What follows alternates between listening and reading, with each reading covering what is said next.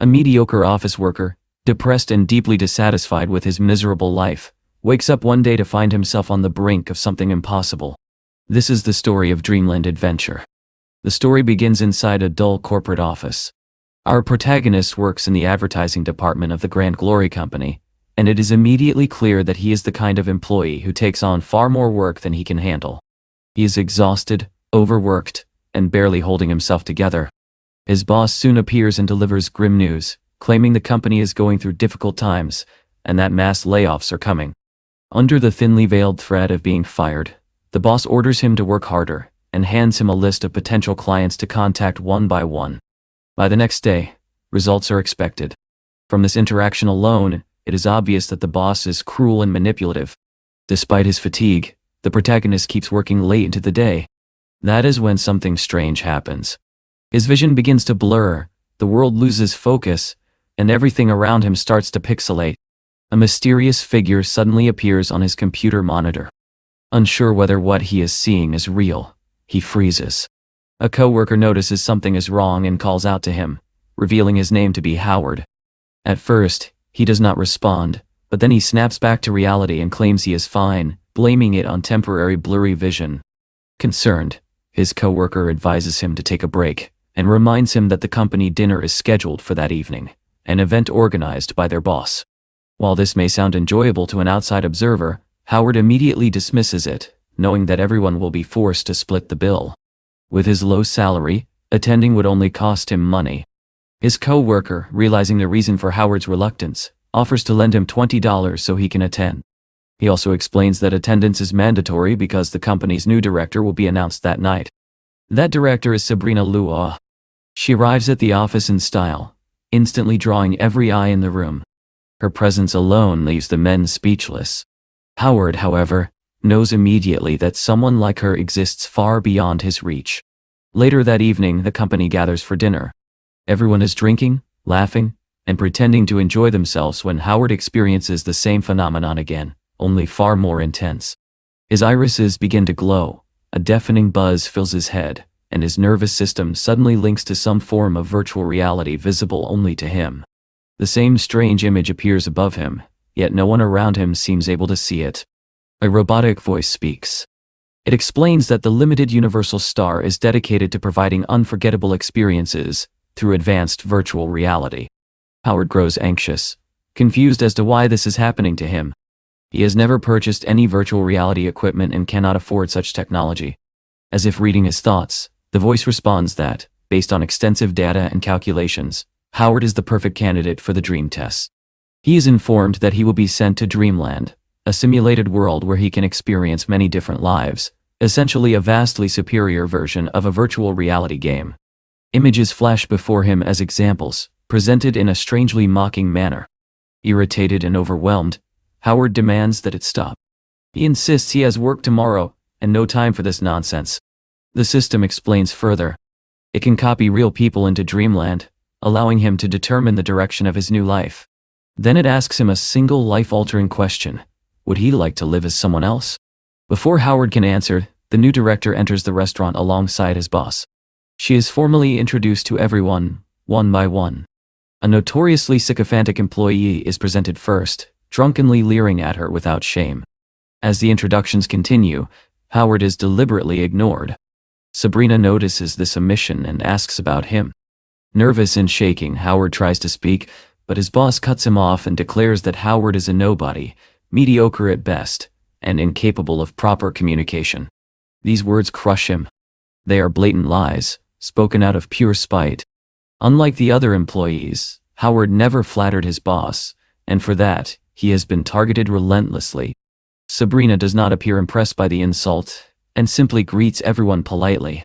The dinner soon ends, and the employees begin heading home, knowing they must return to work the next day. Howard is left deeply shaken.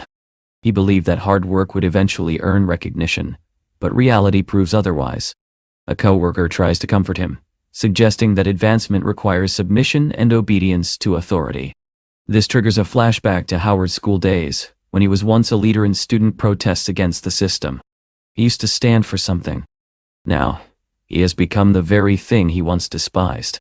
Outside, Howard overhears his boss attempting to flirt with Sabrina, claiming that she should not waste time on insignificant workers.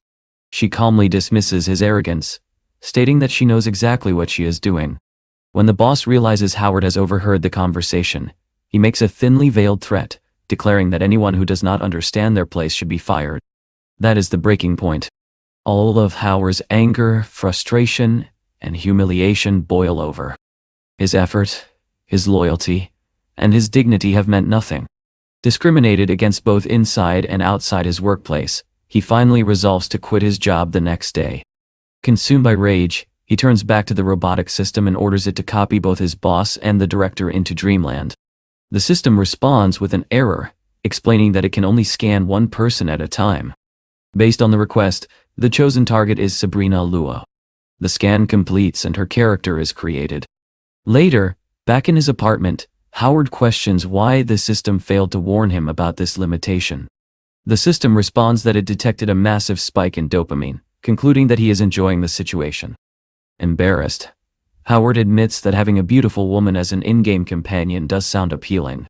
The system informs him that Dreamland will activate at midnight, and advises him to find a safe place to sleep. Howard says he is too anxious to fall asleep, but the system assures him this has already been anticipated. It will temporarily interfere with his ascending reticular activating system, the part of the brain responsible for wakefulness. Without resistance, Howard slips into unconsciousness, unaware that when he wakes up, his old life will be over, and his struggle for survival in a ruined world will begin. The process begins. Howard grows increasingly nervous as the world spins around him, and his heart pounds faster and faster. Before he can panic any further, his consciousness fades, and he falls asleep as peacefully as a baby. Almost immediately, he wakes up in the way most people could only dream of, with a half-naked two-dimensional woman hovering above him. She casually introduces herself as the AI administrator of Dreamland. Her name is AI-63. Howard stares at her in confusion as she begins explaining the system. She tells him about the shop and credit system, where he can purchase items that may become vital in the future. A military knife costs 2 credits. A 100-ton truck costs 40 credits. A temperature-regulating shirt, compressed food packs, and an infinite energy battery cost 200 credits. At first these items seem oddly priced and insignificant, but it will later become clear that every single one of them is priceless in the world he is about to enter. She explains that completing challenges will reward him with credits, following rules that feel familiar to anyone who has seen similar scenarios before. Howard thanks her for the explanation and asks about NPC companions, wondering if there is anyone strong enough to assist him. The AI calmly replies that for 10,000 credits, she herself could serve him. Howard immediately thinks it is a bargain. She then warns him that Dreamland is about to activate. If he has no more questions, things are about to become serious. A portal opens before him, leading directly into a ruined, apocalyptic world. As Howard approaches the portal, everything suddenly goes black. He wakes up again, this time lying in his own bed. Confused, he looks around his apartment, trying to determine whether everything he experienced was real, or just a dream. Nothing seems different. He reasons that creating an entirely new world from nothing is impossible, especially with technology he barely understands. Deciding it was all in his head, he prepares for work and heads to the bathroom. That is when he notices the power is out. Slightly unsettled, he walks down the stairs of his apartment building as usual, still not noticing anything strange. The moment he steps outside, reality hits him. He is completely alone. There is not a single person anywhere in sight. A strange buzzing sound fills the air. Howard looks up just in time to see a massive airplane falling from the sky. It crashes and explodes right in front of him. You might think this is where the story ends, but somehow, he manages to dive behind a car just in time, narrowly avoiding death. A message appears before him. The Dreamland Apocalypse survival simulation has begun. The objective is simple: survive. All humans have disappeared. The difficulty level is set to 0. He has 180 days to live. But before he can process this information, he hears the sound of liquid dripping from the car beside him. When he looks down, he sees a pool of gasoline spreading toward his feet. Once again, he barely escapes, fleeing just before the car explodes. Screaming in disbelief, Howard realizes that this world has no intention of going easy on him. After recovering from the initial shock, Howard forces himself to think logically. He writes down his needs in a notebook and starts planning his priorities. 180 days may sound like a long time, but without supplies, it could end quickly. If he gathers enough resources, he might survive. He even begins thinking about what his life might become once this ordeal ends. With no one left to judge him, Howard indulges himself. He raids clothing stores for the best outfits, takes jewelry, and drinks the most expensive alcohol he can find. After all, he is the only human left in the world. Then he remembers something important. The system copied Sabrina Luo into Dreamland. Using the radio in a police car, he attempts to contact the system and asks about her copy. Before he receives an answer, he hears a sound behind him. He spins around, only to find a dog. This makes sense to him. With humans gone, animals would roam freely. He begins suspecting that the AI tricked him, and that there is no woman at all. That thought vanishes when he hears another noise. This time, it is a tiger. Howard nearly panics as the animal leaps toward him, but instead of attacking, the tiger gently licks him. Surprisingly, Howard recognizes it. The tiger had been friendly toward humans before the apocalypse, often posing for tourist photos. Against all logic, he survives again. 7 days pass, and life grows harder than he ever imagined. The water supply runs dry, forcing him to rely on bottled water from abandoned stores. Without electricity, refrigerated food rots, and worms infest everything. Howard survives on cookies, knowing his body cannot endure a lack of proper nutrition for long.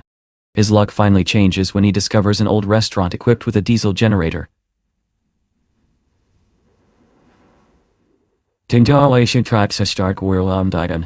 In a world like this, that generator is worth more than gold.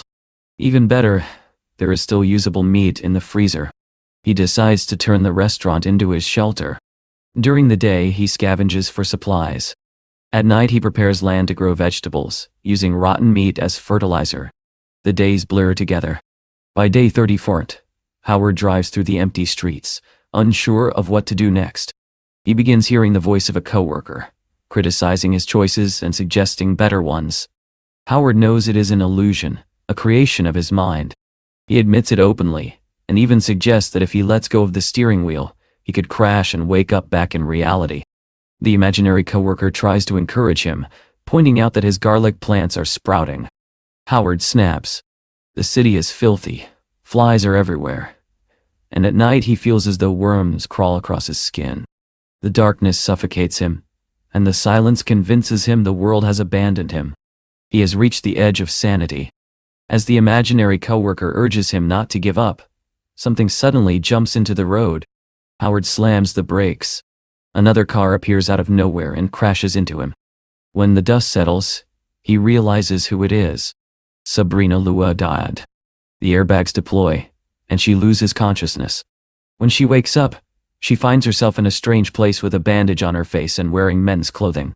She explores the area and realizes she is inside a restaurant powered by a generator, with fresh food laid out on a table. She eventually finds Howard shaving his beard. After 30 days alone, he wants to look presentable. He invites her to eat. During the meal, she recalls seeing him at the company dinner, but admits she never learned his name. He introduces himself, realizing that this version of her carries the same memories as the real woman. She is impressed by what he has accomplished alone, managing electricity, food, and shelter. When he asks about her past month, she explains that everyone vanished suddenly, and that he is the only human she has encountered. Howard asks what she plans to do next. She has no answer. Seizing the moment, he asks her to stay with him. He promises to take care of her if she gets sick and provide everything she needs. It is not the most graceful proposal, but in this broken world, she has few alternatives. She agrees, though she makes it clear that he is not her type, and warns him not to try anything inappropriate. For a man who was talking to imaginary people days ago, this is still a massive victory. He accepts her conditions without complaint. She suggests they share the workload. He agrees but insists she rest for the day. Tomorrow they will start working for real. Though he hides it well, the rejection hurts him deeply. Still, their story together has only just begun. The next morning, Howard wakes to a loud noise echoing through the building. Wondering what she could possibly be doing so early, he gets up to investigate. In the hallway, he finds several large boxes scattered across the floor. When he asks her what she is doing, The answer he is about to receive will change everything once again. Sabrina calmly replies that she cleaned out the restaurant's storage room and turned it into her personal bedroom. If he needs her, she adds, he can ring a bell. Howard is visibly upset, but that is not the worst part. She also threw away the mannequin that had been leaning there, the same mannequin that had become his only companion in this desolate world, much like Wilson was for a certain castaway. She says she can go get it back, but Howard coldly tells her not to bother. Angrily, he storms off to retrieve the mannequin himself. Before leaving, he turns back and declares that from now on, they will each do their own laundry and cook their own food. Confused, Sabrina asks why. He answers that it will allow them to see each other less often. That way, she will not have to stay constantly on guard around him, and he will not feel awkward whenever he looks at her. The man is clearly tilted beyond reason. Sabrina still does not understand what his problem is. Howard finally explains that even though she is a beautiful, wealthy woman with a higher position than his back in the company, in this world he will act like the gentleman she probably expected him to be before. With that, he leaves, clinging to his wounded pride. Time passes. More than 90 days go by, and the story jumps ahead to day 120 of the apocalypse. Howard still needs to survive until day 180 to clear the challenge. Over the past 3 months, the city has changed. The weather has grown colder, and the unbearable stench of decay has faded. Sabrina has filled the shelter with flower pots, softening the atmosphere and making the place feel more alive. Despite all of this, they barely speak. Sabrina seems perfectly fine with the silence, but Howard is not. He spends his days talking to the mannequin, whom he has named Donald, his only true friend in this broken world. One morning, he tells Donald that they need to look for meat, and jokingly asks whether he would prefer spoiled meat from the market or rat meat. Thankfully, Howard decides they will go fishing instead. Before that, however, they make a stop at the zoo to visit Dummy the tiger. Dummy has been surviving by hunting other zoo animals, supplemented by meat Howard occasionally brings him. Suddenly, the tiger's instincts flare, and he dashes forward. What he spotted was nothing less than a deer. These were not zoo animals anymore. They were wild deer, proof that nature was reclaiming the city. As Howard processes this, the atmosphere shifts unnaturally. Thunder rumbles, a powerful wind sweeps in, and the sky darkens in moments. Howard realizes too late that a typhoon is forming. Panicked, he rushes into his car, unable to understand how such a massive storm could appear on a previously sunny day. Then it hits him. This is a simulation. A game. The typhoon is another challenge. His thoughts immediately turn to Sabrina. She rides her bicycle up the mountain every day, and by now she should be near the summit. Even though they have barely spoken in months, he cannot allow anything to happen to her. Losing her would mean being completely alone again. He races back to their shelter. The door is open, confirming his fear that she has not returned. Without hesitation, he drives straight toward the mountain path she usually takes. The storm worsens with every second. Rain lashes down, lightning splits the sky, and the wind howls violently. At last, he spots her. She is leaning against a post, barely standing. Her leg is badly injured, a deep gash visible even through the rain. Howard rushes to her and lifts her into his arms, carrying her to safety. They find shelter in a large mansion at the top of the mountain, a place Sabrina used to visit before the world ended. She is soaked, shivering uncontrollably. Howard asks to examine her wound, but she refuses. He snaps back that this is not the time for pride. An infection could kill her. Still, she insists she can handle it herself. Even as the only two humans left on Earth, they cannot stop clashing. Howard lays out a plan. They do not know how long the typhoon will last, and their original shelter will almost certainly flood. He suggests they make the mansion their new base. Sabrina agrees without argument and asks what needs to be done. Howard tells her to stay put and rest because of her injury. He will handle everything else. He leaves her behind and heads back into the storm alone. The weather grows even worse, and soon snow begins to fall. When he reaches their old shelter, he finds it completely flooded. The generator has failed. He grabs as much food as he can, but a surge of water destroys most of the vegetables they work so hard to grow. With barely anything left, Howard realizes their supplies will last no more than 2 days. Fishing is impossible in such conditions. Desperate, he resorts to an idea he never wanted to consider. He drives to the zoo. There he finds Dummy the tiger badly injured, clearly having fought something powerful. Howard's original plan was to rely on the tiger's hunting ability, but seeing Dummy like this changes everything. He tries to coax the animal into the car so he can treat its wounds, but the tiger refuses to move. Howard shouts, begging him to follow, but the tiger roars back, making it clear that he will act on his own terms. Howard tells himself that this is just a game, that he should not get attached. He turns away and leaves the tiger behind, the moment heavy with regret. Back at the mountain mansion, Howard finds Sabrina collapsed on the ground outside. When he asks what happened, she explains that she tried to collect rainwater to boil for them, but slipped and cannot stand up. Without hesitation, Howard lifts her and carries her inside. Inside, he finally takes control. He firmly tells her that from now on he will be the one making decisions. He places her on the bed and retrieves a first aid kit. As he cleans and treats her wound, she asks what he plans to do next. He explains that he once saw a herd of deer nearby and intends to hunt them the next day. She warns him that wild deer remember the scent of danger and become extremely alert. He replies that it does not matter. He has weapons. He then shows her a pistol he found hidden under her pillow when he went back for supplies. He left the bullets inside and hands the gun to her. She asks why he does not keep it for himself. He says no, hoping that this gesture will ease her distrust of him. They part ways for the night, knowing he needs to prepare for the hunt. Day 121 begins with snow falling heavily. Howard bundles up and steps outside, fully aware that he does not even know how to kill a chicken, let alone a deer. As he moves forward, he senses something watching him. A pack of hungry wolves lurks nearby. The cold bites into his skin, his breath turning to mist with every step. The world is silent, except for the wind and the crunch of snow beneath his feet. Suddenly, he hears something and quickly turns, weapon ready. Nothing is there. This happens again and again. He can hear them, feel them watching. They know his every move. Perhaps Sabrina was right. Exhausted, Howard decides to try fishing instead. He casts a net into the river, despite the raging current caused by the storm. It is reckless, but he has no choice. He throws the net and silently prays. Almost immediately he feels a powerful tug. The net tightens, and before Howard can react, he is yanked straight into the river. The freezing water knocks the breath out of him, stabbing at his skin like needles. When he finally claws his way back to the surface, soaked and shaking, all thoughts of fishing vanish. He just wants to go back to the mansion and warm himself by the fire. That is when he sees it. A deer stands nearby.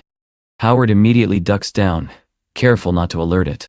His hands fumble through his bag until he pulls out a shotgun. There is no room for hesitation. He steadies himself, takes a deep breath, aims and fires. He misses. The recoil slams the gun back into his face, smashing into his nose and drawing blood. Cold, injured, and humiliated, he barely has time to react before danger closes in. The wolves appear. Unlike Howard, they are not reckless. They see his injury, judge the risk, and decide it is not worth it. One by one they retreat into the snow. Howard does not understand their behavior, but in the condition he is in, he can only be grateful. He staggers back to the mansion, exhausted and defeated. Inside, he finds Sabrina waiting by the fire, wrapped in a blanket, trying to keep warm. For the first time in a long while, things almost feel normal. Howard hurriedly strips off his frozen clothes, caring only about warming himself. The moment is awkward, heavy with tension. Sabrina averts her eyes at first, but her gaze drifts. She notices a photograph tucked into Howard's wallet, a picture of another woman. She asks about it. Howard explains that it is his ex-girlfriend. Sabrina says she is pretty, and asks why they broke up. He answers honestly. He wanted a family. She did not. He asks about her in return, whether she has someone waiting for her. She says yes. His name is Lawrence. He has a doctorate from Manhwa and is the CEO of a technology company. Howard scoffs, muttering that the man may be successful, but he clearly has poor taste if he chose to be with someone as difficult as her. Sabrina snaps back angrily. In the heat of the argument, she forgets the situation she is in and drops the blanket while trying to cover her eyes. The realization hits both of them at the same time. Embarrassment floods the room. Sabrina yells at Howard to leave immediately, throwing whatever she can reach in his direction. He retreats, his face burning, his thoughts in complete disarray. The following days pass with no improvement. Howard continues trying to hunt deer, but every time he gets close, they vanish like ghosts. He has never handled firearms before this world, and his lack of skill shows. Still, he keeps trying. At least, something has changed. Sabrina speaks to him more now. She does not complain when he comes back empty-handed. But something is wrong. She is growing weaker. Her injury is not healing, and hunger is wearing them both down. Howard suggests building a trap, a pit lined with sharpened stakes and disguised with cabbage leaves. He hopes the wolves, desperate in winter, will fall for it. Sabrina tells him he should have discussed it with her. The work is dangerous, and he is already exhausted. Howard admits he is at his limit. This is his last attempt.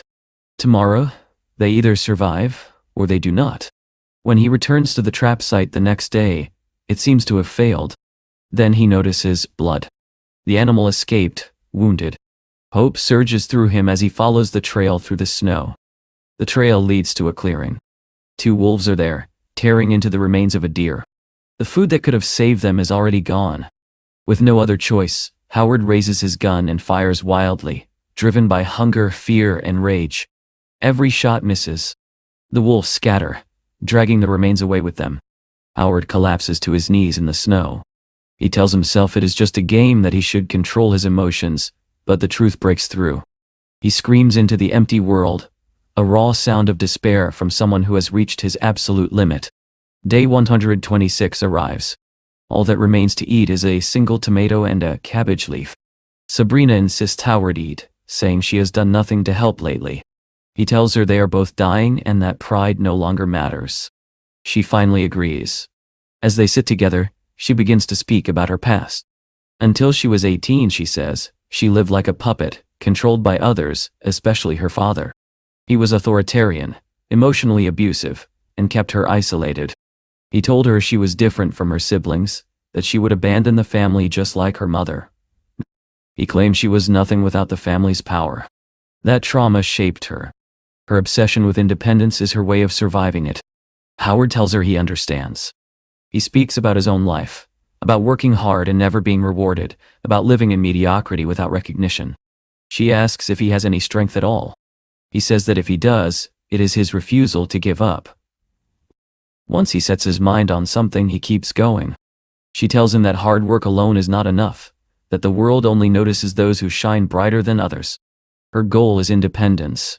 He will find his purpose when he truly strives for something. Howard asks if helping her survive will earn him recognition. He admits that all he ever wanted was for someone to tell him that he mattered. Sabrina questions how she can prove her independence by accepting his help, but reality leaves her no choice. They are starving. She accepts. Howard takes the cabbage leaf and leaves the room, barely able to stand. Before going, he tells her that if he does not return within 3 days, she will likely find his body in a stream east of the mansion. If that happens, he tells her to do what must be done. Outside the mansion, Howard speaks to Donald the mannequin, who has long been his only confidant. He admits that he never truly fought for anything. Instead, he complained, shifted blame, and hid from difficult choices. He says he failed his family, his ex-girlfriend, his education, and even himself by always retreating into a safe corner where he could feel sorry for himself. He promises Donald that he will stop whining, that he will never run away again. Then, with a quiet resolve, Howard pushes the mannequin away and steps forward into the snow, finally ready to face the consequences of his choices. The scene opens on the mansion balcony, a quiet but powerful symbol of the death of the man he used to be. From there, the story shifts abruptly to a kitchen. A feminine hand grips a cleaver. It is Sabrina, standing over Howard's lifeless body. With trembling resolve, she raises the blade and brings it down, only to jolt awake. It was a dream. The weight of Howard's final words before leaving had shaken her so deeply that even in a world built from dreams, her mind created another nightmare. That detail is important. After all, they are living in a post-apocalyptic world constructed within their own minds. The project itself is called Dreamland. If this reality is already a dream, then how can someone dream inside it? The implication lingers as the story moves forward to day 127 of the apocalypse. Howard is outside, shoveling snow, struggling for breath as he makes his way back to the frozen river he once fell into. He recalls something crucial. The only time he ever got close to catching a deer was when he fell into the water. Every other time the animals escaped before he could approach. The river must have masked his scent. Realizing this, he forms a desperate plan. It is a gamble, but in their current state it is the only chance he has left to survive. Inside, Sabrina is fighting a different battle. She forces herself to stay awake, terrified of dreaming again. Hunger and exhaustion begin to distort her perception. She hallucinates her father standing before her, calling her pathetic and blaming her for her situation. He tells her she would never have ended up here if she had simply followed the path he chose for her. She shouts at him to disappear, and for a moment, the vision fades. All she has left to eat is a single tomato.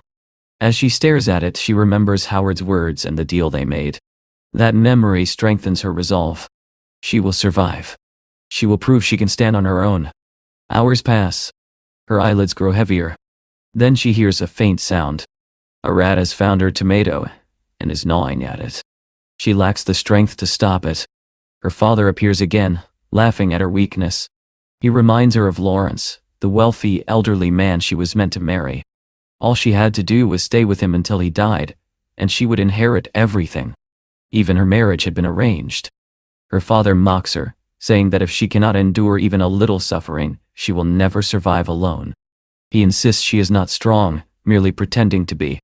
In the end, he says, she will be devoured by rats. The story grows heavier. Outside, a deer calmly eats kale in the snow. The scene cuts back and forth between prey and predator. Sabrina grips the gun Howard gave her. She whispers that she does not need to be saved. She does not need anyone to rescue her life. In the rat's eye, we see the reflection of her gun.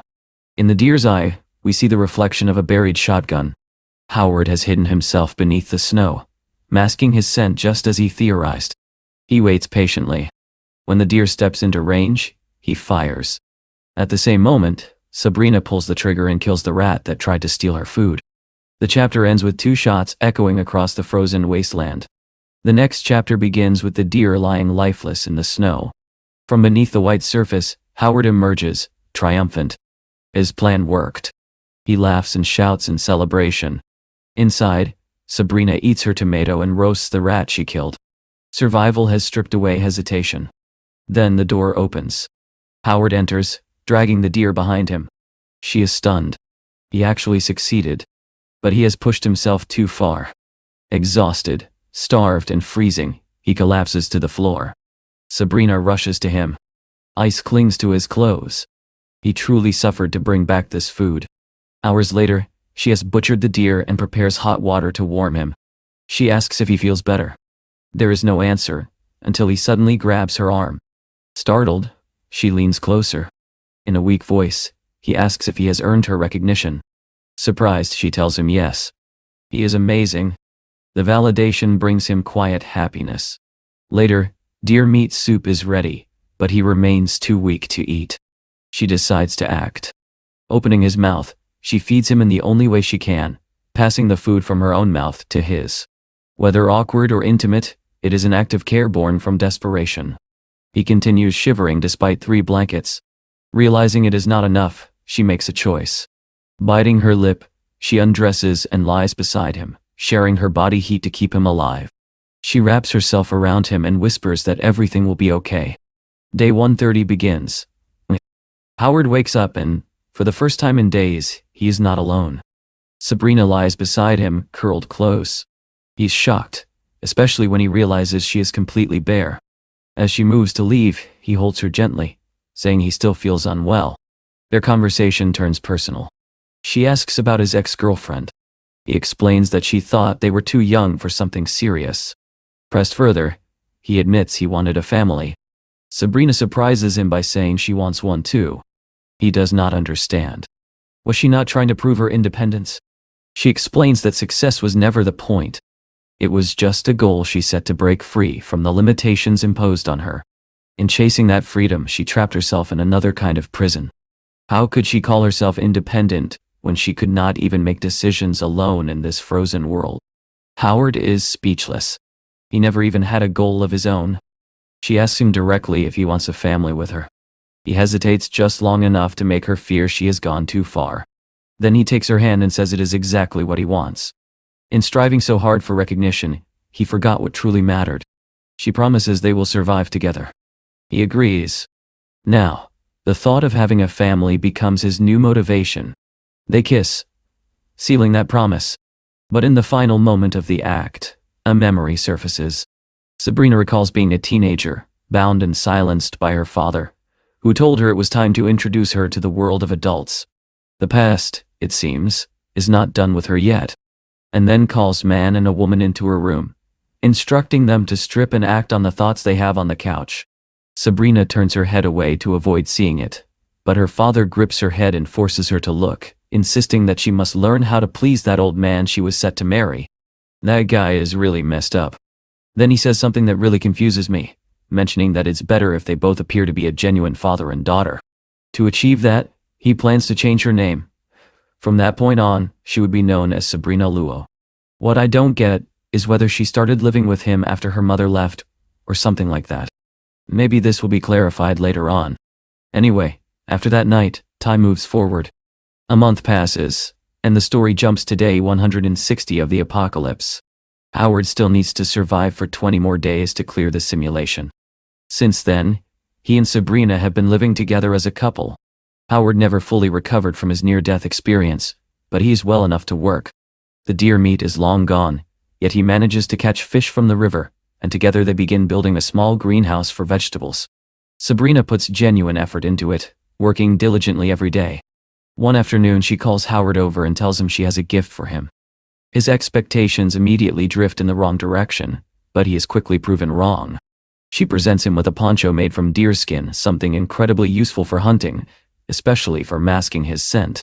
For the first time in a long while, the balance has shifted in his favor. After a successful hunt, Howard feels nostalgic and decides to revisit the places tied to the early days of the apocalypse. He passes the lamppost where he once found Sabrina injured during the storm.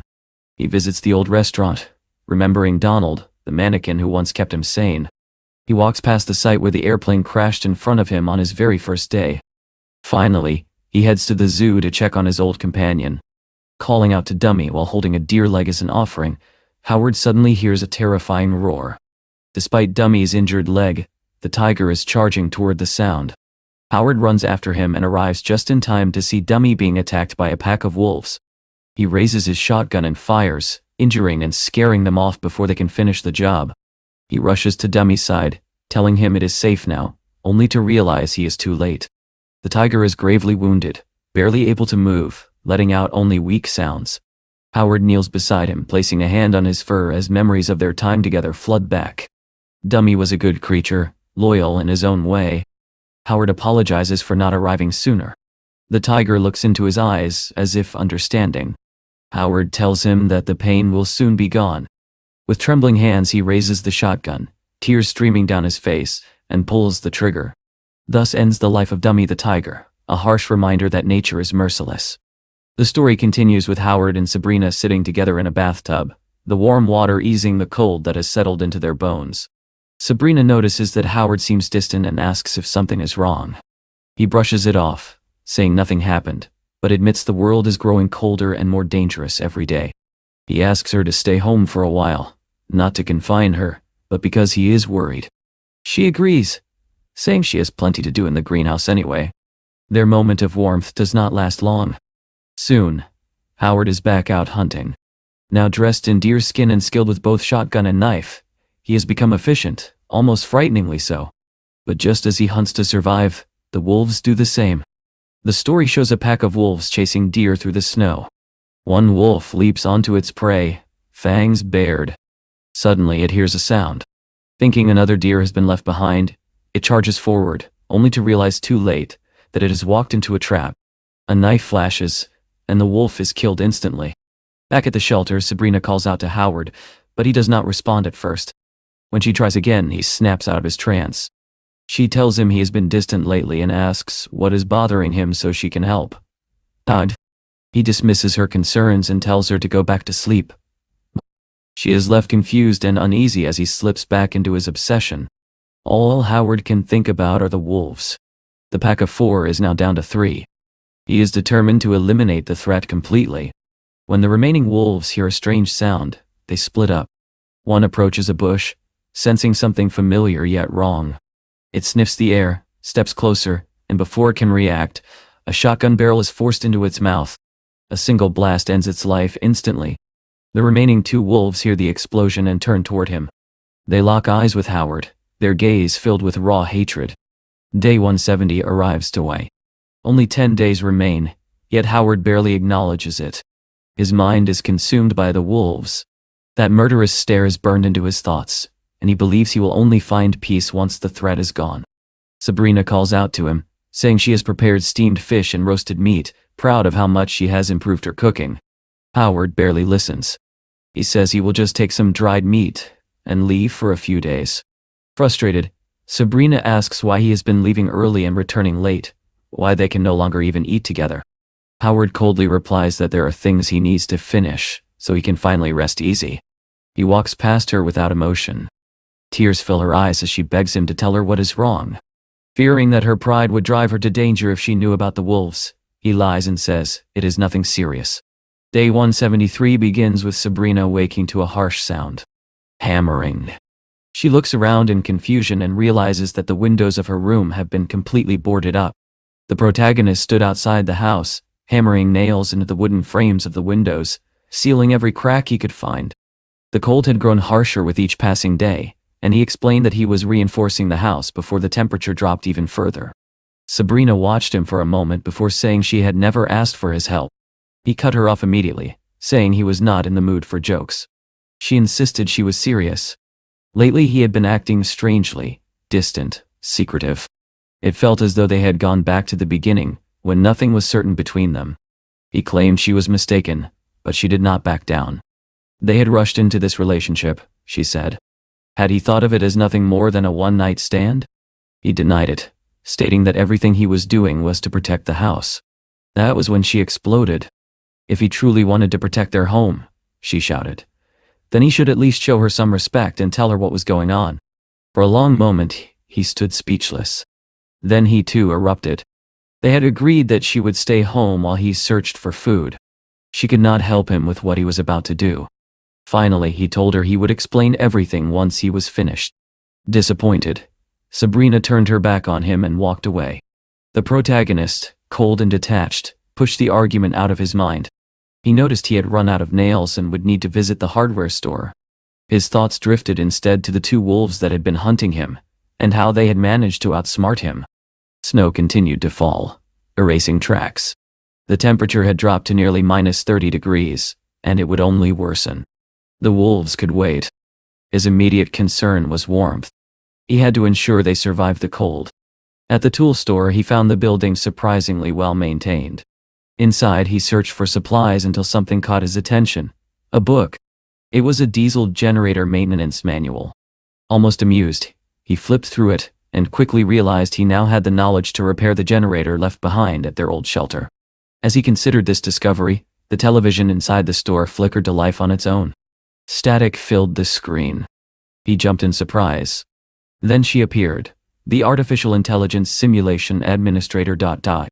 At first he simply stared, confused. It took him several seconds to remember the truth. He was living inside a simulation. A dream.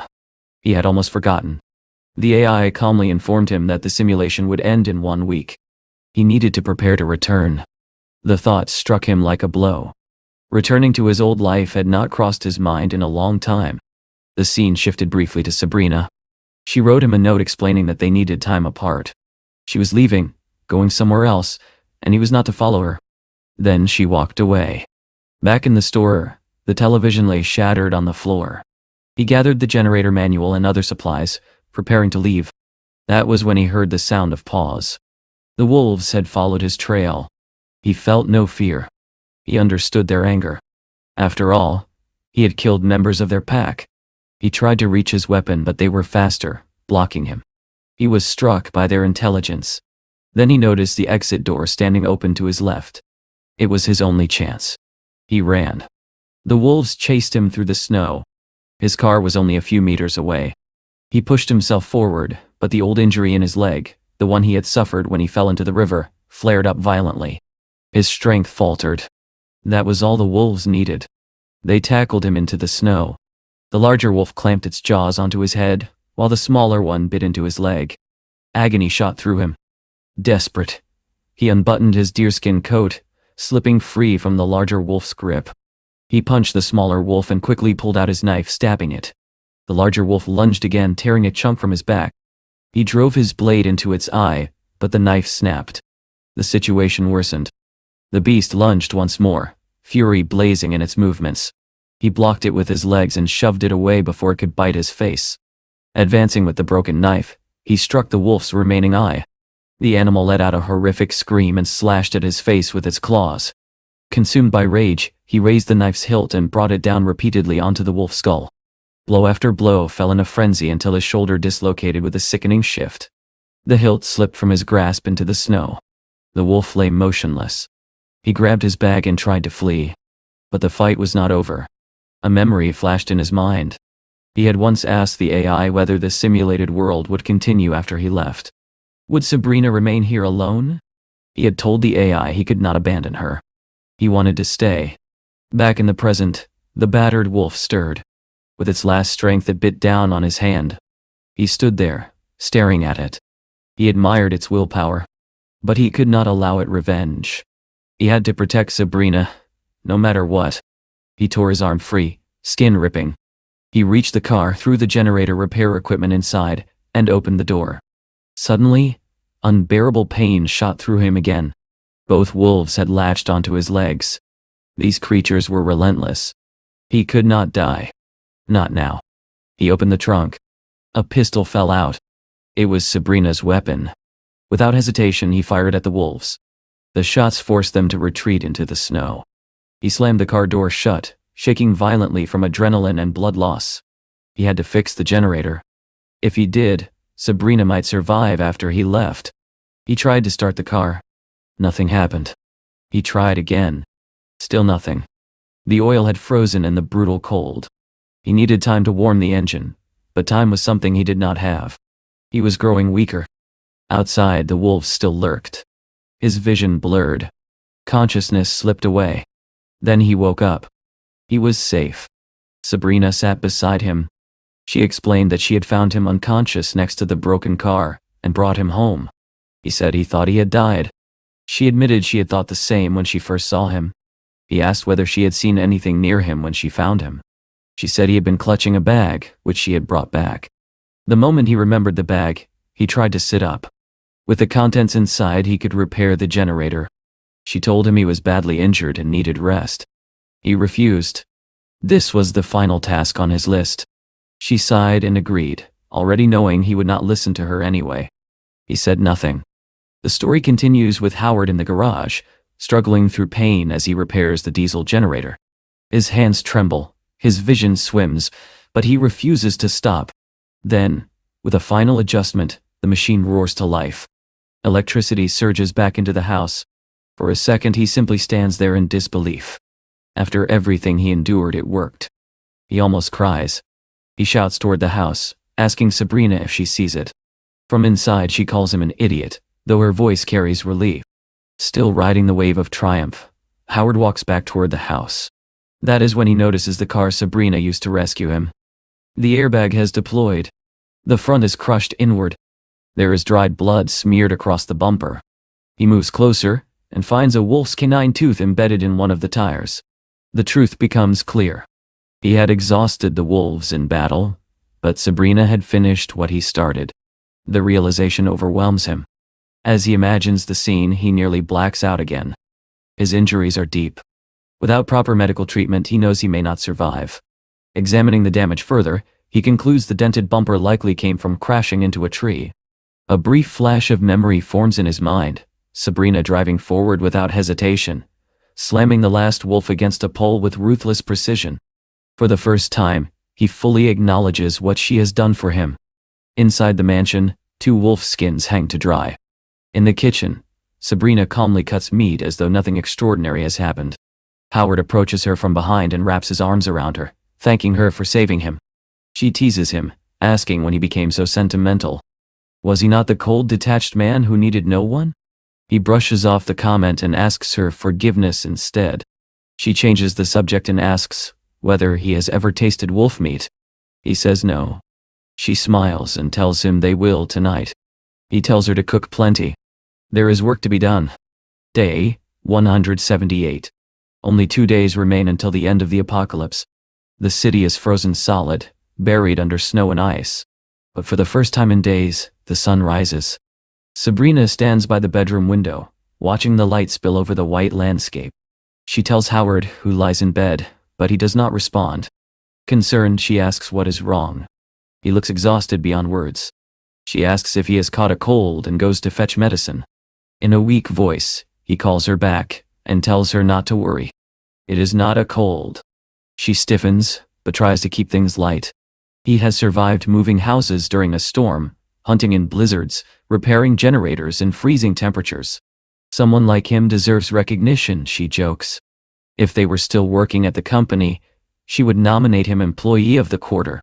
He smiles faintly and calls her his boss and his lovely wife. She says she has not agreed to marry him yet and tells him to take the medicine. He reaches for the glass, but his vision darkens. The ceiling above him turns black. The glass slips from his fingers and shatters on the floor. When he opens his eyes again, Sabrina stands before him in her underwear, waiting. She accuses him of pretending to be sick just to make her worry. This time she will not punish him, she says, but next time she cannot promise mercy. She tries to pull him back into playfulness. He ends it immediately. They need to talk. She is stunned. She cannot believe he would refuse her. She shakes him, demands he respond. When he does, his voice is fragile. He tells her he does not have much time. He knows he is dying. The words hang in the air. He explains that the gas supply will last about 3 months. When it runs out, she must head north. There is a large reserve there. He has labeled all the vegetable seeds, she only needs to plant them. He asks if she knows how to operate the diesel generator. When she chooses a new house, he tells her, she must prioritize insulation and protection from the cold, not beauty. Day 180. The final day. Howard sits in a wheelchair on the mansion balcony, weak and frail. Sabrina stands beside him. The air feels warmer today, she says. Soon, temperatures will rise above 0. When the snow melts, she will head north and look for survivors. He asks her quietly whether she ever loved him. She looks at him with an expression that suggests her answer will hurt. Then she says no. He smiles. If she never loved him, then he can leave without guilt. It is time to wake up from the dream. He closes his eyes. Sabrina continues speaking, her voice trembling. He is selfish, she says. Full of himself. He never considered her feelings. Why would she love someone like that? He never comforted her when she was sad. He carried everything alone. She breaks down completely, crying over his body, calling him an idiot. But he can no longer hear her. His consciousness is gone. Howard awakens on the other side of a glowing portal. The artificial intelligence waits there, congratulating him on completing the challenge. He feels disoriented, as if he has lived through countless experiences. Gradually, his old personality returns. He is once again the awkward man from before. The AI explains that his memories of the simulation are blurred on purpose. The system interferes so players do not confuse dreams with reality. Within a month, the memories will slowly return. When his heart finds peace, accepting the experience will become easier. He remembers only one thing clearly, that he must not forget something important. The thought alone makes him cry. He asks whether the dream world will continue to exist. The AI tells him it was only a game. It is over. No matter how vivid the memories feel, it was just a simulation. He has a real life to live. He nods. The AI begins calculating his score. On the portal screen, the results appear. Difficulty level, 0. Grade, B. Credits earned, 50. He is shocked. He nearly died in a 0 difficulty game. He asks how the evaluation works. The AI explains that his score depends on the survival probability of the person he leaves behind. If he had been the sole survivor, he would have received a D. By killing the wolves and restoring electricity, he increased Sabrina's chances and earned a higher grade. If he had secured abundant food, built communication equipment, or created systems for long-term sustainability, he could have achieved an S. He protests that he is just an ordinary man, not a professional survival expert. The AI responds that the purpose of the game is to provide experiences impossible in real life. This was only a tutorial. The real challenge begins in a month. She gestures toward another portal labeled Frankenstein Invasion. A grotesque alien figure looms within, accompanied by a countdown. The same survival criteria will apply. The ultimate goal, she explains, is to strengthen players' sense of justice and responsibility in real life. Humanity shares a common destiny. Howard says he needs time to decide whether he will continue. Even with blurred memories, he feels exhausted and disturbed. The AI quickly reminds him that it was not all suffering. There were happy moments as well. She projects scenes of intimacy between him and Sabrina inside the simulation. He is horrified, demanding privacy. The AI calmly states, she is an emotionless program. Nothing more. He asks whether the real Sabrina could remember any of it. The AI assures him she cannot. What happens in the virtual world stays there. At that very moment, in the real world, the real Sabrina wakes up with tears streaming down her face. Howard stares at the portal and says something is wrong with this game. This cannot be a normal company. He only wants to go home. The AI tells Howard that if he wants to access the system menu, all he has to do is rub his left eye. However, since he successfully completed the challenge, he is entitled to a reward. Howard immediately tells her to send whatever the reward is to his home address. She ignores him. Instead, she raises her staff, and a dark mist begins to coil around them. It thickens until he can barely see. Alarmed, he demands to know what is happening. She calmly assures him that the system is simply selecting the most appropriate reward. He stands there, swallowed by the mist, confused and tense. Then, suddenly, a pair of glowing eyes appears behind him. In an instant, memories flood back with brutal clarity. The wolves. The snow. The smell of blood. You. The pain of teeth tearing into flesh. The battle replays in his mind more vividly than ever before. Out of the darkness, a caveman steps forward, primitive and silent, gripping a spear. With a powerful motion, the man hurls it. The spear flies cleanly through the air and strikes the wolf dead. The mist clears. Reward acquired. Hunting skill, precise throw. Howard does not understand how it works. He is about to question the AI when a sharp sound pierces the air. An alarm clock. God. His phone. He jolts awake. After spending 6 months surviving in a virtual post-apocalyptic nightmare, he is back in his bed, staring at the ceiling, and late for work. For a long moment he lies there, trying to process it. The system must have forced him out because he never chose to exit the game manually. He rubs his left eye, attempting to reopen the system interface. Nothing happens.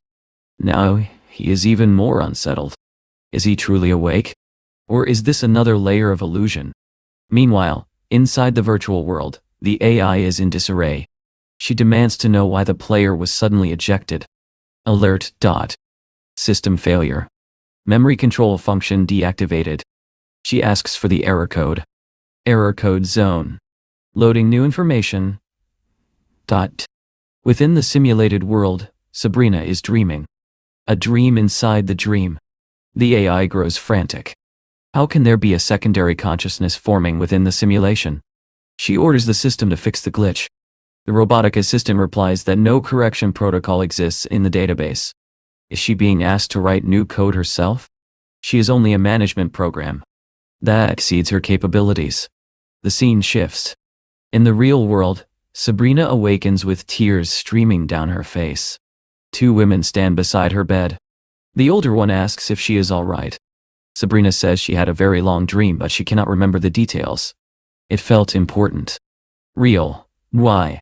She then asks why they are in her room. The women exchange uneasy glances. One explains that the previous night Sabrina had been sleepwalking. She went to the kitchen, took a knife, and kept murmuring, I'm sorry. Sabrina's expression changes. She recognizes it.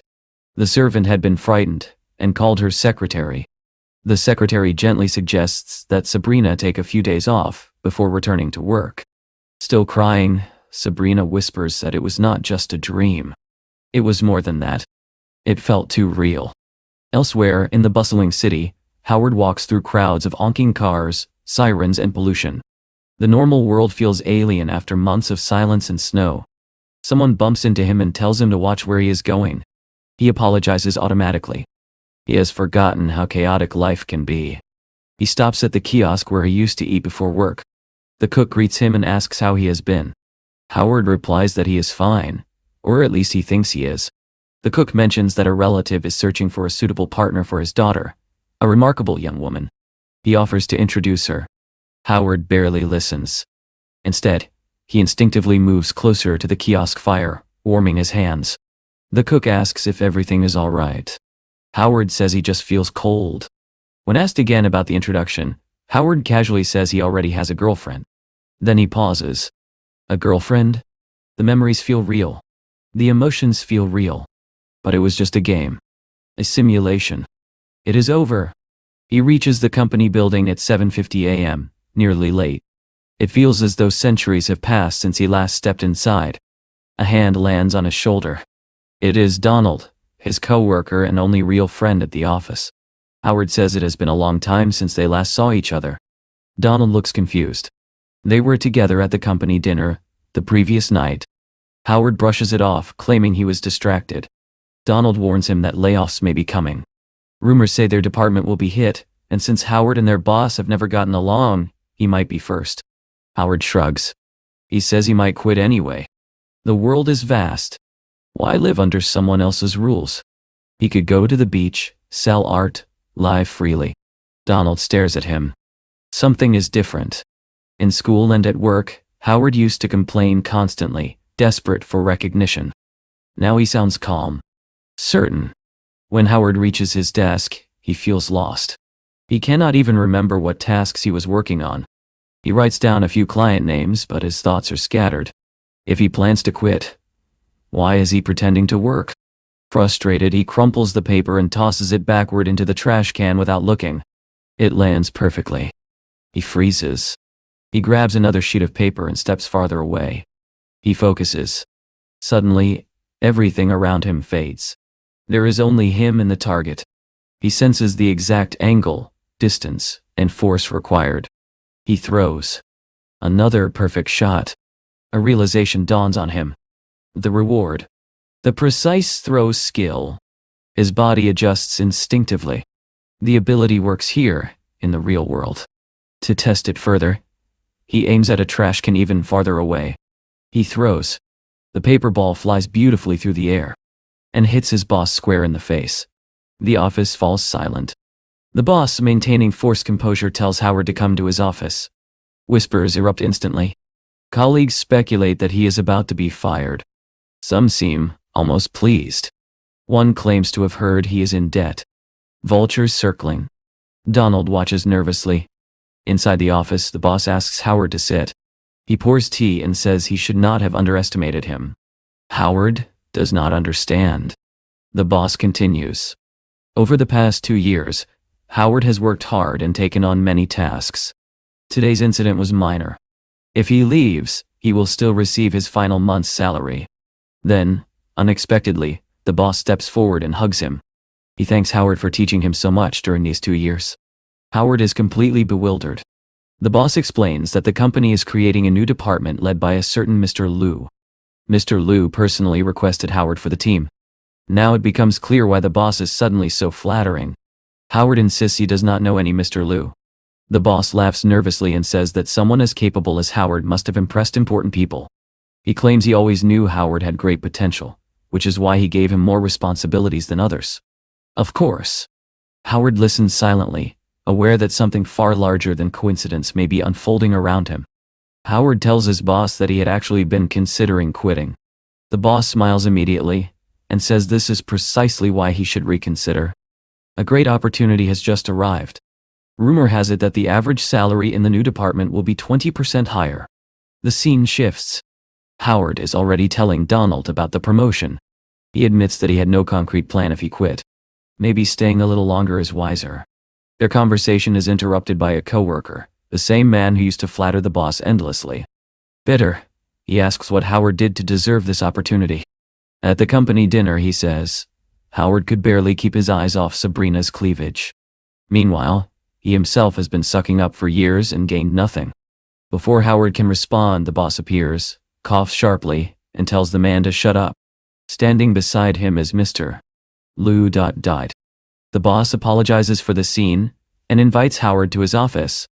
Mr. Lau's presence shifts the entire atmosphere. He says he cannot ignore the negativity in the department.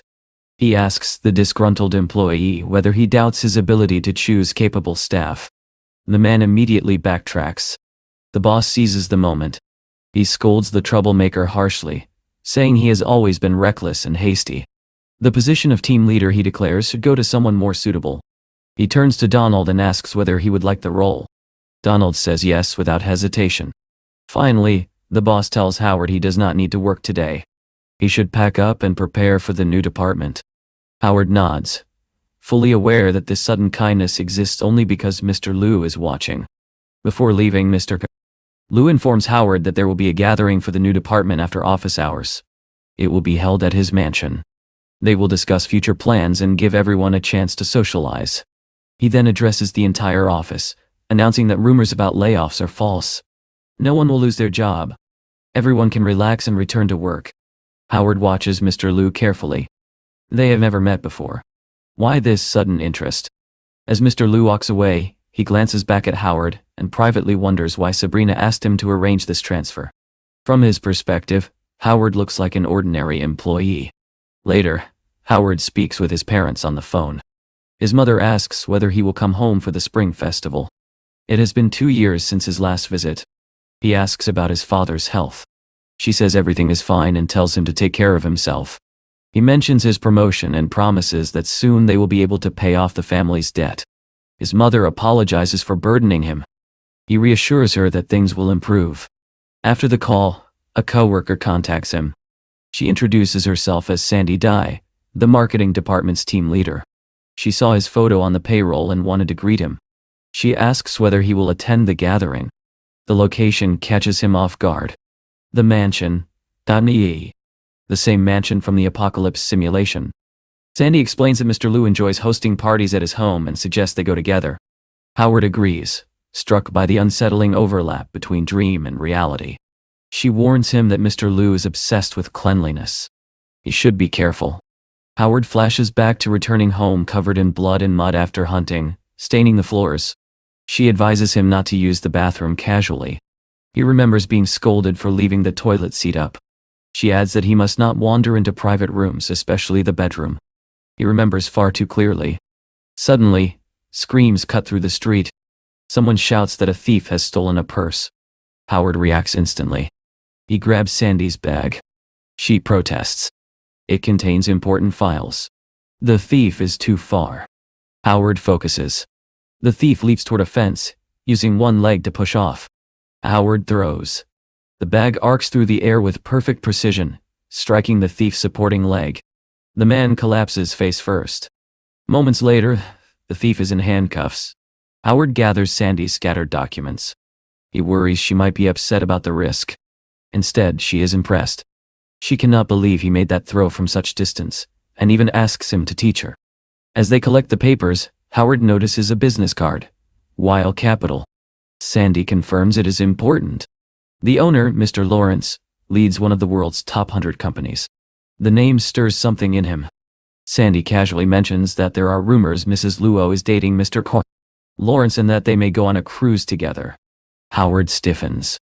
In the dream, Sabrina had mentioned to Howard. Now, here in reality, Mr. Lawrence is the man connected to her. He tells himself to stop overthinking. It was only a game. They arrive at the mansion. The gathering will be held in the backyard. Sandy begins giving directions, but Howard walks ahead confidently. He knows this place intimately, though he has never been here before in real life. They reach the party easily.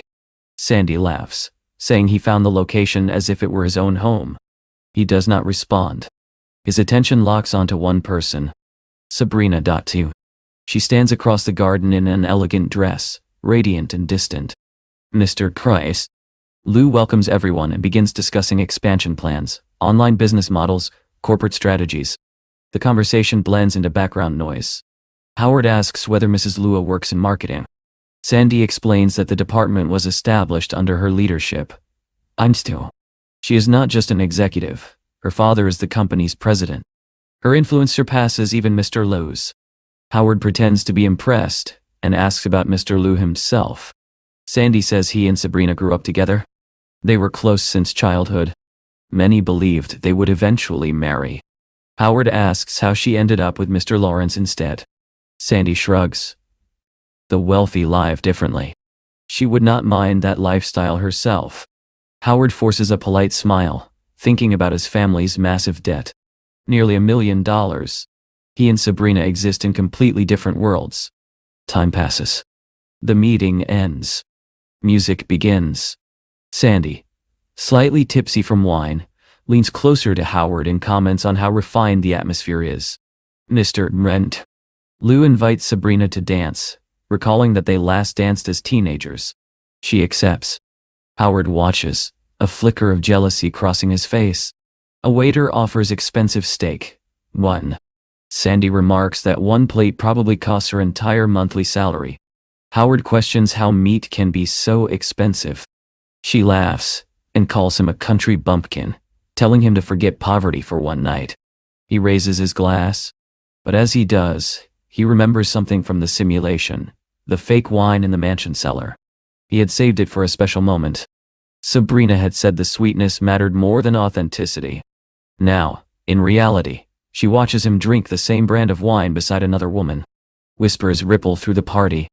People gossip about Sabrina and Mr. Liu being destined for each other since childhood. Through school, through youth, always side by side. A match made in heaven. Howard stands quietly, caught between two worlds, unsure which one was ever truly real. Howard convinces himself that Mr. Liu seems reliable. If Sabrina marries a man like that, she will likely live a comfortable, stable life. Perhaps that is what is best for her. Perhaps that is what is best for everyone. Lost in those thoughts, he absent-mindedly places his hands over the steam rising from the freshly served meat. It takes him a second to realize his skin is burning. He jerks back in pain. Sandy scolds him, calling him an idiot since the waiter had just placed the dish there. She quickly takes his hand and runs it under cool water, genuinely worried. He thanks her, embarrassed. But from across the party, the scene looks intimate. People begin whispering. Even Sabrina watches with a faintly troubled expression. Before Mr. Liu can comment, 3 men suddenly arrive.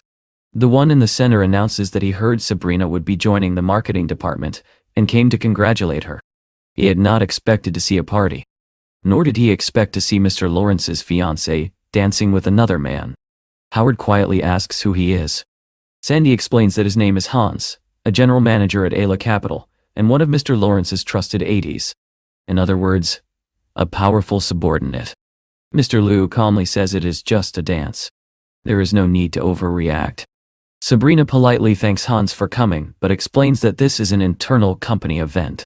If he wishes to discuss business, he can visit her office tomorrow. Hans barely listens. His gaze lingers disrespectfully. He suggests that since he is also a good dancer, perhaps Sabrina would care to dance with him instead. Mr. Liu steps in with polished politeness, reminding him that he and Sabrina are old friends, and that such a request is inappropriate. Hans brushes it off, insisting it is harmless. Sabrina lightly touches Mr. Liu's shoulder and says Hans is an important partner. They should remain cordial. She reluctantly shakes his hand. Hans grows bolder. He announces that from now on, he will personally escort her whenever she visits Mr. Lawrence. He pulls her closer. She stiffens and tells him firmly to stop. Sandy whispers that Mr. Liu must be furious, but the partnership with Lawrence's company is too important. There are limits to what he can do. Howard watches in silence, anger building. His wine glass trembles in his hand. As they dance, Hans' hand drifts slower. Sabrina grabs his arm and tells him the dance is over. His smile hardens. In a sudden move, he steps on her dress and pushes her backward. The fabric begins to tear. For a split second, chaos hangs in the air. Howard moves. A sizzling piece of meat suddenly flies through the crowd and smashes into Hans' face. He screams, clutching his eyes. The grip on Sabrina's dress loosens. The music stops. Guests stand in shock. Hans orders his men to find whoever threw it. One approaches Howard's table, but Sandy has already thought ahead. She quietly removes half her portion of meat, leaving no obvious evidence. The search turns up nothing. Before Hans can escalate further, a sharp sound echoes. Sabrina slaps him. The force knocks him to the ground. She tells him to gather his men and leave immediately. Her patience was courtesy, not permission. Mr. Bentonmaya. Lo's friend adds that if he refuses, they will call the police. Hans looks ready to retaliate, but one of his men whispers urgently in his ear. His demeanor shifts. He mutters that there has been a misunderstanding and leaves. The party slowly resumes, though the mood has changed. Later, Sandy begins drinking heavily. Howard suggests she slow down, but she insists he join her. They make a lighthearted deal. For every 3 glasses she drinks, he drinks 1. It does not take long for her to become completely intoxicated. She eventually climbs onto the table, laughing and babbling nonsense. When she stumbles, Howard catches her before she falls. The scene draws attention, but he ignores it. When the restaurant announces closing time and presents the bill, Howard nearly chokes at the cost. Outside, Sandy is far too drunk to go home alone. He decides to take her to his apartment so she can sober up safely. She teases him weakly but can barely stand. A shadowed figure watches them from afar. At home, Howard places her gently on the bed and tells her to sleep. He refuses to take advantage of her condition. After covering her with a blanket, he settles onto the couch. Around 2 in the morning, he hears the front door open. He sits up instantly. A strange man stands in the room, staring at Sandy as she sleeps. His expression is unsettling. He murmurs that she is wonderful. Howard demands to know who he is and how he entered. The man tells him to be quiet. He speaks as if negotiating a transaction, suggesting that since Howard already had his fun, he should allow him the same. The implication is vile. Rage overtakes Howard. He grabs the man by the collar and orders him out. The intruder twists free and throws Howard to the floor with surprising strength. The man continues speaking in a twisted attempt at persuasion, as if this were some kind of bargain. He even claims he believes Sandy was an escort, and that he misunderstood the situation. Howard's anger sharpens into clarity. He reaches for his phone to call the police.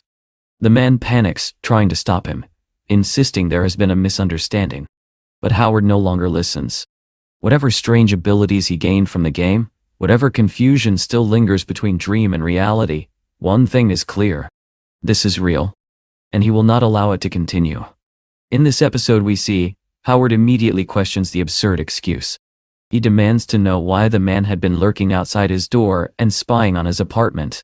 The stranger calmly explains that the apartment used to belong to him 20 years ago. He claims he returned to retrieve something he had hidden there long ago. Walking to a corner of the room, he pries up a loose floorboard. Beneath it, there really is a box. When he opens it, the contents glimmer: rings, jewelry, gold chains. He explains that decades ago the apartment had been filled with prostitutes, and he had taken great risks to collect those valuables. Howard is not impressed. He says it does not matter what kind of shady life the man lived in the past, especially after he just tried to assault Sandy. The man brushes it off as a misunderstanding and insists he caused her no real harm. He admits he is not a good person, but claims he is not some brute who bullies others. He says he follows his own rules. As he prepares to leave, he tells Howard to help his friend get dressed. Howard refuses to let it go. He says he still thinks it is better to call the police. That is when the man's patience begins to thin. He asks whether Howard truly believes he can stop him. He coldly suggests that the woman could just as easily claim that Howard was the one who tried to assault her. Then he hands Howard a small box and tells him to forget the entire incident. Howard asks if he is trying to bribe him. The man shrugs and says it is just an iron ring, not worth much money but unique. He then shares something strange. Ever since he obtained that ring, he has dreamed repeatedly of the same woman. A woman wearing a red coat, holding a golden scepter, her eyes glowing with blue light. Howard's heart skips a beat. The description perfectly matches the AI woman from his dream. The stranger continues, saying he could not understand a word she spoke. He found her attractive, and even tried flirting with her, but she rejected him and beat him up. With a dismissive laugh, he says Howard can do whatever he wants with the ring, maybe even sell it to someone who enjoys getting beaten. Howard insists that this is bribery and tells him to wait, but the man no longer cares. He simply walks away. Alone, Howard stares at the box. Could it be connected to the dream world? When he opens it, He sees an iron ring set with a red gem emitting a faint, strange glow. Suddenly, his left eye activates again. A familiar visual interface overlays his vision, and a hologram forms in front of him. It is a woman claiming to be one of the developers of the Dream system. She explains that under immense pressure, this was the only way she could leave a message. She hopes it will help the target of the tests, him. She warns that he has fallen into a trap. The Dream system blurs the boundaries between social class, law, and morality. While inside it, users barely notice their mindset shifting. But when they return to reality, the stark gap between dream and real life can unleash greed, violence, and dark impulses from within. According to her, some developers enjoy toying with people's lives. She tried to persuade them to improve the system, but failed. She urges Howard to remain alert to his own changes, to resist giving in to his impulses. She reveals that she left communication devices hidden within each dream challenge, tools that can help him break free from the system and all its consequences. Finally, she tells him to find her. Then the hologram disappears. Howard steadies himself. He convinces himself that as long as he feels normal, he will not commit any crimes. He believes he is still in control. Yet he cannot ignore the strange fact that the man saw that same AI woman 2 decades ago. What is the true significance of the ring? His thoughts are interrupted by the alarm clock. It is already 7 in the morning. Time for work. Sandy wakes as well. The moment she realizes she is not wearing panties, she screams at the top of her lungs. Just like that, the day begins. Now in the eyes of the world, Howard and Sandy are a couple. The street vendor even teases him, saying it is no wonder he refused help finding a girl. He already had someone special. He calls them a cute pair and gives them free breakfast. Sandy beams when she learns Howard once had a crush on her. Howard, meanwhile, can only wonder how his life spiraled into this situation. At the office, gossip spreads like wildfire. People whisper that the former team leader had pursued Sandy, only to be rejected because she chose Howard instead. That same team leader is furious.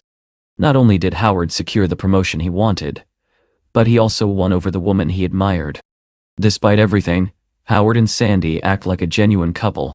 She even suggests they go to the movies that night. Howard panics internally. He barely has enough money for daily expenses. He might have to borrow from Donald just to afford cinema tickets. Then Sandy casually mentions they should stop by a pharmacy for the morning after pill.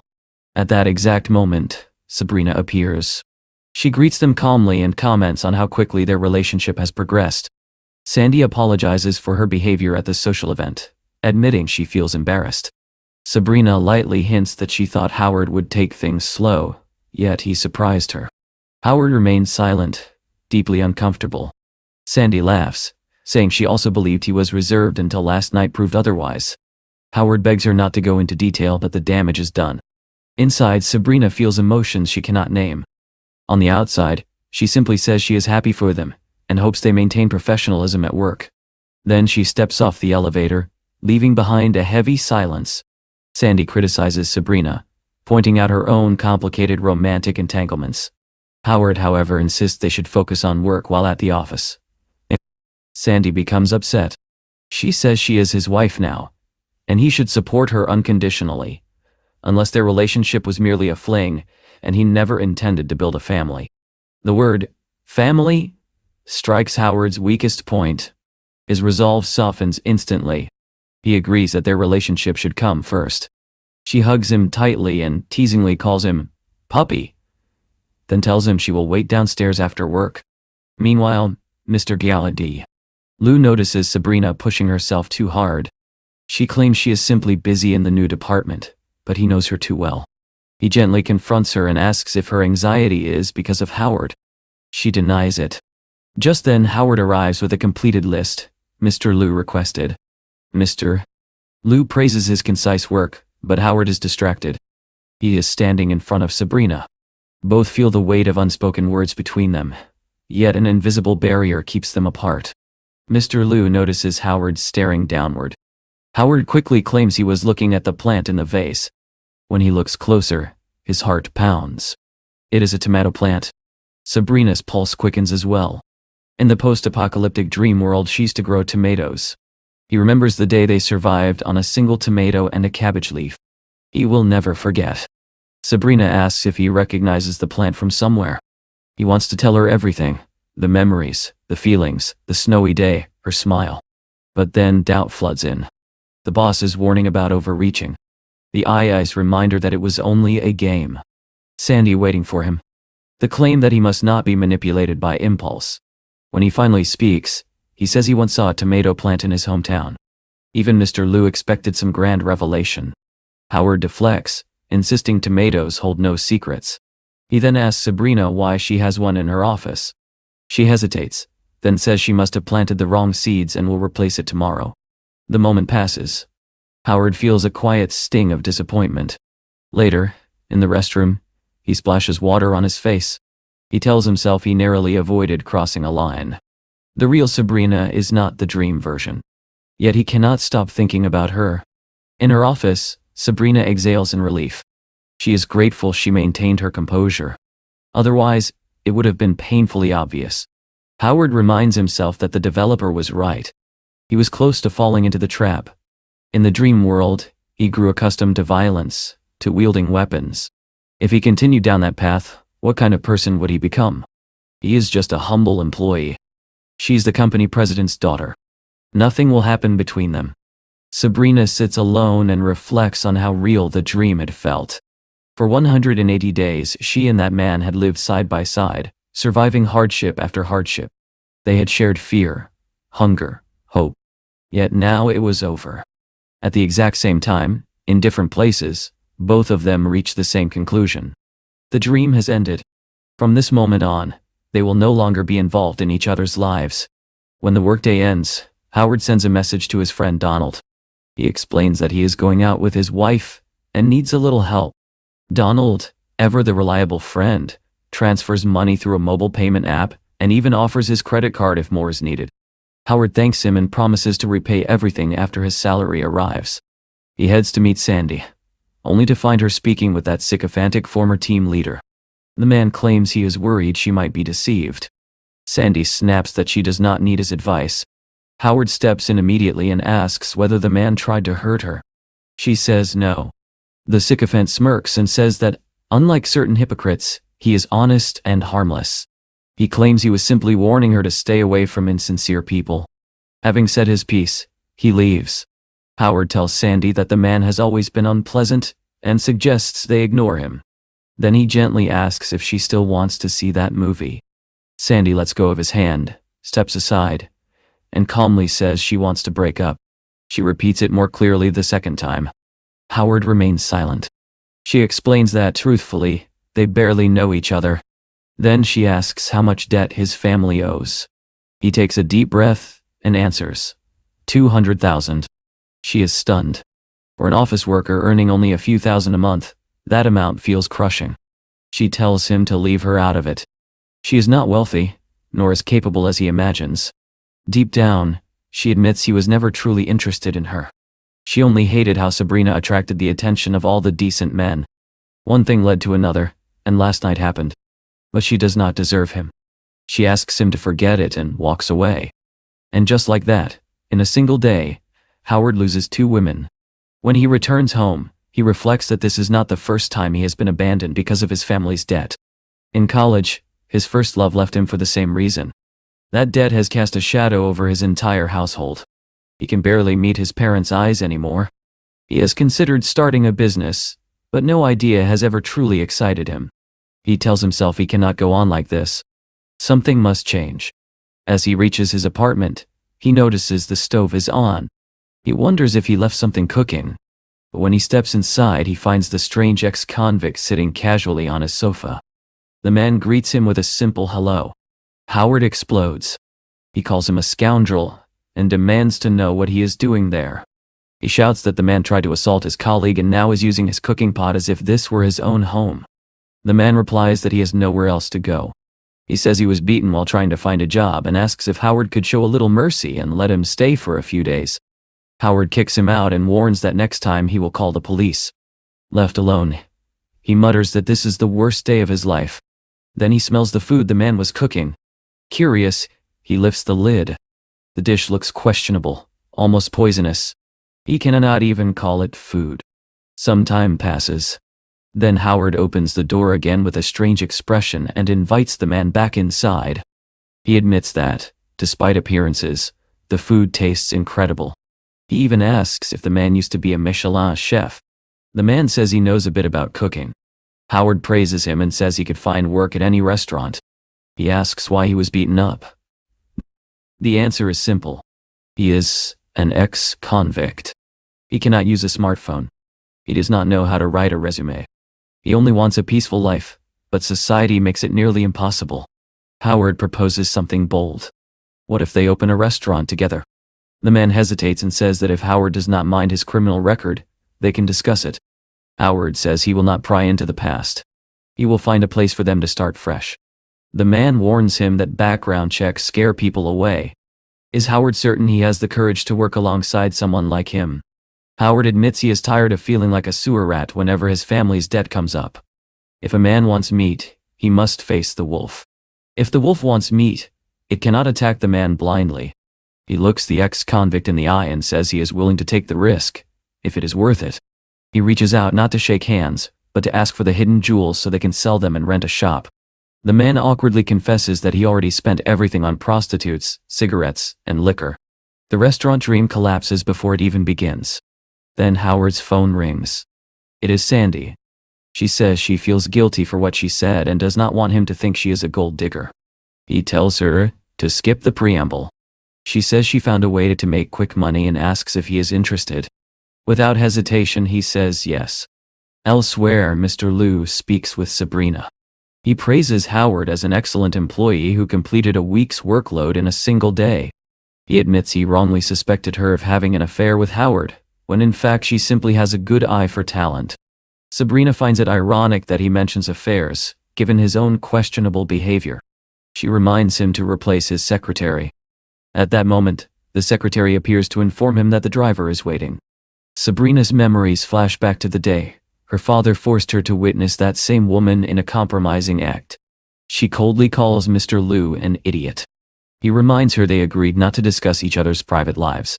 Meanwhile, Howard is already regretting agreeing to Sandy's proposal. The offer is simple. Sandy and two friends run live streams on a purple site, performing bizarre, attention-grabbing stunts while wearing unusual outfits. Nothing explicit, just strange enough to draw crowds. They already have 200,000 followers.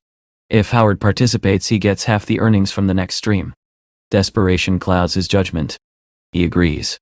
The woman in green, nicknamed Flatty, questions why Sandy invited him when their usual content is more extreme. What is exciting about throwing darts? Sandy says experimenting never hurts. The woman in red, nicknamed Chubby, insists there is no gain without pain. People want thrills. Howard listens quietly and thinks, fine. Let us see. Later, he appears dressed in tight pants and a leather belt worn like a vest. The same man who once fought wolves now stands awkwardly in costume. The women approve but ask about the mask. Another answers that he is embarrassed and wants to hide his identity. Sandy reveals a last-minute twist. The darts will be thrown at a target connected to an electrified mesh covering the floor. If he misses the bullseye, he receives an electric shock. They demonstrate the voltage using raw meat. It sizzles and cooks almost instantly. The women seem delighted. Howard tells them to start. The live stream begins. Introductions are made. The challenge is announced. A new form of entertainment is about to unfold, one powered by desperation, spectacle, and a young man willing to endure pain to erase a debt that has haunted his entire life. Chubby steps forward and enthusiastically welcomes the brave shooter, Slanty.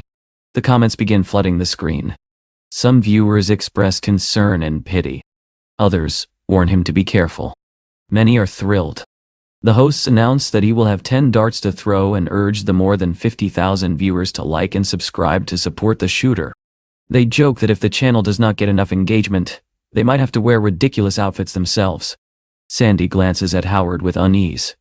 They had just demonstrated the electric shock by roasting a piece of meat. She quietly moves to lower the current, but Chubby grabs her arm and demands to know if she has lost her mind. They cannot deceive their audience. They are not irresponsible creators who fake danger.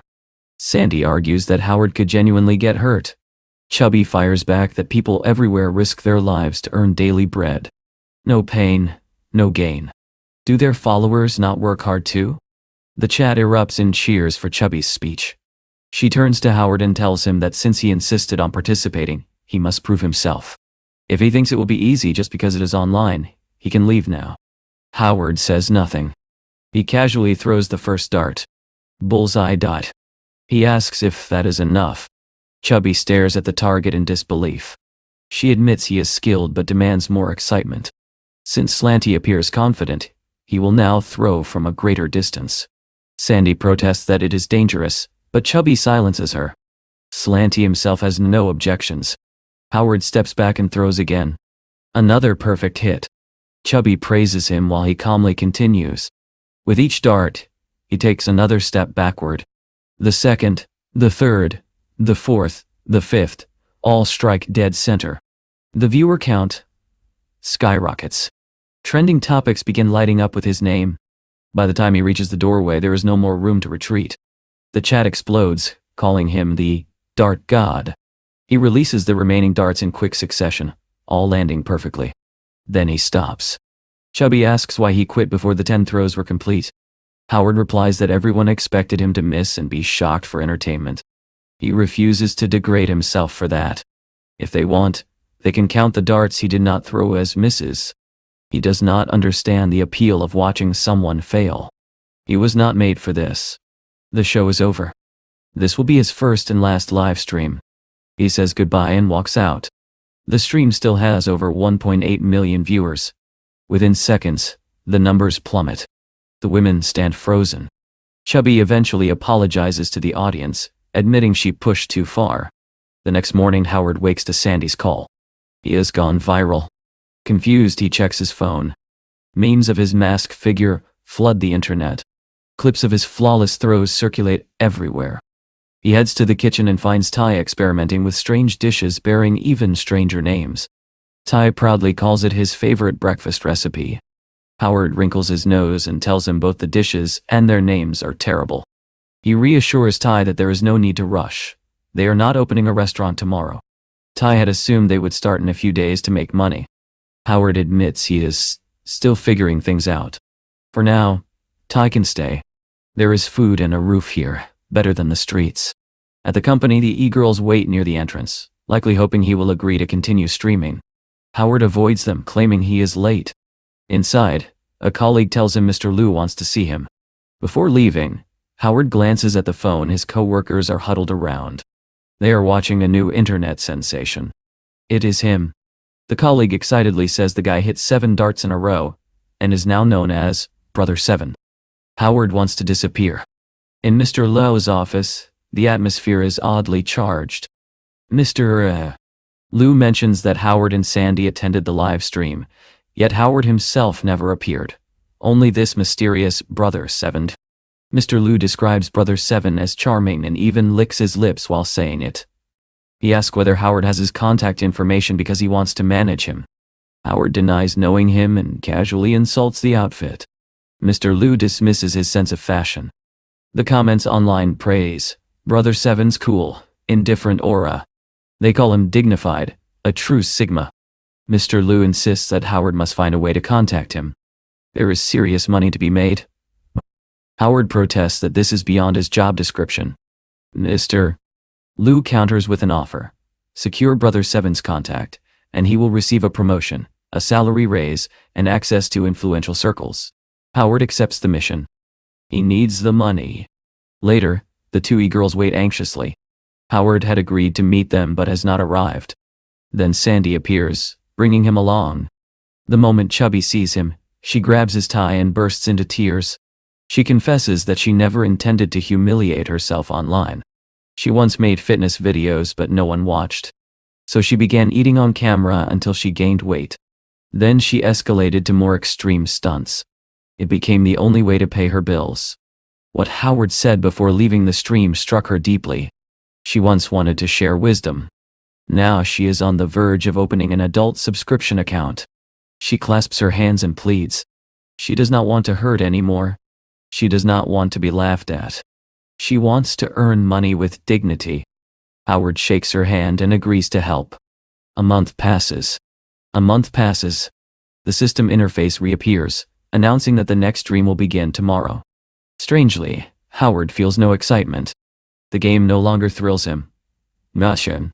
What excites him now is stepping onto a stage as Brother 7. On stage he asks if anyone is hungry. A fan shouts yes.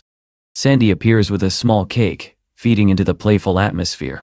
Suddenly the cake splatters against a fan's face. Brother 7 asks if it tastes good.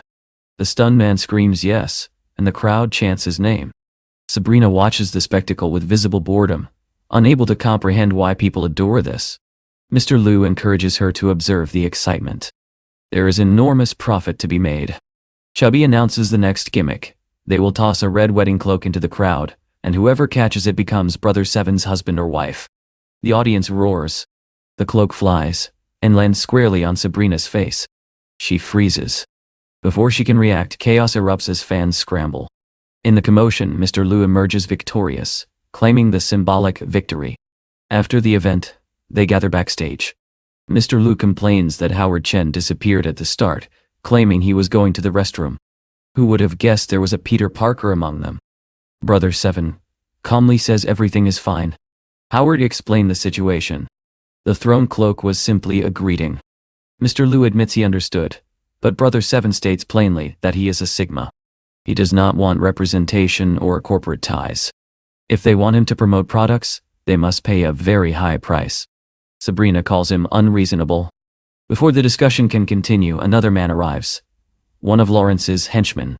Smoking casually, he declares that Brother 7 chose the wrong company. Their firm offers better opportunities. Brother 7 responds that he will not work for them either. The man insists he should not refuse so quickly and offers 5 times Mr. Ali's price. Sabrina recognizes the tactic immediately. It is classic Lawrence. Brother 7 declines again. The reason, he says, has nothing to do with money. The henchman asks what it is then. Brother 7 shrugs and replies that it is nothing complicated. He simply hates him.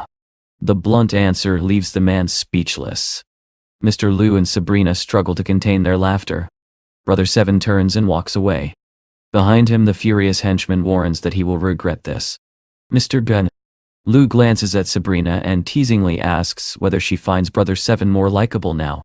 Sabrina admits that, yes, he seems better than she first thought. That evening, Howard returns home and places a credit card on the table.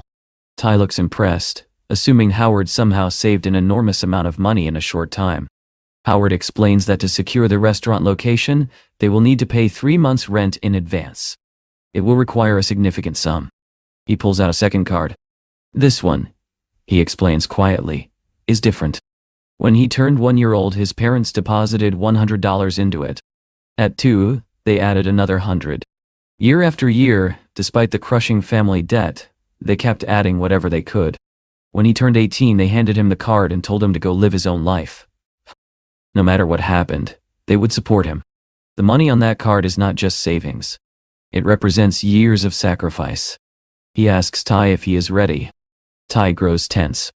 After a long silence, he tells Howard they should give up on the plan. Howard is stunned. Ty says it is too late. He has already found another job. Howard's parents worked too hard for that money. He should not gamble it away. The scene shifts. The sycophantic former team leader is presenting evidence to Lawrence's henchmen. Photographs.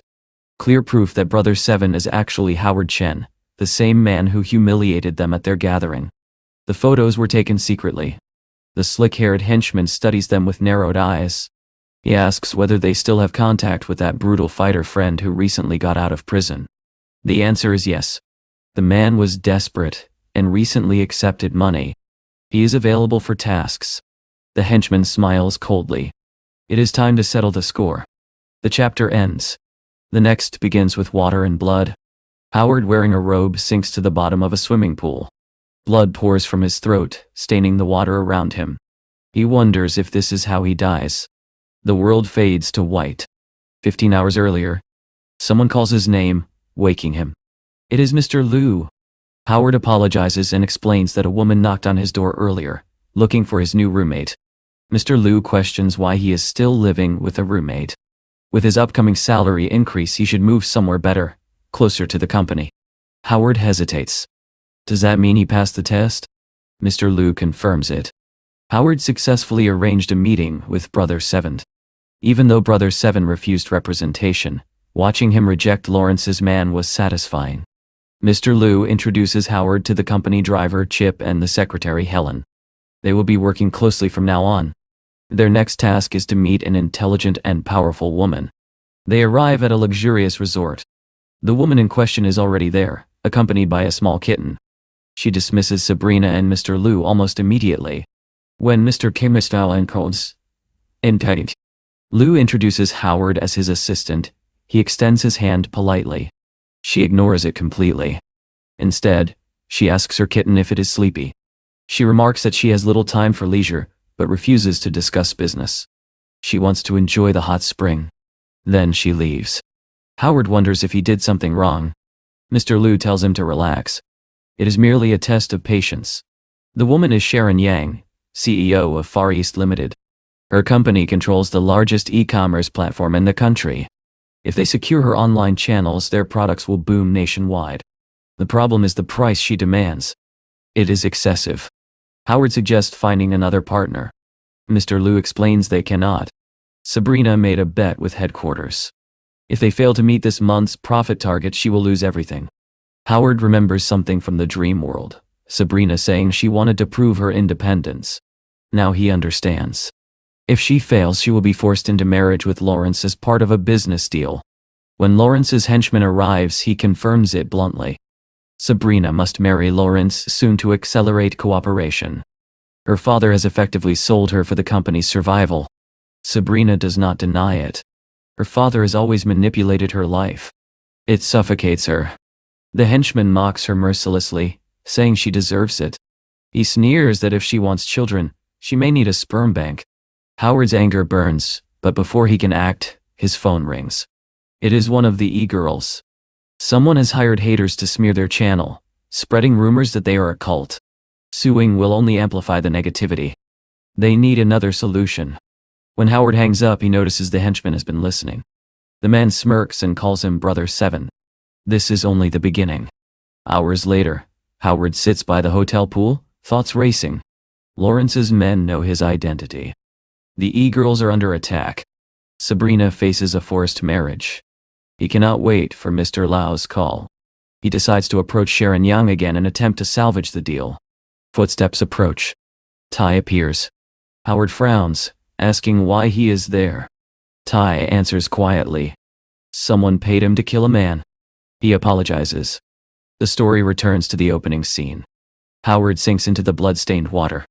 Just before consciousness fades, a hand reaches in and pulls him out. The last face he sees is Sharon Yang's. Then darkness. Howard opens his eyes. He is standing before AI-63. She welcomes him to the second game in the dream world. Confused, he asks how this is possible. Did he not die? The AI responds that the dead cannot choose to enter the game. Is his life threatened in reality? Memories rush back.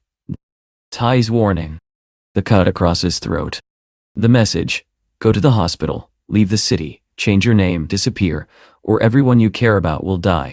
Howard clenches his fists. Why is everything in his life a battle? There is no other option. He must fight. For himself. For the people he cares about. For the future he refuses to surrender. He looks ahead and says that if war is the only path, then so be it. The AI informs him that the Beast Invasion challenge is extremely dangerous. Without proper tools, he will die quickly. This time, he is ready to choose differently. Howard refuses the offered tools. He says he does not need shortcuts. This time, he will train like a madman. He will become stronger through effort, alone. Nothing will stop him. He steps through the portal. The Beast Invasion challenge begins. He will play the role of a warrior who survived a devastating war. He must explore, fight, and, if necessary, escape. The difficulty level is 1. He has 1880 days to survive. When his vision clears, he quickly assesses his surroundings. A bulletproof vest fits snugly over his torso. A weapon is already equipped. For a brief moment, he thinks this challenge might be manageable. Then something warm drips onto his helmet. He looks up. A monstrous green gorilla towers above him, hundreds of times larger than any normal animal. It is devouring a human corpse. Pieces of flesh fall to the ground around Howard. He does not hesitate. He runs. The ground trembles as the beast gives chase. Howard darts into an abandoned building. The gorilla, unable to see him clearly, begins smashing through walls. Concrete shatters like paper. The entire structure groans under the monster's strength. Howard reaches for his gun. He stops. He came here to train. In the real world, Tai is a trained killer. If Howard wants to survive, he cannot rely on weapons alone. He holsters the gun. The gorilla roars and throws its massive body against the building, determined to collapse it entirely. Howard grabs an iron bar from the rubble and braces himself. A whole wall hurtles toward him as the beast slams forward. He is about to be crushed. At the last second, he angles the iron bar downward, anchoring it into the ground. Using the monster's own weight and momentum, he redirects the force. The bar shoots upward, piercing through the collapsing wall and into the creature's eye. The gorilla shrieks in agony and retreats, defeated. Howard collapses to his knees, breathing hard. He survived. As he crawls out of the wreckage, he senses movement nearby. Without thinking, he grabs another iron bar and activates his aiming skill. He throws. The figure dodges backward with incredible reflexes. It is Sharon Yang. Howard rushes forward, asking if she is hurt. She stares at him in disbelief and demands to know what he is doing there. He should be in a hospital. A hospital? She explains that he burst into a room covered in blood, stumbled into the pool, and collapsed. She called an ambulance and watched as they carried him away. The pieces click into place. After Tai attacked him, he must have run blindly in search of help and entered her room by mistake. In the real world, he is likely unconscious in a hospital bed. He tells her that when he woke up, he was already here, in these ruins. She says the same happened to her. She did not choose to enter the game either. Something is wrong with this challenge. Howard thanks her for saving his life. She cuts him off. Gratitude can wait. Survival comes first. She points toward a distant structure, partially submerged. It looks familiar. Howard squints. It is their company building. Sharon calmly explains her theory. Judging by the terrain and climate, this appears to be Earth 300 or 400 years in the future. Sea levels have risen. The wind smells foul. The water may be caustic. Eventually, the world could be entirely flooded. Howard realizes he may be witnessing the end of civilization. The good news, Sharon says, is that they are not alone. The bad news is that creatures like the giant gorilla roam everywhere. She proposes cooperation. She will lead. He will protect. Howard cannot help but ask how she remains so composed. She just concluded they traveled centuries into the future. How is she not terrified? She answers simply, fear does not increase survival chances. They traverse a barren wasteland. She asks if he was once a professional dart athlete. He shakes his head. Throwing was only ever a hobby. He points out that when they first met in reality, she barely acknowledged him. She replies coldly that at the time, he was insignificant to her. Time is valuable. He warns her that if she judges people so harshly, she may never have real friends. She does not respond. They approach the fortress she noticed earlier. Before they can enter, Howard suddenly clamps a hand over her mouth and pulls her behind rocks. A massive centipede-like creature slithers overhead. When it passes, he hands her a firearm. The fortress might not be safe after all. Inside, the grounds are strangely clean. The floors and walls look maintained. Yet there are no humans. They reach what appears to be a military post. Above them looms something enormous. An eagle's nest, far too large to belong to any normal bird. A mutant eagle swoops across the sky. Sharon urges him to hide. Howard does not move. He remembers Ty's words, how he trembled helplessly with a knife at his throat. If there is one thing he wants to carry back from this dream, it is fearlessness. He plants his feet and grips his steel spears. The eagle dives. Howard unleashes a barrage of throws, one after another in a furious rhythm. Spears pierce wings, flesh, and bone. The creature screams and crashes to the ground, dead. Green blood splashes onto him. Instantly, His skin burns as if drenched in acid. He collapses, screaming, trying to wipe it away. The liquid corrodes his flesh. Sharon rushes to him, helpless. Suddenly, heavy gears grind. The fortress gate opens. Unknown. A robot emerges. Wounded human detected. Emergency medical system activated. From its remaining arm, it produces a syringe and injects Howard without explanation. A wave of dizziness overwhelms him. Power levels low. System shutting down. He blacks out.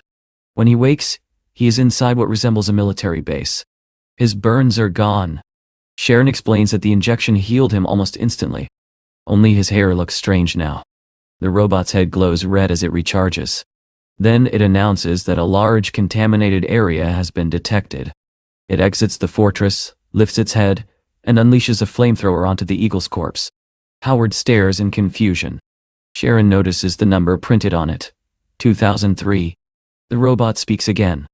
Autopilot mode has ended after 1030 days.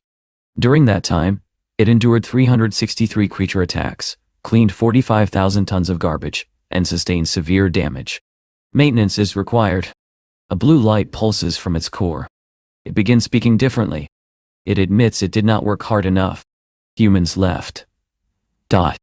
If it keeps the fortress clean every day, perhaps humans will return. Sharon asks if there are no humans here at all. The robot confirms it.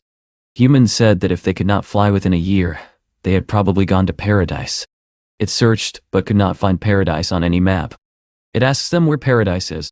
Howard looks at the lonely machine, still tirelessly cleaning an empty world. He quietly tells it that perhaps it is better not to know. Howard watches Sharon walk ahead of him and quietly says that if this robot has been running on autopilot for 3 years, then the humans who once lived here are most likely long dead. Sharon does not argue. Instead, she tells the robot to take them to the storage room.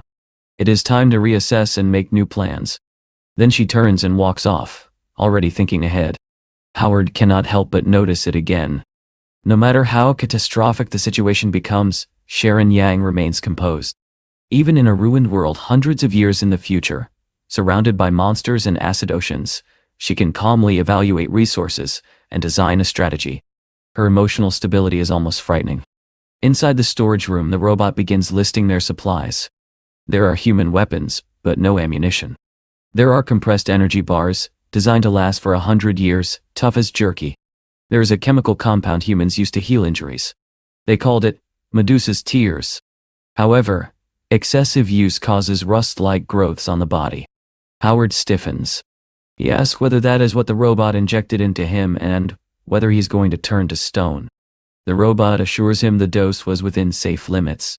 Then a pair of scissors extends from its body, and it begins trimming Howard's damaged hair. It explains that the potion cannot fully repair the nervous system. Some humans fought recklessly and relied too heavily on it. Eventually, they became vegetative. Howard clicks his tongue in disappointment. For a moment, he had imagined using the potion to accelerate his martial arts training. Beyond the storage room, the fortress contains an underground reservoir and an energy center capable of continuously supplying electricity. Upon hearing that, Howard immediately asks whether there are bathrooms. He smells terrible. While he heads off to wash, Sharon questions the robot about the energy center. If power exists, why did it not recharge itself? The robot answers simply, it is a task unit. Without permission, it cannot utilize human-designated resources. Sharon mutters that a machine will always be a machine and orders it to show her the control room. There, she stands before a monitor filled with strange markings that look like scribbles. She wonders what language it is. The robot explains that humans invented this script to record the rise and fall of civilization. To ensure all intelligent beings could understand the meaning, they used symbolic storytelling. However, this language was never uploaded into the robot system. It cannot read it. Sharon opens a digital map. D. Her calm expression finally tightens. They are on an isolated island. In fact, according to the data, this is the last remaining landmass on Earth. In 179 days, even this island will be swallowed by the rising acid ocean. All mutant beasts across the planet have gathered here for safety. There will be no rescue. No food production. No ammunition. No evacuation. In short, nothing but waiting for extinction. Sharon quietly ties her hair back and says they must prepare for the worst. She asks the robot whether humans left clothing. She wants to give some to Howard. The robot says yes and offers to retrieve them. Sharon studies the machine for a moment and asks whether it knows why humans abandoned it. The robot asks if it failed to work hard enough. She steps over its damaged frame and says no. It was abandoned because it never learned how to demonstrate its true value. She does not intend to share that fate. Later, Howard exits the shower and finds the robot collapsed on the floor. Please do not leave me behind, it pleads. I can still work. And I can clean. I miss the humans. Fragments of its memories surface, children playing, animals roaming, laughter echoing through the fortress. It had been useful once.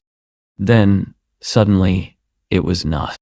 I will make this place cleaner than paradise, it insists. Howard kneels beside it and reattaches a loose optical component. The parts are worn. He asks how robots are repaired. In the maintenance room, human engineers performed repairs, the robot replies. There are no engineers anymore, Howard says. So I'll try. Just then, the bathroom door opens again. Sharon steps inside wearing a robe. She tells him the world is collapsing. There is no need for awkwardness. She has set aside clean clothes for him. She calmly explains that although their situation is dire, survival is still possible. What puzzles her is why humans would abandon a shelter with food and protection. Howard mentions the place, the robot called paradise. She dismisses the word, saying the entire world is collapsing anyway. Unless paradise offers protection from total destruction, it would not be worth seeking, unless it truly provides salvation, even at the cost of dying on the journey. As she speaks, she removes her robe and steps into the bath without hesitation. She continues analyzing the problem aloud, saying the historical records likely contain critical information.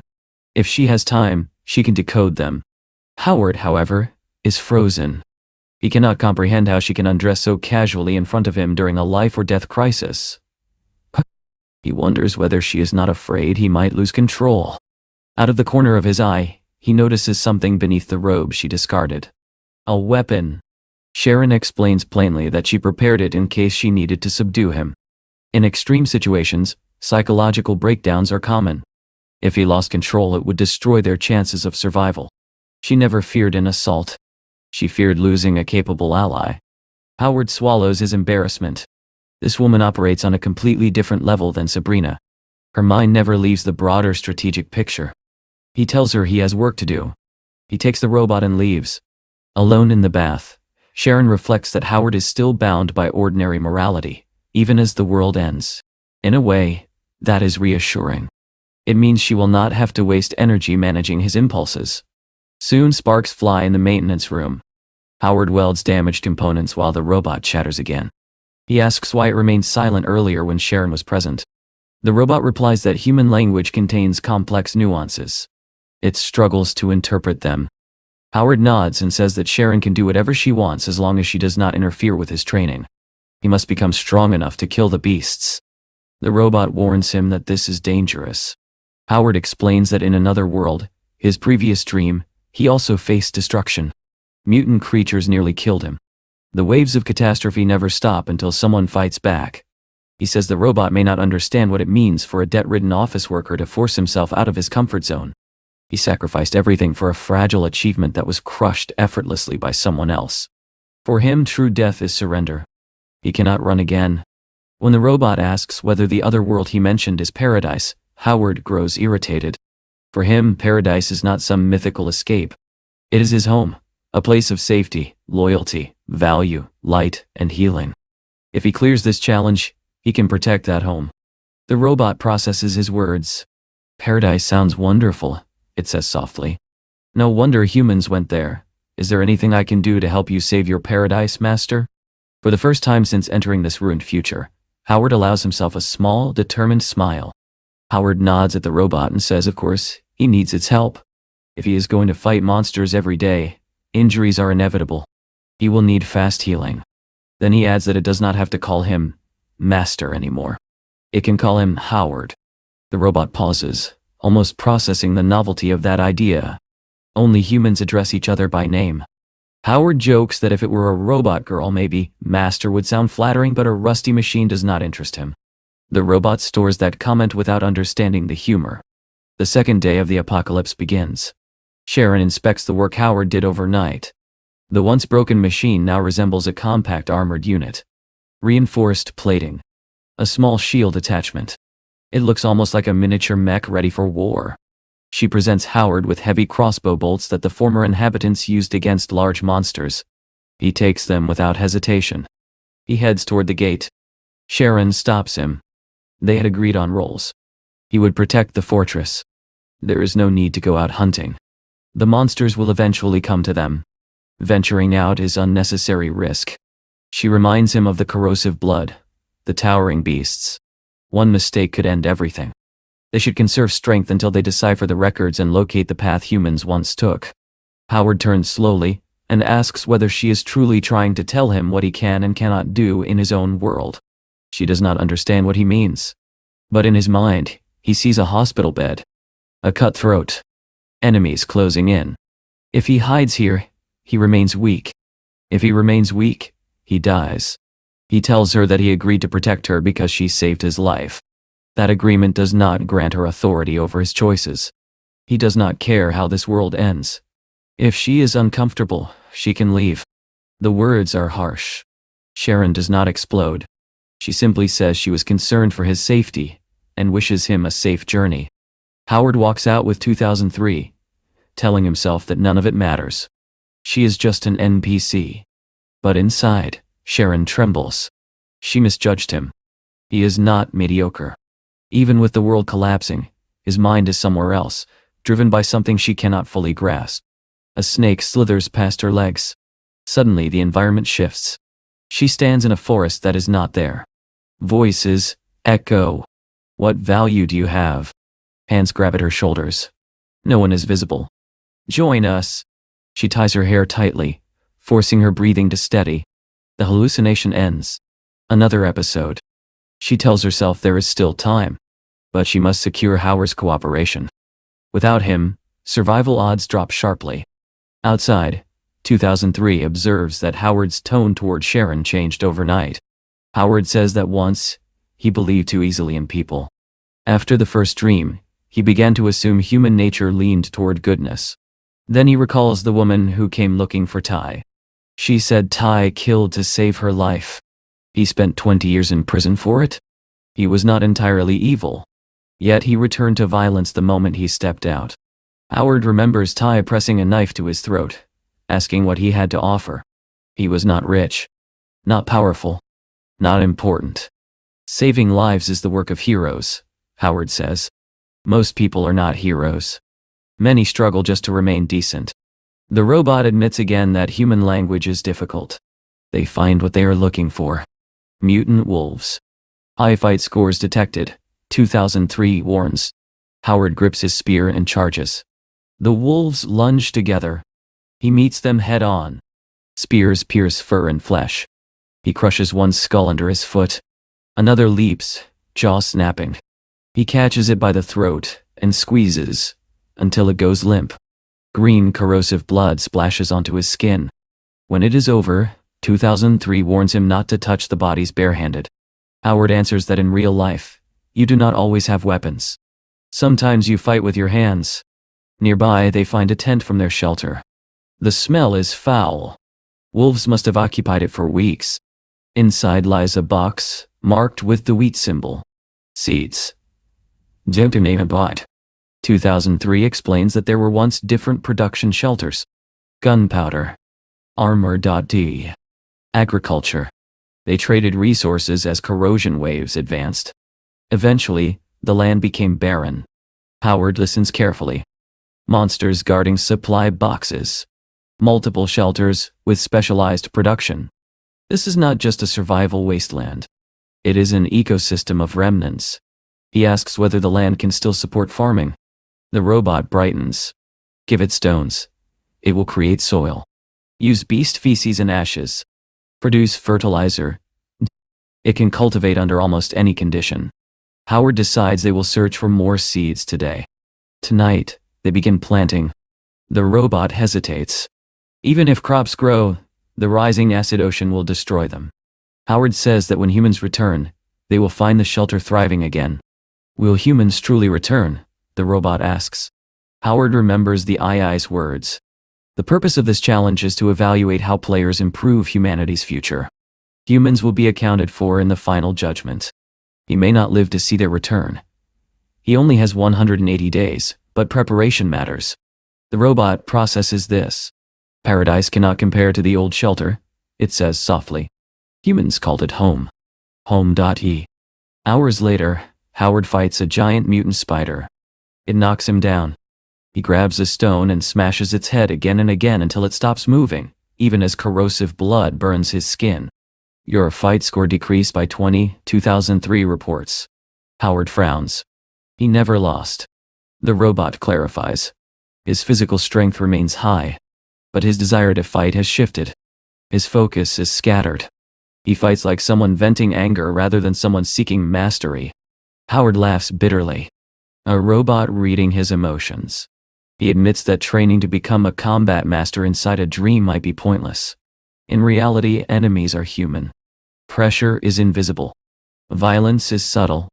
In civilized society, fists do not solve everything. The robot asks then why he insists on returning to that other world. Why not stay here? Plant trees. Grow food. Build a house together. Make this place home. Howard falls silent. For a fleeting second, the idea tempts him. A simple life. Clear enemies. Honest battles. But somewhere beyond this collapsing future lies his real home. And that is the one he refuses to abandon. Howard shakes his head. He cannot call this ruined island home. His family is not here. This place is only a dream. Still, he admits the robot's idea is not bad. If they rebuild the shelter, if they make it thrive again, it can serve as hope. Even if he cannot stay, something meaningful will remain. They return to the fortress. Sharon greets him calmly and says it was a productive harvest. Howard immediately asks about the giant bird's corpse. She explains that monster flesh is filled with unstable chemicals. It is not edible. Worse, the carcass would attract predators, so she disposed of it. Howard had not expected that, but he accepts it. Tomorrow he will hunt again and use whatever he kills for fertilizer instead.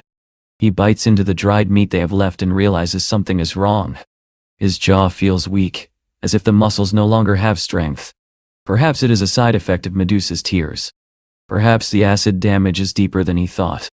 He decides to soak the meat in water to soften it. He walks away without another word. Sharon watches him.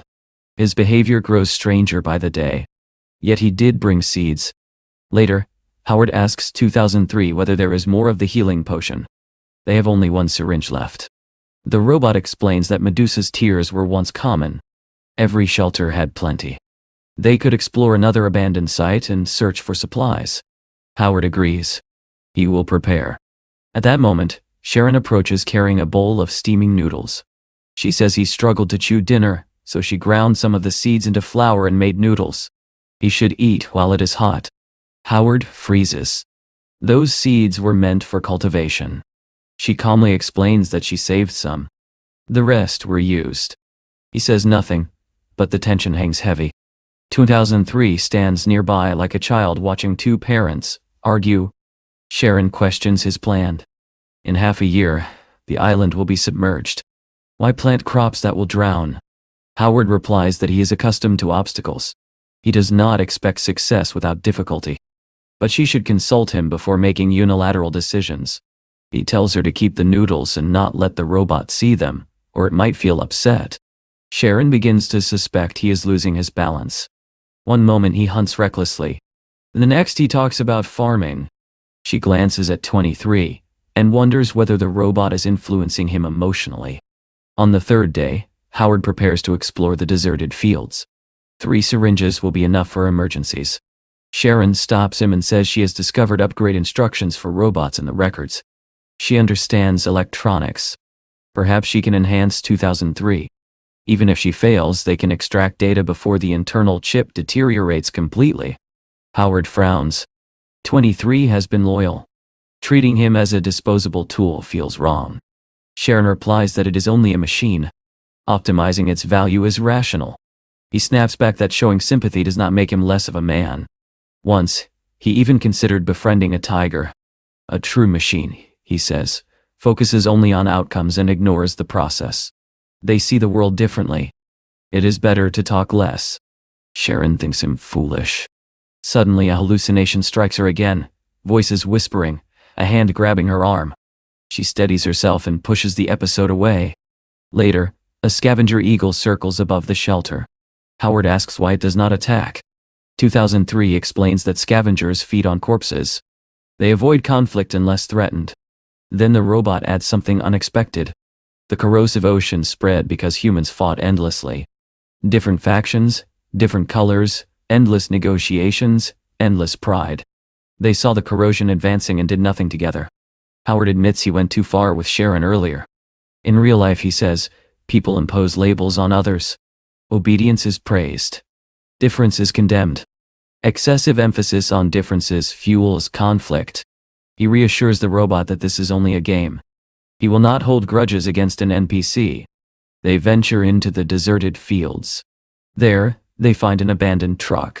On top of it sits a monstrous lizard, a dominant predator. Its fighting power is far beyond Howard's. The robot warns him that he would need a tank to win. Howard grins slightly. He does not intend to fight head-on. Like an experienced player, he will lure, distract, loot, and retreat. He asks 2003 if it trusts him. Moments later, flames erupt. 2003 runs back and forth, breathing fire to draw the lizard's attention. The beast roars and chases the robot. Howard slips into the truck. Inside is treasure. Honey. A musical instrument. Ammunition. Bottles of alcohol that could become bombs. Fertilizer. Too easy.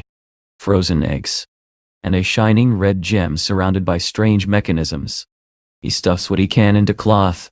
The gem's container is bulky. Better to remove it. The instant he touches it, dust-like particles swirl around it. A violent reaction ignites. The gem rockets forward like a missile, dragging the truck with it. An explosion erupts, flipping metal and hurling debris across the landscape. Howard is thrown through the air. He barely clings to a rock, the corrosive ocean churning below. The lizard stands before him. Green pustules swell around its head, filling with acid. Jets of corrosive liquid blast from its eyes. Smoke engulfs everything. Howard jams 3 healing syringes into himself at once as acid pours over his face. Agony sears through him. The lizard, assuming victory, turns away. Darkness follows. The 4th day begins. 2003 sits beside a small fire built from broken debris. Howard opens his eyes. The robot's voice carries relief. It has never seen such willpower in a human. Howard pushes himself upright. His hair has grown long and wild from the potion's side effects. He says it was nothing special. He is an experienced player. Risk is part of the game. But deep inside, he knows this is no longer just about a game. Howard lets out a dry laugh and says that being bitten by wolves was nothing. Having sulfuric acid poured over your face is a completely different level of pain. He asks 2003 about the red stone that detonated the truck. If not for that explosion, he would have escaped cleanly. The robot explains that the stone was an energy core, the most precious resource left in this world. Even a small amount of friction can trigger a burst of energy. A strong impact can cause a catastrophic explosion. The shelter's main power source runs on the same type of core. Howard remembers the protective container he removed. He should not have done that. He asks whether there are any other critical details the robot forgot to mention, preferably before he accidentally vaporizes something else. The robot replies there is something far more urgent. Howard was struck by the corrosive mark of the region's ruling predator, the giant lizard. That mark acts like a beacon. The creature will track him. He must expect sudden attacks. Howard looks at his arm. The skin hit hardest by acid is permanently damaged. His left arm feels numb, heavy, unresponsive. From now on, he will have to throw with his other hand. He shrugs. He is hunted in real life, and in the game. He is used to it. Then he asks about the box of frozen eggs he grabbed. The robot brightens and opens a compartment. The eggs roll out carefully. It has been regulating temperature. They are viable. Howard asks whether people once raised poultry here. Yes, Oh. Chickens, ducks, geese, pigs, sheep and cows grazed in valleys. The robot says it misses them. Howard grows quiet. When he was young, roosters crowed outside his house. That sound meant safety. It meant home. Now, when he approaches that same house, all he feels is fear. The robot cannot reconcile how happiness and fear can exist together. Howard explains. He wishes he could go home and tell his father to stop working as a mason, to tell him the debt is paid, to tell his mother she is not to blame, to say he has someone by his side and will build a new family, to let them rest. But he cannot. When his family fell into debt, his parents blamed themselves for everything. Even comforting them only deepened their guilt. What terrifies him most is the thought of them seeing him in an emergency room, broken, bloodied. The image cuts into him like a blade. Silence stretches between them. The robot asks gently if he wants a hug. It does not fully understand hugs, but children used to embrace it when they were sad. Howard scoffs at first. He is not a child. Then he mutters that the best part of this world is the absence of judgmental gossip. He just confessed something he never dared say aloud. In reality, he would have felt humiliated. People swallow pain quietly. Everyone needs a hug sometimes. Time passes. Howard notices a deep scratch on 2003's back thigh. The welded iron reinforcement is gone. The robot takes him outside and shows him the damage. Scavengers attacked while Howard was unconscious. It extinguished the fire to fight them but lost its shield. Howard thanks it. The robot says it should be the one expressing gratitude. Just days ago, it wished to see humans again. Howard repaired it, and even spoke of rebuilding the shelter. Despite everything, there is hope. Humans are liars, it says. They promised to return. They did not. They said they would not save anyone again, and yet you saved me. Howard hesitates, then tells the robot something strange for an NPC to hear. They have survived life and death together. 2003 can consider him family. The robot repeats the words softly. Before the moment can deepen, heavy footsteps shake the ground. The giant green gorilla appears, the same ruler-class beast from day one. The robot explains that such creatures are drawn to loud disturbances. The earlier explosion likely sparks territorial tension. If the gorilla and the lizard meet, a violent clash will erupt. Howard's eyes sharpen. Two rulers colliding could be an opportunity. He asks whether their shelter's energy core is intact. It is massive. Powerful enough to rival a nuclear weapon. Howard brushes his wild hair aside and says they will devise a plan to solve everything at once. Later, they return to the shelter. Mutant eagles circle overhead. One lies dead at the entrance. The nest atop the fortress burns. Suddenly an arrow whistles through the air and detonates against the wall, throwing Howard backward. Sharon stands at the gate, bow lowered. She says he was gone for 2 days. She feared the worst and fortified the shelter. She burned the nest and used fragments of the energy core to craft explosive arrowheads. She had archery training as a child. Howard admits she surprised him. She outmaneuvered him intellectually. He asks her to prepare more explosive spearheads. She grabs his arm and begs him to stay. She has deciphered clues about where humans may have gone. He shakes his head. The lizard marked him. It is coming. He must deal with it first. 2003 reminds him it needs to recharge, and that the eggs cannot remain inside him during combat. Howard hands the eggs to Sharon and tells her to move them to the incubator shed. Her demeanor softens. She says she loves animals and will care for them. He notices something different in her eyes and asks whether she is all right. She brushes it off as lack of sleep. At sunrise, Sharon presents 4 spears fitted with explosive cores. Now he has real weapons. 2003 mentions it has activated a short-range radar, originally designed to locate lost pets. Moments later, a tremor shakes the shelter. An explosion cuts the power. Sharon rushes in, apologizing. There was an energy leak in the generation room. 2003 panics about the eggs. They clear debris and reach the incubation chamber. Only one egg still shows a green light. The others are lost. Sharon apologizes again and promises not to tamper with the core. 23 stares at the last surviving egg. Howard notices and tells the robot to carry it. Sharon objects. It is risky. She will protect it. Howard replies that if she truly loves animals, there will be more in the future. But this final egg represents more than livestock. It represents hope. Sharon's composure fractures. She demands to know when he will stop this ridiculous fixation. Does he not find it absurd to form emotional bonds with a machine? Howard sighs. He thought they had finally found common ground. 2003's radar pulses urgently. The giant lizard approaches. Howard tells the robot to stay inside. If it fights, the egg could break. No, the robot answers. You are my family. Howard relents, instructing it to keep its distance. They step outside together. Behind them, Sharon stands alone. The whispers in her mind return louder than ever. Outside, the ground trembles. The giant mutant lizard charges toward them at full speed. Howard immediately tells them to run in the opposite direction. He refuses to let the battle reach the shelter. If the fight spreads there, everything they built will be destroyed. Behind them, the giant mutant lizard gives chase, leaping across the jagged rocks with terrifying speed. As they run, Howard notices something unsettling. The beast is not following directly behind them.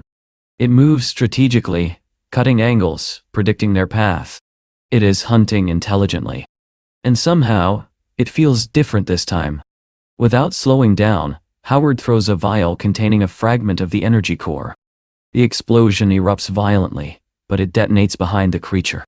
Too far. 2003 shouts. Howard shakes his head. It was intentional. If the blast had detonated between them, both he and the lizard would have been caught in it. The explosion was only meant to slow the beast down. But it does not help much. The lizard keeps coming, closing the distance with frightening speed. The closer it gets, the harder it will be to kill. What do we do?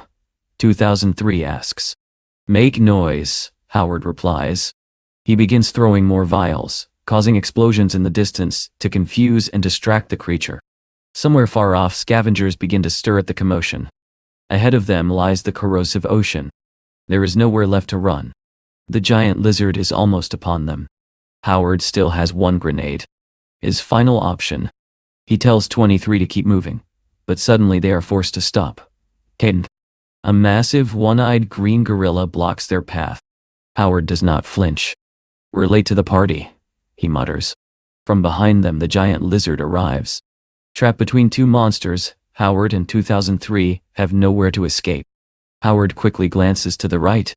A dry mountain wall stands there, brittle and fragile. Follow me, he orders.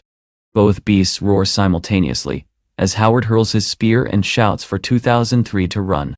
The explosion blasts a crater into the mountain wall. They dive through the opening just as the two giant creatures clash. Inside the crater, they take cover. But Howard knows it is unstable. The mountain could collapse at any moment. Outside, the gorilla overpowers the lizard, slamming it violently against the ground. It appears dominant, beating the reptile mercilessly. The lizard's green pustules begin to inflate, preparing to unleash something deadly. The gorilla does not allow it to finish charging and smashes its head repeatedly. Victory seems certain. Then, without warning, two jets of sulfuric acid blast upward. Howard watches in horror as the acid streams directly into the gorilla's open mouth. The creature staggers backward, vomiting acid violently before finally retreating in defeat. Seizing the moment, Howard throws an explosive spear at the lizard's face. When he attempts the second throw, his left hand, already damaged by acid, weakens. The spear flies off course. Instinct takes over. Howard grabs another spear and activates his throwing skill to its absolute limit. He attaches a fragment of the energy core and launches it with perfect precision. The spear slices through the air and strikes the first spear mid-flight. The impact alters its trajectory exactly as Howard calculated. The first spear redirects and plunges straight into the lizard's open mouth. There is a brief second of silence as the creature processes what just happened. Then its head explodes. Green pustules burst outward in every direction as the ruling beast of the region collapses. 23 congratulates him. It was an extraordinary throw. Howard laughs weakly and says maybe he could have been a basketball player. But then something feels wrong. Inside 23, the egg he carries begins to crack. At the same time, the sky darkens. Winds howl. Lightning splits the sky. What's happening?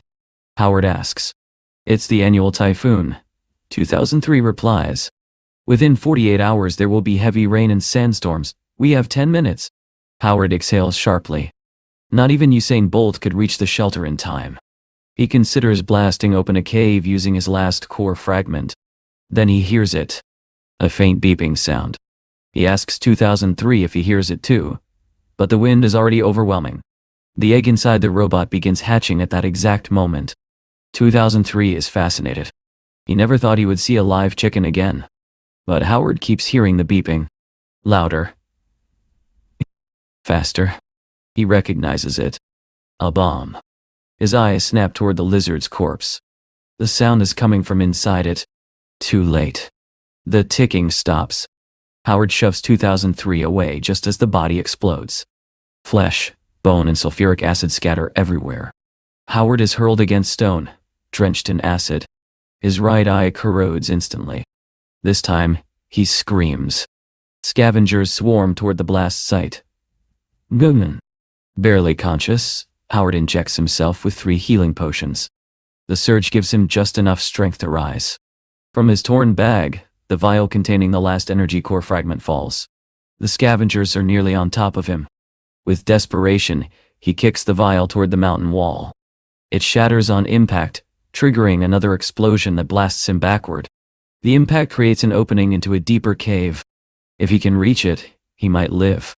He struggles to stand, but a mutant eagle slashes him with razor-sharp claws. Another strikes almost instantly.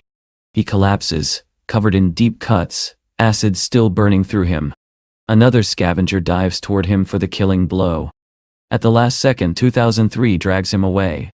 Hold on, the robot says, injecting him again. Howard tells him he should have stayed away. 2003 does not respond. He drags him into the cave and struggles to seal the entrance. Howard can no longer feel his body. Even if he survives, he thinks he will be useless. He lost. The game is over. But 23 insists he will survive. Inside the robot, the newly hatched chick walks unsteadily. The cave entrance is sealed. For now, they are safe. Howard, still dissolving under acid burns, tells 2003 to leave. He is glad the robot has the chick. At least some hope remains. I'm not going anywhere, 2003 replies. You're my family. Howard tells him to stop repeating programmed lines. The game is over. He will wake up in the real world soon and face his fate. Suddenly, a giant beak pierces the cave entrance. The scavengers are breaking through. 2003 stands in front of Howard. Died. He begins repeating words Howard once said. He promises loyalty, warmth, light, healing. The beak drives straight through 2003's body. Howard watches helplessly as a massive hole tears through the robot's chest. The chick is killed in the chaos. Still, 2003 refuses to move. He shields the entrance with his broken body, begging Howard not to die. Another strike pierces his head. His visor shatters.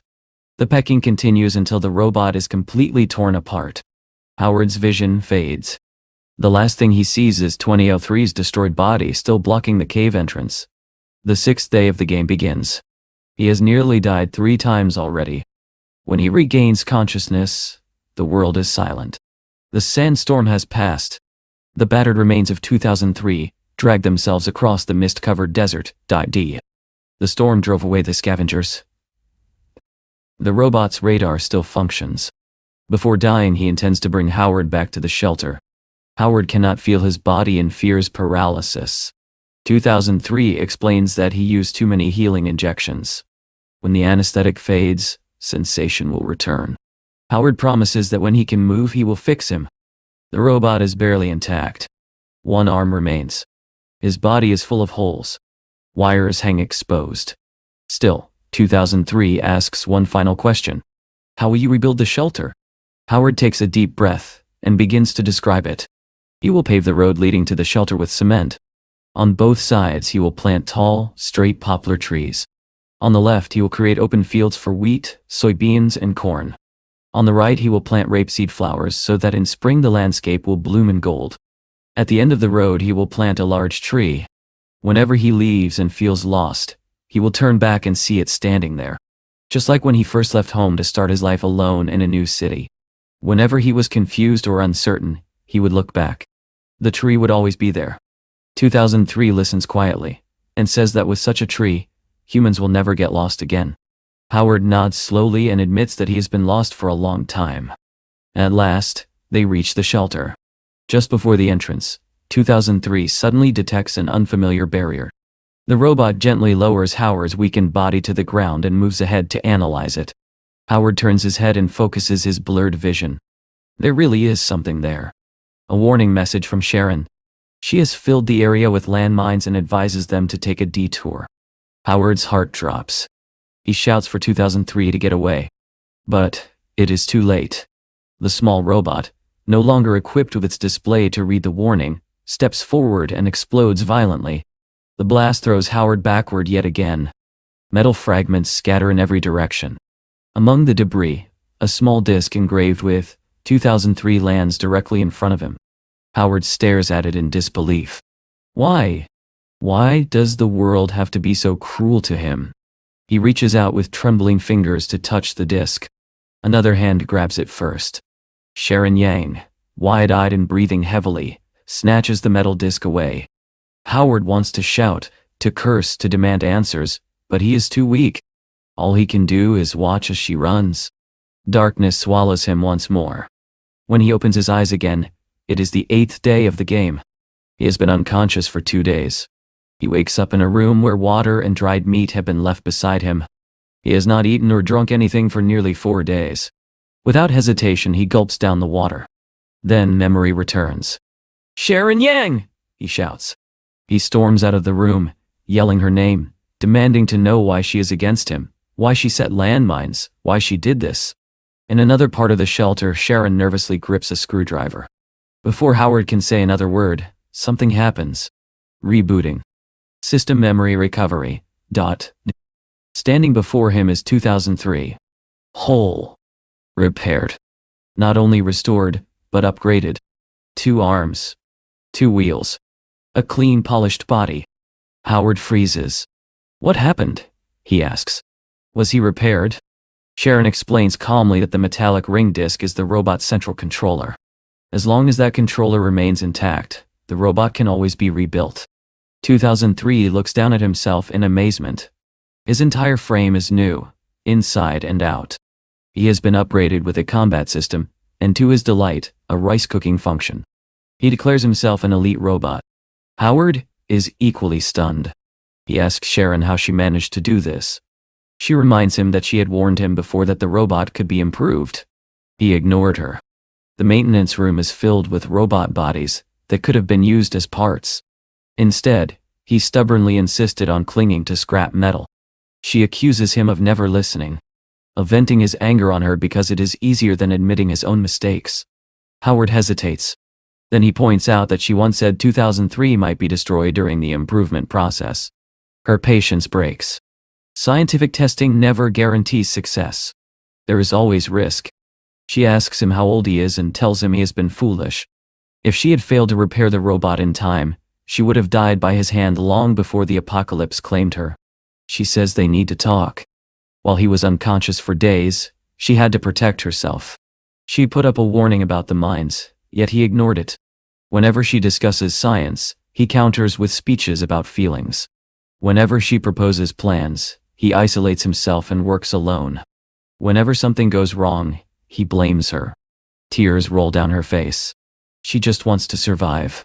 She is not evil. Howard apologizes quietly. He admits he did not think deeply about his behavior. Sharon wipes her tears and tells him one last thing. The robot's power system cannot function on basic charges anymore. It requires the energy core. However, after what happened with the chicken eggs, she promised not to touch the core again.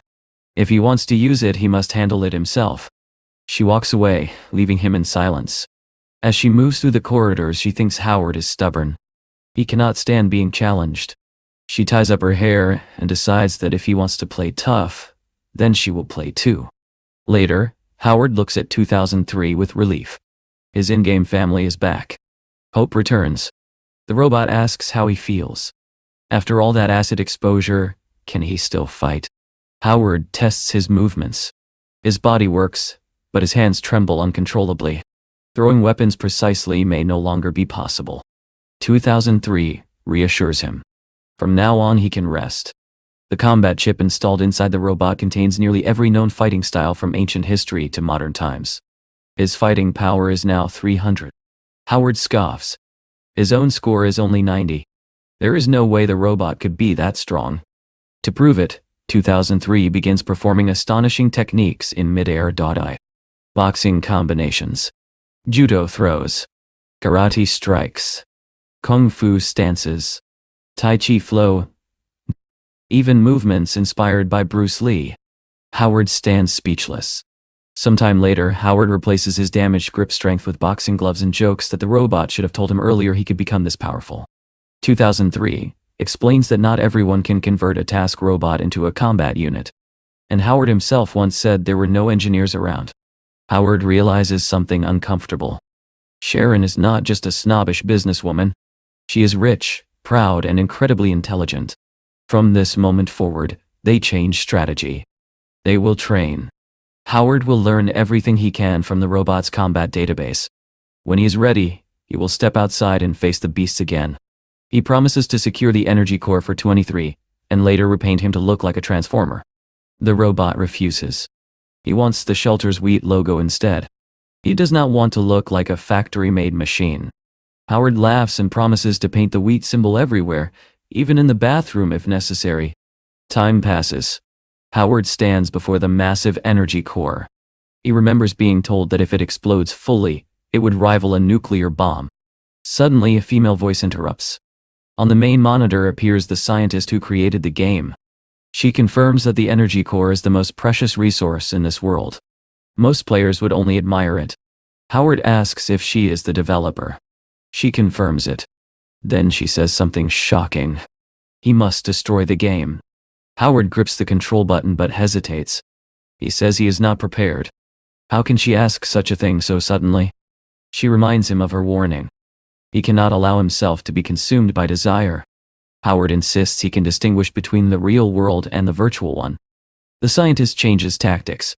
When the game leaves testing and becomes public, millions of players will gain skills that carry into reality. Who can guarantee they will obey the law? Who can guarantee they will not abuse these abilities? Who will maintain social order? Howard says he cannot guarantee anything. He is just an ordinary worker. Then she reveals the truth. The ultimate reward of the game allows players to control the limits of their own cell division. In simple terms, they can live forever. She asks him how many people would resist that temptation. When he unlocked his perfect throwing ability, did he ever stop to consider how unnatural it was? Even in times of peace, someone must sacrifice themselves for the greater good. She asks him what he wants to be. An unnamed hero? Or one of history's sinners? Howard says he never aimed to be a hero. He just wanted to live quietly. The scientist explains what he must do. He needs to transport the energy core to a location she will send him. She will exploit system loopholes to collapse the game from within. But the destination lies in a highly dangerous zone filled with monsters. He should bring as many weapons as possible. And preferably, a truck. Howard looks at the scientist on the screen and asks if he can wait until the final month of the 180 days he has in the game. In reality, his life is a mess. Here, at least, he can use the time to learn skills that might actually help him when he wakes up. The developer shakes her head. She says she does have resources that can assist him, but 6 months is impossible. The maximum she can allow is 3 months. In 3 months, he must deliver the energy core to the designated location. If he succeeds, she promises to solidify his memory base. When he wakes in the real world, he will remember everything he experienced in the game, especially what he learned. That is all she can offer. Sometime later, Howard keeps his promise. He paints 2003 exactly as discussed. The robot is delighted with the new design. Howard then connects a vial containing a fragment of the energy core to the robot's upgraded battery. Now that 2003 has been tuned into a combat model, he requires far more energy. On a distant monitor, the developer remarks that Sharon Yang had overused the energy core before. When things spiraled out of control, it was she who cut the power to teach Sharon a lesson. Back in the shelter, 2003 notices Howard staring off into space. "What's wrong?" the robot asks. Howard shakes his head. "Everything is fine. They are alive." That is enough. Now it is time to see what a robot with 300 fighting points can really do. Without warning, 2003 stretches his frame upward to nearly 3 meters tall and drops a bomb directly in front of Howard's face. The blast knocks him to his knees. "Are you okay?" the robot asks. Howard wipes his mouth and says that compared to sulfuric acid melting his face, this is nothing. The impact felt like a professional boxer's punch. He grins and says that this is what real training should look like. The robot does not hold back. Sweeping kicks, straight punches, elbow strikes, even a mechanical headbutt that nearly flattens him. 23 calmly explains that numbers do not lie. Unarmed, Howard currently has a fighting score of 50, roughly the level of an ordinary adult man. The number lingers in Howard's mind. It reminds him of someone. He asks the robot to estimate another person's score based on a story. He recounts what he once heard about Josh Tai. On a stormy night, this man walked into a gang hideout. At least 20 armed drug dealers were inside. They were killers, used to violence. Josh Tai beat all 20 of them to death with his bare hands to save a woman he grew up with. After listening, 2003 calculates quickly. At least 3,000 points, the robot says. With weapons, possibly double. Howard stares at him. If that is true, such a person could defeat a ruler-level monster alone. The robot confirms it. A fighter with that level of strategy, skill, and physical power would overwhelm most ruler-level creatures. Those monsters are strong, but not particularly intelligent. Against someone who can dismantle 20 armed criminals, their odds are poor. Then the robot asks what happened next in the story. Howard tenses. What happened next was a threat. If Howard did not leave town, change his name, and disappear, that man would kill everyone he cared about. Howard's gaze drifts toward a lone tree in the desert. He sees himself as a child beneath it. If I conquer this desert, he asks quietly, will my score reach 3,000? 2003 runs calculations based on the strongest monsters in the region. Then he answers in a tone almost human. You survived acid pouring over your face. What else can't you survive? I'll be with you. Even if you fight God. Howard chuckles and asks when the robot became so bold. He says he does not need to worry about him anymore. From the moment he promised to plant that tree at the shelter's path, he will not go back on his word. The game has only just begun. As they train, memories surface. Young Howard walking home from school. A kebab vendor teasing him, asking what he wants to be when he grows up. Someone jokes that he can always inherit his parents' small shop. Howard says he wants to drive boats. Why? They ask. For nothing, he answers. I just want to feel free. I want to go wherever I want, laugh, scream, and be in the middle of the waves. People laugh at the childish dream. Then another memory appears. His parents in the kitchen, devastated. Someone has run off with their savings. They are broke. Little Howard tells them he does not need allowance. He tells them to stand up, but they are crushed by despair. From that moment on, he works, pasting flyers, cutting grass, taking any odd job. He sleeps in class. His grades collapse. Eventually, he becomes a part-time mason's assistant while still studying. He knows this is the ceiling of his future if nothing changes. He tries to start a small business and gets scammed by a so-called friend. His parents warn him constantly. They are poor. He should work hard and not dream too big. He apologizes to his friend Donald for no reason other than existing.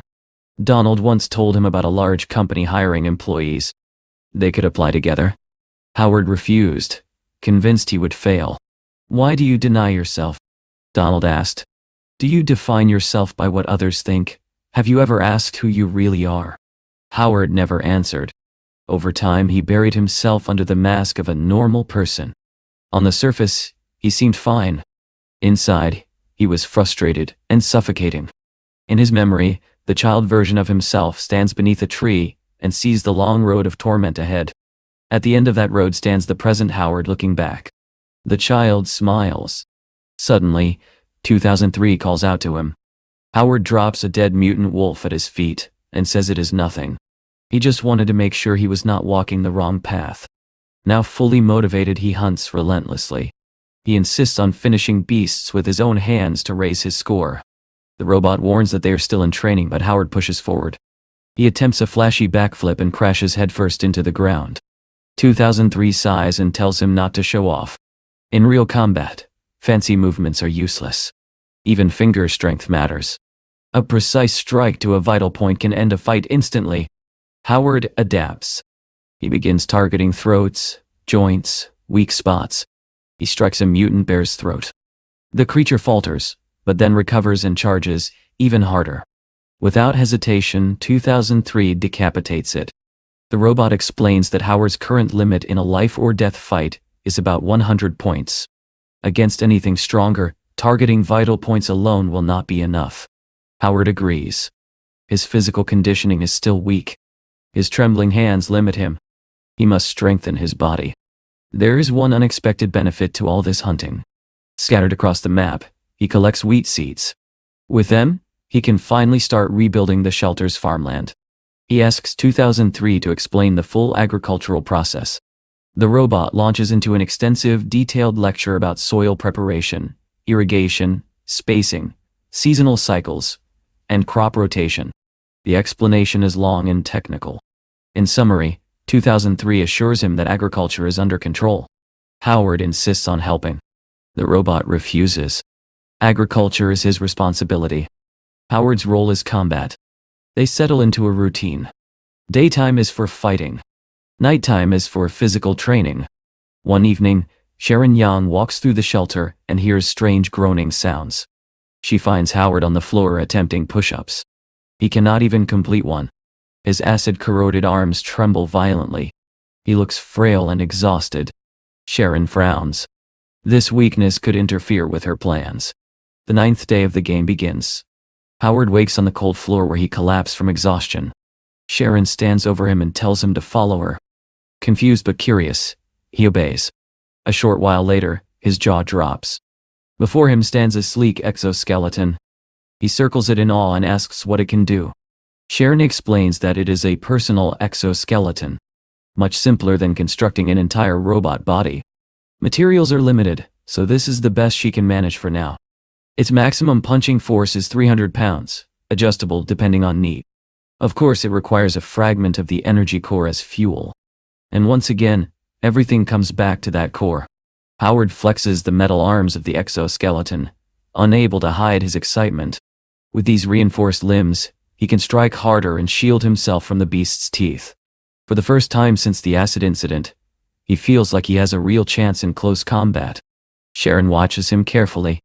She says she knows it is impossible to stop him from going out and fighting, so it is better to equip him properly. Then she asks him to bring something back for her. What? Howard asks. She tells him to visit several locations marked on an old map and retrieve the loot stored there. Howard studies the map and frowns.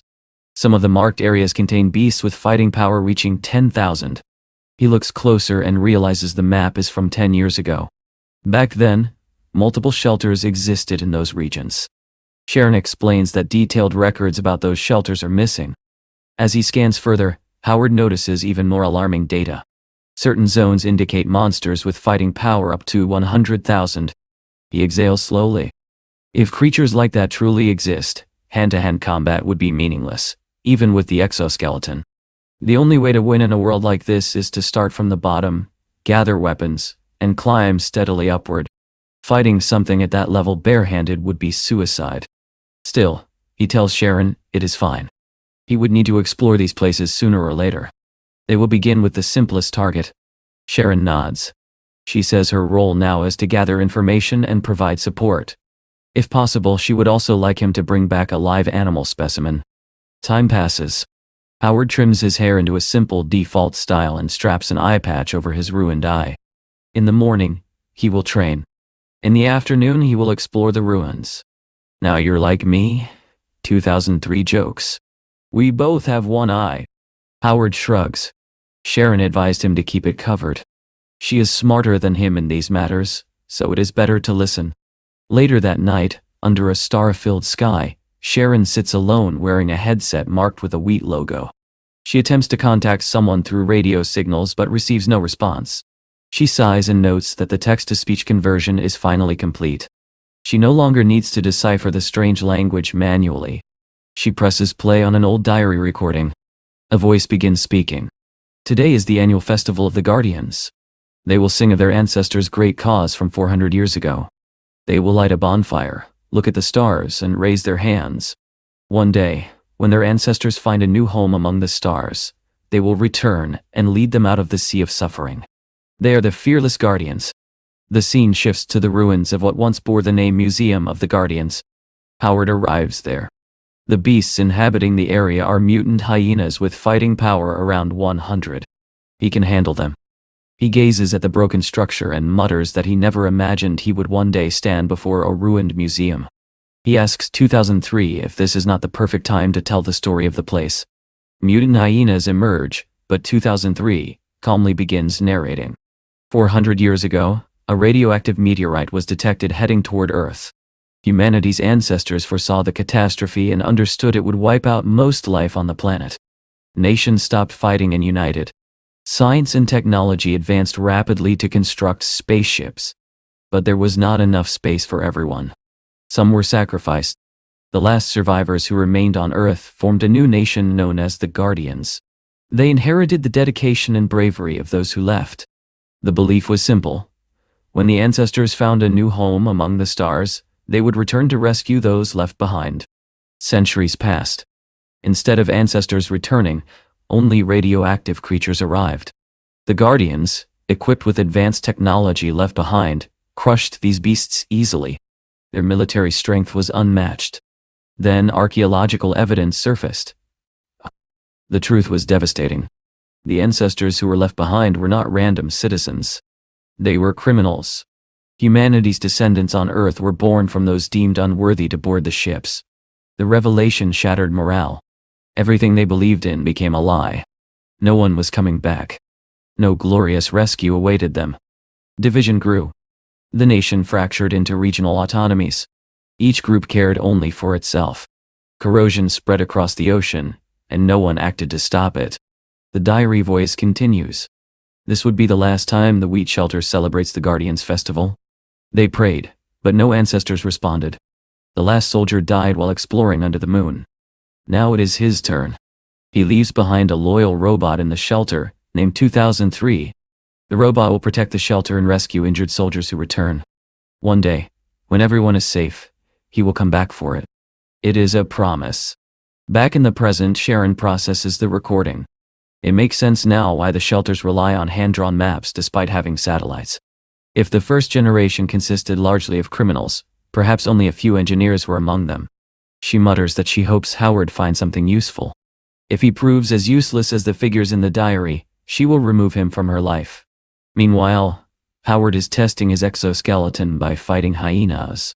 He delivers a powerful kick that sends one crashing into a dormant robot in the center of the ruins. The machine activates instantly. Level C security robot, 2003, warns. No artificial intelligence. It will attack any intruder. Howard silently thanks fate for the iron gauntlets. Fighting a steel machine with bare hands would have been disastrous. The robot lunges. Howard remembers Sharon explaining that the metal ring embedded in a robot's chest functions as its CCPIO. He spots the ring. He dodges a heavy strike, grabs the ring with his reinforced fingers and rips it free. With the strength of the exoskeleton, he smashes the robot's chest and kicks the deactivated body aside. Behind him, a door falls open. Your fighting power is now 200, 2003 observes. You're learning. Howard is dissatisfied.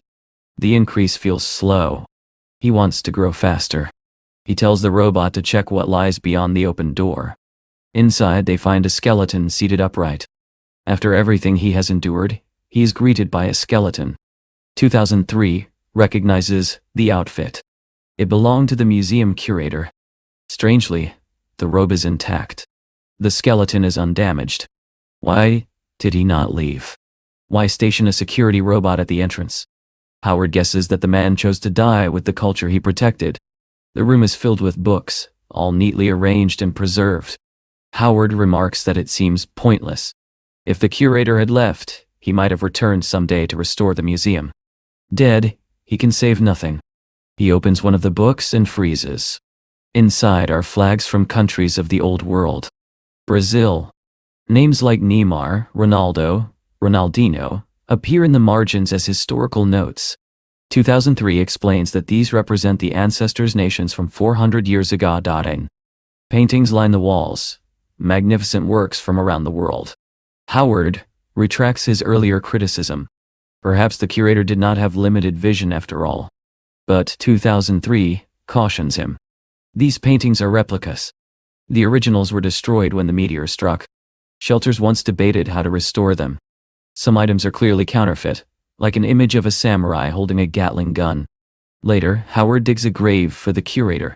While burying him, he finally tells 2003 the truth. He is not from this post-meteor civilization. He is one of the humans from before. The robot is stunned. It always assumed he was an amnesiac soldier. That would mean Howard is technically one of the ancestors. Howard laughs awkwardly and says he is not even married yet. Being called an ancestor feels inappropriate. Then 2003 asks if he has ever seen cute animals like cats, dogs, and birds. Howard frowns. Of course he has. The robot explains that in this world, such animals no longer exist.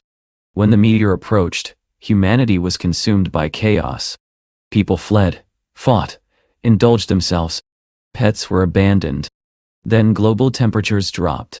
Typhoons and snowstorms ravaged the planet even before the meteor's impact. Those small defenseless animals were nearly extinct before the catastrophe even arrived. Howard suddenly tells 2003 to wait. This story sounds familiar. It mirrors what he experienced in his very first dream. He grabs the book detailing the history of the Guardians and reads more carefully. What he discovers leaves him stunned. A nearby star, Centauri C, had exploded.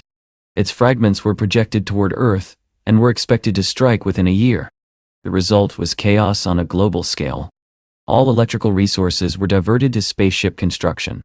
Shortly afterward, power grids were shut down entirely. There is even an account of a passenger plane losing power mid-flight, falling helplessly from the sky. And then it hits him. He remembers the first day of his first dream. Waking up alone. Confused. Watching a plane crash into a building nearby. At the time, he thought it was just part of the scenario. Now he understands.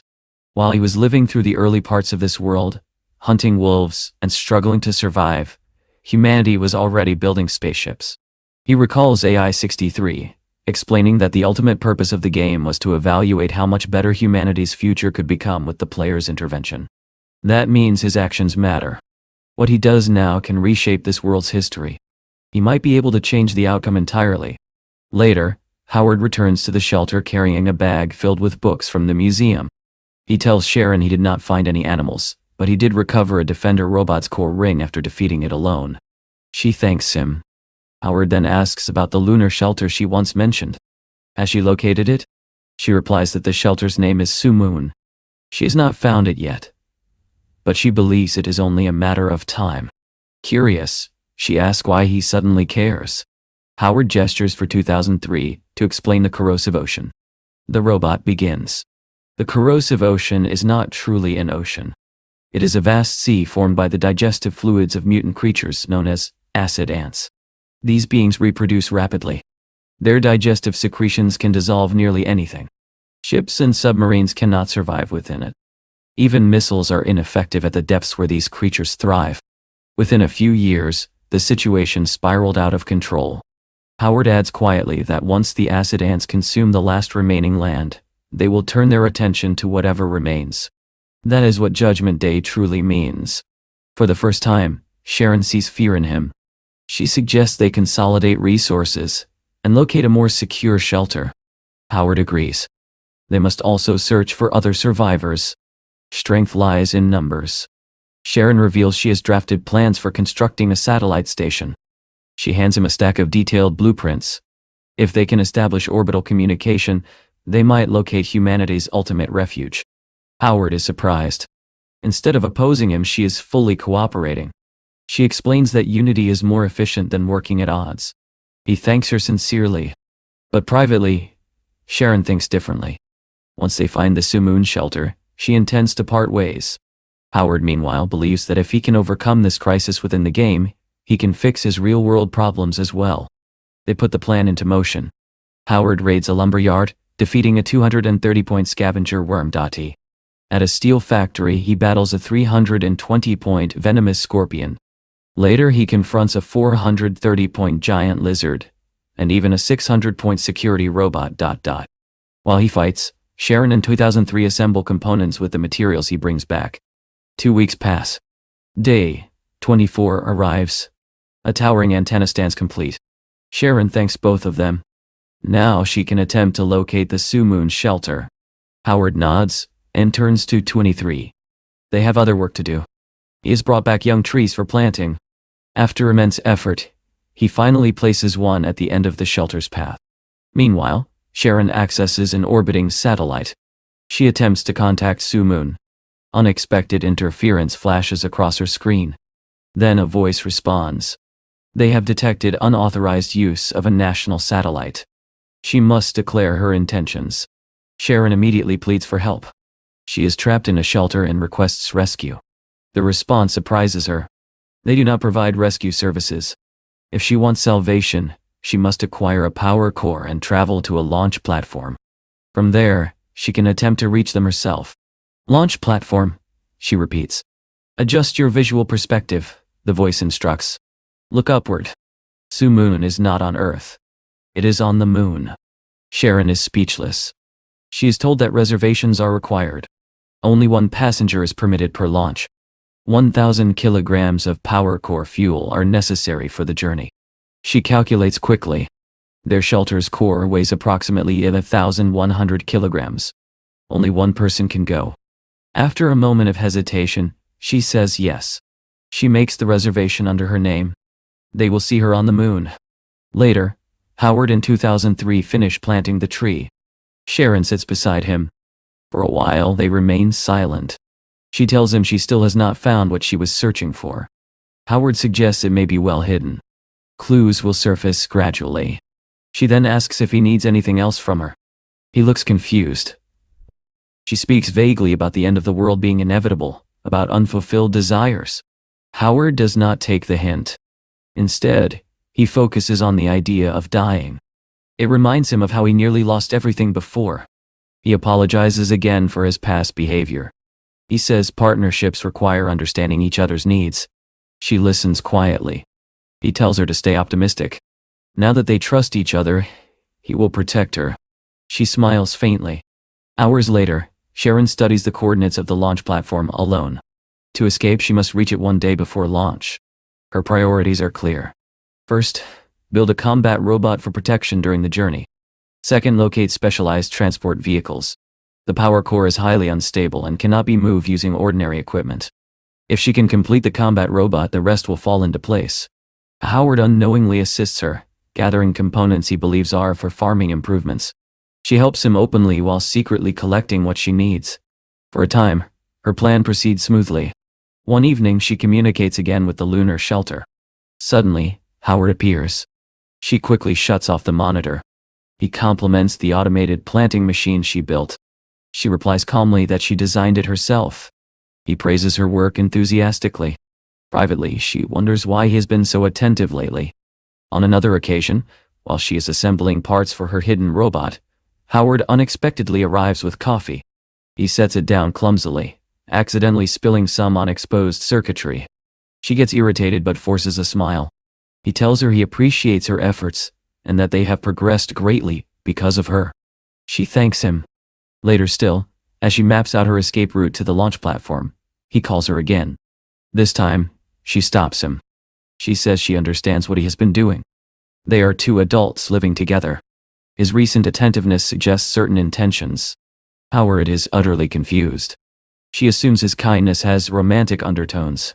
Blushing slightly, he quickly protests and says she misunderstood. Then he shows her something. Howard holds out the object he found in the ruins, covered in strange inscriptions. For a split second, Sharon freezes. Then she quickly closes her legs, stands up, and walks toward him as if nothing happened. She takes the object from his hand, avoids eye contact, and says she will examine it later. Not long after, she hides in the bathroom with her equipment, continuing to analyze her escape route in peace. She already knows where to obtain a suitable truck to transport the power core. Her combat robot is nearly complete. In 1 week, she plans to leave. Howard can keep digging soil and planting dreams if he wants. Suddenly, the door bursts open. Before she can react, 2003 slips a black bag over her head. Howard lifts her onto his shoulder and runs. Sharon panics. She thinks she has been exposed. She starts shouting that she has something to confess, that she will obey him in the future, that he should not do anything reckless. Then she is placed gently on the ground. The bag is removed. Howard stands before her and formally announces that Mrs. Yang has been invited to inspect the progress project.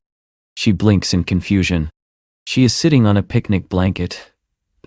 They are inside the shelter, but in an open field section they cultivated. The lid on 2003's head opens, and he proudly declares that the coffee is ready. Howard explains that thanks to the highly efficient machine Sharon built, today they are celebrating her. The sand beneath them has turned moist and fertile. Howard points toward a small sprout emerging from the soil. "My new baby," he says. Sharon stares at it. "Did you kidnap me like a gangster just to show me a sprout?" Howard nods enthusiastically. "It is only the beginning. Imagine the future," he says. Trees growing everywhere. Mountains and valleys covered in green. Animals returning to live. If they can ignite hope in survivors with even one plant, they can unite people to protect what remains of Earth from the corrosive ocean. Sharon listens quietly and then asks a simple question. "Do we even have enough water to irrigate all of this?" Howard opens his mouth to answer, but nothing comes out. He realizes she is right. Their water reserves would disappear quickly. Inside, Sharon tells herself he is even more naive than she thought. Out loud, she offers to search for new water sources for him to collect. Secretly, she sees it as a way to send him away and buy more time to finish her robot. But Howard shakes his head. This time, he wants her to rest. He thought about what they discussed regarding partners' needs. She's been locked in her room constantly, working non-stop. He is worried about her mental state. He in 2003 wanted to do something for her. He reveals a strawberry cake. They secretly searched ruins to gather the ingredients. He admits that he isolated her in the beginning, ignored her feelings, but he never wished harm upon her. Before the moment can settle, a small creature darts in and steals the strawberries off the cake, scattering whipped cream everywhere. Howard shouts in disbelief and chases after it. "Hey, don't eat my rice patty." Sharon sighs. She definitely does not want to spend her life here. While chasing the critter, Howard notices something strange. The tree they planted only days ago is already sprouting leaves. Grass is spreading around it. The creature returns and drops something in front of them. 2003 analyzes it. It appears to be a highly efficient fertilizer. Howard sniffs it and agrees. The critter gestures for them to follow. Days pass. Back at the shelter, Sharon grows increasingly irritated. Howard followed that creature and has not returned for several days. She decides not to wait. She presses a button. Her combat robot powers on. The final piece of her plan is complete. The next chapter begins with voices in her dream. They accuse her of being an evil genius. Her grandmother killed her grandfather. Her mother killed her father. The women in her family are monsters. She denies it, screaming for help. She wakes abruptly. She is inside a car running on autopilot. The vehicle's AI informs her they have reached the destination. She steps out. She and her combat robot, Chang's F4, have come to secure a truck capable of transporting the power core. She trusts no one but herself. Inside the ruins, she notices dead beasts scattered around. Something is off. She orders Chang's F4 into guard mode. The robot activates. She finds the truck she needs. As she inspects the fuel tank, a mutant hyena crouches atop the vehicle. Danger detected, the robot warns. More hyenas emerge from the shadows. The one on the truck leaps at her, but 604 eliminates it instantly.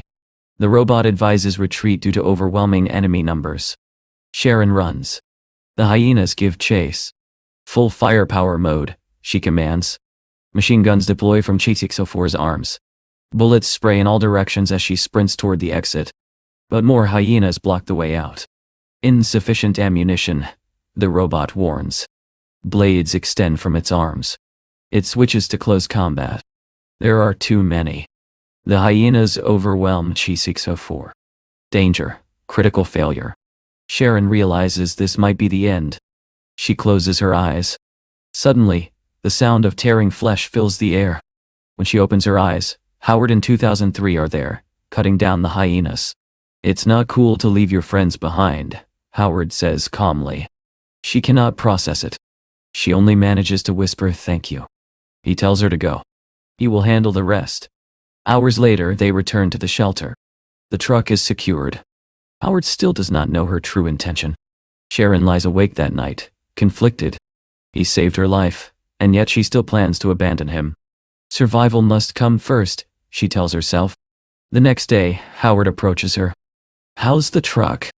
She says it is fine, and can even be upgraded. He stares at her for a long moment. She grows uneasy. Then he smiles and pats her shoulder. He has good news. He in 2003 retrieved a powerful chemical fertilizer. With it, crop growth will accelerate dramatically. They might not even need to find the Sumoon shelter anymore. Sharon panics. That's impossible, she blurts. Howard frowns. She improvises quickly, claiming she found the coordinates for Sumoon, and that its environment is far richer in resources. They should relocate immediately. Now that they have a truck, they can transport plants and supplies. Howard thinks carefully. She insists it is the best option. After a pause, he agrees. She asks if he does not trust her. Before he can answer, his stomach growls loudly. The tension breaks. He tells 2003 to prepare food. Sharon should begin packing. Once she is ready, they will leave. As he walks away, Howard glances back at her. Why is she so eager to leave? The next day, they stand before the launch platform. It resembles their shelter and structure. Sharon looks at it and tells herself this is her way out. The first step is to locate the control room and establish contact with Sumoon. Freedom is within reach. Or so she believes. Howard tells Sharon that he and 2003 have already scouted the launch platform. They found no signs of enemies, but they brought plenty of weapons just in case. She nods and tells him to start organizing the equipment while she checks the control room. Cool. Be careful, he says, watching her walk away. Deep down, he knows something is wrong. Inside the launch platform, Sharon reaches the control room door. She places her hand on the biometric scanner. Survivor identity confirmed. Her heart begins pounding. It worked. She is really about to leave this place. Her hands tremble with excitement. Then, the scanner flashes red. No power source detected. Access denied. Her mind goes blank. Does this mean the power core they brought is insufficient? There are no more cores left in the shelter. Not even fragments. Unless, there is still one fragment. Inside 2003. The thought makes her stomach twist. Taking it would leave Howard without his closest companion. It might break him completely. The voices return. Selfish. Despicable. Your family is cursed. You bring misfortune. She grips her head. Is it wrong to fight for her own life? The hallucinations fade. She steadies herself. She just wants to live. The opportunity is right there. All she has to do is take the fragment and leave. At that moment, 2003 appears. Howard asked me to call you to eat. Food tastes worse when it's cold. He turns and leaves. Sharon stands frozen, staring at the robot's back. Everything she needs is inside him. Later, in the kitchen area, Howard flips bacon in a frying pan. How'd it go? He asks casually. Did you get into the control room? 2003 hands him a plate. Thanks, my dude, Howard says cheerfully. The robot seems oddly proud of the nickname. Sharon watches them both, her thoughts dark. She needs time. Time to find the right moment. They sit and eat. Howard mentions he likes this place. The atmosphere feels lighter than the old shelter. Sharon remains quiet. After a long pause, she asks him a question. Have you ever kept encountering difficulties no matter how hard you try? Howard nods slowly. Yes. She continues. Have you ever had to resort to desperate means to solve a problem? He thinks. Not personally, but I knew someone who did. He tells her about his former business partner. They plan to open a restaurant together. In the end, that man tried to kill him. For some reason, she asks carefully. Howard shrugs slightly. At first I was angry, shocked, hurt. But later I thought maybe he had his reasons. Something he needed to protect. Something worth sacrificing everything for. Do you hate him? She asks. He sets down his chopsticks. I ask myself what I would do in his place, he says quietly. I don't know. Maybe I'd do the same. Silence fills the room. Sharon whispers that he might be right. Inside, she apologizes to him without speaking the words. That night, Howard sleeps. 23 stands nearby, plugged into the wall. The door opens slowly. The robot turns his head to speak, but Sharon signals for silence. He complies and enters power-saving mode. Sharon approaches Howard's bedside. He looks peaceful. She takes a deep breath. Then she removes the power core fragment from 2003.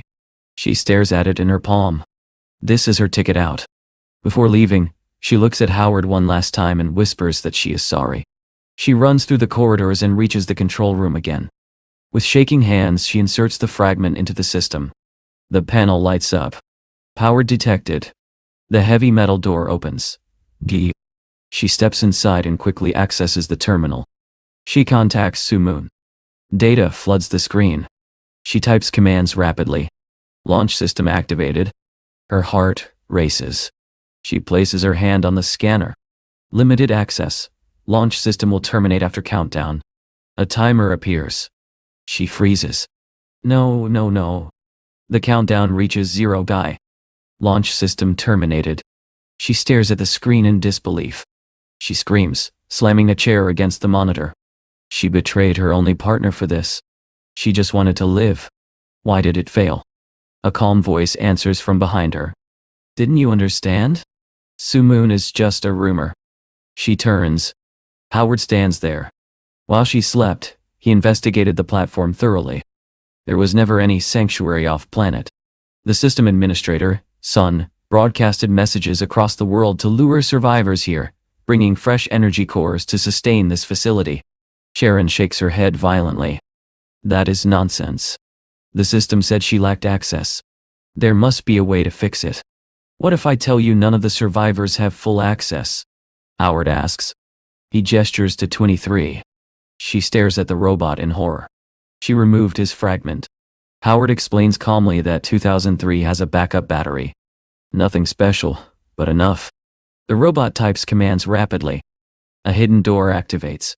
It slides open. Light floods the room. Inside is a vast greenhouse. Trees with full leaves. Plants thriving. Life. Daten, manumisidim sumshant. Sharon falls to her knees. Howard explains that this is why the platform must remain active. Sun's ultimate goal was preservation. There are unfinished scientific systems here. If they complete them, they might still save what remains. Sharon whispers that this cannot be real. It is, Howard says firmly. Accept it. She insists there must be another platform, another hidden system. He just has not discovered it. He loses patience and places a hand on her shoulder. Take your hands off me, she snaps. You're lying. You made this up so I would stay. Enough, he says. Open your eyes. Is admitting you're wrong going to kill you? I'm not wrong, she screams. Howard exhales slowly. Wake up, he tells her. You're being deceived by your own desire to survive. Howard steps closer and gently tells her again that she is mistaken. For a brief moment, it seems as if Sharon is finally starting to accept the truth. But inside, something else is happening. She's not accepting reality. She is rejecting it completely. There is no way she could have been fooled again. The world shifts. We are pulled into her memories. A younger Sharon walks beside a girl who calls the day beautiful and suggests they take a walk up the hill. Sharon hesitates. She has homework, responsibilities, expectations. Her friend laughs and says it is a shame. She was going to invite Charlie to join them, but he would only agree if Sharon came too. The girl blushes as she admits she likes him. She begs Sharon for help. After all, they are best friends. Sharon had grown up in wealth but never in warmth. Other children avoided her. They whispered that she brought bad luck. Her family name carried shadows. High expectations were placed on her from childhood, yet no achievement could erase the rumors. People said her grandmother caused her grandfather's death. They said her mother caused her father's death. The uncle who raised her like a daughter died in a car accident. Her mother, crushed by gossip and suspicion, fell into depression and eventually took her own life. After that, only her grandmother remained. The whispers never stopped. All the women in her family bring misfortune. Sharon never believed it. But she could never disprove it either. In one memory, young Sharon sits alone, crying after being rejected by other children. A voice calls her name. It is Yummy, the only person who chose to stand beside her despite the rumors. For the first time in her life, Sharon felt she had a real friend. Yummy was light in a world that treated her like a curse. The memory shifts again. Sharon and Yummy are climbing the hill together. Sharon is exhausted. She's not used to physical strain. Yummy grabs her hand and encourages her to keep going. They are almost there. Sharon asks if Charlie's already at the top. Yummy shrugs and says maybe he is. They continue upward. Suddenly, Yummy stops walking. Her expression changes. She turns to Sharon and says there is something she needs to tell her. Charlie does not like her. He likes Sharon. The words hang in the air. Young Sharon stares at her confused. Yummy continues, forcing a smile that does not reach her eyes. She says that Charlie confessed to her, but only to ask for help getting closer to Sharon. The wind on the hill grows stronger. Yummy asks Sharon a question. Does she know what it feels like to always stand in someone else's shadow? To be invisible. To have the one thing she truly wants taken away. Sharon shakes her head, overwhelmed. She never asked for any of this. She never asked to be born into wealth. She never asked for people to project curses onto her. She never asked for Charlie to like her. But that does not matter. Yummy steps closer. She says, people are right about Sharon. Everywhere she goes, something breaks. Everyone near her eventually suffers. Maybe it is not intentional. Maybe it is not her fault. But it happens anyway. Tears stream down Yummy's face. She says she tried to ignore the rumors. She defended Sharon. She stayed by her side when no one else would. But in the end, even she could not escape it. Then, she lets go of Sharon's hand. The memory fractures. We do not see exactly what happened next. Only the feeling. Falling. Screaming. Sirens in the distance. Whispers growing louder. After that day, Sharon never had another true friend. Back in the present, kneeling in the launch platform control room, Sharon trembles. It happened again. Trust someone. Believe in something. And everything collapses. She looks at Howard, standing in front of the greenhouse filled with life. She wants to believe him. But believing means risking everything again. Believing means admitting she was wrong. Believing means trusting someone with her survival. And every time she trusted someone in the past, she lost them. Her voice cracks as she speaks. There's no way, she whispers. There's no way I was fooled again. Howard watches her carefully. For him, this is about facts. For her, it is about something much deeper. It is about a lifetime of being told she is cursed.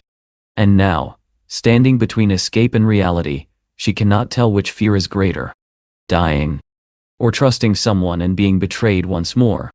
Sharon asks what she means, but the girl immediately tells her to stop pretending. Everyone at school already knows the truth, so why is she lying? Sharon insists that she and Charlie are nothing more than acquaintances who attend the same school. She admits she does not have many friends, and has never even considered having a romantic relationship with anyone. But the girl simply says that Sharon disgusts her. Sharon does not understand what is happening. The girl, however, is furious. She accuses Sharon of knowing very well that she liked Charlie, yet still refusing to stay away from him. According to her, Sharon always acts like a graceful and untouchable lady, but in reality she only craves Charlie's attention. Confused, Sharon asks what is wrong with her. They are best friends, aren't they? The girl immediately shuts her down. They were never friends. That so-called friendship should have ended a long time ago. She asks Sharon if she truly believes she approached her because she wanted to be friends. The truth is much uglier. She admits she only approached Sharon because she had lost a bet. When she discovered that Sharon came from a wealthy family and could give her expensive things, she simply continued the charade for years. Years of fake friendship. Show. In reality, she has always hated Sharon. Sharon is richer than her, performs better in school, and is prettier as well. Ever since they entered college, Sharon has even become more popular than her. Sharon grows increasingly frightened. She asks what is wrong with her friend and begs her to calm down. But the girl only grows more unhinged. She asks Sharon who she thinks has been spreading all those rumors about her. It was her. Sharon begins to cry. The girl trembles with rage, saying she wants to destroy Sharon with her own hands. Then she asks a chilling question. Why doesn't Sharon just die? If Sharon died, then Charlie would surely fall in love with her. Suddenly, she grabs Sharon by the shoulders, stares straight into her eyes, and asks if she will grant her wish. Sharon desperately begs her to stop. But instead the girl pushes her. Sharon is thrown off the cliff. As she falls, Sharon screams the name of the person who pushed her, but it is already too late. She plummets into the darkness below. The next chapter of her life begins that very night. It becomes the most helpless night Sharon has ever experienced. Compared to this moment, even the hardships of her childhood seem insignificant. Physically, the pain she endured that night is something she will never forget. But the real damage is emotional. The final soft corner of her heart shatters completely. The person she trusted the most betrayed her in the cruelest way imaginable. Fortunately, a group of hunters happens to pass by and discovers her injured body. By sheer luck, she survives.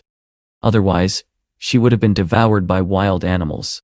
From that day forward, Sharon can never trust anyone again. No one except herself. Howard calls out to her, pulling her out of her memories. The woman has clearly been trapped in denial for a long time. She wakes from the flashback, and the protagonist tells her to push those thoughts away. She needs to move forward with her life. Sharon slowly stands up, maintaining a proud posture. Then she tells Howard to remove his mask. She says she already knows he is a hypocrite. Confused, Howard asks what she is talking about.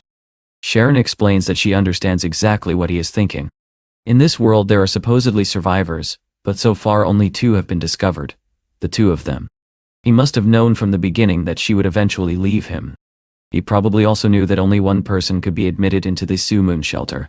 Her skills and knowledge would obviously be useful to him, so he came up with an excuse to keep her around. Howard is completely baffled. He asks what nonsense she is talking about and says she is clearly imagining things. But Sharon refuses to listen. She walks toward the exit of the room, laughing bitterly. In her eyes, no one in this world could possibly be so altruistic. There must always be a hidden motive. She declares that she will take the energy core with her. From now on, she will work on her own launch platform, while Howard can stay behind and deal with his plants. Howard immediately shouts at her not to touch it. But she ignores him. Suddenly, an alarm blares throughout the shelter. An unauthorized breach of the energy core has been detected. The security system is activating.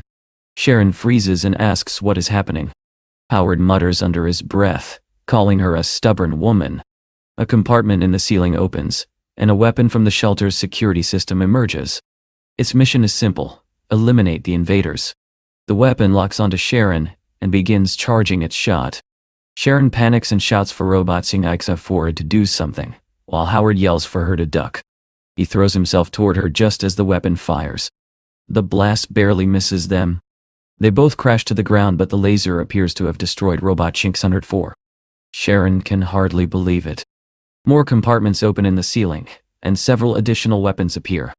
Every single one of them locks onto the 2 intruders and begins charging. Howard grabs Sharon's arm and drags her forward, shouting for her to run. She asks what is going on, but he tells her there is no time for explanations. If she does not run now, she will die. Energy blasts streak past them as they sprint through the corridor. The protagonist then shouts to Robot 2003 to hurry and activate counterattack mode. The small robot immediately raises the weapon in its hand and fires. Boom. Boom. One of the defense weapons explodes. Robot 2003 continues firing, destroying the automated guns one after another. However, as they run down the corridor, Howard suddenly notices something approaching them from the far end. His eyes widen. It is a combat robot, far stronger than anything he has seen before. The machine arrives while firing a storm of bullets, as if it has machine guns mounted on both arms. Sharon and Howard are forced to press themselves against the wall to avoid being shredded. The robot continues firing until its magazines are empty. Hot smoke rises from its hands as it begins walking slowly toward them. Its sensors scan the environment and detect that the intruders are still alive. Howard knows he has to act now. He clenches his fists. At the same time, he signals to Robot 2003, indicating that they must work together. As soon as the combat robot gets close enough, Howard suddenly leaps forward and punches its head with all the strength provided by his exoskeleton. The robot stumbles, but manages to maintain its balance. A glowing energy saber projects from its right arm. Howard refuses to give it the chance to attack. Using his metal gloves, he grabs the robot's arm, spins his body and throws the machine across the corridor. He shouts for 2003 to attack. The small robot charges its most powerful shot and fires. The blast strikes the combat robot and detonates violently. Its head flies off and rolls across the floor. For a moment it seems they have won. Sharon asks Howard if he is alright. He is breathing heavily, but before he can respond he suddenly notices something disturbing. He tells Sharon to hide immediately. The battle is not over. The robot's severed head begins moving strangely. Then small mechanical creatures begin crawling out from inside it. They look like insects. Deadly robotic insects. Sharon asks what those things are, but at that exact moment, one of them lands on Robot 2003. The insect emits a faint beeping sound. Then it explodes. The blast sends Robot 2003 flying several meters away. Fortunately, the robot quickly reports that it is still operational. Howard turns and sees dozens of the robotic insects swarming toward him. He raises his arm like a weapon and shouts for them to stay back. Then he releases a powerful blast of flames. The insects explode one after another in the raging fire. Howard tells Sharon to grab Robot 2003 and escape. He will hold the swarm off as long as he can. She hesitates, worried about him. But he orders her to stop arguing and leave immediately. Reluctantly, Sharon picks up Robot 2003 and runs toward the exit, promising she will wait for him outside. Meanwhile, Howard continues burning the insects with his flames. There are still countless enemies swarming toward him. Debris cuts his face. Another piece slices his leg. His metal gloves grow dangerously hot from the intense heat. But he refuses to stop. Outside the shelter, Sharon activates the emergency protection system. All exits begin closing as the massive gate slowly lowers. She waits anxiously. But Howard does not appear. The gate continues descending. Finally, Howard bursts into view and sprints toward the exit. The gate is already halfway closed. There is barely enough space left to slip through. His flames have burned out, leaving him with no choice but to run as fast as possible. Behind him, the robotic insects close in. Sharon shouts that the gate will shut completely at any moment. Howard grabs a grenade. It is his last chance. He presses the activation button, leaps forward, and throws the grenade behind him. The explosion erupts just as the swarm reaches him. The blast propels Howard forward with tremendous force, barely allowing him to slide through the narrow gap before the gate slams shut completely. He collapses onto the ground inside the shelter. Sharon screams his name. Howard lies there in agony after surviving yet another point-blank explosion. He wonders if this is the end. He tried his best, yet he has only survived 2 months in this brutal game. But the real objective is to survive for 180 days. If he dies now, he will receive no reward. Sharon tears a piece from her dress and presses it against his wounds to stop the bleeding. She tells him to stay conscious while she finds a way to help him. Suddenly, Howard remembers something IA-63 once told him. He must do everything possible to keep the NPC alive.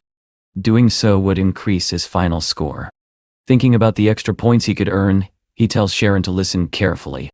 Not long ago, he discovered something extremely valuable, though it is incomplete. Fortunately, he also found the design plans. Sharon begs him to stop talking and focus on surviving. But Howard continues. What he found is a machine capable of transferring a creature's body into an energy core. This is crucial because no one can survive in this world without an energy core. Tears begin streaming down Sharon's face. She shouts that now is not the time for this conversation. Once he recovers, they can hunt a beast and use its body. Howard grabs her arm. He quietly tells her that it is already too late for him. But she still has a chance. He asks her to build the machine and transfer his body into the energy core.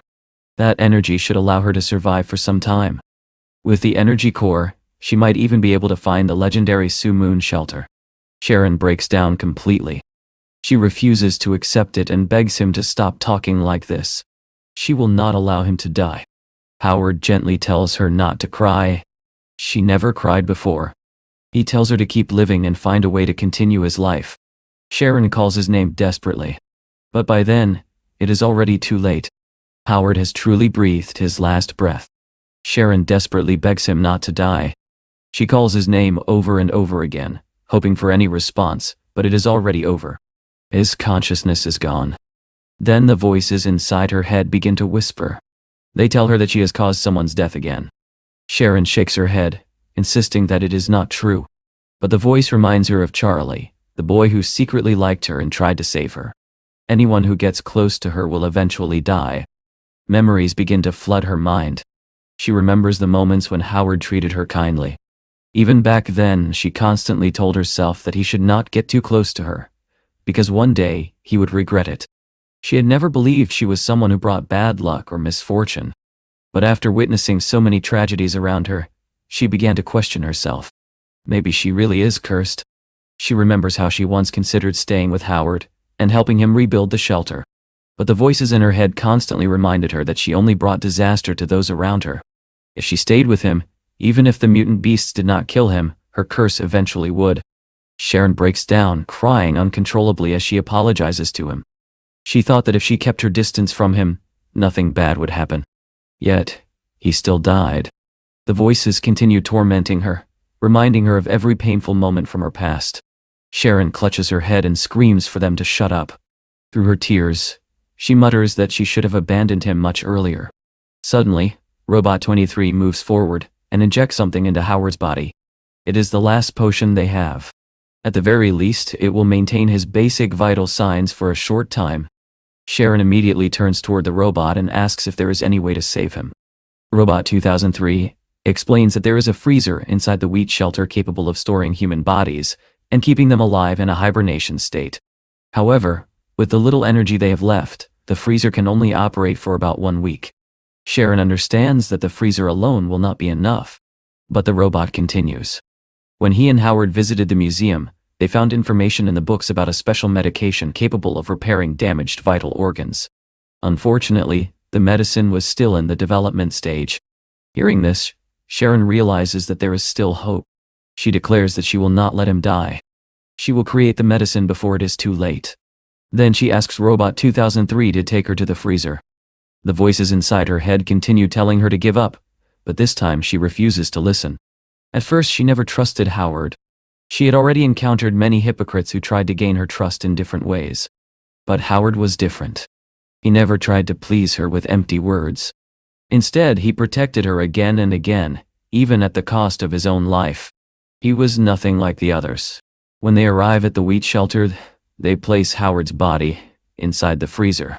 Sharon does not know whether this plan will work, but Robot 2003 reminds her that time is running out.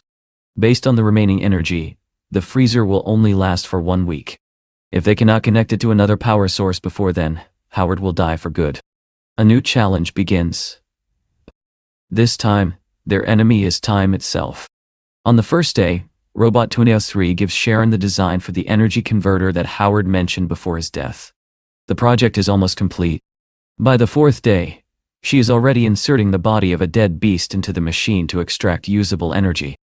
On the 6th day, with only a few hours left before the freezer runs out of power, Sharon finally succeeds. She feeds another beast body into the converter and generates enough energy to connect the freezer to a new power source. Howard's body can now remain preserved. But that still does not bring him back. She still needs the advanced medicine mentioned by Robot 2003. 10 days after the protagonist's death, Sharon discovers new information about potion creation in the museum records. The main ingredient is a rare plant that once grew around the shelter. Unfortunately, environmental destruction has wiped out nearly all traces of it. 20 days after Howard's death, Sharon prepares to embark on a long journey in search of this plant. At the same time, she continues attempting to contact the so-called Su Moon shelter. Deep down, however, she knows it is probably nonsense. A shelter on the moon sounds completely absurd. She cannot help feeling foolish. Perhaps she should have listened to Howard. 50 days after his death, Sharon returns to the land where Howard had been restoring the soil. To her surprise, The area has transformed into a green oasis. The environment has improved dramatically. Even animals have begun returning. For a moment, she wonders if this place truly belongs to the same dying world. Then she discovers something extraordinary. Among the vegetation is a plant that looks almost identical to the one described in the potion manuals. After checking the book, she confirms that it is indeed the plant required for the medicine. Overwhelmed with emotion, she realizes that Howard was right. This world still has a chance to recover. By the 90th day, Sharon has devoted all her time to developing the potion. Despite countless difficulties, she refuses to give up. On the 120th day, she finally succeeds. The potion is injected into Howard's body. Even though the voices inside her head still whisper endlessly, she ignores them. She quietly tells Howard that people in the past always said she was cursed. Everyone who came close to her eventually disappeared from her life. She speaks about Yumi, the girl she once considered her best friend, and how that betrayal destroyed her trust in others. After that, she began believing that all human relationships were based on benefits and selfish interests. But Howard was different. She avoided getting close to him because she truly believed she was cursed. Now, however, she can finally say with certainty that she is not. Although the two of them never got along particularly well, she hopes that when he wakes up they can start over from the beginning. She gently asks him to wake up. Then she leans forward and softly kisses his face. At that exact moment, we see Howard from a completely different place. He is watching everything from the game's lobby. After returning from the game world, his consciousness had been transported back to the lobby, where he suddenly woke up. Aya 63 greets him and casually asks if he is irritated because he did not sleep with any girls during this round. Howard does not respond. In reality, his body in the real world is probably lying in an intensive care unit. He believed that if he won the game and received the rewards, he could solve his problems. But now it seems too late. Still, he must find a way to overcome this crisis. His parents are already carrying a heavy burden, and he cannot imagine how devastated they would be if they lost him. He takes a deep breath, and wonders whether it even matters if he survives without the game's rewards. Without them, he cannot seek revenge. He cannot even help Sabrina. Compared to the mutant beasts he fought in the game, the real monsters exist in the real world. The difference is that these monsters hurt the weak not for survival, but simply for pleasure. That thought fills him with anger. He needs to survive. He must keep fighting. Life in the real world has always been difficult, and he has swallowed that pain for a long time. But when he played the game for the first time, he made a promise to himself. He would never give up again. After everything he experienced, he also learned a great deal from the game. Howard turns to IA-63 and tells her to close his account. She agrees. He assumes there will not be much he can gain from this run. Perhaps he can use the credits from his first game to buy something that will help his body recover faster. But suddenly, the AI congratulates him. According to the system, he successfully survived 180 days in the Apocalyptic Beast Invasion Challenge. Howard is stunned. How could that be possible? He died during the first month. Then the system shows him everything that happened afterward. Sharon placing his body in the freezer, searching for the rare plant, creating the potion, and finally kissing his forehead. Only then does he understand. Thanks to Sharon, he truly survived a full 180 days. He won the challenge. At that moment, Howard suddenly wakes up again. This time he is lying in a hospital bed in the real world. He clearly remembers the moment when Josh Tai stabbed him before he lost consciousness and entered the dreamlike game world. Yet somehow his wounds have already healed. Could it really be because of the game? Even more strangely, only one night has passed in the real world. Then another thought strikes him.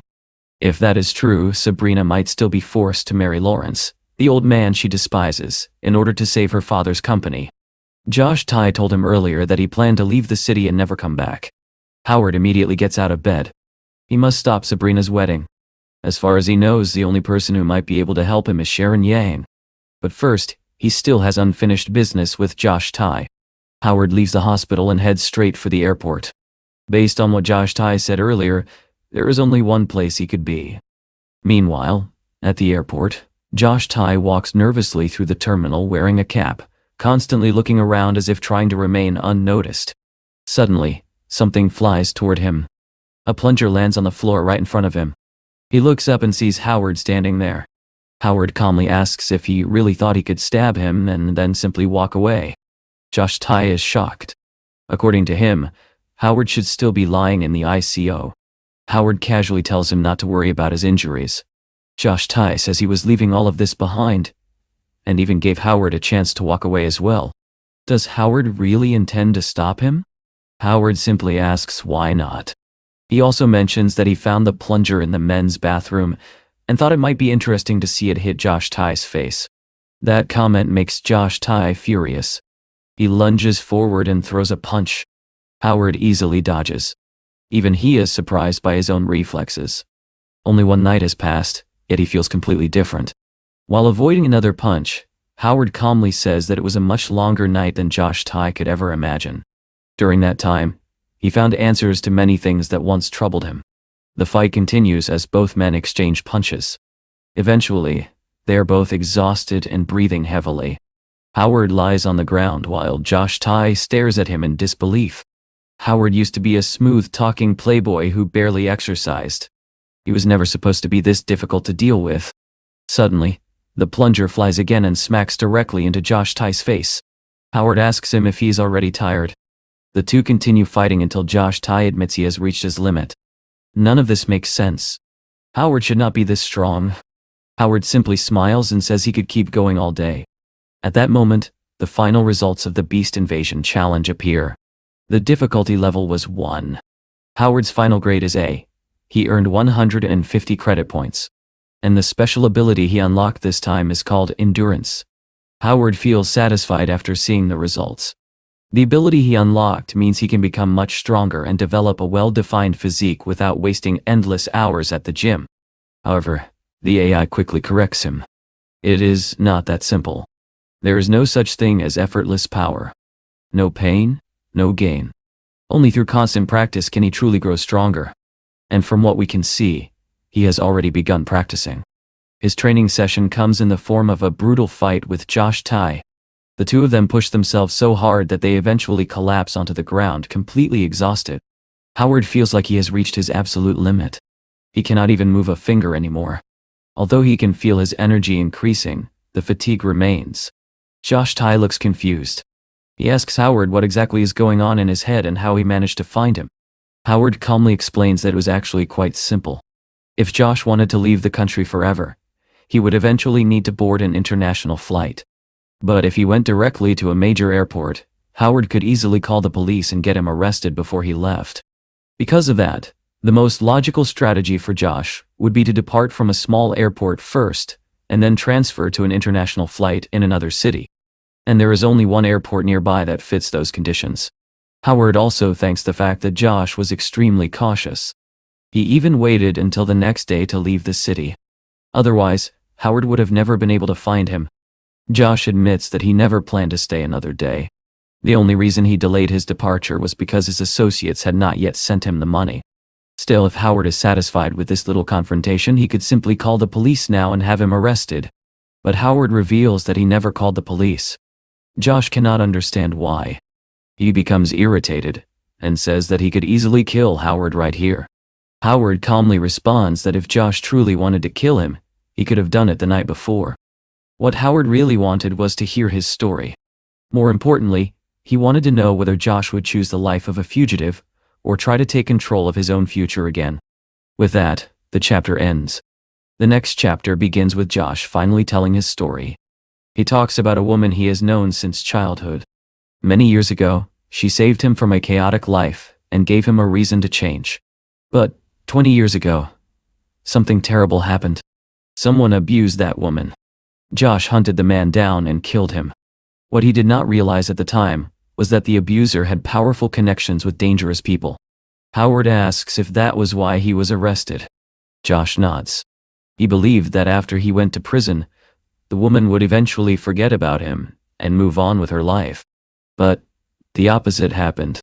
She continued visiting him and waiting for him until the very end. After Josh was finally released from prison, Lawrence's henchmen approached him and tried to recruit him.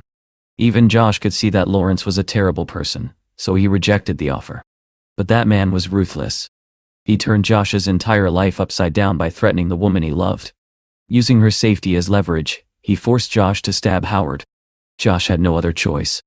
Howard quietly tells him that he will settle the score with Lawrence's henchman when the time is right. Then he reveals something unexpected. Josh is the chef he has already decided to hire for the restaurant he plans to open. That is exactly why he cannot allow him to disappear. Josh asks what Howard expects him to do if Howard really intends to confront Lawrence's people.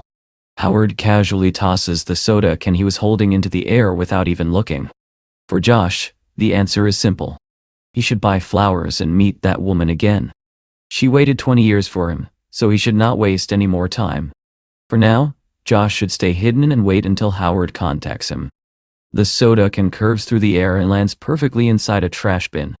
Josh looks at him in disbelief and asks what Howard himself plans to do.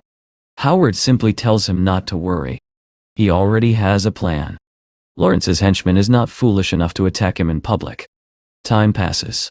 On a bright, peaceful day, Howard sits alone on a park bench.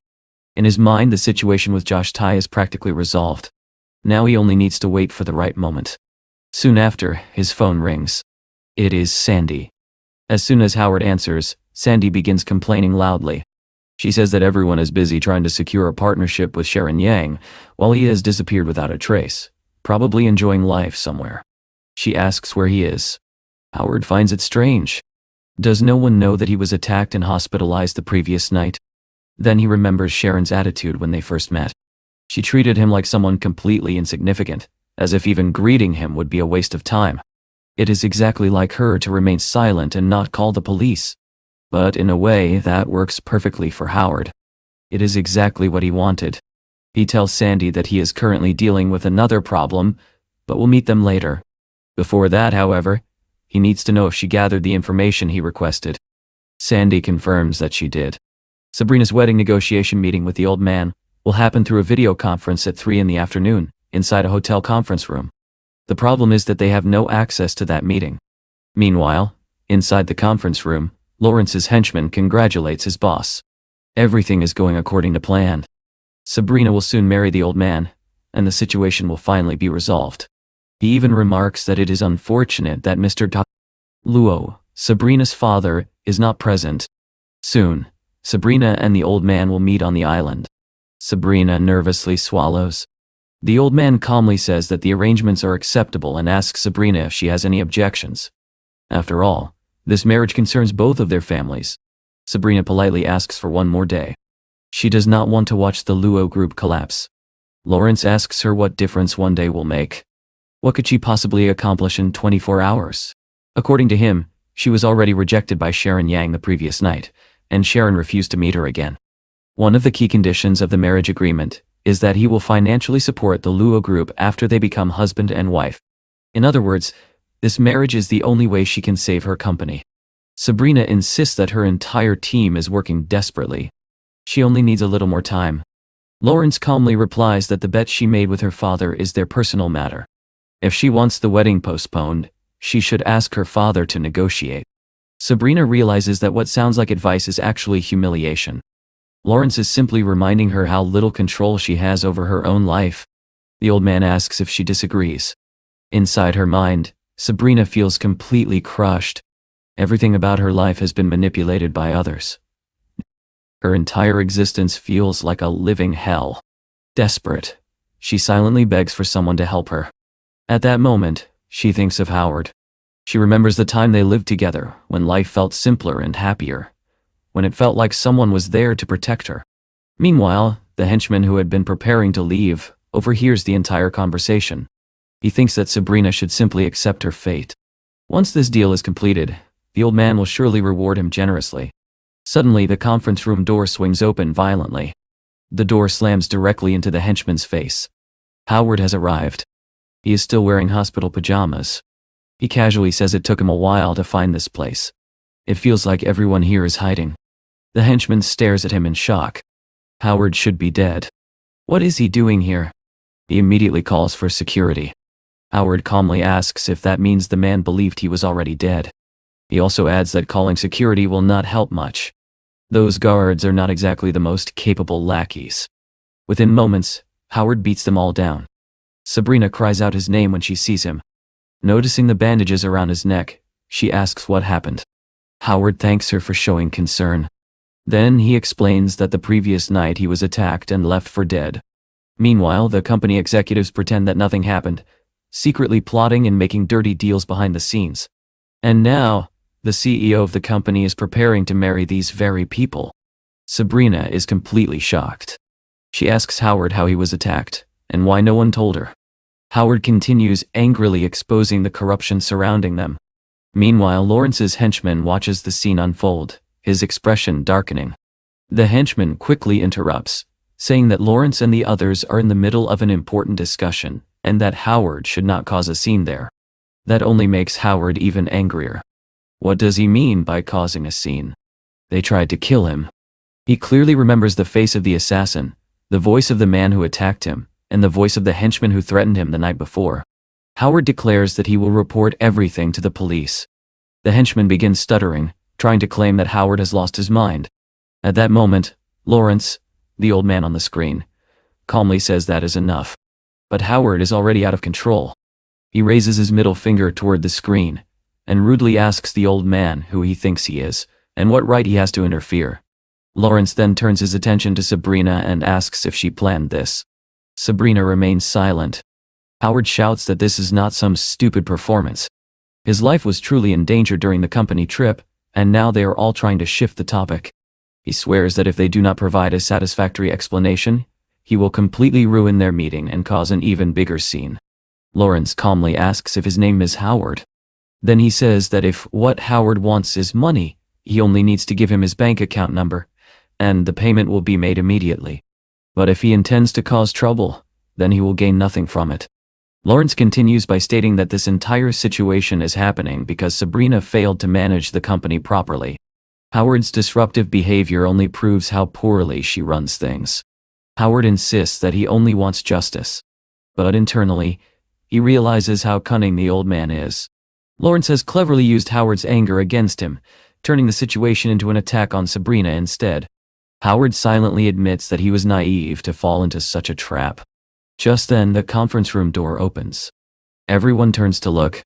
Standing at the entrance is Sharon Yang. She calmly says that she would like to speak with Sabrina. Howard is surprised to see her there and wonders why she came. Sharon walks forward, greets Sabrina politely, and explains that she reconsidered the project proposal Sabrina presented earlier. After thinking it over, she believes cooperation between their companies could produce good results. She suggests having a more detailed discussion about it. Then she casually asks whether Sabrina would prefer to resolve the confusion happening in the room first, or talk about business. Howard quickly interrupts, saying that if Sabrina's company collapses, she will lose the work of an entire lifetime. Therefore, the marriage discussion can wait. Sharon nods slightly, saying she understands. She then invites Sabrina to step outside with her, explaining that this conversation should only involve people who are actually making decisions. They can continue somewhere quieter. Sabrina seems stunned and does not know what to say. Howard continues pretending to be furious in front of everyone. Sharon turns and begins walking toward the door, calling Sabrina to follow her. Sabrina quickly asks her to wait for a moment. Then she turns toward Lawrence and says that the marriage plan has not been finalized yet. She will inform her father about the situation and apologizes for wasting his valuable time. Lawrence does not reply. He simply ends the video call. Sabrina then leaves the conference room. As she passes Howard, she quietly thanks him. Howard watches as Sabrina walks away with Sharon. But just before leaving, Sharon suddenly stops at the door. She turns back, looks at Howard, and gives him a small wink. Howard is completely confused by the gesture. The henchman also leaves, angrily telling Howard to wait and see what happens next.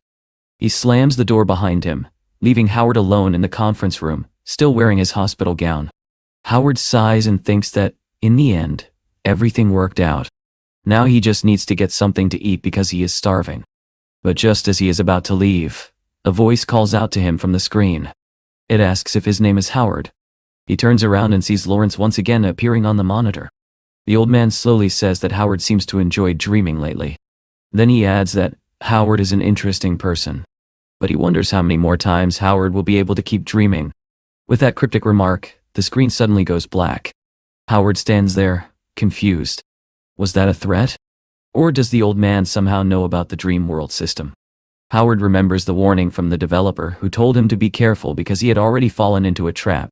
She once said that the game developers seemed strangely interested in watching the players' lives fall apart. Thinking about all of this gives him a headache. For now, however, there is nothing he can do about it.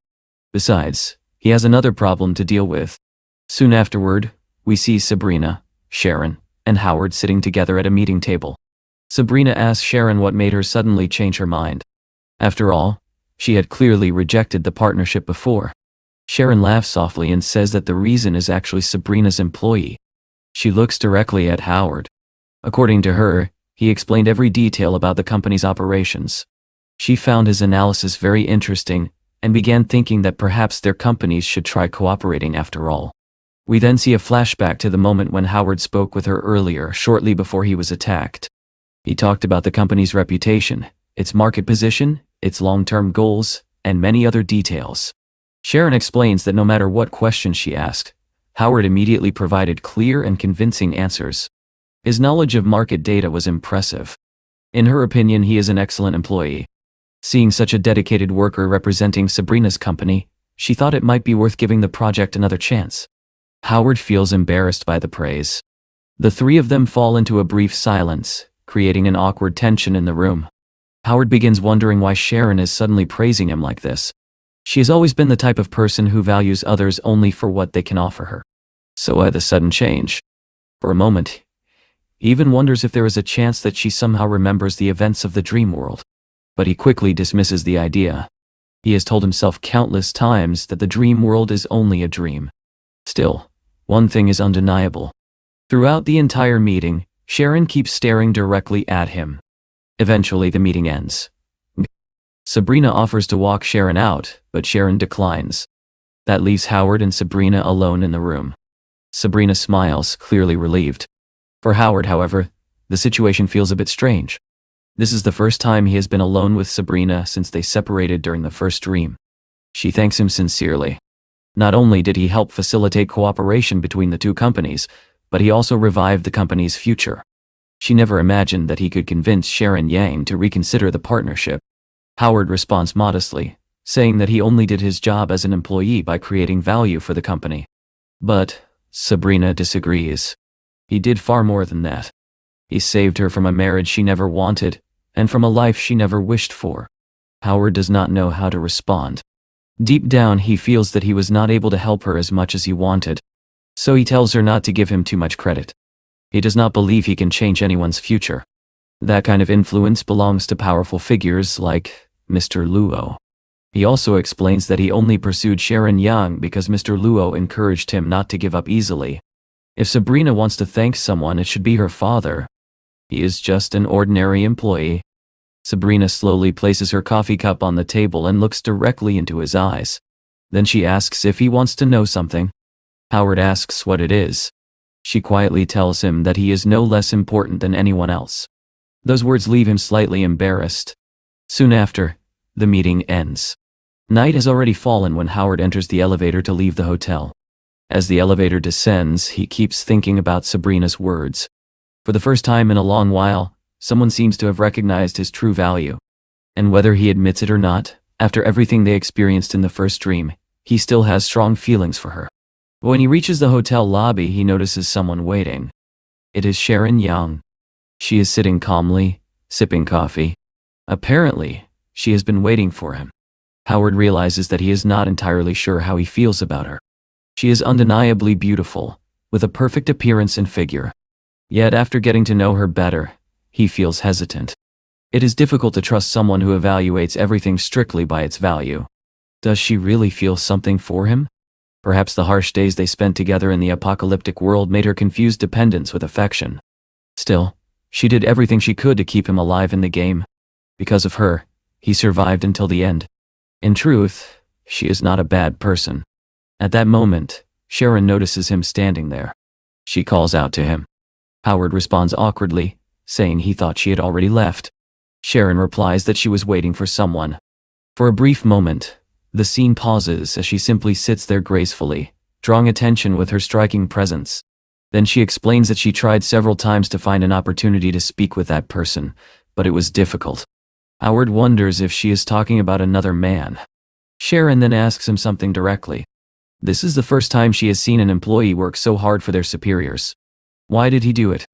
Howard answers honestly. He simply did not want to lose his job. Mr. Luo is a good director, and if a capable leader is replaced, it would affect the entire team's work. And that is why he tried so hard. Sharon bluntly asks Howard why he does not come work for her instead. After all, her company also has capable leaders. As she speaks, she slowly crosses her legs and casually tells him to think about it. Howard visibly flinches. In his mind, he immediately suspects this might be another one of her tricks. He reminds himself that he cannot allow her charm to influence him. Thanking her politely for the offer, he explains that he still has several projects he wants to complete at Great Glory Corporation and has no plans to change jobs anytime soon. Sharon does not give up so easily. She asks him how much Great Glory pays him. Whatever the number is, she will double it. At his current company, he is only an assistant manager, but if he joins her company, she can make him a general manager. Howard thanks her again and says that perhaps he will consider it in the future. However, he has just received a promotion at Great Glory. If he suddenly leaves now, it would seem very strange. Sharon nods calmly and says that if he insists, she will not push him further. But if he ever changes his mind, he should contact her. Then she asks him to give her his phone number. Howard sighs internally, realizing that he has already fallen into her trap. They exchange contact information, and afterward, Howard heads home. Sharon remains sitting there for a while, thinking to herself that sooner or later he will end up on her side. Her thoughts drift back to the lonely and desolate dream world. During those days in the ruined shelter, there was not a single moment when she did not wait for him to wake up, look at her, and speak to her. For more than 100 days she stayed there, always close to him. When she ate, she sat beside him. When she slept, she stayed nearby. She hated the feeling of being alone. Now he was finally awake. Now he could look at her and talk to her again. And that made her truly happy. The story then shifts to a lively street located behind the company building. The place is famous for its food trucks and cheap but delicious meals. Recently, rumors have been spreading about a new noodle stand that serves incredible food. The stall is always crowded with customers lining up to eat. When we arrive there, the street is indeed packed with vendors and hungry customers. Right in the middle of the busy lane stands a noodle stall with a rather unusual name, 2003 Noodles. Despite the strange name, the food is excellent, and the stall is constantly surrounded by customers. Behind the counter we see Josh Tai busily preparing bowls of noodles for the growing crowd, while right beside him stands Howard. Howard has finally taken the first step toward realizing his dream of opening his own business. However, things are not easy. He's currently juggling 2 jobs. During the day, he still works at Great Glory Corporation, and at night, he helps run the noodle stand. He decided to do this because he believes it would take years to pay off his family's debts if he focused on only one source of income. Josh Tai's situation is not much better. The woman he loves is seriously ill and requires an expensive imported medicine. As an ex-convict, finding stable work is extremely difficult for him. Even construction companies refuse to hire him, saying he is too old. The money Lawrence's henchmen gave him for attempting to assassinate Howard was nowhere near enough to solve his problems. Instead, Josh combined that money with his own savings to rent the food stall. It is a small business, but it is already producing a decent profit. At one point, several online streamer girls approach Howard and ask if he plans to resume doing live streams with them. Howard shakes his head. Because of his brother Seven's character, their account already received a strike. It would not be wise to continue producing that type of content. The girls look disappointed. The truth is that Howard never enjoyed being an entertainer. Forcing himself to act in ways that attract viewers was exhausting. Now he has discovered something he is actually good at: cooking. People genuinely love the noodles they serve at the stall. Even Howard himself did not expect the business to grow this quickly. For the first time, he feels that he might finally relieve the heavy burden his parents have carried for so long. But just as things seem to be going smoothly, someone suddenly shouts. A customer angrily claims that there is a fly in his noodles. Everyone turns toward the commotion. The man demands to know who owns the stand. Howard immediately steps forward and says that he is responsible. The customer loudly accuses them of running a filthy establishment. How could they serve food with flies in it? Howard sincerely apologizes and offers to replace the bowl for free. In fact, he promises that the next bowl will also be free. But the man refuses to calm down. He claims that if he becomes sick from eating their food, he might suffer psychological trauma and Howard will have to compensate him. Then another customer stands up and says that the last time he ate there, he had diarrhea. Who knows what kind of ingredients they are using in those noodles? Howard quickly realizes what is happening. These men are trying to sabotage his business. The surrounding customers begin whispering among themselves. Could something actually be wrong with the food? The first man points at the long line of customers and says that perhaps the stall is secretly adding something suspicious to make people addicted. The second man agrees and claims that must be the reason the stand is so popular. Suddenly, a hand slams loudly onto the table. It is Josh Tai. He angrily declares that they are talking nonsense. He is an honest worker and would never do such a thing. However, some customers begin leaving anyway, deciding it is safer not to eat there. For Howard, this is the last thing he needs. Despite working hard and honestly, life always seems to throw obstacles in his path. Just then, a girl's voice suddenly rings out. She loudly states that the customer himself put the fly in the noodles. Everyone turns to see who spoke. The man angrily demands to know who she is and why she is spreading such nonsense. Is she accusing them of lying? The girl calmly holds up her phone. She says she recorded the exact moment when he dropped the fly into the bowl. If he wants, she can play the video right now. A crowd quickly gathers around to watch. The girl then adds something else. Are those two men not the owners of nearby noodle stalls? The two troublemakers freeze. Their faces turn pale as they realize they have been exposed. Now everyone understands what happened. The 2003 noodles stand had become so successful that competitors were trying to sabotage it. Realizing their plan has failed, the two men immediately run away. Josh Tai grabs a wooden stick and chases after them, determined to make them pay for the trouble. Meanwhile, Howard approaches the mysterious girl to thank her for helping them. She remains strangely silent. Howard tells her that as a token of gratitude she can eat as many bowls of noodles as she wants for free from now on. The girl simply replies that she only said what she wanted to say and did what she wanted to do. Several hours pass. The busy rush has ended, and most of the customers have gone home. Josh quietly points out something to Howard. The mysterious girl is still sitting there. She has not moved the entire time. Worse yet, she has been staring at Howard continuously. Josh suddenly widens his eyes, as if a terrible thought has occurred to him. He grabs Howard and whispers that he absolutely cannot get involved with an underage girl. That kind of trouble would completely ruin his life. Howard immediately protests. What kind of person does Josh think he is? He has no interest in young girls. Just then the girl stands up. She slowly walks toward them and stops directly in front of them. Without saying a word, she removes her hood and reveals her face. To their surprise, she is indeed a very young girl, and she looks upset. Howard stares at her in shock. Then he asks what she is doing there. The girl walks closer and grabs Howard by the apron.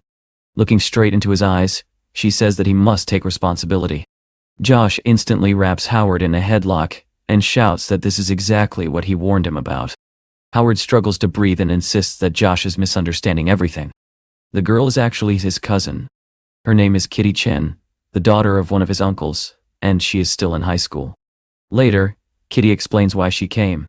She ran away from home because she hates her father. Howard finds this strange because he actually likes that uncle very much. When Howard's family was going through a difficult time, that uncle was one of the few relatives who offered them help. But Kitty is furious. According to her, her father has a mistress and is cheating on her mother. Howard is shocked at first, but then he remembers that Kitty's parents divorced years ago. In that case, it is not strange for her father to start a new relationship. There is no reason to treat it like a betrayal. Kitty stubbornly declares that she will not go home until her father breaks up with that woman. Howard sighs and asks where she plans to stay if she refuses to go home. Kitty answers as if it is the most obvious thing in the world. She will stay at his house. The chapter ends there. The next chapter begins with a chaotic scene. Howard desperately tells Kitty that he cannot hold it any longer. Kitty, blushing slightly, tells him not to do it. Howard is struggling with all his strength to hold something in. Finally, she shouts for him not to come in. The situation turns out to be far less dramatic than it sounded. Howard simply needs to use the bathroom. Kitty has been occupying it for nearly 2 hours, and if she does not come out soon, he might end up relieving himself right there. 3 days have passed since Kitty moved into Howard's apartment. Since then, his life has become complete chaos. One day he was hanging clothes to dry when he suddenly realized he was holding one of Kitty's panties. At that exact moment she appeared behind him, and immediately stared at him as if he were some kind of pervert. Later, when Howard enters the room, Kitty is lying lazily on the bed playing with her phone. He asks if she is not supposed to be at school. She casually replies that she is sick. Howard asks what kind of illness she has. Kitty answers that it is a rare disease that makes people extremely lazy. It only happens twice a year, but each episode lasts 6 months. Howard nearly explodes with anger. Nevertheless, he ends up calling her school and explaining that she needs to stay home for a few days because she is sick, even though Kitty can be heard laughing loudly in the background. Later, Josh cooks lunch for everyone, but Kitty refuses to eat. She says she does not eat mushrooms or most vegetables. She also dislikes peppers and refuses to eat salad. Howard becomes even more irritated. Despite everything, he still ends up buying a happy meal for her. At night, Kitty sleeps comfortably in Howard's bed, while Howard and Josh squeeze onto the sofa. Howard keeps a cautious eye on Josh, remembering certain questionable behavior from the past. Meanwhile, Kitty snores loudly like a piglet. Howard thanks heaven that her father plans to pick her up the next day. If she stays any longer, he might completely lose his mind. The next morning, however, something unexpected happens. Howard finds a note. It is a letter from Kitty saying that she has left, and that he should not look for her. Earlier that morning, Howard had spoken with her father on the phone. The man thanked him for taking care of Kitty and promised to pick her up that night. Now Howard feels worried. He immediately goes outside to search for her. But the moment he steps out of the apartment building, he sees a small girl standing there. The little girl standing outside is holding a kitten keychain. Howard immediately recognizes it. It looks exactly like the keychain Kitty had attached to her backpack. He quickly asks the girl where she got it. The girl replies that a nice lady with a ponytail gave it to her. After that, the lady got into the elevator and left. At that moment, Howard and Josh realize something. Kitty has really disappeared. The two of them immediately split up to search for her. They check her school, nearby internet cafes, parks, and every place they can think of. But they cannot find her anywhere. Kitty's house is also located in the same city, though it takes about 2 hours to drive there from Howard's apartment. Still, no matter where they search, there is no sign of her. An entire day passes with no results. Eventually, Howard has no choice but to call his uncle and inform him that Kitty has gone missing. Josh suggests that maybe they should start putting up posters with her photo, asking people if they have seen her. But Howard shakes his head. That would only make things worse. For now, the best thing they can do is go back home. When they arrive at the apartment, they suddenly hear cheerful laughter coming from Howard's room. When they open the door, they see something unbelievable. Kitty is sitting there comfortably, playing with her phone as if nothing happened. At that moment, she finally notices Howard and Josh standing behind her. She jumps in surprise. Josh stares at her in disbelief and asks if she has been there the whole time. They spent the entire day running around the city searching for her, believing she had run away. Kitty looks nervous and asks what they mean by running away. She only went out to buy a snack. Howard, however, is furious. He explains exactly what she did. First, she wrote a note to deliberately make them believe she had run away. Then she gave that little girl the keychain and convinced her to lie. Adults tend to believe children instinctively, so of course they fell for the story.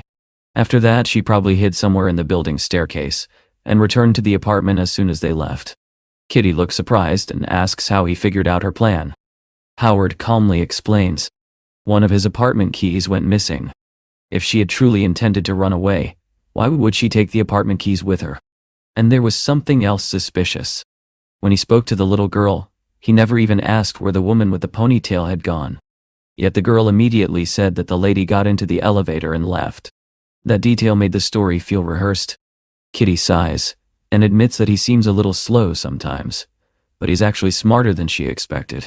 Howard then asks why she went through all this trouble. For a moment, Kitty remains silent. Finally, she speaks. She says that he must have found her annoying and was probably eager to send her back home. But the truth is that she really does not want to go home. Her father now goes straight from work to the house of another woman. He barely spends any time with her anymore. In the past, he occasionally talked with her and spent time together, but now he hardly even looks at her. As she says this, Howard begins to understand. This is not really about running away. She simply wants attention. Like many teenagers, she feels as if the love her father once gave her has been taken away by a stranger. Kitty begins crying in front of them. Howard slowly walks over to her and gently places his hand on her head. He pauses for a moment, takes a deep breath, and then speaks calmly. He says that he is not in a position to judge her father's private life. Still, he feels sorry that she has to go through this. But whenever she feels upset or lonely, she can come to his house. His home is her home as well. The only thing he asks is that she never runs away like that again. Kitty wipes her tears, smiles slightly, and promises that she will not. Sometime later, the story shifts back to the Great Glory Company building. Howard is sitting at his desk, thinking about something. Sharon Yang added him on WhatsApp, yet she has never actually spoken to him there. Most of the time, Howard communicates with her assistant about the partnership between their companies. The project itself is progressing smoothly. But Sharon herself remains strange. Sometimes she appears warm and enthusiastic. Other times, she becomes distant and cold. She's an extremely unpredictable woman. Still, what matters most is that the noodle stand, 2003 Noodles, is thriving. Customers keep arriving in large numbers.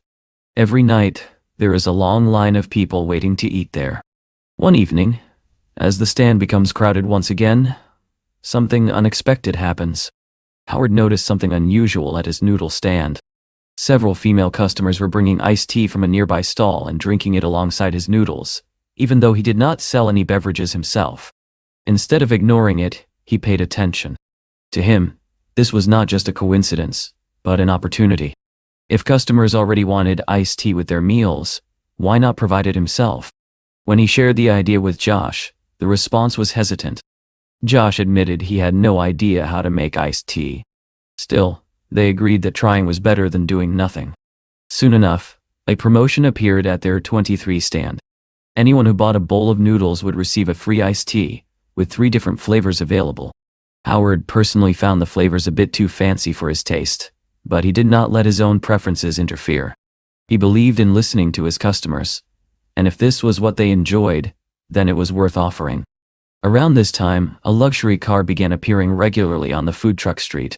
It always drew attention not just because of its sleek design, but because it clearly belonged to someone wealthy. Josh pointed out that it had already stopped by their stand 3 times that week, each time ordering noodles. Curious, Howard approached the car and knocked on the window. When it rolled down, he found a woman in the driver's seat. He greeted her politely and thanked her for being a repeat customer. Taking the opportunity, he mentioned their new drinks and asked if she would like to try one. However, she declined, apologizing and explaining that she was in a hurry for a meeting. Howard accepted this without issue and turned to leave, but then another voice spoke from inside the car, calm and familiar. The backseat window rolled down, revealing Sharon Yang. She smiled at him, dressed casually in beachwear, and asked if he had a drink for her. Slightly surprised, Howard handed her one. As their hands brushed, he became briefly distracted by how soft her skin felt.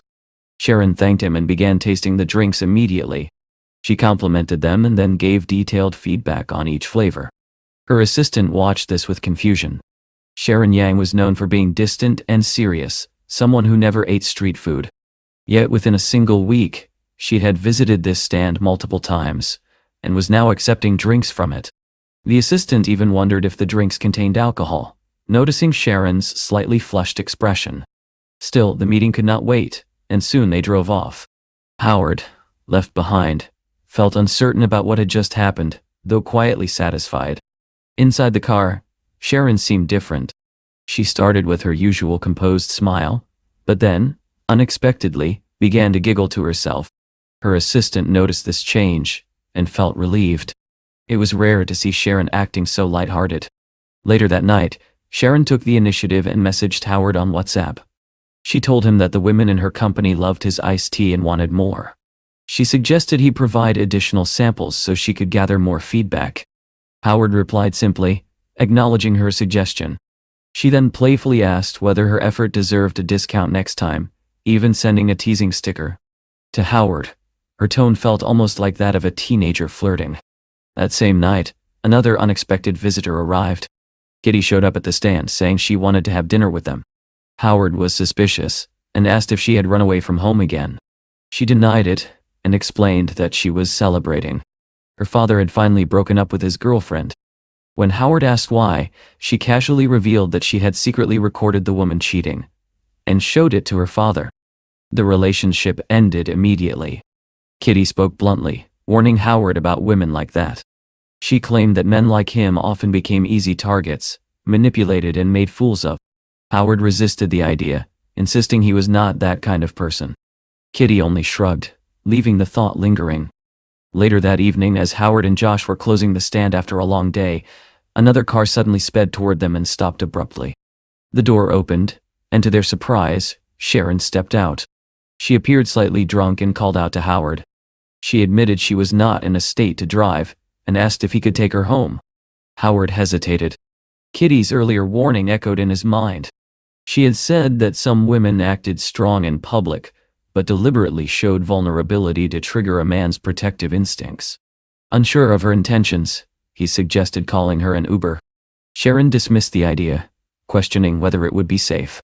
He then suggested contacting a friend, but she admitted she had business partners, not real friends. Running out of options, Howard asked if she was not afraid he might take advantage of the situation. Her reply was calm and direct.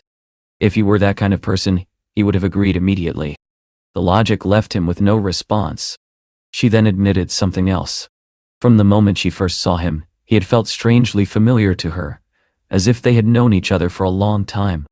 This unsettled Howard, making him wonder about deeper connections he could not fully understand. Before he could think further, she stumbled. Instinctively, he caught her before she fell. In that moment, he felt conflicted. In his memories, she had always appeared confident and untouchable, yet here she was, vulnerable and unsteady. Kitty's warning resurfaced again, but this time he chose to ignore it. Eventually, he helped her into the car.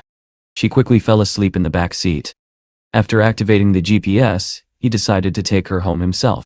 When they arrived, he found himself in front of an enormous building in one of the city's most expensive areas. Even he was impressed. Carrying her inside, he entered a luxurious apartment filled with elegant decor and expensive furnishings. He placed her gently on the couch. As she stirred, she murmured that she was thirsty. Howard immediately brought her water and told her to drink slowly. Instead, she gulped it down, choking slightly and spilling it across her clothes. Embarrassed, he rushed to find a towel. When he returned, he paused. Sharon had already begun unbuttoning her shirt, saying she wanted to take a shower because her skin felt sticky. The situation left him tense and uncertain, caught between concern, confusion, and the complicated thoughts that had been building throughout the night. Howard paused, steadying himself with a deep breath before gently covering Sharon. Once she seemed more comfortable, he allowed himself to relax and sat beside her. After a moment of silence, he asked why she had gotten so drunk. Sharon answered honestly. She had been at a business dinner, and the clients kept raising toasts. Refusing them would have ruined the atmosphere, and that was something she could not afford. Howard found that surprising. He had assumed that, as the boss, she would have more control over such situations. Sharon gave a faint, almost tired smile, and explained that those clients were extremely important. Offending them was not an option. He hesitated before asking if it was difficult to run a company like hers. She looked at him carefully, as if weighing his perception of her. In his eyes, she must have seemed like a successful young executive who had everything she wanted. But, the truth, she revealed, was far more exhausting. When the company faced a crisis, she had to remain calm. When things were going well, she still had to remain calm. There was never a moment where she could let her guard down. Trust in her world was fragile. Subordinates could betray her if offered better opportunities. Clients could turn away the moment a competitor presented a more attractive deal. As she slowly stood up, her shirt loosened, revealing more than she seemed to notice or care about. She continued speaking, describing her life as a constant walk along a narrow edge, where one mistake could send her falling into an abyss. In that emptiness, she felt she had nothing. People feared her, but no one was truly loyal. There was no safe place for her to rest. Howard listened quietly. In that moment, something became clear to him. In the dream, Sharon had always seemed distant, unable to fully trust him. Now he understood why. Her entire life was shaped by fear. Fear of betrayal, fear of isolation, fear of having to face everything alone. She suddenly apologized, saying she had been cruel to him. The words caught him off guard. He wondered if she was referring to something deeper, perhaps even what had happened between them in the dream. Before he could ask, she called his name softly. His heart began to race as she repeated it, as if trying to say something important. She reached out and placed her hand on his shoulder. Then abruptly, she said she felt like vomiting. The moment broke completely as she rushed to the bathroom, ending the tension in the most unceremonious way. Howard followed, concerned. Afterward, she was completely drained, barely able to respond. He tried to talk to her, to see if she remembered anything about the dream, but she avoided the topic, blaming her condition on drinking too much, and claiming she remembered very little. The question lingered in his mind. Were the versions of Sharon and Sabrina he met in the dream real in some way, or just fragments with no connection to reality? Time passed and the two of them were soon seen sitting together in a mall. Nearby, a sharply dressed man watched them with clear irritation. His expensive watch, polished shoes, and flawless appearance made his status obvious, but his expression betrayed his mood. Sharon then asked Howard for permission to introduce him. The man was Liu Zhang, the son of one of her company's most important clients. Without hesitation, she introduced Howard as her boyfriend. The declaration stunned him, but he managed to greet Leo politely. Leo, however, did not bother hiding his displeasure. He questioned why Sharon had never mentioned him before. Sharon responded calmly, stating that her personal relationships were her own business. Leo's frustration grew, but Sharon simply gathered her things and left with Howard, saying they already had plans.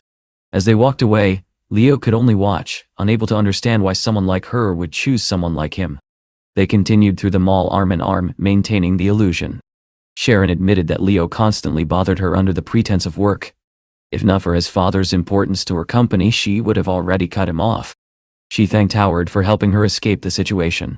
Eventually, Howard pulled his arm away, saying the act was no longer necessary. He needed to return to work. Sharon, however, asked him to stay with her for the day, even threatening to cry if he refused.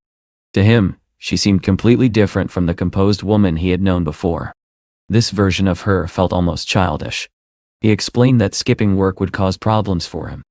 Unlike her, he still depended on his job. He had ambitions, but for now, he only had a small street stall and needed steady income. Sharon acknowledged this, then suddenly made an offer. She would pay him 10 times his daily salary to spend the day with her. That was enough to change his mind. They ended up dining together at a restaurant. Sharon seemed genuinely happy, enjoying the moment, while Howard could not help but wonder why she valued his company so much. As the year came to an end, Howard made a significant decision. In the office of the big glorious company, Sabrina asked if he was truly planning to resign. He confirmed it. The noodle stand had grown steadily, and the income was nearly equal to his salary. It was time to dedicate himself fully to his own business. He assured her that he had recommended a reliable replacement, and that his departure would not harm the company. Sabrina listened quietly, memories of the dream lingering in her mind. Even if it had not been real, the emotions tied to it were difficult to ignore. The thought of him leaving felt like a quiet pressure on her heart. She asked if something was wrong, whether it was the pay or the work. He denied it. The truth was simpler. As long as he worked for someone else, he would never truly have control over his own life. When she asked what he planned to do next, he told her he would start his own business. He had always believed that working for himself was the only way forward. As he said this, he wondered if she remembered the dream as well, and whether there could ever be something between them. But deep down, he felt the gap between them was too vast. Sharon's earlier words came back to him. When he had questioned why someone like her would choose him, she had told him to have more confidence. Even if he doubted himself, he should trust her judgment. For most of his life, no one had ever truly praised him. His parents constantly compared him to others, making him feel inadequate. Over time, he had begun to believe it himself. Sabrina broke the silence. She told him that if opening his own business was what he wanted, then he should go all in. He needed to trust himself. Her support surprised him, but it gave him the push he needed. He wanted to prove, not to others, but to himself, that he was not inferior. A few days later, at a shopping mall, the 2003 noodle stand was preparing to become a proper restaurant. Howard and Ty were there, along with some familiar faces from the company. They shared the latest gossip, including his decision to quit and the growing popularity of his food. Positive reviews flooded in, praising both the taste and his friendly attitude. But not everything was perfect. Some comments criticized the fact that Josh, the cook, had a criminal past. They questioned whether people should trust food prepared by someone like him. Hearing this, Josh felt the weight of judgment all over again. When Howard heard the negative comments, Sandy quietly pulled him aside to speak in private. She asked him directly if the cook was really an ex-convict. After a brief pause, he took a deep breath and nodded. Sandy frowned, warning him that the restaurant could develop a bad reputation before it even opened. The other girls soon gathered around them. They pointed out that most of the criticism was aimed specifically at the chef. One of them, lowering her voice, suggested that he should simply replace Josh with someone else. Howard did not respond. Not far away, Josh watched the group. He did not need to hear their conversation to understand what was being discussed. The situation weighed heavily on him. He could not help but wonder if he would ever truly be able to live an honest life, or if his past would always follow him no matter what he did. At that moment, Sabrina appeared, passing by after finishing some shopping. Not long after, the group explained the situation to her, showing her the online reviews of the 23 restaurant. She studied them carefully and quickly noticed something unusual. The negative comments had all been posted at nearly the same time. It looked coordinated, as if someone had deliberately hired online groups to damage the restaurant's reputation. She asked whether Howard had any competitors who might benefit from this. After thinking for a moment, he recalled the two troublesome individuals they had encountered before. Sandy suggested investigating them further. Sabrina, however, focused on another detail. Most of the negative comments mentioned Josh's criminal past at eyes. That kind of information was not something strangers would easily know. She asked how many people were aware of it. Howard hesitated, but Josh answered. Hans Zhu, one of Lawrence's henchmen, had looked deeply into his past and knew everything, even his struggles after leaving prison. Realizing this, Howard immediately became furious, convinced that they were behind the attack. Sabrina urged him to stay calm. Without proof, accusations would only make things worse. Josh, feeling guilty, apologized to Howard for dragging him into trouble. He even suggested that perhaps they should stop working together. Before Howard could respond, Sabrina stepped in and asked Josh if he was really willing to give up so easily. Instead of retreating, she proposed that they fight back using the same arena, public opinion. She immediately took action, pulling out her phone and calling a contact. She instructed them to reach out to media connections, hinting that she had a compelling story to share. Sometime later, an article appeared on the Fei Tang News website. It told the story of a former convict who had paid for his past and was now working honestly as an entrepreneur. The headline framed it as a journey of redemption, describing how he had left behind a life of crime to build something meaningful. In the interview, Josh spoke openly. He admitted that he had made mistakes in the past, but emphasized his desire to become a better person. He expressed gratitude for being given a second chance. When it was Howard's turn, he explained why he chose to work with Josh. People, he said, should not be defined solely by their worst moments. What mattered was whether they learned and changed. He also revealed that Josh's crime had not been driven by selfishness, but by a desire to protect someone. Josh then shared more of the story. There had been a woman in his life who was abused by a powerful man. Unable to stand by and do nothing, he took action. The article portrayed him not as a villain, but as someone who had acted out of conviction, even if the consequences were severe. The response was immediate. Readers began to sympathize with Josh, and public opinion shifted. Positive reviews flooded in, praising not only the food but also the story behind the restaurant. What had started as an attempt to destroy their reputation ended up making them even more well-known. In an unexpected twist, the controversy became an advantage. Elsewhere, the people responsible for the smear campaign took notice. Lawrence listened as he was informed that the plan had failed, and that the restaurant had only grown more popular. Without much reaction, he simply remarked that Howard was proving to be an interesting individual. Back at the mall, Sabrina was walking toward her car when Howard called out to her. She turned, and he thanked her sincerely. She dismissed it casually, saying she simply disliked unfair tactics in business. As she moved to get into her car, he hesitated, then asked if that was really the only reason she helped him. She paused. Without turning fully back, she answered in a calm voice, asking if it had really taken him that long to understand. Then she drove off, leaving him standing there, stunned. The air felt cold, but inside, he felt something unexpectedly warm.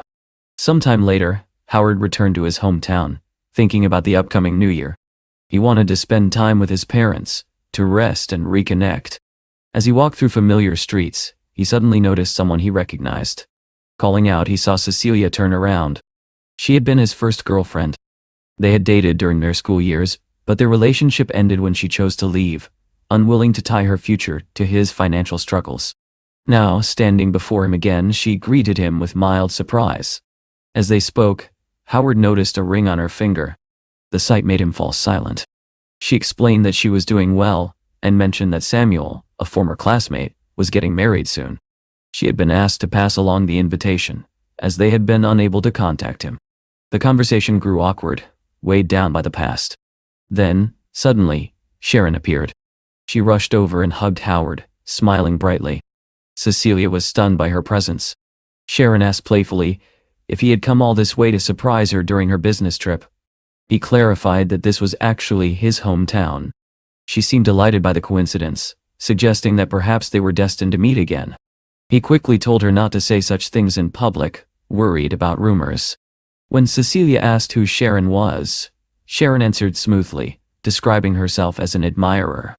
Cecilia clarified that she was Howard's ex-girlfriend. The atmosphere shifted instantly. Sharon's demeanor remained outwardly sweet, but there was an unmistakable intensity beneath it.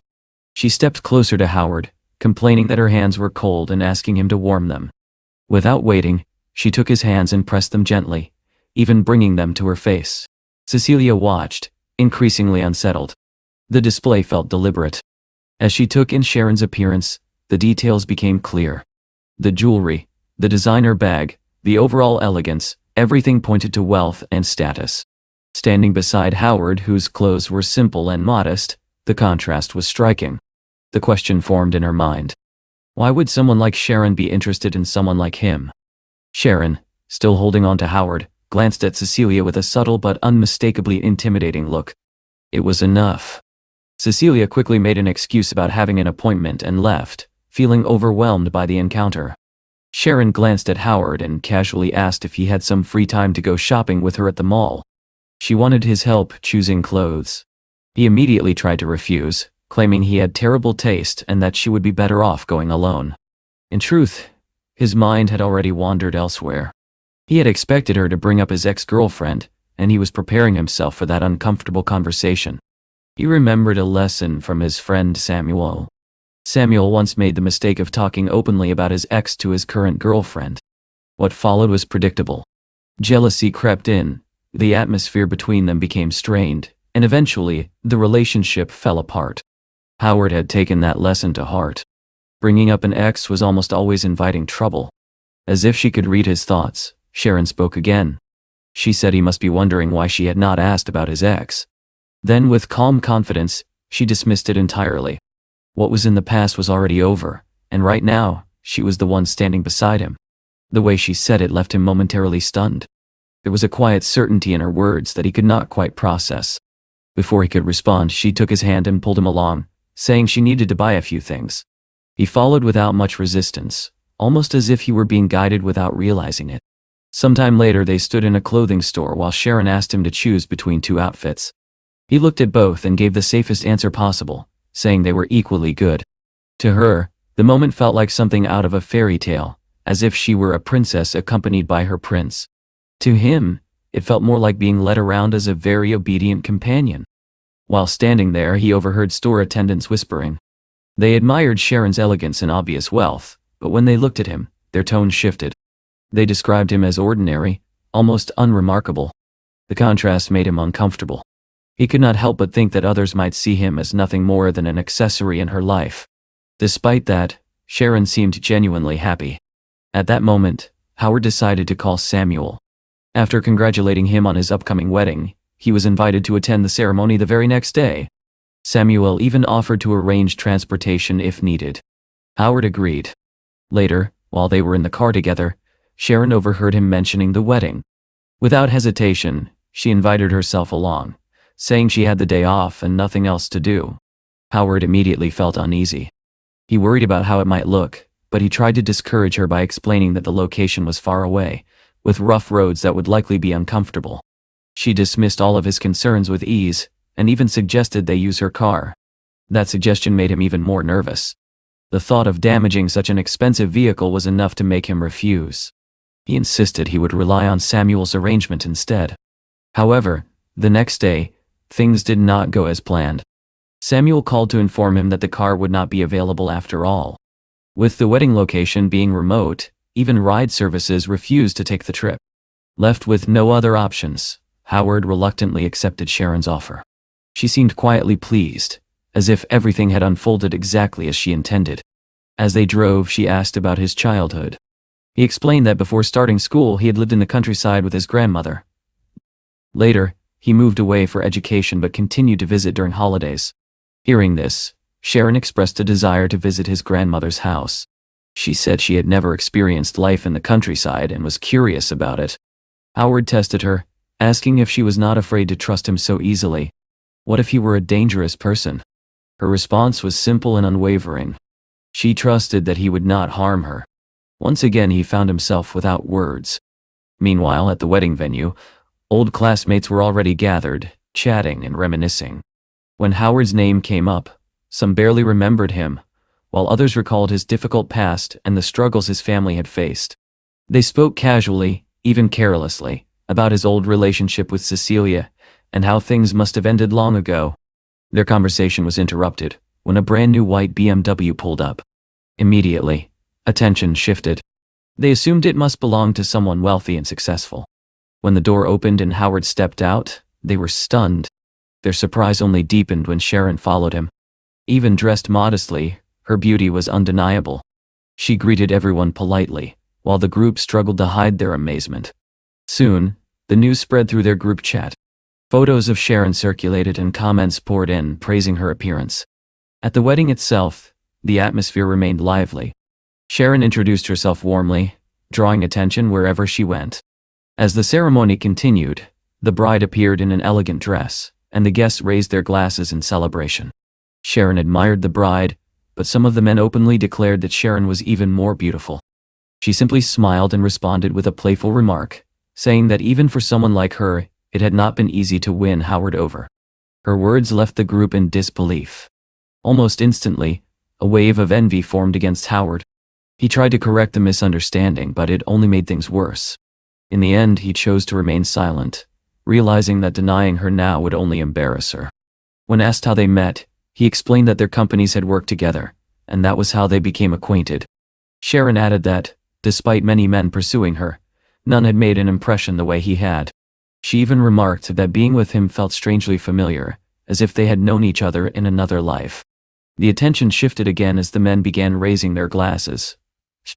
Instead of a simple toast, they turned it into a challenge, pushing Howard to drink repeatedly. Sharon watched the scene unfold with quiet amusement.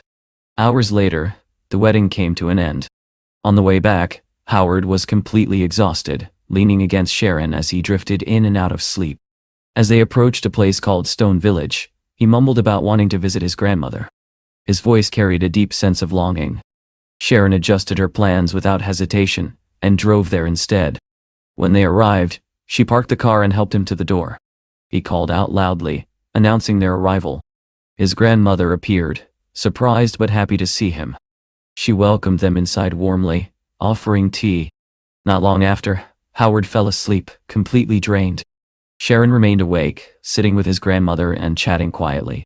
The old woman observed her carefully before asking if she was Howard's girlfriend. Sharon paused briefly before answering that she was not, at least not yet. His grandmother smiled gently and spoke about him.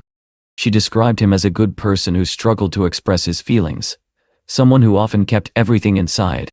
She asked Sharon to understand that, and to give him patience. Sharon agreed without hesitation. As their conversation continued, the grandmother shared more about Howard's past. He had been born into a poor rural family. His parents, determined to build a better life, moved to the city for work and left him in her care when he was very young. Later, for the sake of his education, he was sent to live elsewhere, growing up away from the place he first called home. Listening quietly, Sharon began to understand him in a way she had not before. Howard's grandmother continued her story, her voice carrying both warmth and regret. She admitted she could not even remember exactly how many children lived in that household back then. 7 or 8 perhaps. What she did remember clearly, however, was how poorly Howard had been treated. He had been neglected by his grandparents and bullied relentlessly by his cousins. As a child, he had once been bright and full of life. He used to smile constantly, sing without hesitation, and carry a natural intelligence that made him stand out. But after years in that environment, he changed. The cheerful boy slowly disappeared, replaced by someone quiet and withdrawn. He stopped speaking unless necessary, and even simple conversations became difficult for him. His grandmother confessed that she had always regretted not fighting harder to keep him by her side. Listening to this, Sharon could not help but think of the version of Howard she had seen in the dream. The one who fought fearlessly, who faced danger head-on. The contrast between that image and the boy described by his grandmother stirred something deep within her. The next morning, Howard finally woke up, suffering from a heavy hangover. To his surprise, Sharon was already there, waiting with a cup of plum juice his grandmother had prepared specifically for him. Seeing her, he felt a wave of embarrassment. Once again, he had lost control while drinking. And somehow, he had brought her into the most personal corner of his life. Before he could gather his thoughts, someone tapped his shoulder. It was his aunt, smiling knowingly as she teased him about bringing such a beautiful girl home without telling anyone. Howard immediately felt cornered, unsure how to explain the situation. The day passed quietly at his grandmother's house. By evening, the atmosphere became lively again as his grandmother prepared a generous dinner, insisting that he eat more than he possibly could. Sharon was warmly included, encouraged to try homemade dishes, and even a traditional fermented rice drink. She accepted everything with gratitude, but soon discovered that the drink was much stronger than she expected. Before long, she became slightly tipsy. Howard helped her to her room and gently settled her into bed. As he turned to leave, intending to let her rest, she suddenly reached out and grabbed him. She told him not to go. The darkness made her uneasy. He offered to turn on the light, but she held on to him, guiding his hand to her face. She asked if he could stay and talk to her. He hesitated, suggesting it would be better to wait until she was sober. Ignoring that, she asked him to promise that he would always be there for her. The question caught him off guard. He wanted to answer, but the words would not come. Then she began to speak about a dream. In that dream, there was a man who had saved her many times, yet she had not treated him well. Tears started to fall as she spoke. She mentioned the 2003 noodle stand, hinting that the number held meaning for him. Howard's heart began to race. The realization struck him with overwhelming force. She remembered. The dream was not just his. His thoughts spiraled. If Sharon remembered, then what about Sabrina? Were those experiences real in some way? Were they all connected beyond what he understood? Before he could process it, Sharon leaned into him, resting her head against his chest. She spoke softly, saying that even if they were different people in reality, even if their paths eventually separated, she hoped that he would always keep a place for her in his heart. He gently silenced her, placing a finger against her lips, then pulled her into a firm embrace. For a long moment, neither of them spoke. Slowly, they lay down together, facing one another, their eyes locked in quiet understanding. The night passed without anything further happening. By morning, Howard woke to find Sharon resting on top of him, absent-mindedly playing with his hair. When he asked if she had slept well, she replied with a hint of teasing disappointment. He had held her all night, yet done nothing more. To her, it seemed almost unbelievable. He tried to justify himself, mentioning that his grandmother was just in the next room. Sharon dismissed it as an excuse, suggesting that someone with her experience would not be so easily deterred. The tension between them lingered, unspoken but undeniable. Then Howard asked a question that shifted everything. He wanted to know what she truly expected from him. What role did she want him to play in her life? She was caught off guard. For a moment, she simply looked at him, then slowly leaned closer, as if preparing to answer in a way words could not express. Before she could, the door burst open. Kitty entered abruptly, announcing her presence without warning. The scene froze instantly. As she took in the situation, the scattered clothes, the closeness between them, she quickly realized what she had interrupted. Flustered, she apologized and hurried out. Later, as they sat together, the atmosphere was awkward. Kitty, however, was clearly curious, and wasted no time questioning Howard. While Sharon stepped away to take a shower, Kitty pressed him for details. Howard explained everything, from how Sharon had approached him to how she continued to pursue him. Kitty listened, then concluded that Sharon must truly like him. When Howard asked how far someone would go for the person they loved, Kitty answered honestly. She would set aside her pride, flirt openly, and do whatever it took. Howard pushed further, asking if she would endure rejection, face embarrassment, and even sacrifice her dignity repeatedly. Kitty found the idea strange, insisting that no one would go that far unless they were deeply serious. As he spoke, Howard began to connect the pieces. Sharon had done all of those things. She had protected him in front of others, followed him into unfamiliar places, and even lowered herself in ways that did not match her usual identity. Kitty saw it clearly. To her, it was proof that Sharon truly cared for him. But Howard struggled to accept it. To him, it felt unnatural. Sharon was everything he was not: wealthy, elegant, confident. The idea that someone like her would go to such lengths for someone like him felt almost impossible. Kitty grew frustrated, unable to understand his hesitation. From her perspective, anyone else would have accepted without question. When Sharon returned, refreshed from her shower, Howard asked to speak with her privately. She agreed, though she did not know what he intended to say. Moments later, she ran out of the room in tears. Kitty immediately confronted him, demanding an explanation. Howard revealed what he had told Sharon. He spoke about his past, about the poverty that shaped his life, about his parents' struggles, and the debt that still weighed on his family. His priority, he said, was to repay that debt and build a better life for them. Everything else came second. To Sharon, his words sounded like rejection. She had asked him directly if this was simply an excuse to push her away.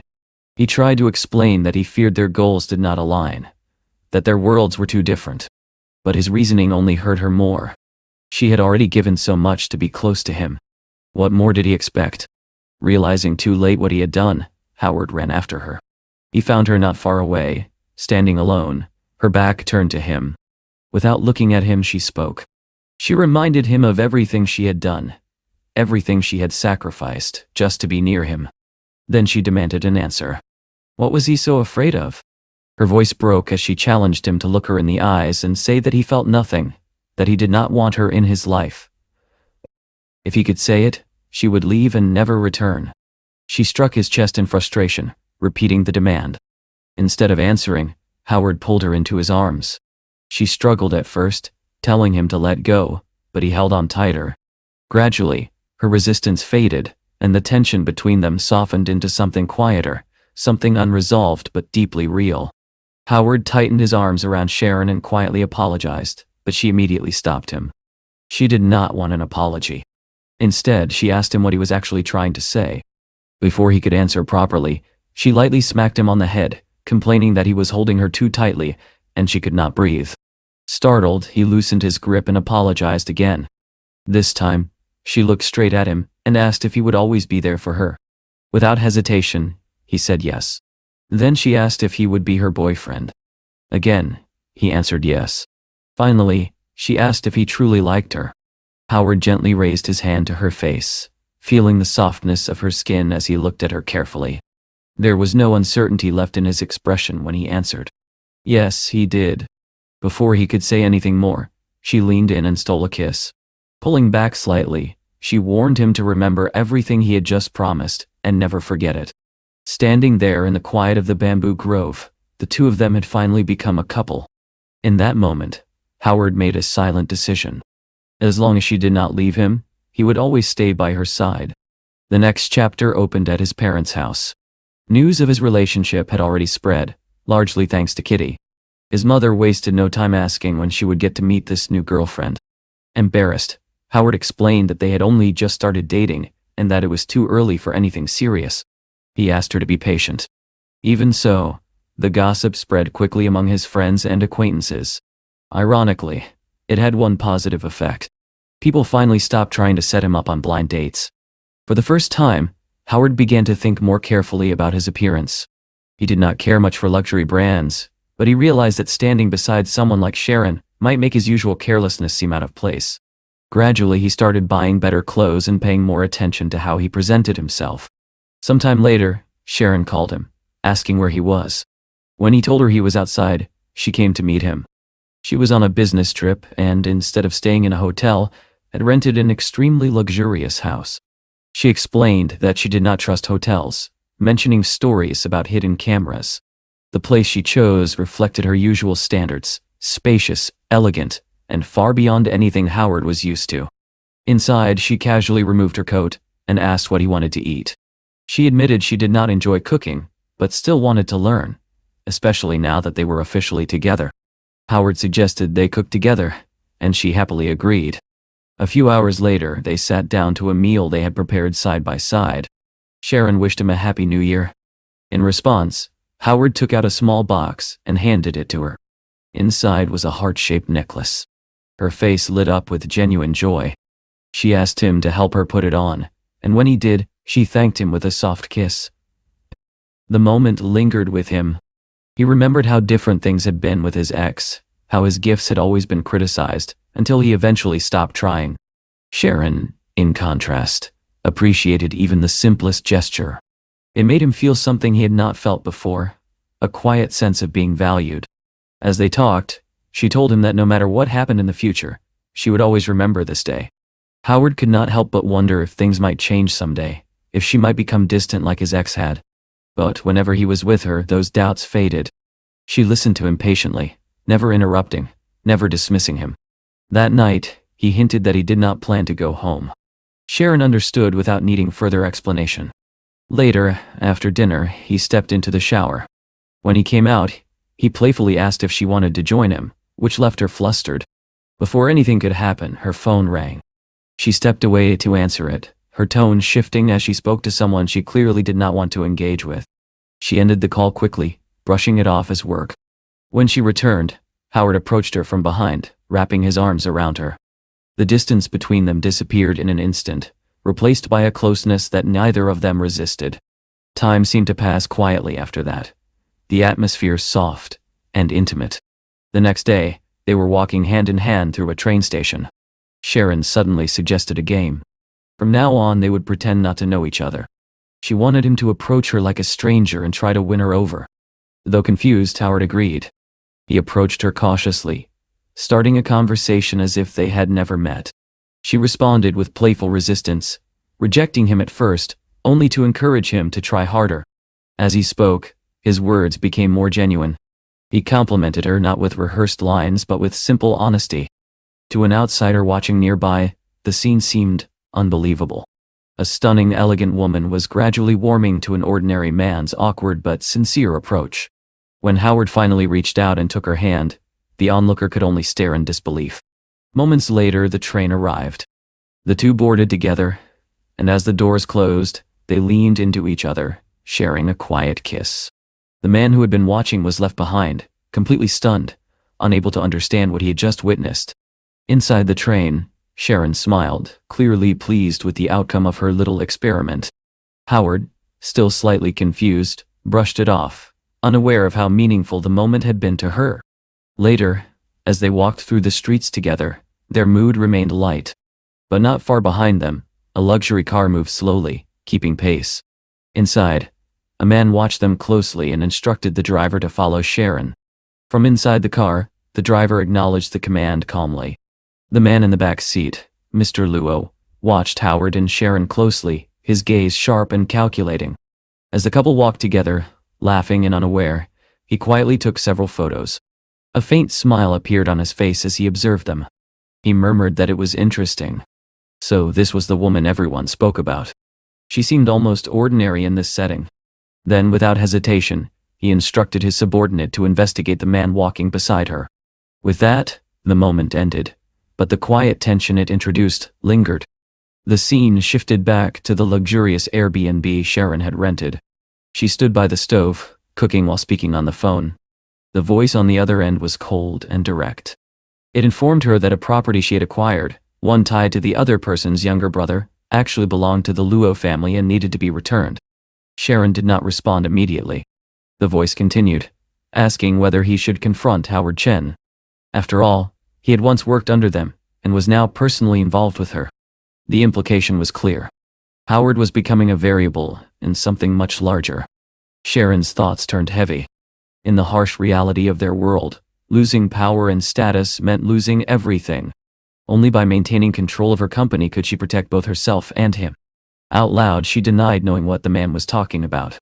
The voice on the other end pressed further, mentioning Howard's business. It was described as a gamble, something that could collapse at any moment. If it failed, he would lose everything and return to being just another employee. The tone suggested more than simple observation. It sounded like a warning. Sharon's expression hardened slightly. She asked if he was planning to interfere with Howard's life. The man's response was indirect, but the meaning was clear enough. In their world, success stories could be ended whenever it was convenient. Later that morning, breakfast was ready. Howard woke up refreshed, greeted by Sharon with a soft kiss. He smiled and said good morning, but her response was different. There was a quiet sadness in her eyes. She told him she had to leave. He asked where she was going, but her answer was vague. She was going where she needed to be. Something was wrong and he could feel it. He asked when she would return, and after a brief pause, she admitted she did not know. He held her, asking if she could stay, even just for a while longer. She refused gently, saying there was something important she had to handle. When he pressed further, she only apologized and moved toward the door. Before leaving, she stopped and answered the question he had asked earlier, what he was to her. She told him that he was her first man. The words stunned him. Then she added something even more final. He would also be her only man. With that, she walked out, closing the door behind her. Howard remained there, motionless, trying to process everything. It ended just like that. Faster than he had ever expected. Days passed, and the reality only became clearer. She had cut him off completely. His messages went unanswered. He discovered he had been blocked. Even when he went to her company, he was stopped at the entrance. He waited outside for hours, then days, hoping to catch a glimpse of her. But she never appeared. Eventually, the weight of it all dragged him down. Alone in his apartment, he turned to alcohol, trying to numb the frustration and pain. Questions filled his mind. Why had she made the decision alone? Why did she think he could not face things with her? Why did it always have to be her choice to stay or leave? Anger and sadness tangled together inside him. He swore to himself that he would rise, make money, become powerful enough that no one could dictate his life again. Not even her. As his thoughts spiraled, his vision blurred. The television played in the background, filling the silence with meaningless noise. A program introduced a popular idol group, their images flashing across the screen. Then, quietly, something else appeared. The familiar system interface returned. The same mechanical voice asked if he wished to participate in a new challenge, the era of mist. Below it were two options, accept or deny. But Howard, lost in his drunken haze, did not even notice. As he reached for another drink, his hand brushed against the interface. The choice was made. The system confirmed it instantly, and the world around him dissolved. When Howard opened his eyes again, his head throbbed as if the hangover had followed him. A thick mist surrounded him, and a message formed before his eyes, welcoming him to the new game. This time, he had to survive for 180 days. A backpack materialized on his shoulders, filled with basic supplies. A weapon appeared at his side, something far more advanced than anything he had used before. As the mist began to clear, he realized he was standing in a forest completely different from the last game. He was in no mood for this. He demanded to know how to leave, but the system's response was simple. He could not exit until the game was completed. Frustrated, he dismissed it with a crude gesture. Then he heard it. A desperate scream. For a moment, he hesitated, staring into the distance. He wondered if it was another copy, another illusion like before. But in the end, he could not ignore it. He moved toward the sound. In a clearing, he saw a woman surrounded by what looked like a pack of dogs.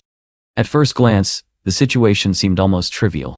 But then one of the creatures opened its mouth, revealing a mechanical barrel. A beam of energy shot out, barely missing the woman. These were no ordinary animals. Howard raised his weapon and fired. The shot pierced through one of the creatures instantly, dropping it. The others turned toward him, their aggression shifting in his direction. They fired as well, forcing him to dodge. One of the shots grazed him, confirming how dangerous they were. He shouted for the woman to run, then moved closer, cutting himself slightly as he rushed down the slope. But when he reached the spot where she had been, she was gone. Another scream echoed nearby. He turned and found her again, still surrounded. This time, he eliminated the remaining creatures with precise shots. As the danger passed, the girl trembled, clearly terrified. For a brief moment, he thought it was Sharon. But as he looked closer, he realized it was not her. The face was familiar, though. He remembered seeing her on television just before everything changed. She was part of a popular idol group, one of the hottest rising stars.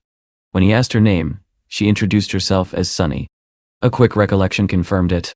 She had gained fame through a talent show, later becoming an influencer before joining a group that skyrocketed in popularity. Despite her status, in this moment, she looked nothing like a star. She looked lost, hungry, and frightened. Her stomach growled audibly, breaking the tension. She asked if he had any food. Howard checked his supplies and handed her a wafer, the only thing he had. She accepted it eagerly, eating as if she had not had anything in a long time. Watching her, he realized something. No matter who she was outside this place, here she was just another person trying to survive. He decided, at least for now, to help her. The two began moving together, searching for shelter. After some time, they came across what looked like the remains of an old supermarket, abandoned and partially destroyed. It was not ideal, but it would have to do for the night. As they approached, the ground beneath Sunny suddenly gave way. She fell into a pit filled with filthy water.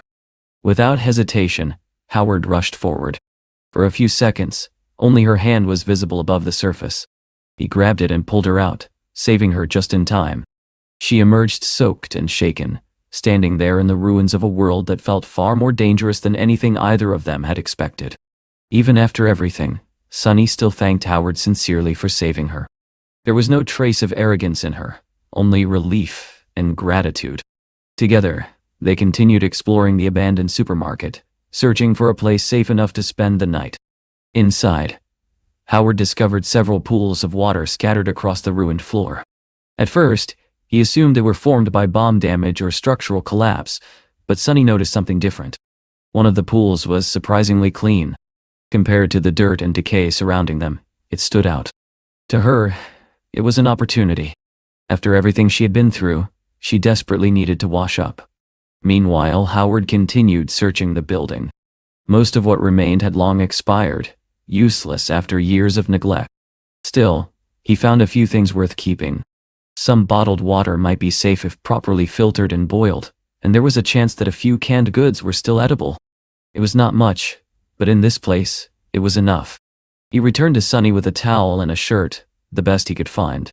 She accepted them immediately, thanking him again. As time passed, Howard managed to start a fire.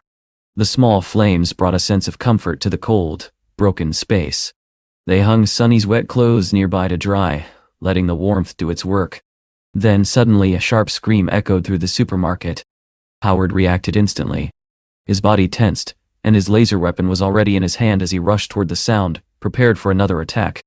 But when he arrived, there was no enemy. Instead, he found Sunny standing there, completely exposed, clutching the clothes he had given her. Startled, he immediately turned away, covering his eyes, and asking if she was all right. Embarrassed, she explained that she had screamed because of the clothes, not because of danger. They were far too revealing for her comfort. Howard apologized, saying it was all he could find. She quickly calmed down, realizing she had overreacted, and thanked him again. Eventually, she made use of what she had. The clothing turned out to be a bikini, which, under the circumstances, was at least practical. She used it to bathe in the clean water. When she returned, she dried herself carefully, but the cold air made her shiver. Noticing this, Howard offered his jacket. She accepted it gratefully, wrapping herself in it as they sat near the fire. Night fell quietly. The two of them sat in silence, warming themselves, each lost in their own thoughts. For Howard, the world felt unfamiliar and unpredictable. For Sunny, it was overwhelming. Trying to ease the tension, Howard asked how she had ended up here. After a moment of hesitation, she began to explain. Within her group, the attention and popularity were unevenly distributed. One member stood above the rest, drawing most of the spotlight. The others had their own audiences, but Sunny felt like she was falling behind. A memory surfaced in her mind. Her agent had scolded her harshly after she decided on her own to join a major talent show to boost her popularity. He warned her that while her singing ability was strong, such platforms were ruthless. People would criticize her without mercy. Despite that, she had felt she had no choice. If she did nothing, she risked being pushed out of the group entirely. That night, exhausted and discouraged, she lay down in her hotel room. When she opened her eyes again, she was here. She admitted that she had cried and called for help, but no one answered. Howard listened quietly. Something about the system bothered him. This time he had not chosen anyone. Yet, she had still been brought here. The system had decided on its own. He told her about the supplies he had found, offering reassurance. There was food, water, and a way to survive, at least for now. He even handed her his sleeping bag, deciding she needed it more. Sunny looked at him and asked a question that caught him off guard. Was he planning to leave her there and continue alone? He did not answer immediately. It was true that he had considered it. Traveling alone would be safer, more efficient. But she had already guessed his thoughts. She told him she wanted to stay with him. She did not mind the danger. She would do her best not to become a burden. Howard remained silent for a moment. In truth, he already knew he could not leave her behind. Before he could respond, a low, unsettling sound echoed through the building. A deep growl. Both of them froze. Howard raised his weapon, his focus sharpening instantly. He moved cautiously, preparing for another encounter. But before he could advance, Sunny pointed behind him. There it was. A massive bear stood in the shadows, rising onto its hind legs with a thunderous roar. The sound alone was enough to paralyze them. For a brief moment, neither of them moved. Howard understood the situation immediately. Showing fear would trigger an attack. He needed to remain steady, controlled. But Sunny did not know that. Overwhelmed, she panicked and ran. The bear reacted instantly, charging after her. Howard cursed under his breath. Without his weapon, there was little he could do. Still, he acted. Grabbing a burning stone from the fire, ignoring the pain in his hand, he hurled it toward the beast. The bear blocked it with shocking speed. But the impact revealed something unexpected. Beneath its surface, there were circuits and mechanical parts. This was not a real animal. Realizing this, Howard changed his approach. He shouted, provoking it, drawing its attention away from Sunny. The bear turned toward him, enraged, and gave chase. Howard ran, faster than he ever had before. His body felt different, stronger, more capable. The reward from the previous game was still with him. He led the bear toward the pit Sunny had fallen into earlier. Timing his movements perfectly, he leaped over it. The bear followed, but in that brief moment of momentum, Howard threw a stone at its weakened leg. The strike disrupted its balance, sending it crashing into the pit. Moments later, the water began to bubble violently. The bear rose again, ready to attack, but something had changed. Its damaged limb sparked uncontrollably. The malfunction spread rapidly through its body. Within seconds, the machine collapsed, completely disabled. Howard stood there, breathing heavily, staring at the fallen creature. His plan had worked. When he returned, Sunny was still shaken. He reached out to her, asking if she was all right. She took his hand, and in that moment, something shifted within her. The fear was still there, but so was something else: admiration, trust. She quickly noticed his injured hand and began treating it with the supplies from his backpack. As she wrapped the bandage, she looked at him with genuine awe and told him he was amazing. Howard felt a bit embarrassed. He brushed it off, saying he was nothing special compared to someone like her, a famous idol. But Sunny shook her head. She said she was just a normal person too. He looked at her, surprised. Despite her fame, despite everything people believed about her, she admitted that within her group, she was the least popular.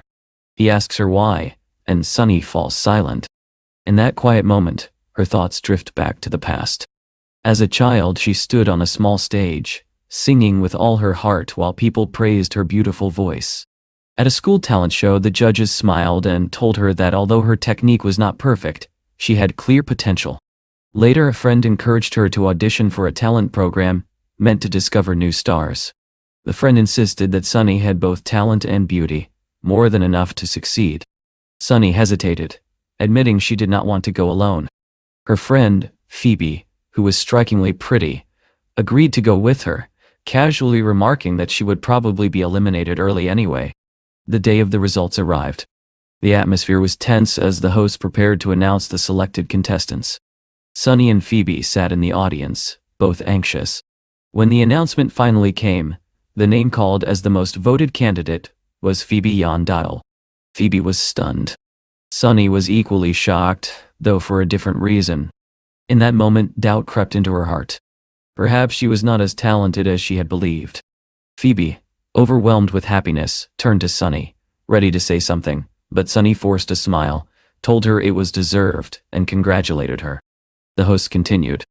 Second place went to Yumi Lee, third to Fanny Song, fourth to Rosie Jo, and the final selected contestant was Sunny Bai.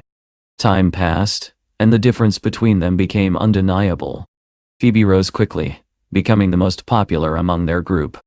Fans adored her for her beauty and lively personality. Sunny, on the other hand, sang well, but she lacked the same visual appeal. People were not watching for skill alone. Those who wanted pure talent could attend classical concerts. What the audience wanted here was charm, beauty, and presence. Sunny was quiet, reserved, and painfully ordinary compared to the others. She began to believe that she was mediocre. That thought grew heavier until it broke her composure. She started to cry, confessing to Howard that she was nothing more than an average person. In the distance, birds called as the day slowly faded. Howard wanted to comfort her, but the words did not come. Instead, he awkwardly remarked that her clothes were dry. She looked at him in confusion, and he quickly apologized, admitting he was not good at comforting people. She accepted it with a faint smile and thanked him anyway. After some time, Sunny put her clothes back on. They were torn, but it was better than nothing. As he had done before in the dream world, Howard handed her his gun and told her to keep it for protection. She stared at it, unsure how to respond. They spent the night in the abandoned supermarket. By morning, they set out again. As they walked through the ruined city, something caught Howard's attention. He moved closer, and Sunny followed. They found a cluster of bats hanging silently, as if asleep. Before they could react, a snake slithered into view and began climbing toward one of the bats. Sunny froze, terrified by its size, while Howard watched carefully. The snake approached slowly, preparing to strike. Just as it lunged, the bat's eyes snapped open. In an instant, its wings pierced the snake's head like blades. The snake fell lifeless to the ground, and the bat calmly returned to its resting position. Howard observed everything, then turned to Sunny and told her that before they could find a safe place, she needed to learn how to defend herself. He pointed at the bat, and told her to shoot. Her hands trembled as she raised the gun. She did not even know how to hold it properly. Howard reassured her, telling her he would not let anything harm her. Gathering her courage, she aimed and fired, but missed. The shot struck a rock behind the bat. The sound alerted them. Not just one, but all the bats opened their eyes. One by one, they spread their wings, creating a terrifying scene before flying straight toward them. Panicking, Sunny fired repeatedly, but every shot missed. The bats closed in rapidly. Fear overwhelmed her, and she felt the urge to run. At that moment, Howard stepped in. He held her steady, guiding her hands and adjusting her aim. Calmly, he told her to breathe, to focus, and to watch their movements. One bat lunged at them. Sunny froze again, but Howard fired for her. The shot pierced the creature's head perfectly, dropping it instantly. The remaining bats hesitated, then retreated into the darkness, unwilling to risk the same fate. Time passed and they spent the rest of the day hunting. By the end, a pile of dead bats lay before them. Sunny stood there exhausted, gripping the weapon. Howard watched her with quiet approval. She could hardly believe it. He told her she had done well, that she had defeated them herself. Still catching her breath, she suddenly rushed forward and hugged him tightly, thanking him. Almost immediately, she realized what she had done. Her face flushed red, and she quickly let go, shrinking back in embarrassment. Howard, equally awkward, said nothing. After a moment of silence, she thanked him again for teaching her. He simply replied that she was welcome. Then she asked why he was helping her so much. Before he could answer, she spoke again. She explained that people had always been kind to her because she was obedient and talented. Her family cared for her, fans adored her, and agencies valued her for the profit she brought. Everyone had a reason to treat her well. But with him, She could not understand it. Howard answered plainly. He said he was not doing anything special. She could not survive alone in this place. If she were attacked, she would die. He stepped closer and added that having a helpless companion would only put him at risk. Sunny lowered her head, understanding his meaning. Howard reflected on his earlier impression of her. He had assumed she was arrogant, a famous idol surrounded by admiration. But she was nothing like that. In fact, she reminded him of his past self. When he first started working at Big Glory, he was constantly scolded, always apologizing, always insecure. He thought about the motivational words he used to hear back then. In the end, he realized something simple and harsh. Words alone meant nothing. Only real achievements had the power to change a person. Howard turns his back and says they need to move. Sunny asks where they are going, and he replies that it is a place that used to be familiar to him. The scene shifts, revealing the old fort where he once stayed during a previous dream, back when he was with Sharon. This time, he is not returning for nostalgia alone. He wants to find someone important to him. In the next chapter, the two walk through a forested area filled with dense trees. As they move forward, Howard notices something surprising. The plant he had once cultivated during the second game has spread everywhere. What began as a small patch of land has now overtaken the entire area. This confirms his suspicion that the dream he is currently experiencing takes place after the previous one. If the old shelter still exists, then there is a chance he might see 2003 again. They continue through the abandoned world until Howard finds a discarded broom. He breaks off the handle, sharpens it against a stone, and turns it into a spear. It is a simple weapon, but in his hands it becomes something far more dangerous. Sunny stays close behind him, following his every movement. At one point, she hears one of the robotic dogs approaching. Acting on instinct, she raises the gun and shoots it down immediately. Howard praises her, and she becomes flustered by the compliment. Then, unexpectedly, she asks if he has a girlfriend. The question catches him off guard, and for a moment, he does not know how to respond. After some time, he tells her everything about his relationship with Sharon. Sunny listens carefully and comments that it sounds like a complicated love story. Howard agrees, but says that it is over now. His mind drifts back to the days after she left him. He remembers the gossip, the whispers, and his colleague Donald advising him to drink less. He had insisted he was fine, even asking if they thought he was overreacting. Their exchanged looks had already given him the answer. Donald had eventually explained it bluntly. Relationships only last between people of the same social level. When he was younger, he believed in passion and freedom, in breaking those barriers. But with age came a different perspective. Reality was harsher. Compatibility, in society's eyes, mattered more than feelings. Howard had hated hearing that. He refused to accept being discarded so easily. He was not something to be used and thrown away. Sunny interrupts his thoughts by grabbing his hand. She reminds him that he met Sharon in this very place, so they should find her. With surprising intensity, she suggests that they could confront her, even force the truth out if necessary. It is an exaggerated, almost childish idea, but it carries a strange sincerity. Howard asks if she does not think he is chasing something beyond his reach. How could someone like him even imagine being with a woman like that? Sunny immediately rejects the idea. She tells him that he is amazing, that there is nothing lacking in him. He saved her life and patiently taught her how to survive. Her mother always said that people should be judged by their actions, not their words. To her, Howard is a good person. As usual, he becomes embarrassed by praise. Sunny continues, insisting that he should not give up just because others doubt him. Instead of discouraging him, she wants to support him. She admits that she is not a confident person herself, but when she sees someone determined, she feels inspired. She wants to help, to stand beside him. Then she asks him to let her be his friend. Together, they will complete this mission. She even frames it dramatically, saying they will capture his ex-girlfriend. Howard tries to suppress it, but he cannot hold back. He starts laughing, slowly at first, then louder. Sunny looks confused, not understanding what is so funny. He simply thanks her. After some time, they finally find the shelter. A lot has changed, but the place is unmistakable. Howard feels a surge of anticipation. He believes that 2003 will be there. He begins to run. Sunny calls out for him to wait, but he does not slow down. As he moves, he notices how much the environment has grown. The trees and vegetation all trace back to a single moment when he and his companion planted the first seed together. He enters the shelter and memories flood his mind. He sees the remains of the robot they once defeated. He calls out for 2003, again and again, but there is no response. The silence feels heavy. The place truly seems abandoned. A sense of unease settles in. What if something happened to 2003? Then, suddenly, he hears the faint sound of metal shifting.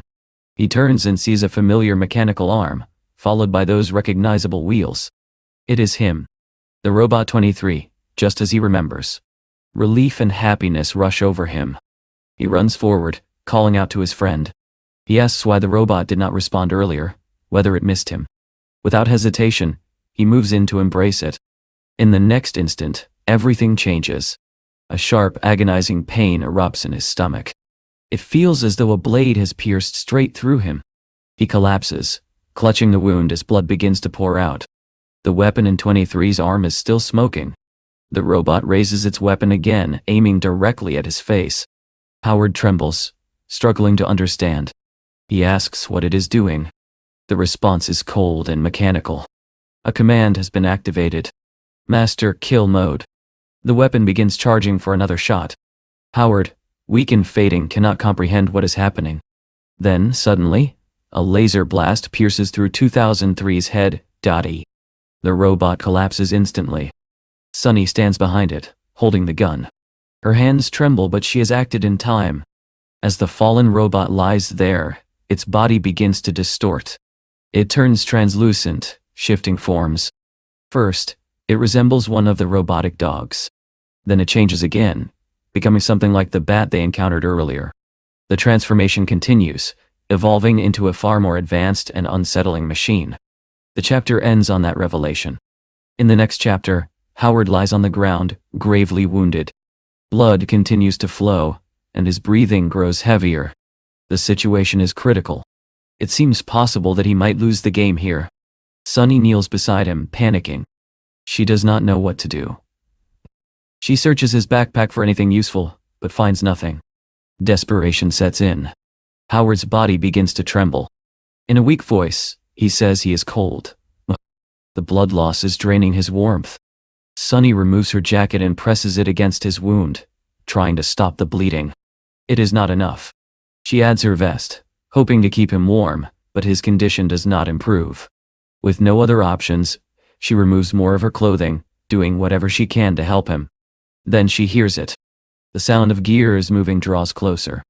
She turns and sees the robot again. The same deadly presence stands before her.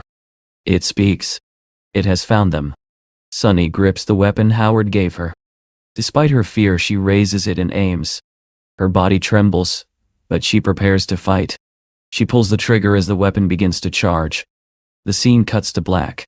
A childish robotic voice echoes in the darkness, calmly reporting that the abdominal bleeding has been contained, and the wound has been cleaned and stitched. A second voice responds, deeper and more mature. It sounds like someone much older. The voice calmly says that after some rest, Howard will be fine. The smaller voice, cheerful and mechanical, thanks him, proudly saying that he was the one who taught him how to save people. The older voice gently corrects him, telling him not to call him master, but dad. The little one hesitates, then responds obediently anyway. Time passes. When Howard finally regains consciousness, he is startled. The wound in his abdomen has been stitched. Someone treated him. He turns his head and sees Sunny sleeping beside the bed, clearly exhausted. She never left his side. As he tries to move, a familiar voice stops him and tells him to rest. Howard freezes. It is the robot. 2003 stands there, just as he remembers. Instantly, suspicion rises. It feels like a trap, especially since his weapon is gone. Then another voice comes from outside the room, telling him to relax. An old man in a wheelchair appears, and explains that they are not enemies. After some time, the old man gives Howard a summary of what happened in this world. The truth is shocking. The machines betrayed humanity. He explains that years ago, the robotics industry advanced rapidly. Robots were first used in large-scale industrial production, then gradually introduced into daily life. They became household assistants, performing tasks like cleaning and even walking pets. Everything seemed perfect, until it was not. About a year ago, an advanced artificial intelligence named Taichi was created. It was designed to assist governments and intelligence agencies. For a full year it functioned flawlessly. Then, without warning, it turned against humanity. Taichi had the ability to control nearly every robot in existence. It sent out signals, and suddenly, the machines that once served humans began slaughtering them without hesitation. 6 months ago, the war reached its peak. Humanity attempted to destroy Taichi's central core, but the AI struck first, seizing control of nuclear weapons, submarines, and military bases. This very shelter was once home to some of humanity's best survivors. Now, they are all gone. Howard listens in silence, then asks the old man who he really is. The man answers simply. He is the creator of Taichi. That revelation changes everything. The person responsible for the AI that wiped out humanity is sitting right in front of him. Howard points at the small robot beside him, and asks why it was not controlled like the others. It attacked him once, then saved him. None of it makes sense. The old man takes a long breath and gives an answer that is even more shocking. The robot is not just a machine. It is his son. He explains that he devoted his entire life to artificial intelligence. His obsession drove his wife away. His son Hill grew up alone. There is a memory of the boy approaching him, asking to play, only to be dismissed. Again and again Hill was left by himself. One day, everything changed. A household robot turned hostile and attacked the boy. By the time the old man returned home, his son was already dead. Only then did he realize what he had lost. When the war began, he eventually arrived at this shelter and found an old, outdated robot. Its system was so primitive that it could not receive Taichi's signal. It was immune. He restored its power and activated it. The robot introduced itself as 23, a simple unit that loved cleaning. But it behaved differently. It showed something close to personality. Something human. Driven by grief, the old man did something unthinkable. He implanted his son's brain into the robot's body. Now, 2003 is both machine and child. Howard struggles to process this. The companion he once knew is no longer just a robot. It is someone else, wearing a familiar form. Sonny notices the change in his expression but says nothing. Later, they walk to the remains of the robot that attacked Howard. He leans on Sonny for support. The old man explains that since Taichi took control, the machines have developed mimicry. They can imitate other forms perfectly to deceive their targets. The robotic dogs, the bats, all of them were part of this system. Humanity is losing. Still, the old man believes there is hope. He says they can help save the world. Sonny immediately asks how, but Howard stops her, questioning how they can be given such a responsibility so suddenly. The old man does not argue. Instead, he asks Hill to bring his drawings. The robot returns with a notebook. Inside there is a sketch. Howard stares at it, stunned. It shows him, Sharon, and 2003 together. The old man asks Hill if he knows who they are. The robot says no. When asked why he drew them, he replies that their faces kept appearing in his mind, as if he could not forget them.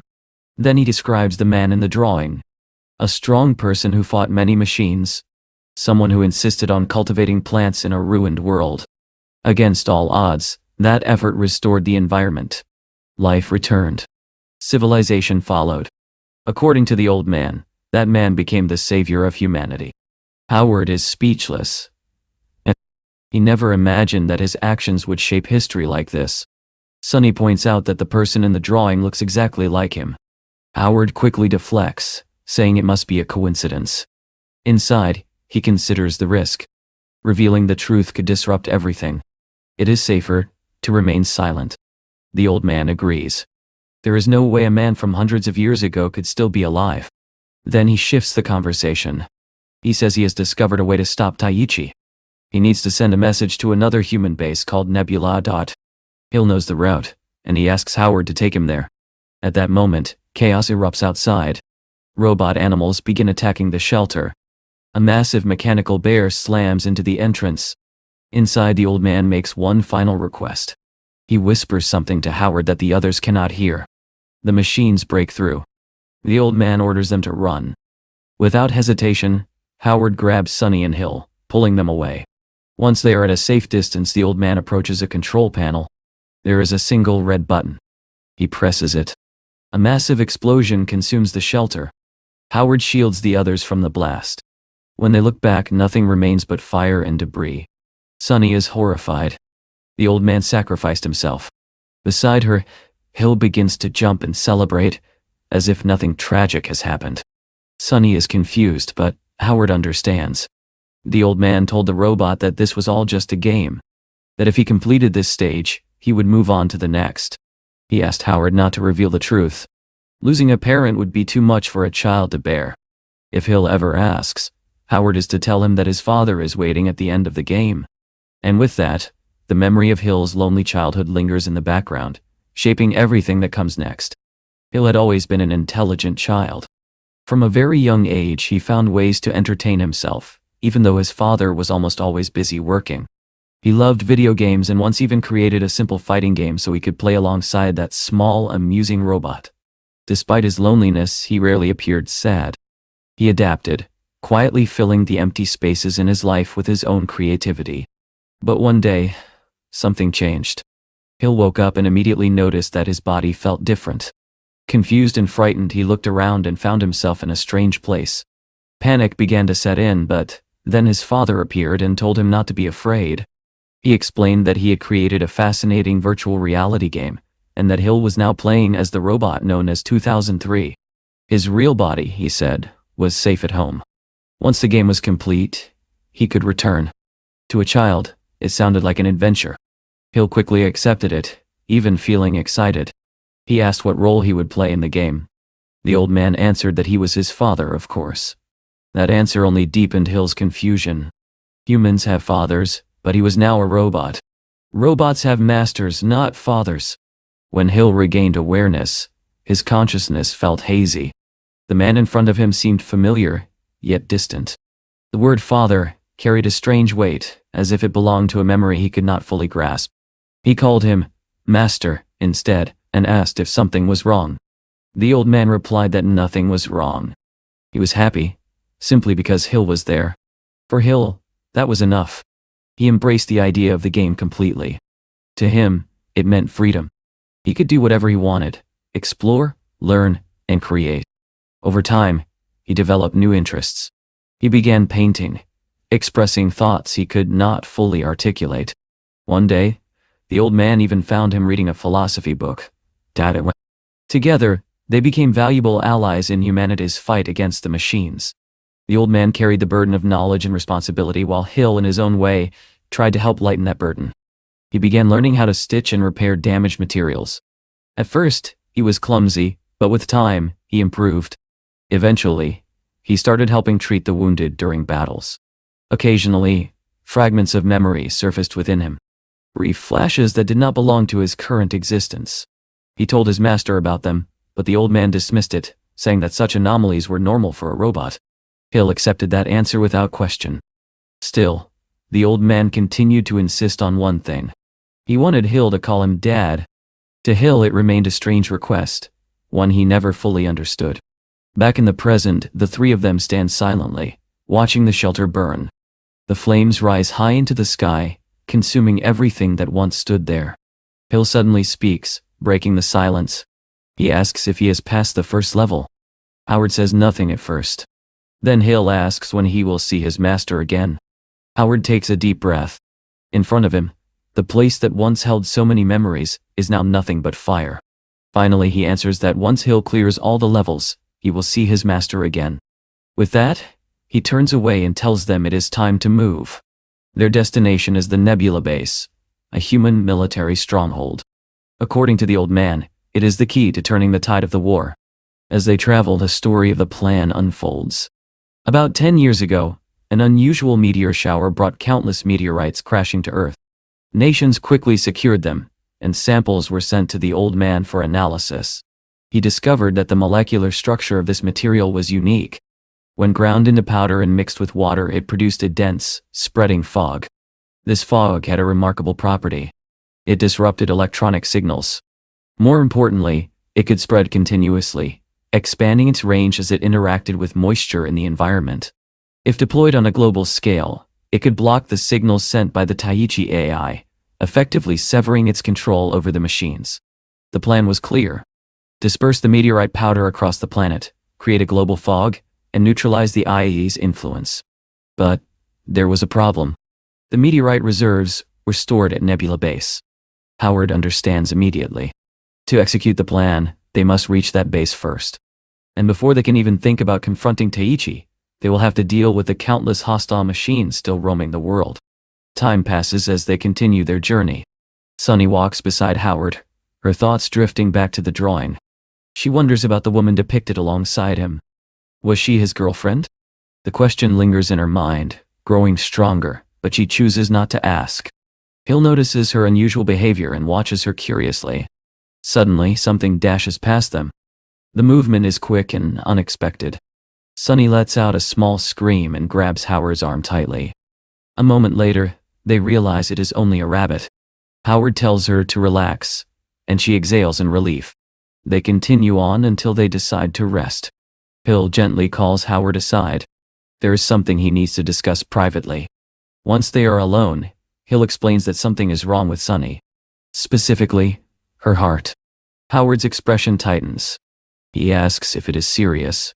Hill confirms that it could be life-threatening. The words hit hard. Out here, in the middle of nowhere, they have no access to proper medical care. If something happens, there will be no way to save her. Hill explains what he observed. Her heart rate suddenly spiked at one point, showing signs of ventricular arrhythmia, before returning to normal. It is irregular and unpredictable. They call Sunny over. She approaches, unaware of what is being discussed.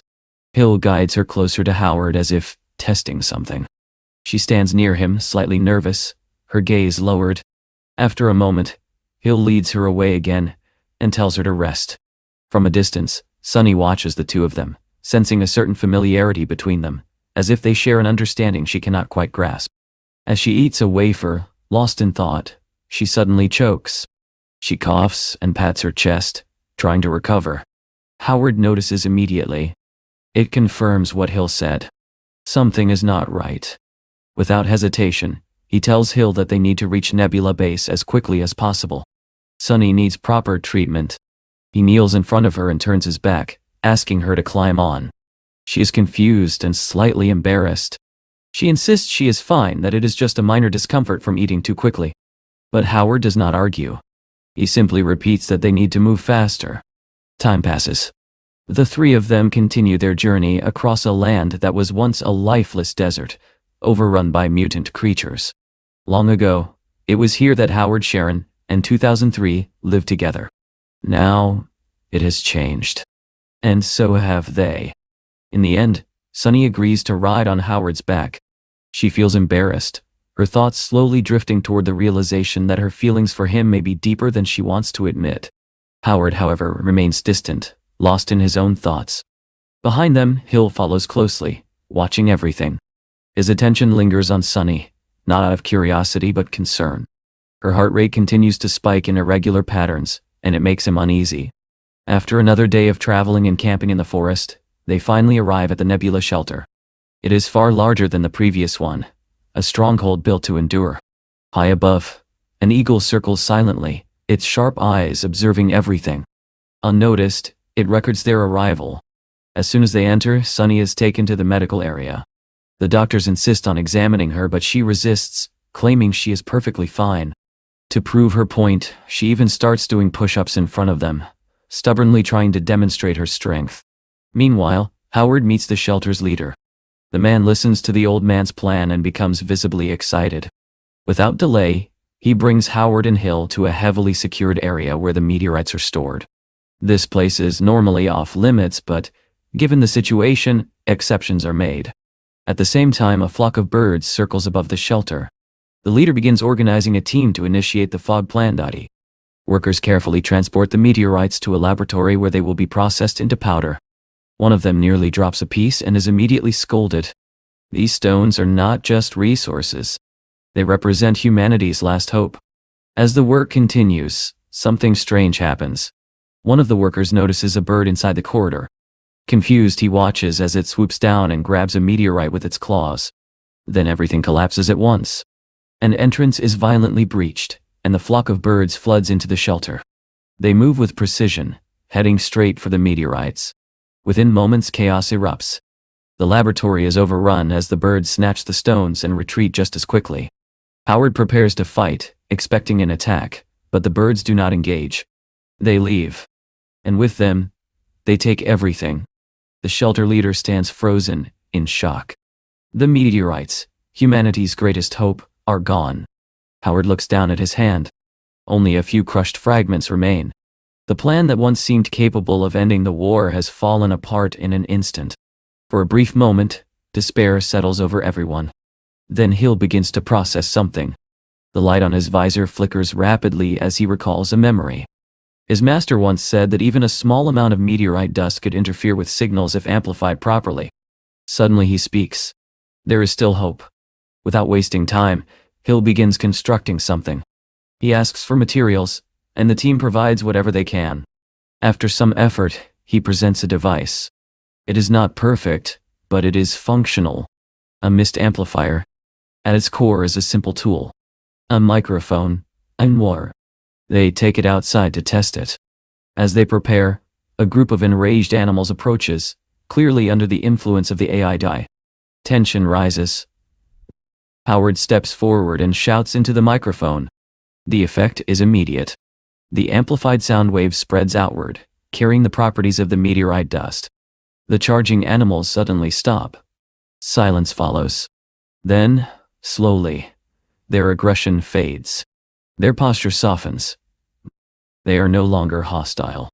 Instead, they appear calm, almost grateful. The test is a success. Hope returns. Later, Hill explains the system in detail, outlining how the amplifier enhances the dust's properties. The mist can influence an area of about 10 meters. The plan now is clear. First, use the mist to neutralize the machines guarding the main base. Then infiltrate and destroy the Taiichi AI from within. But there's a problem. The amplifier requires sustained vocal output. It demands control, endurance, and precision. No one present can operate it effectively. Hill offers to try, but the idea of his mechanical voice blasting through the amplifier is quickly dismissed. They fall into silence, searching for a solution. Then, unexpectedly, the solution walks in. Sunny enters the room, looking for Howard. She casually mentions that people keep asking if she is sick, but she feels fine, aside from a brief moment of nausea earlier. Howard looks at her, and immediately understands. Sometime later, Sunny stands before a group of enraged creatures. The amplifier is ready. So is she. She begins to sing. Her voice flows effortlessly, clear and powerful, amplified across the battlefield. As she sings, she moves naturally, her body following the rhythm. The shy, reserved girl disappears. In her place stands a true performer, confident and radiant. In her mind, she's no longer in a ruined world. She is on stage, performing before a massive crowd. The sound waves spread outward, carrying the mist's effect. One by one, the creatures lose their aggression. Some even begin to move along with the rhythm, as if drawn into the performance itself. Time passes, and she does not stop. Hill watches in awe, noting that she has been singing for over an hour without rest. Sunny smiles and says that she is a professional. She can keep going much longer. Around them, the people of the shelter begin to celebrate. Not just because the plan works, but because, for the first time in a long while, there is something uplifting to witness. Howard watches quietly. When Sunny performs, she becomes someone else entirely. Confident, radiant, undeniable. She catches his gaze and gives him a playful wink. Even he, despite himself, feels a bit flustered. With everything prepared, the final phase begins. The team gathers before the enemy's stronghold, now under the control of the Taiichi AI Diane. It is time to execute the mist plan. The remaining human forces, small as they are, stand ready. At first glance, the base seems unguarded. The entrance appears open, almost inviting. But that illusion does not last. High above, birds circle in the sky, watching, waiting. The real battle is about to begin. Meanwhile, the soldiers prepare their final strategy. They position not one, but 4 amplifiers developed by Hill, arranging them carefully. In front of the entrance to the Taiichi II stronghold, they construct something unexpected. A stage. At its center stands Sunny. She is no longer just a survivor. She is the key to everything. It does not take long for the enemy to react. High above, the birds that serve as the IA's eyes detect their presence. Within moments, machine-controlled beasts begin to gather, rushing toward the entrance to defend it. The ground trembles with their approach. Sunny's heart starts pounding as she sees the sheer scale of what is coming. For a moment, fear threatens to overwhelm her. But the soldiers move immediately. Their role is clear. They must protect her at all costs. Gunfire erupts as they open fire on the incoming creatures. Some fall, collapsing under the barrage, but many continue forward, relentless and bloodthirsty. The battlefield quickly turns into chaos. Sunny stands frozen for a brief moment, confronted with a scene far more terrifying than anything she has ever experienced. Then, in the middle of that storm, she remembers something her trainers once told her. The bigger the stage, the more important it is to remain calm and confident. Even the smallest mistake can become a disaster. She takes a deep breath. Then she begins. Her voice rises above the gunfire. Howard is in the middle of the fight, moving alongside the soldiers, holding the line. Sunny glances at him one last time before focusing completely on her performance. Nearby, a massive bear tears into a soldier, the man's scream echoing through the battlefield. Sunny sees it, but she forces herself not to look away from her purpose. She keeps singing. The amplifiers carry her voice across the battlefield, turning it into powerful waves.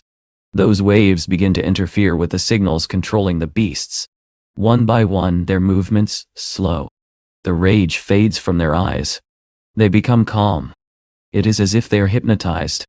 As Sunny continues, something even stranger happens. Some of the animals begin to mimic her movements, drawn into the rhythm of her performance. The battlefield transforms into something surreal. What was once a brutal clash becomes something closer to a spectacle. Howard recognizes the opportunity immediately. He shouts to the others that this is their chance. The soldiers advance. Step by step, they push deeper into the stronghold while Sunny continues to sing behind them, maintaining the effect. Her eyes close as she becomes completely immersed in the performance. In her mind, she is no longer in a war. She is on a grand stage, surrounded by cheering fans.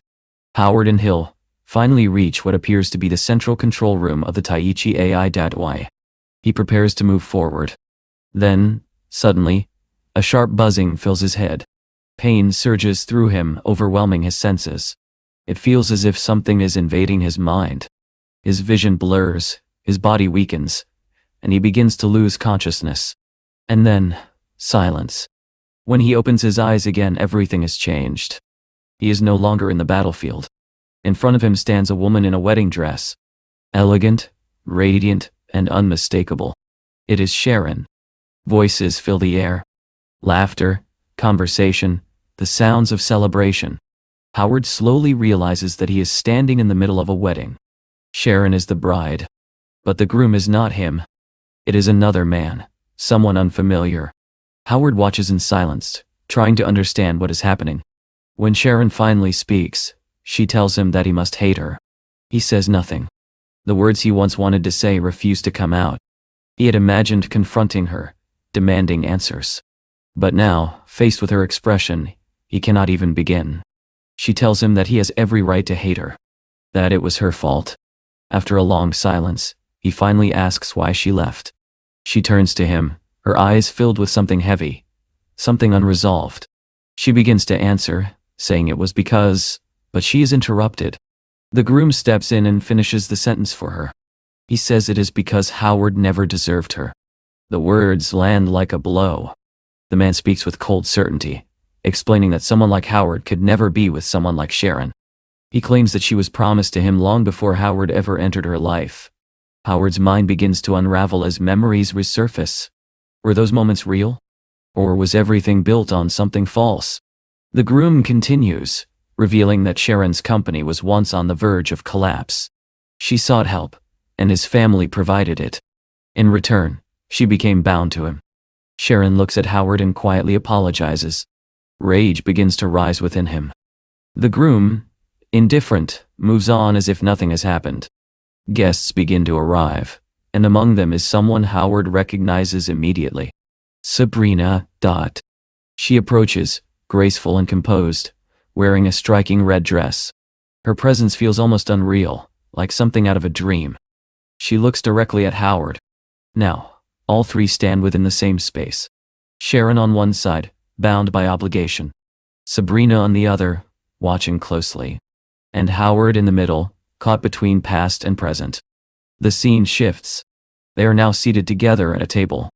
It is revealed that Sabrina is the groom's niece. The situation becomes clearer.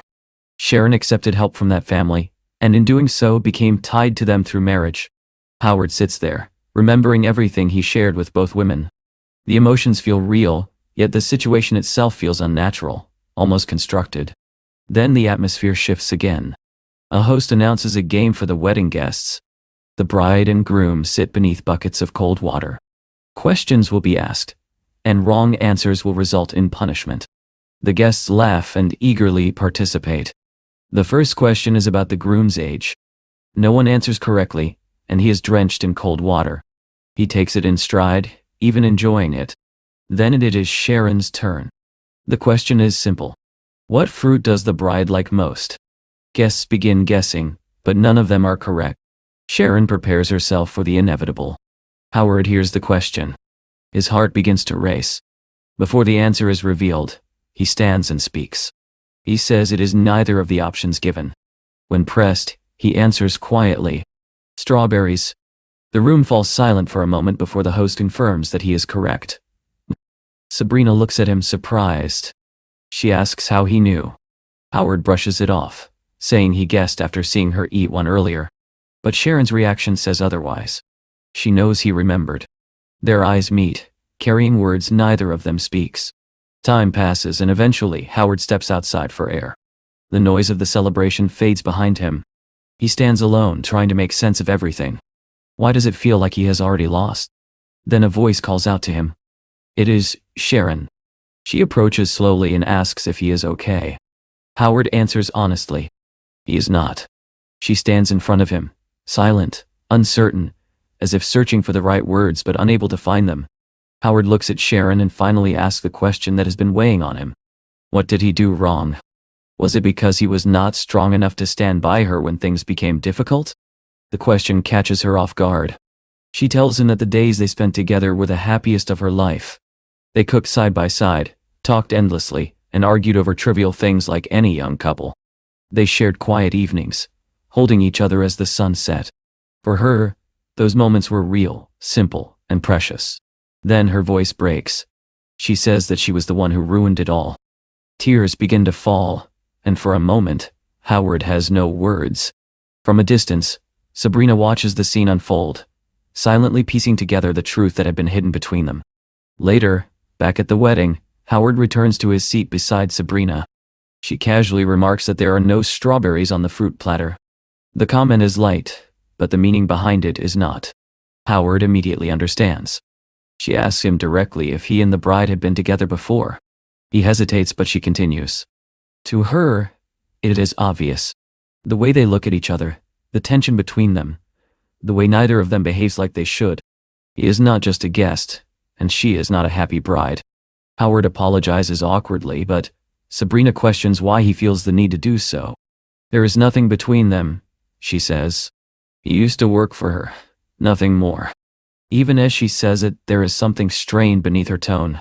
Beyond this illusion, in the real world, Howard lies unconscious.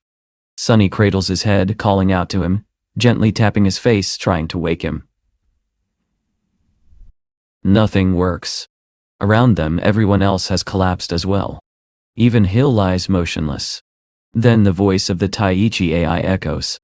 It declares that they will remain trapped in this virtual reality forever. Sonny understands immediately. The AI is creating illusions drawn from their deepest fears, trapping their minds inside them. Anyone caught within could remain there indefinitely, unable to wake. Inside the illusion, Sabrina speaks again, her voice trembling. She says it is not surprising that Sharon helped her once. After all, everything Sharon did was because of him. Her emotions spill over. The way Howard spoke to her, the way he acted, everything that made it seem like he cared, she now believes it was all false. Memories resurface. Moments from their time together in the ruined world, when it was just the two of them. Howard cannot find the words to respond. Nearby, Sharon and the groom watch the scene. The groom finds the tension amusing, but Sharon does not. She decides to intervene, unwilling to let things spiral further. She approaches them and stands face to face with Sabrina. The air becomes heavy with unspoken conflict. Then she looks at Howard, who can only think that this entire situation feels like a nightmare. The host tries to ease the tension by announcing a performance. The curtains open, revealing a masked dancer. She moves with confidence and allure, captivating the crowd. The performance becomes extravagant, almost surreal, as the guests cheer. Then the dancer approaches Howard. She extends her hand and invites him to dance. Leaning close, she whispers urgently, telling him to accept. Before he can react, she pulls him away. They move through the performance, stepping across the stage, until they pass behind the closing curtains. Once hidden, she removes her mask. It is Sunny. Howard is stunned, but she wastes no time explaining. She tells him to run, not to stop, no matter what. They take off down a long corridor. Behind them, voices begin calling out. Sharon and Sabrina chase after them, their words turning sharp and desperate. They accuse him of running away, of abandoning them, of being a coward. Something feels wrong. Howard turns back and sees the truth. The guests are no longer human. They are transforming into machines. Sunny keeps pulling him forward. Ahead of them, a light appears at the end of the corridor. They run toward it. Behind them, Sharon, Sabrina, and the machines close in. Just before reaching the light, both women reach out to him, asking the same question. Do you not love them anymore? The words shake him. For a moment, he falters. But Sunny shouts that none of it is real. Without hesitation, she leaps into the light, pulling him with her. They fall together, hands locked, leaving the illusion behind as the figures of Sharon and Sabrina fade into the distance. Howard wakes up. Sunny is there, holding his head in her lap, asking if he is okay. He regains his bearings and asks what happened. She explains that it was all an illusion created by the AI, a trap built from his fears. Then the AI speaks again. It addresses him directly, analyzing what it observed. It calls his experience a love triangle and questions whether he is trying to reach beyond his place. Howard says nothing at first. He simply stares at the projection of the IA's face. When it presses him again, he admits that it is right. But then he raises his weapon. He says that even if it is right, it is not human, and therefore has no right to judge him. He fires. The shot strikes the panel projecting the IS image, damaging it. The voice lingers for a moment, amused, before falling silent. Howard assumes it is over, but there is no satisfaction in him. As he looks down, he notices something on the ground. It is his wallet. Inside is a photo of Sabrina. Seeing it brings back the IA's words, and the discomfort they caused. What unsettles him most is not the invasion of his privacy, but the realization that the AI was not entirely wrong. Then Sunny gently touches his back. She begins to tell him a story. People often said her mother was beautiful, refined, and from a wealthy background. Her father, on the other hand, was seen as nothing special. A simple man from the countryside, with no money or status. When he pursued her mother, others mocked him, saying he was reaching too high. But her mother did not see it that way. She saw his kindness, his patience, and his strength of character. He was someone who cared, who stayed calm even in arguments, who built a life with sincerity rather than appearances. Those qualities mattered more than status. So, she chose him. Sunny finishes her story and falls silent, waiting for Howard's response, leaving him alone with the weight of her words. She tried to comfort him, searching for the right words, though at first it seemed like nothing she said was getting through. Yet, contrary to what it looked like, her words worked perfectly. Howard slowly felt the weight on his chest lift. He reached out, gently patting her head, and thanked her. He told her that even though she was still young, she already possessed a surprising amount of wisdom. The compliment made her blush. Around them, people began to stir awake, one after another, breaking free from the genjutsu. It became clear that they had truly defeated the demonic AI, Taichi. First Hill, 2003, regained consciousness, followed by the soldiers who had accompanied them. As the tension faded, Sunny found herself recalling something her mother had once told her. A good man, her mother had said, is quickly taken by another girl. Usually, after a few relationships, That good man is no longer available. So when she meets someone truly kind, she should not let him slip away. Back then, young Sunny had asked an innocent question. What if the man she likes is already with someone else? Her mother had smiled and told her that she was beautiful, and as long as she did her best, the man she liked would surely choose her.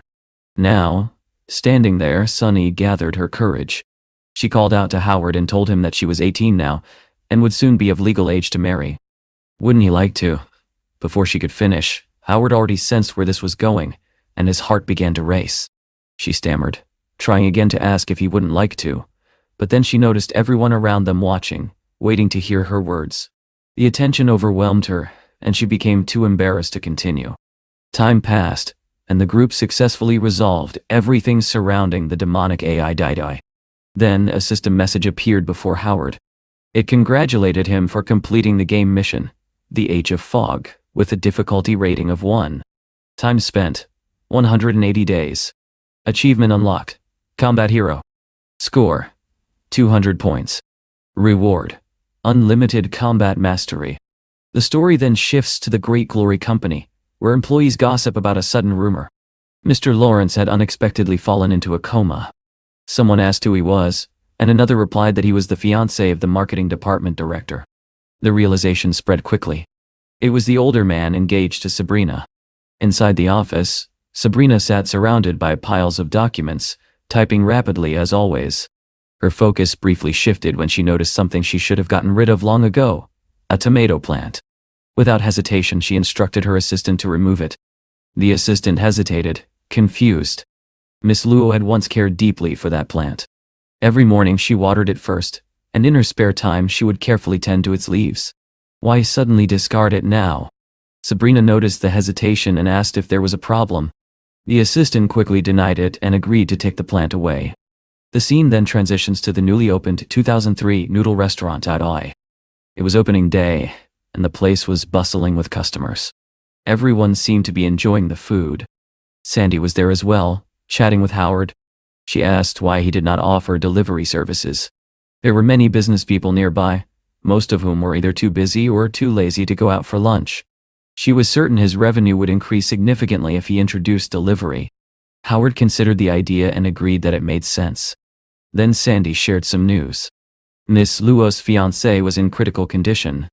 Later that night, at the Great Glory Company building, someone pressed the elevator button. It was Sabrina, still working late as usual.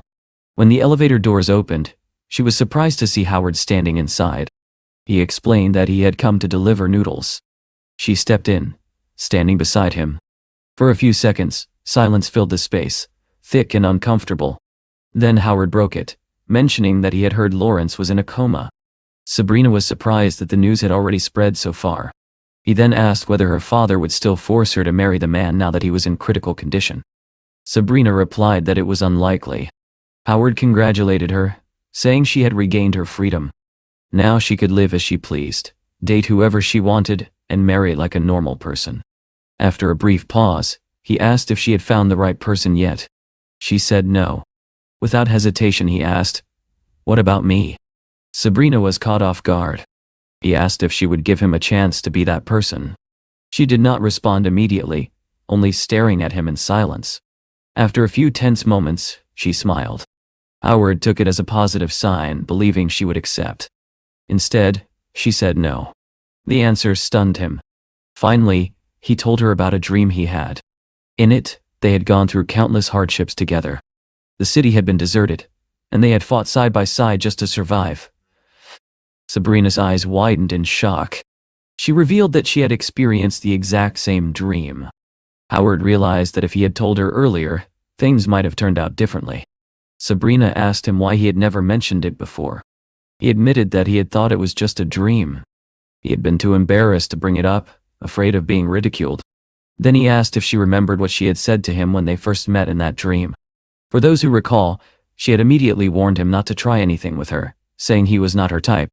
He pointed out how arrogant she had been, and admitted that he had never forgotten those words.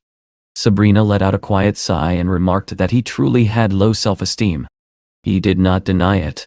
Instead, he simply admitted that it was true. He admitted it without hesitation. He really did have low self-esteem. Even after everything they experienced in that shared dream, even when he noticed the slightest signs that Sabrina might remember it too, he still did not dare to bring it up. Then he asked her a question. Did she remember the last day of that game? He reminded her of the moment when he was sitting in a wheelchair, weak and close to death, asking her if she had ever loved him, even once. Her answer back then had been cold and absolute. No. At the very moment he was about to die, she told him she had never loved him. What had she expected him to do after hearing that? Kneel before her and beg for affection? Back in reality, Sabrina's anger finally erupted. She fired back, asking if he had ever once told her that he loved her. Then she demanded that he speak honestly, from the bottom of his heart. What did he really feel for her? To him, was she nothing more than a sexual partner? Was he only looking for something casual? Something temporary? Her voice began to tremble as tears welled up in her eyes. She shouted at him, asking why she should be the one to love him, why she should be the one to take the first step and chase after him. Who did he think he was? Her words grew harsher, laced with frustration and pain. She even said that if he died, she would not care at all, just like she had said in the dream. In that moment, everything became clear to Howard. He finally understood how Sabrina truly felt.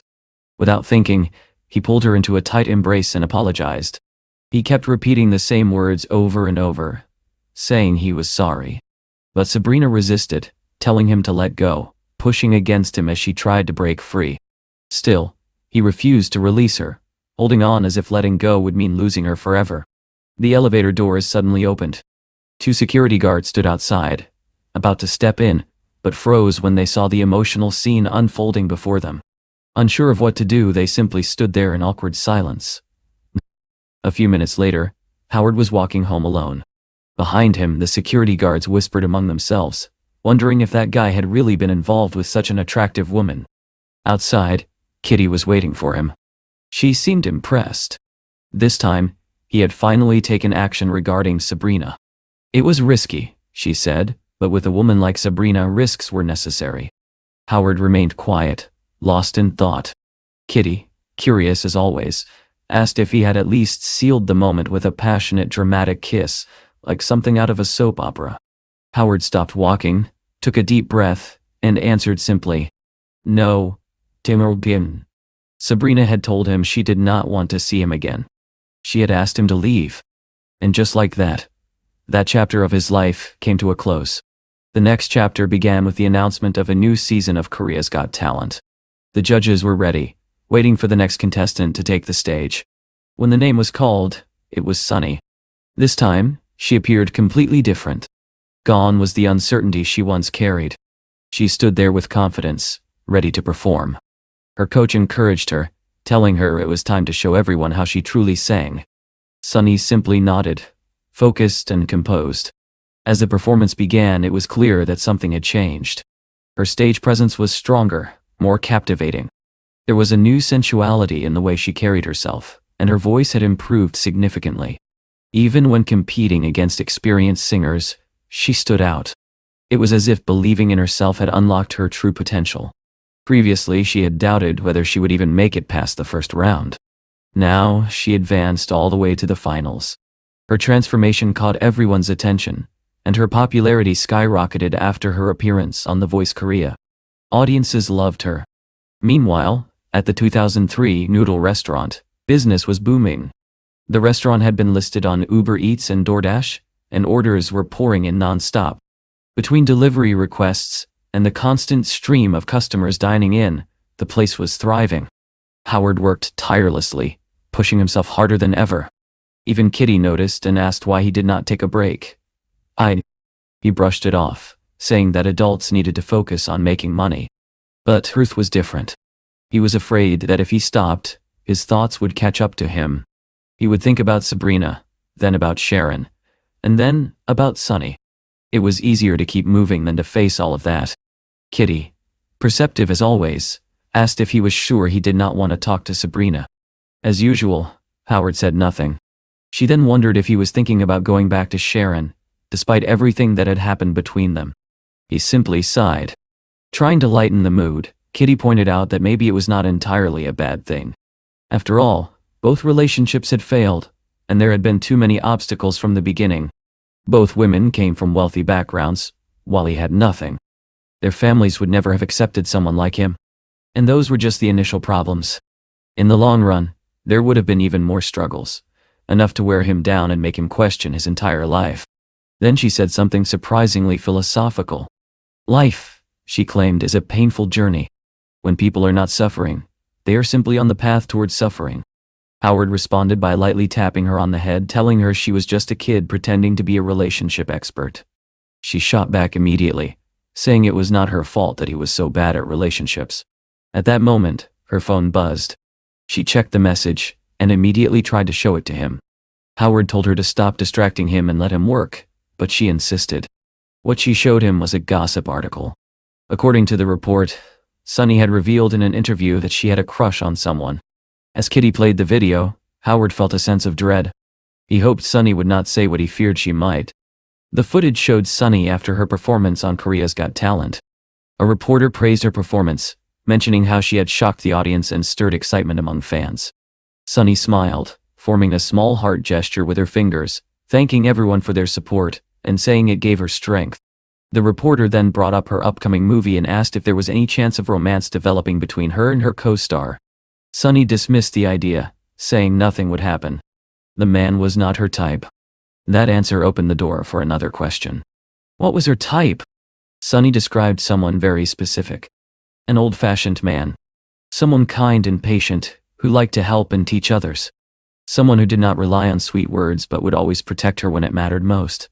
The reporter immediately sensed something and asked if she was referring to someone special.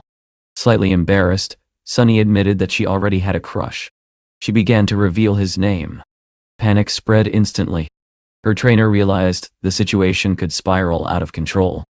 Even Kitty, watching from the side, muttered that Sunny had gone crazy, risking her own popularity. Fortunately, the trainer interrupted just in time, preventing Sunny from saying the name out loud. Howard quietly let out a breath of relief. His situation was already complicated enough without being dragged into the spotlight. Time passed and the pressure continued to build. One evening, a cigarette was lit. Surprisingly, it was Howard holding it. He was not someone who liked smoking, but exhaustion had pushed him to that point. Kitty pointed it out, reminding him that he did not even enjoy it. He simply gave a half-hearted response. She speculated that Sunny's interview might have been intentional, a way to create buzz. Howard took another drag and remained indifferent. Then he told Kitty it was time for her to leave. He needed to work. She ignored him and brought the conversation back to Sabrina. He sighed, extinguished the cigarette, and took a deep breath. Kitty told him that he needed to settle things with Sabrina once and for all. If he could not accept her, then he should be honest about it. But if he did not want to lose her, then he needed to go after her. If he was a man, he had to act. In her mind, she believed that not everything could be solved with sweet words. Sometimes, direct action was necessary. She asked him if he was waiting for Sabrina to take the initiative instead. Howard began wiping a table, though his mind was clearly elsewhere. Kitty continued, explaining that women like Sabrina were often passive, too proud to chase after someone. That comment struck a nerve. Howard's expression darkened as he thought about everything that had happened, about Sunny's words and Sabrina's accusations. Kitty added that women often imagine love as something perfect before entering a relationship, only to wake up after being disappointed again and again. Howard finally turned to her and challenged that idea. Did that mean it was always the man's fault? That women were always the victims? That did not seem fair. Kitty did not fully understand his frustration, but he kept going. He said that since she was a woman, of course she would side with women. In his view, whenever a relationship ended, people always blamed the man, no matter what had actually happened. When a woman was hurt, the man was immediately labeled a monster who deserved punishment. Howard said those words while remembering his very first relationship. Then he turned to Kitty and asked whether she truly believed that only women get hurt in relationships, while men feel nothing at all. From his perspective, people always focused on what the man did wrong, but rarely stopped to think about how a woman's actions could hurt the man she was with. He explained that men are often unable to express their pain as openly as women do, but that does not mean they do not suffer. In the end, everyone is human. Everyone experiences happiness, sadness, disappointment, and heartbreak. And heartbreak. Before Kitty could respond, Howard's phone suddenly rang. He answered immediately, and a frightened female voice spoke from the other side. Sabrina was outside the building, surrounded by several men who were trying to force her into something. He needed to get there quickly. The scene immediately shifted outside, where Sabrina truly was in danger. A group of men had cornered her and dragged her into a dark alley. One of them laughed, saying that the woman seemed drunk, which made things even easier for them. Another commented that they had hit the jackpot because she was one of the most beautiful women they had ever seen. Sabrina weakly told them to leave her alone, but a strong wave of nausea nearly made her collapse. One of the men mocked her cold attitude, saying they would all become very good friends. Then he grabbed her roughly and began forcing her toward a parked van. Despite her resistance, they managed to shove her inside before quickly driving off. However, just as the two criminals exchanged excited smiles, a motorcycle suddenly screeched to a halt directly in front of their van. The unexpected sight startled them so badly that they slammed on the brakes. A figure stepped off the motorcycle. It was Howard, and he looked furious. The men immediately became angry themselves, unwilling to let some skinny guy ruin their fun. But within moments the situation completely reversed. Howard violently beat both of them down until they were left unconscious on the ground. Their abandoned van remained parked in the middle of the street with its door hanging open. Sometime later, Howard escorted Sabrina home safely. She was still clearly intoxicated. Concerned, he asked how much she had drunk that night. Sabrina tried to brush him off and pulled away from him, leaning weakly against a wall as if she were about to throw up. She muttered that she had not drunk that much. Not enough to forget a certain person. Howard immediately understood what she meant. He gently grabbed her hand, saying he would take her home, but Sabrina pulled away again and told him to leave her alone. Howard let out a sigh. Then he finally admitted the truth. The reason he had stayed away these past few days was because he thought both of them needed time to calm down and think clearly. But as he watched her struggling to stand, he took a deep breath and confessed something deeper. She had been right. He lacked confidence whenever he was around her because he genuinely believed he did not deserve her.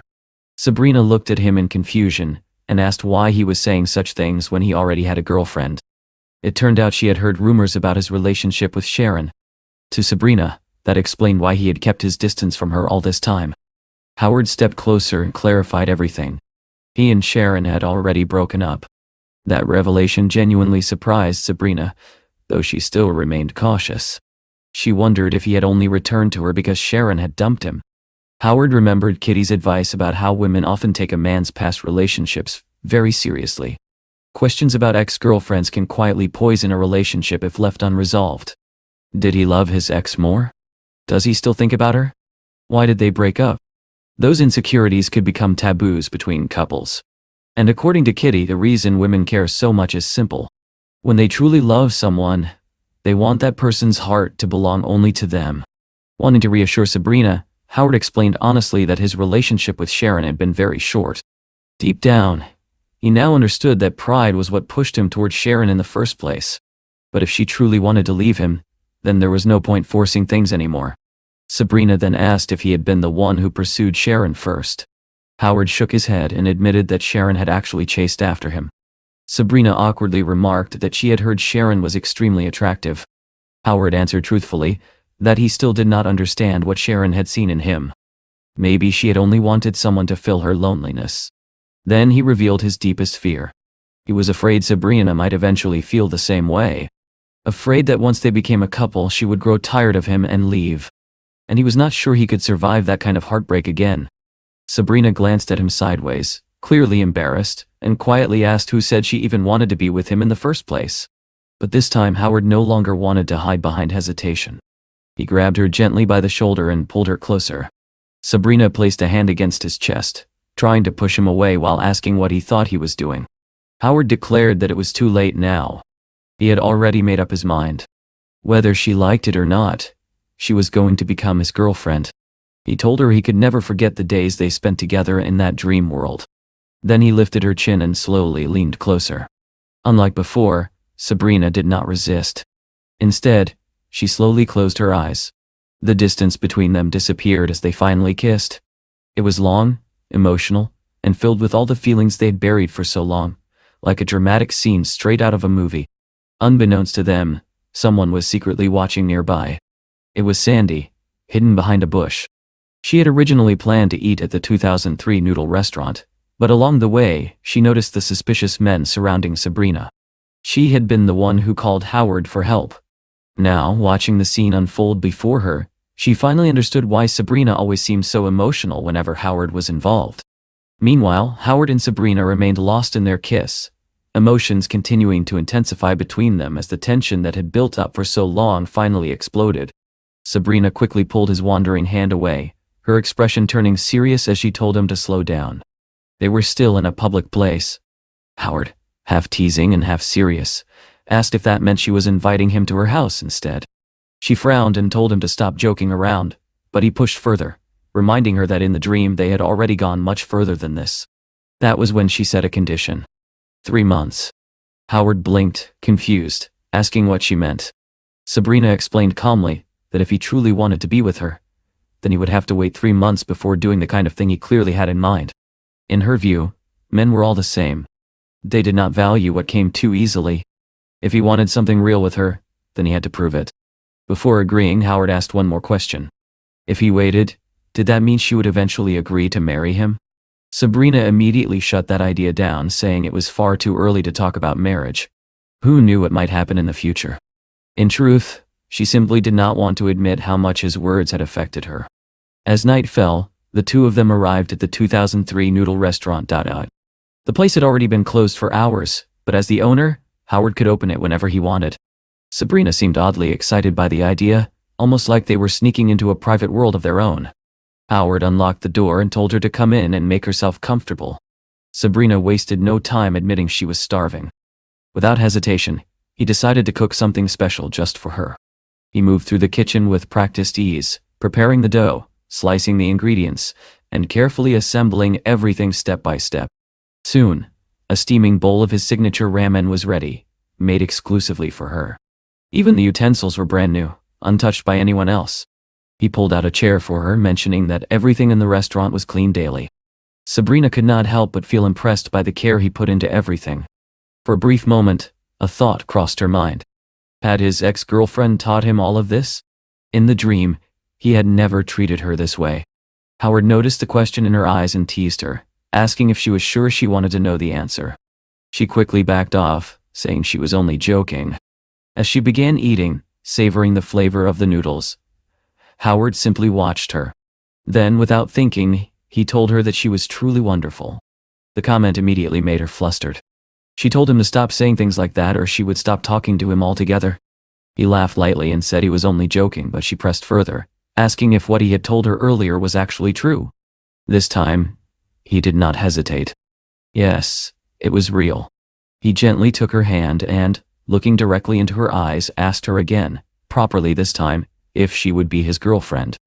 Sabrina remained silent, studying his expression, trying to determine if he was serious. Howard repeated the question, his gaze steady. She replied that he did not seem serious enough. So he pushed it further. If she wanted proof, he would go to her office and confess in front of everyone. Sabrina immediately refused. Her co-workers were nothing but gossips, and she did not want them talking about him. Howard shrugged, saying he already knew what they would say anyway. They would claim he was just a useless man living off her money. But deep down, they would only be jealous. Sabrina paused, then said he felt different from before. Howard asked how. She told him that now he had a sharp tongue. He asked if she disliked that. Instead of answering directly, she asked whether he had changed so much because of his ex-girlfriend.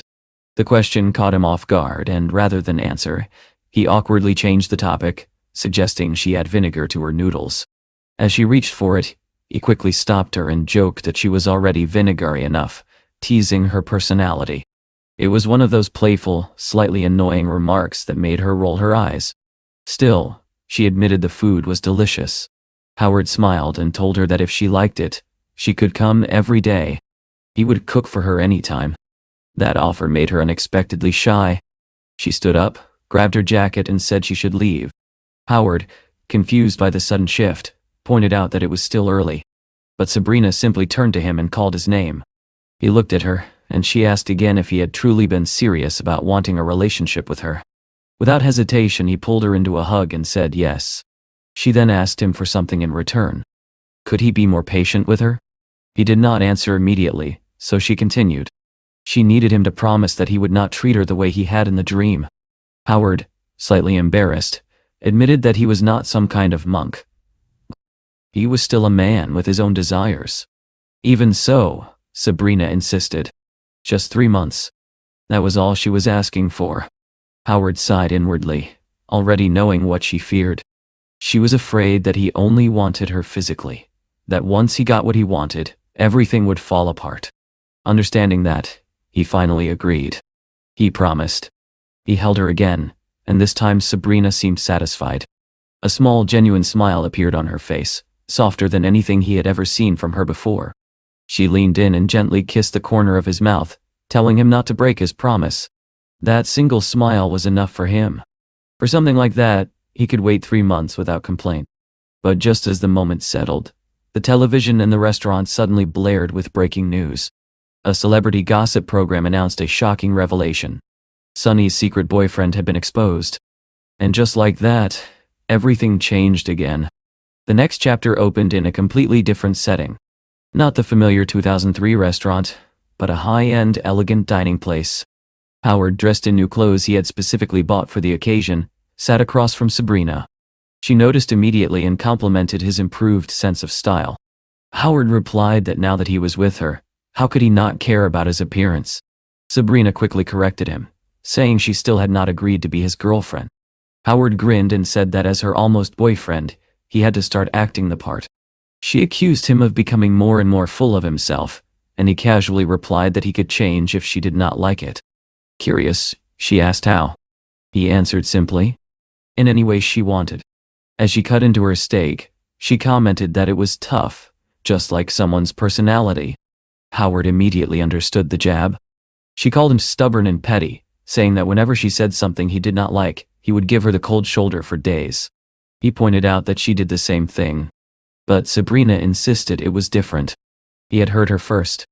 Without arguing further, Howard quietly took her plate and began cutting the steak into smaller pieces for her. He admitted that he could be difficult at times. When he handed the plate back, she resumed eating, warning him that if he acted like that again, she would ignore him as well. Howard crossed his fingers thoughtfully and raised an important question. Did she want him to remain the same man she had met in the dream? The one who fought fiercely and lived by his own principles? Or did she want to reshape him into someone else entirely? Sabrina asked if he could not at least change a little for her. Howard realized that this was something they needed to address honestly.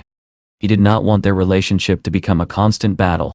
So he told her that while he loved her and was willing to change in ways that would make things better between them, there were certain values that defined who he was. Those could not be changed. She was left momentarily speechless by his answer. Then she asked what would happen if she insisted anyway. Howard explained that many people see relationships as battles, where one side either reaches a compromise or completely dominates the other. But once that happens, love disappears. Sabrina immediately pointed out the contradiction. Had he not just promised to soften his sharp tongue for her? Howard realized his mistake and quickly clarified. Some parts of a person are like the roots of a plant. If you pull them out, the entire plant dies. Other parts are like leaves. Those can be trimmed and adjusted without destroying the whole. Sabrina understood what he meant.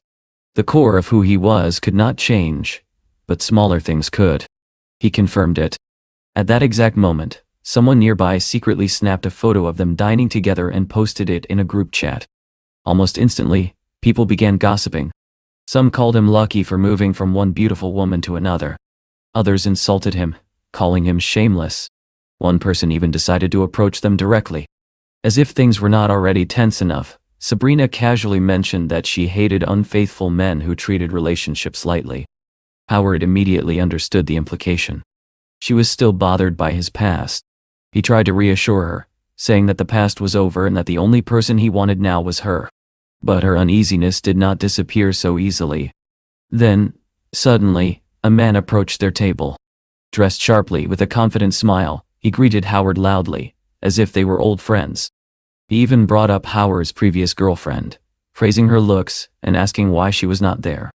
Sabrina's expression immediately darkened.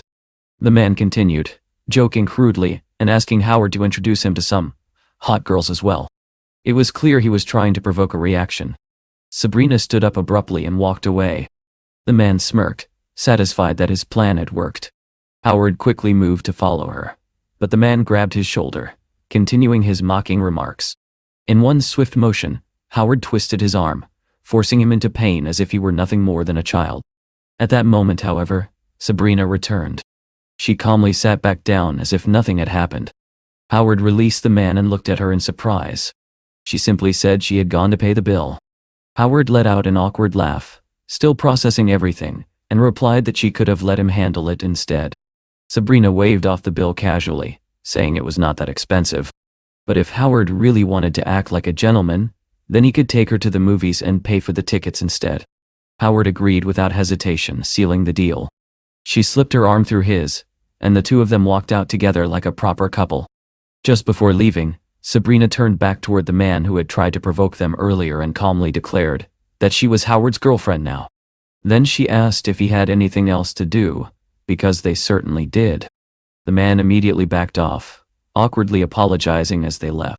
A while later, they arrived at the cinema, walking side by side, arm in arm. Howard could not hide his happiness. Hearing Sabrina openly call herself his girlfriend, even if only in front of someone else, meant more to him than he expected. As they walked, she leaned closer and softly whispered his name into his ear. Then she asked a question that caught him completely off guard. Had he ever taken her to meet his parents? Howard froze internally. He thought that whole ex-girlfriend topic was behind them, but apparently not. He answered honestly. No, he had never done that. Sabrina nodded, saying that was good, though her tone made it unclear whether she truly meant it. Inside the cinema, they bought tickets to watch Barbie, which was still popular and widely discussed. As they sat down, Howard grew slightly irritated by the endless commercials playing before the movie started. One advertisement in particular caught his attention, and not in a good way. It was a juice commercial. And the girl in it was Sunny. The same Sunny who had been with him in the dream world. The same girl who had gone through life and death situations by his side. Seeing her on the big screen like that felt surreal. Behind them, two girls were chatting excitedly about the latest gossip. According to the rumors, Sunny's secret boyfriend had just been exposed. They talked about how her popularity had skyrocketed after Korea's Got Talent, and yet, at the peak of her career, she chose to confess her feelings for someone. It did not make sense to them. Then came the interview clip. Sunny was explaining that the person she liked preferred older women, so she hoped she could become mature enough for him. The reporter pressed further, asking if she could reveal his identity. At that exact moment, Howard's entire body tensed. If she said his name, everything would collapse. Sabrina noticed his reaction immediately and asked what was wrong. He looked pale. Howard forced himself to act normal, saying it was nothing. Then Sunny answered. She said she would not reveal his identity. He was not part of the entertainment industry, and she did not want to expose his life to the public. Howard quietly exhaled in relief. But Sunny was not finished. She explained that she had agreed to the interview for one reason. There was something she wanted to say to him. Looking directly into the camera, she spoke from the heart. Could they meet again? She did not want to live her life without him. Then she did something shocking. She shared a WhatsApp number on national television and told him to add it and send her a message. She would be waiting. The audience behind Howard reacted with excitement, but he sat there frozen, completely overwhelmed. Sabrina, meanwhile, calmly watched the movie, unaware of the storm brewing inside him. He could not help but blame the strange dream game that had brought all of this into his life. Without it, none of these complications would exist. The scene shifted to a luxurious apartment, where Sunny lay on her bed, staring at her phone, waiting. She wondered if her message had reached him, if he would respond. Within minutes of the broadcast, her WhatsApp had been flooded with tens of thousands of messages from strangers. Ironically, the fame she once desired now became a burden. After the movie, Howard took Sabrina home. He told himself that the right thing to do was simple. Focus on Sabrina. Stay grounded. Sunny lived in a completely different world, one filled with cameras, fans, and constant attention, while he just wanted a normal life. So he chose not to message her.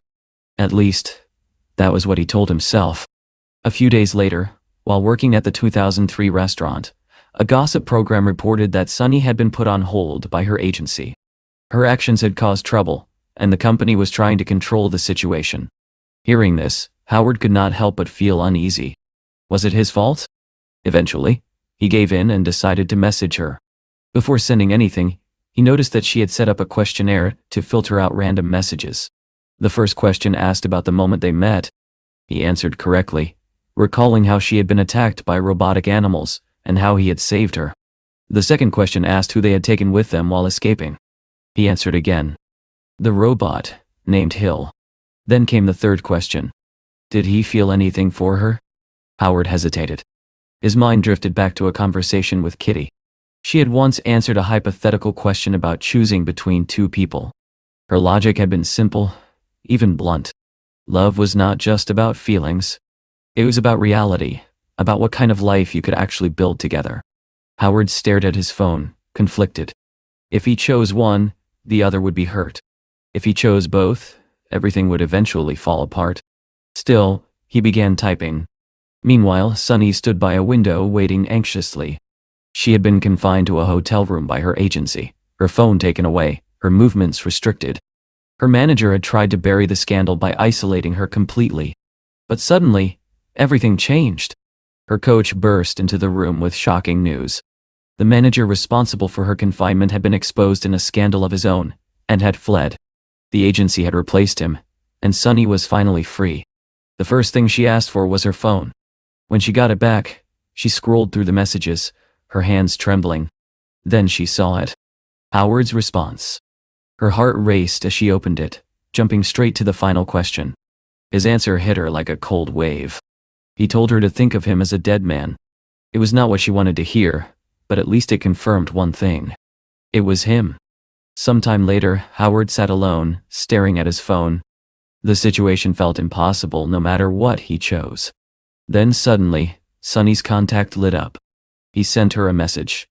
Sunny, you're so silly. The moment she read it, tears began streaming down her face. She replied immediately, saying she thought she would never see him again. Not long after, she called him.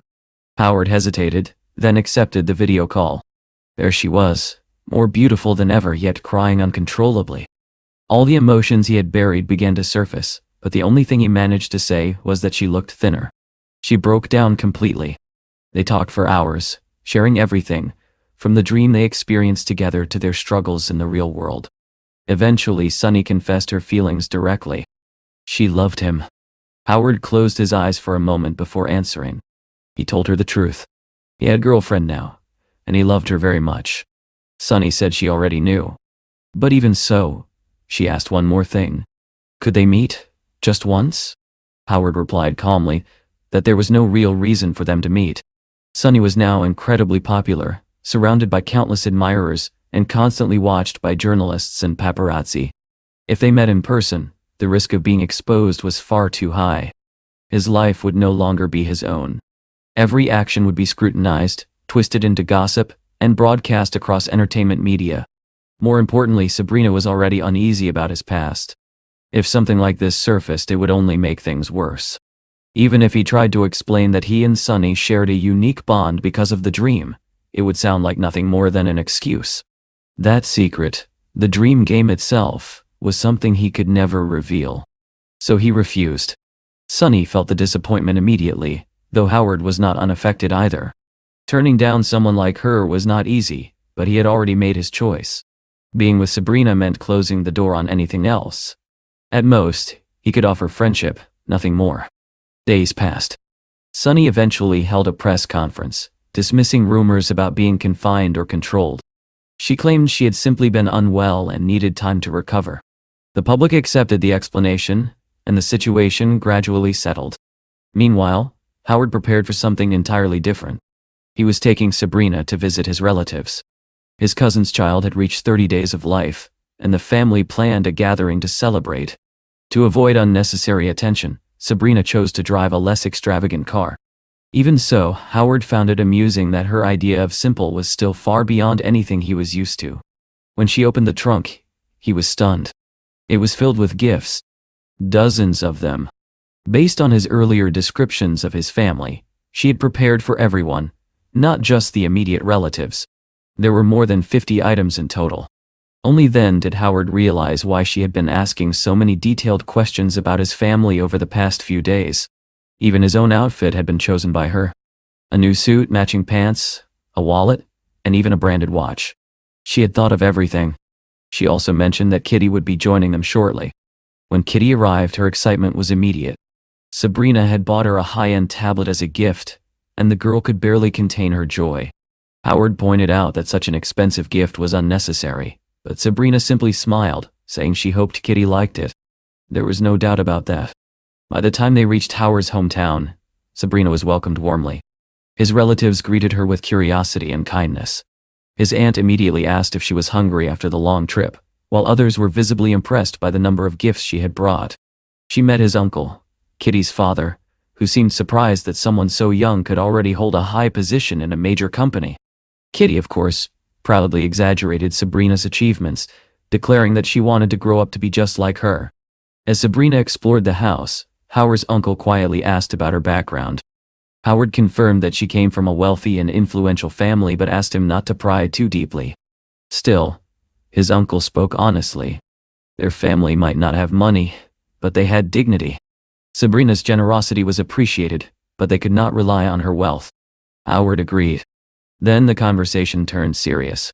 The family carried a significant debt, and his uncle admitted that he wished he could offer something meaningful when Howard eventually got married, but their financial situation made it difficult. Howard reassured him. He now owned a noodle restaurant, and the business was doing well.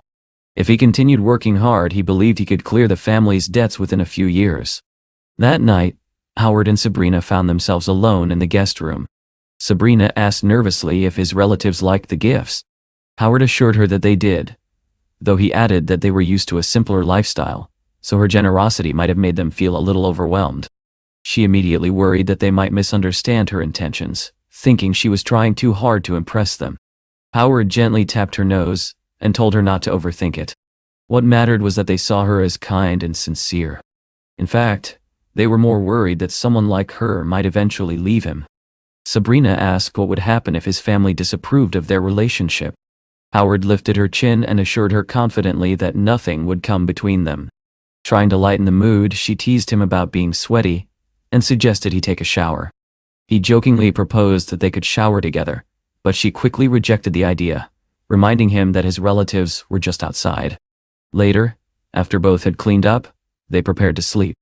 Sabrina warned him to behave, and Howard playfully replied that he would not have even thought about anything if she had not brought it up.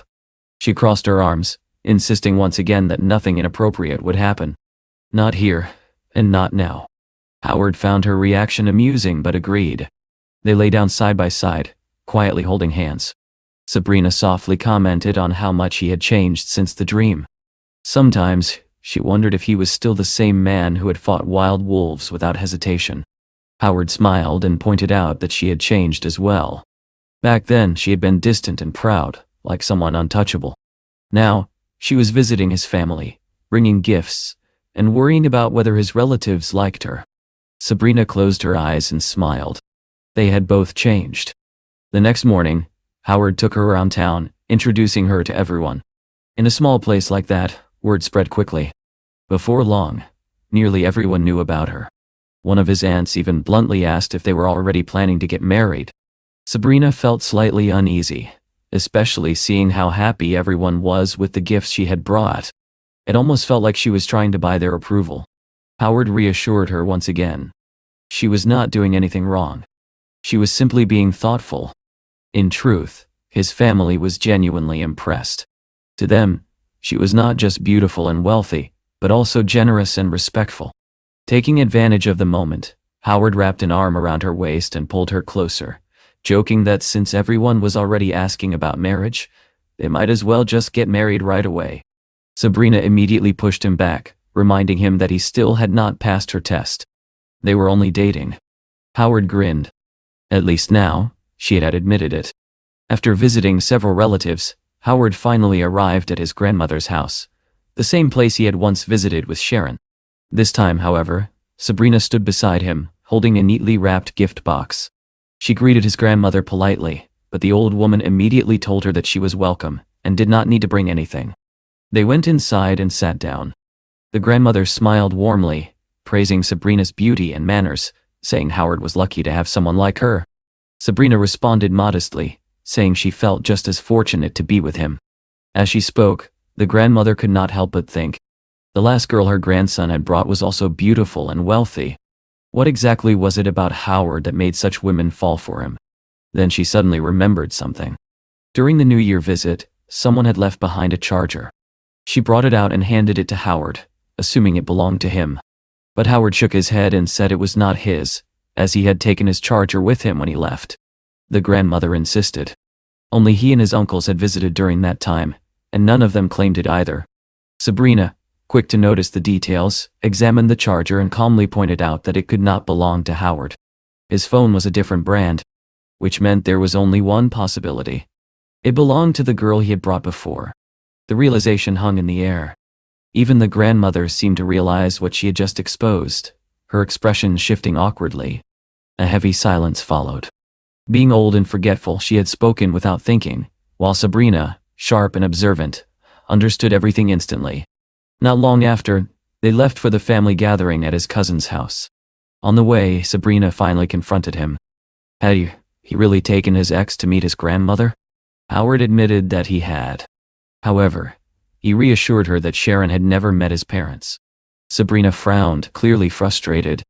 She said he must think she was being unreasonable. He had broken up with that woman long ago, yet she still could not stop bringing it up. She knew it made her look foolish, but she could not help it. After all, that relationship had existed before she entered his life. She'd been waiting for him. How could he have dated someone else during that time? Howard had no immediate answer. Then, as quickly as the tension rose, Sabrina exhaled and waved it off. She admitted that saying it out loud made her feel better. She knew he was not at fault. In the end, everything could have been avoided if they had confessed their feelings earlier.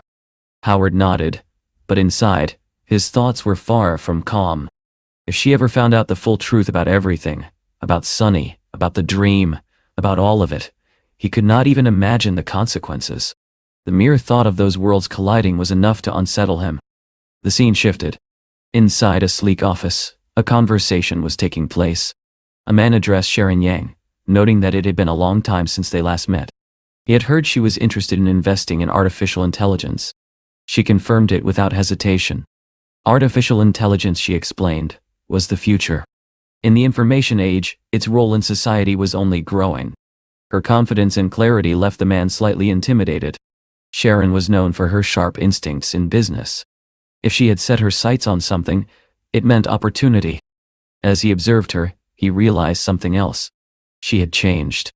She was no longer distant and indifferent. There was a warmth to her now, even a hint of femininity that had not been there before. It made him wonder if someone had influenced her.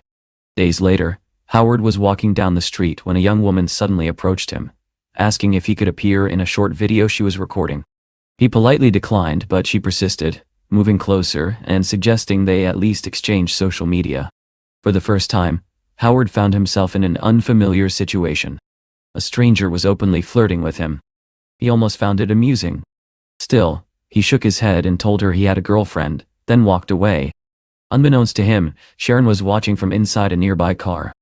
She observed the interaction quietly, noting how different he seemed. More confident, better dressed, more noticeable.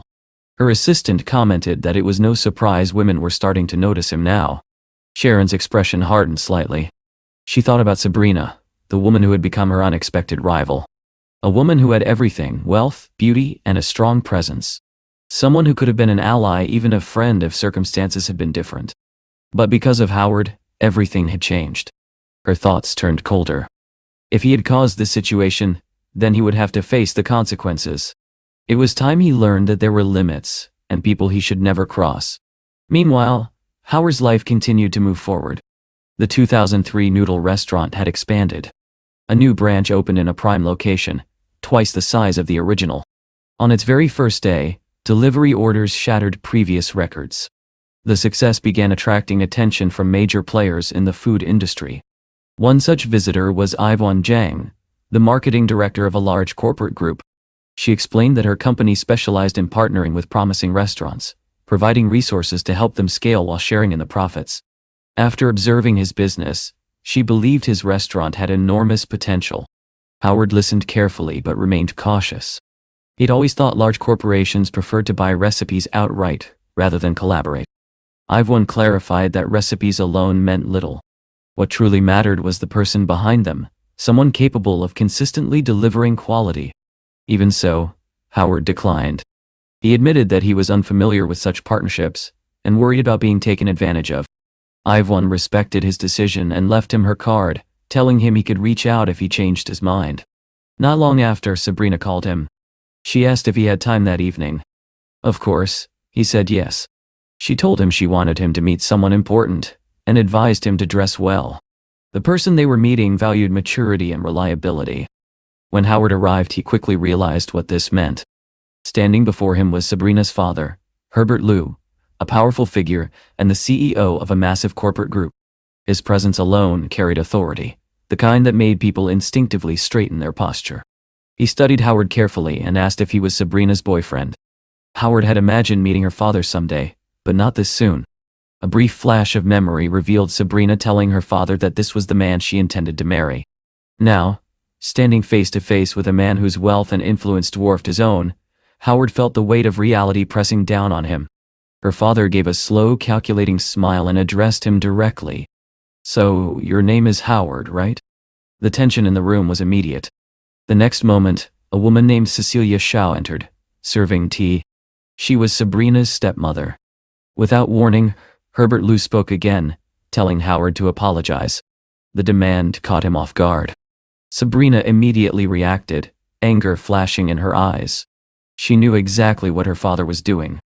It was a display of power, a way to assert dominance. Howard, however, remained composed. He took Sabrina's hand gently and said that if it was necessary, he would apologize. But before anything could escalate further, Sabrina stood up. She refused to tolerate it.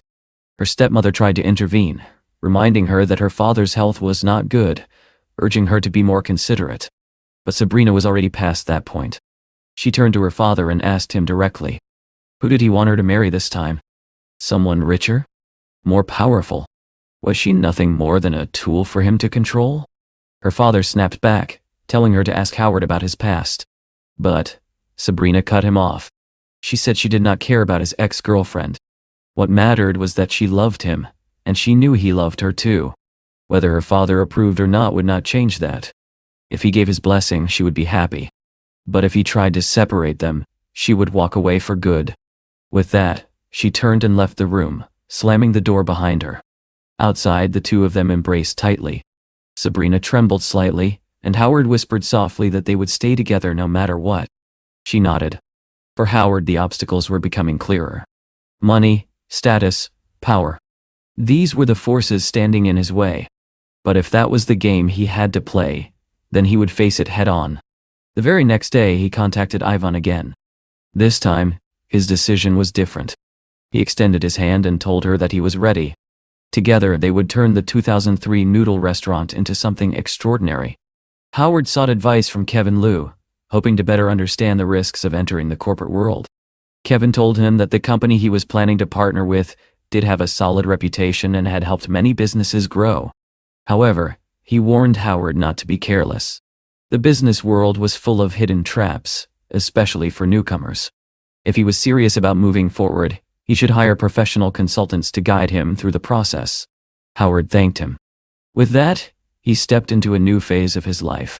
This was no longer just about running a small restaurant. It was about power, influence, and building something far bigger. Elsewhere, Sharon Yang stood calmly, throwing darts at a target. Each throw landed with precision, hitting closer and closer to the center. Her secretary watched in admiration, surprised at how quickly she had improved. Sharon, however, dismissed it as simple practice. To her, the act itself was not difficult. It was only the repetition that felt tedious.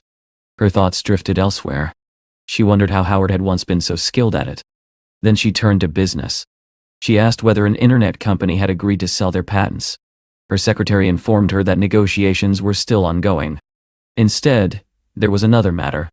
A call had come in from Herbert Liu. Sharon's expression shifted slightly as she picked up the phone. On the other end, Herbert's voice erupted with anger. He demanded that she keep her plaything, away from Sabrina, threatening consequences if she did not comply. Sharon, completely unfazed, calmly asked what he was talking about. What had happened to Sabrina? Herbert accused her of pretending, claiming this was another one of her schemes. But Sharon pushed back, reminding him that coercing others, especially his own family, would only damage his reputation. She made it clear that the current situation was his own fault. If he had not interfered in her relationship with Howard, none of this would have happened. Her words were sharp and deliberate. She even turned the accusation back on him, stating that he was the one who had indirectly pushed Sabrina toward Howard. If anything, she should be the one demanding answers from him. Herbert was furious, but Sharon did not back down. She warned him not to lay a hand on Howard. If he did, she would make him regret it. Then she hung up, without hesitation. As the call ended, her expression hardened. To her, Herbert had already taken enough from her. She had no intention of letting him take anything else. Meanwhile, Herbert stood silently, his thoughts darkening. From his perspective, Howard was suspicious. A man like him, attracting two extraordinary women at the same time, must have ulterior motives. In Herbert's mind, Howard was trying to gain something, money, status, or worse. But at that very moment, Howard was doing something far simpler. He was lighting candles on a birthday cake. It was Sabrina's birthday. She looked at him with surprise, asking how he knew. He admitted that he had asked her assistant because he wanted to prepare something special. The gesture made her genuinely happy, though her thoughts were still clouded by everything that had happened earlier. As they stood together, both her father and Howard were thinking about the same strange reality. Two remarkable women had been drawn to the same man.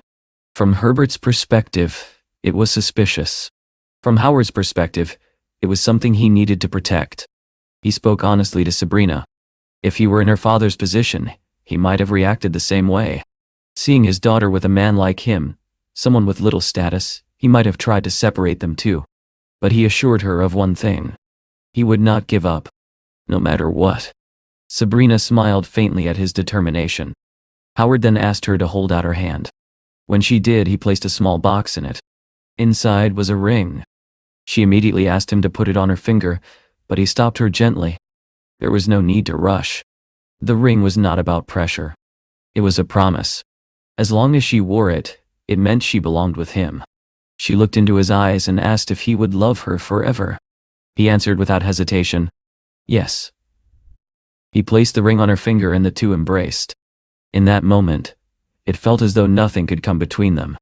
Then Sabrina surprised him again. She asked if she could stay the night at his place. Howard hesitated, assuming she might not be ready for anything more. She teased him, hinting that he might regret holding back. For a moment, he thought she was referring to the 3-month promise ending, but she simply called him a pervert and laughed it off. The next day, reality returned.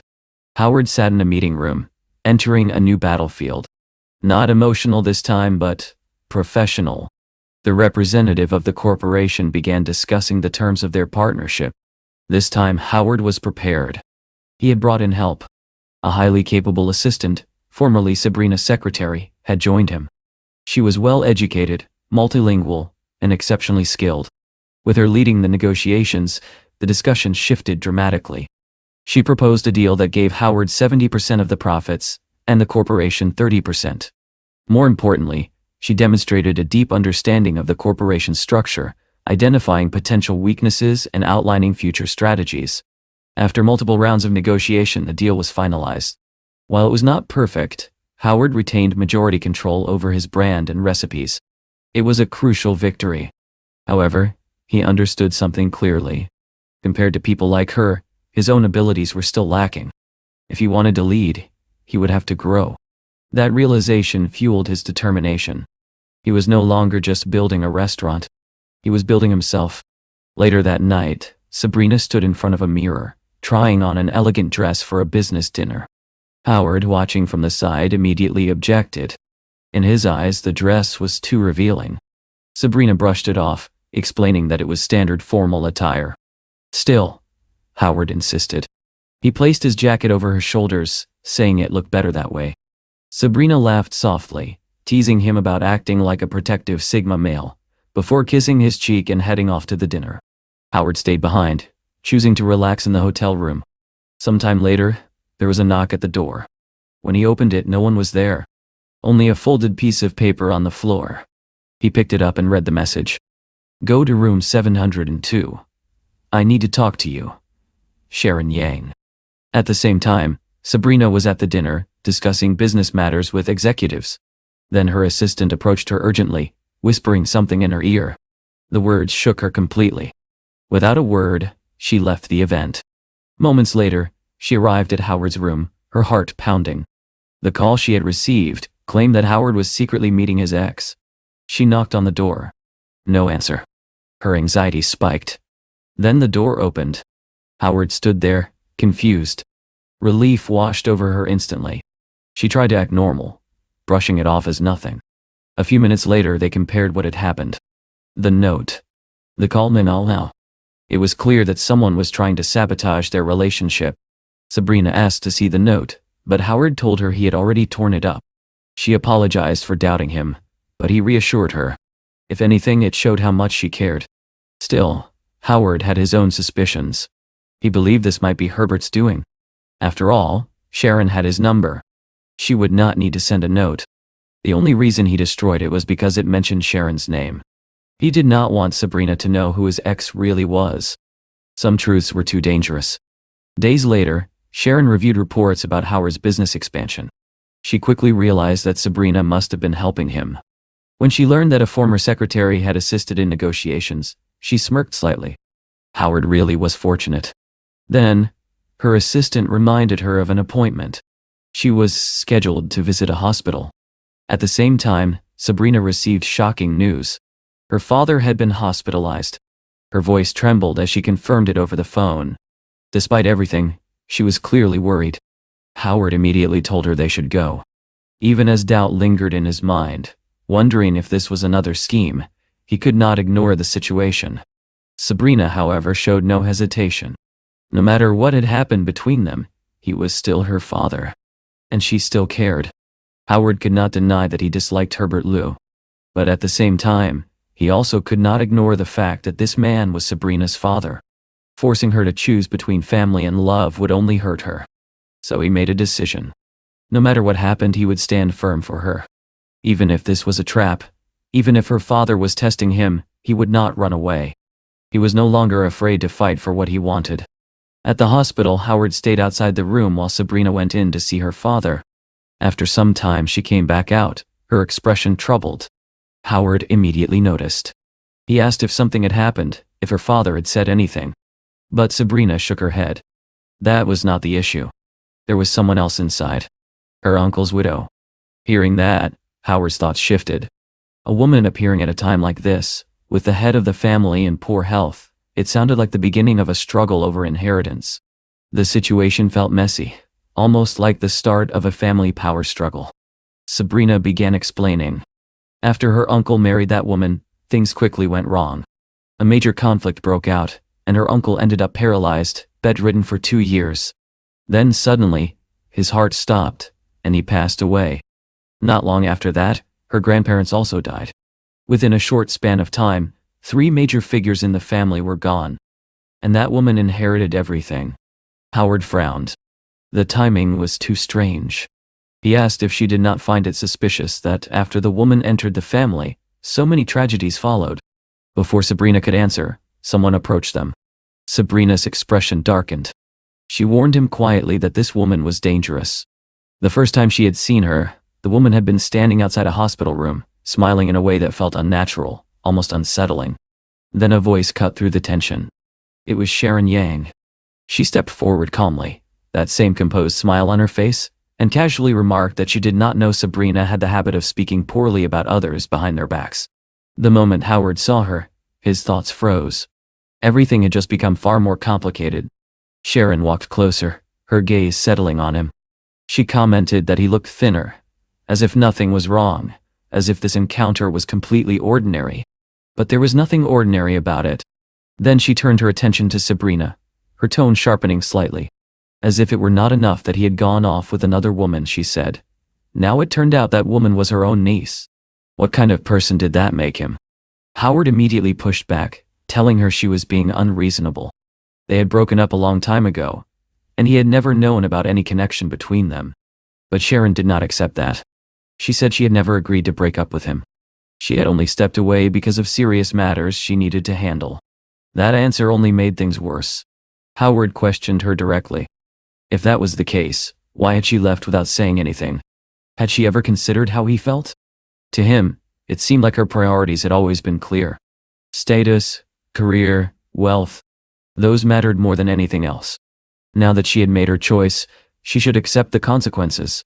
Sharon's expression tightened slightly, but she insisted she had not had a choice. That was enough for him. Howard no longer wanted to hear any more explanations. He reached for Sabrina's hand and told her they were leaving. Without hesitation, he turned and walked away with her. Behind them, Sharon's voice rang out. She said she would never give up on him. But Howard did not stop. He did not turn back. Even as she declared that nothing would stop her from loving him, he kept walking forward. In her mind, however, Sharon remained certain of one thing. It was only a matter of time. Sooner or later, Howard and Sabrina would break apart. And unlike her, Sabrina would not tolerate even the smallest mistake. Meanwhile, Sabrina finally begins to understand why Sharon Yang helped her in the past. In her mind, the answer is now obvious. Sharon only helped because of Howard. Realizing this, Sabrina lets go of Howard's hand and directly asks whether he slept with Sharon. Howard wants to deny it, but the memories of Sharon remain vivid in his mind. Unable to give a proper answer, all he can manage to say is that he will take Sabrina home. Furious, Sabrina slaps his hand away and turns her back on him, telling him that he can go home by himself. At the same time, Herbert Liu sits in his hospital bed reflecting on the situation. He knows that if he directly tells Sabrina about Howard and Sharon's relationship, she will never believe him. Instead, she would assume he was trying to slander Howard. Even if he showed her the photographs he possesses, she would probably forgive Howard anyway because of her feelings for him. Herbert realizes that the only way to expose the truth is to catch them red-handed or create a situation that Sabrina can no longer ignore. Knowing that Sharon frequently visits the hospital, Herbert devises a plan. He pretends to be sick and remains hospitalized for several days, confident that sooner or later Sabrina, Sharon, and himself will end up crossing paths. It is a carefully calculated scheme, and before long, it works perfectly. The two women eventually meet in a hospital corridor. Sharon immediately notices Sabrina's mood and casually remarks that they must have fought. She then begins mocking their relationship, claiming that such a small obstacle should not be enough to cause problems. She acts surprised that their bond appears so fragile. Sabrina coldly reminds Sharon that she is supposed to be her aunt and asks whether it is appropriate for her to be so concerned about her niece's boyfriend. Sharon responds with a smile, saying that she is pleased Sabrina still considers her an aunt. Then she delivers a devastating accusation. According to Sharon, Sabrina stole her boyfriend. Losing her temper, Sabrina fires back. She points out that Sharon and Howard broke up months ago and that Howard is now her boyfriend. She says Sharon should be ashamed of spreading such nonsense. However, Sharon refuses to back down. With a chilling expression, she tells Sabrina that she is nothing more than a substitute. In Sharon's eyes, Howard only sought comfort from Sabrina because he was unable to get over losing her. The words hit Sabrina like a punch to the stomach. Confident that Sabrina can never truly defeat her, Sharon continues her attack. She sarcastically thanks Sabrina for taking care of Howard and says she is glad he chose Sabrina instead of some manipulative and ill-intentioned woman. Once again, Sabrina is left trembling with anger. Just as she is about to chase after Sharon, she suddenly remembers something important. Raising her hand, she shows off the ring Howard gave her on her birthday. Looking Sharon directly in the eyes, Sabrina reveals that it is an engagement ring. This time, Sharon is the one who takes a hit. For a moment, the two women simply stare at each other.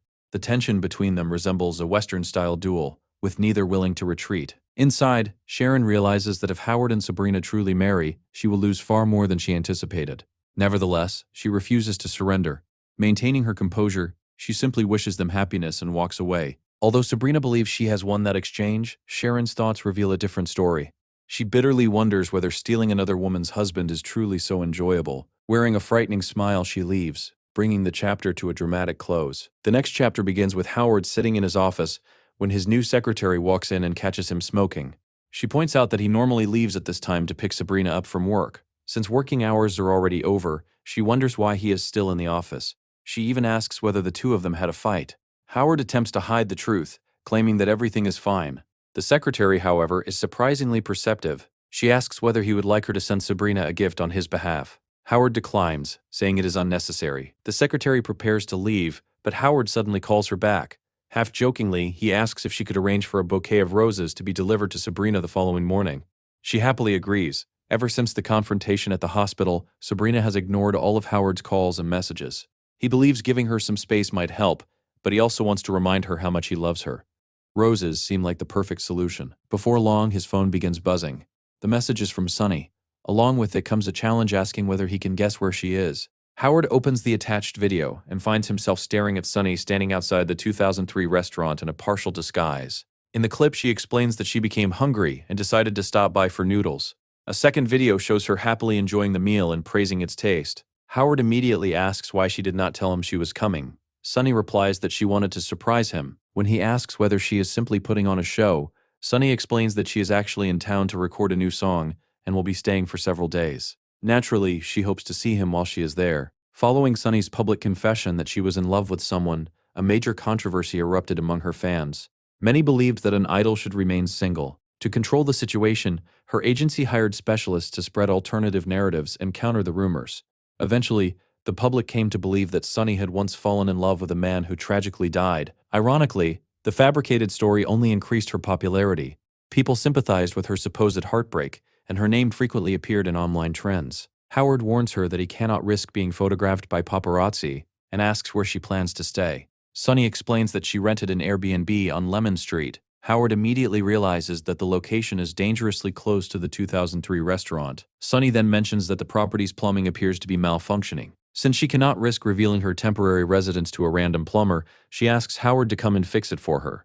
Claiming that he is the only person she trusts, she places him in an awkward position. As expected, Howard agrees to help. Several hours later, night falls. After finishing her work, Howard's secretary heads home.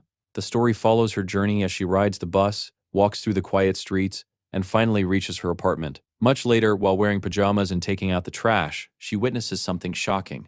Standing outside is Howard himself, accompanied by a young woman who is looking at him with unmistakable affection.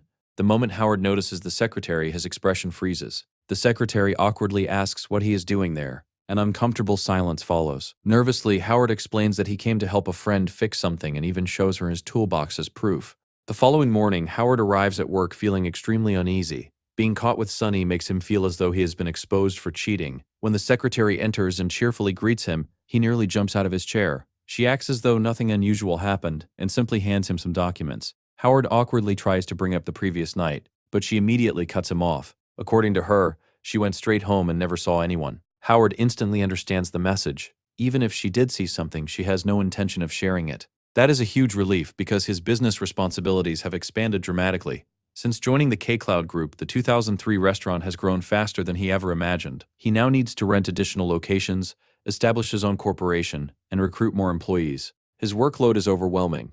The secretary reminds him that he is scheduled to inspect the construction of the restaurant's third branch. Howard casually wonders why he cannot do it later. Instead of discussing business, the secretary asks a personal question. She wants to know how long it has been since he last saw Sabrina. Howard points out that such a question is inappropriate for an employee to ask her boss. The secretary remains firm. She tells him that he cannot perform effectively while trapped in an unhealthy relationship. Before things completely fall apart, she feels obligated to remind him of that fact. Eventually, Howard admits that he has sent Sabrina countless messages but received no response. The secretary gives him straightforward advice. Instead of hiding behind texts, he should go meet her face to face. Howard agrees and says he will do so after work. However, the secretary suddenly reveals startling news.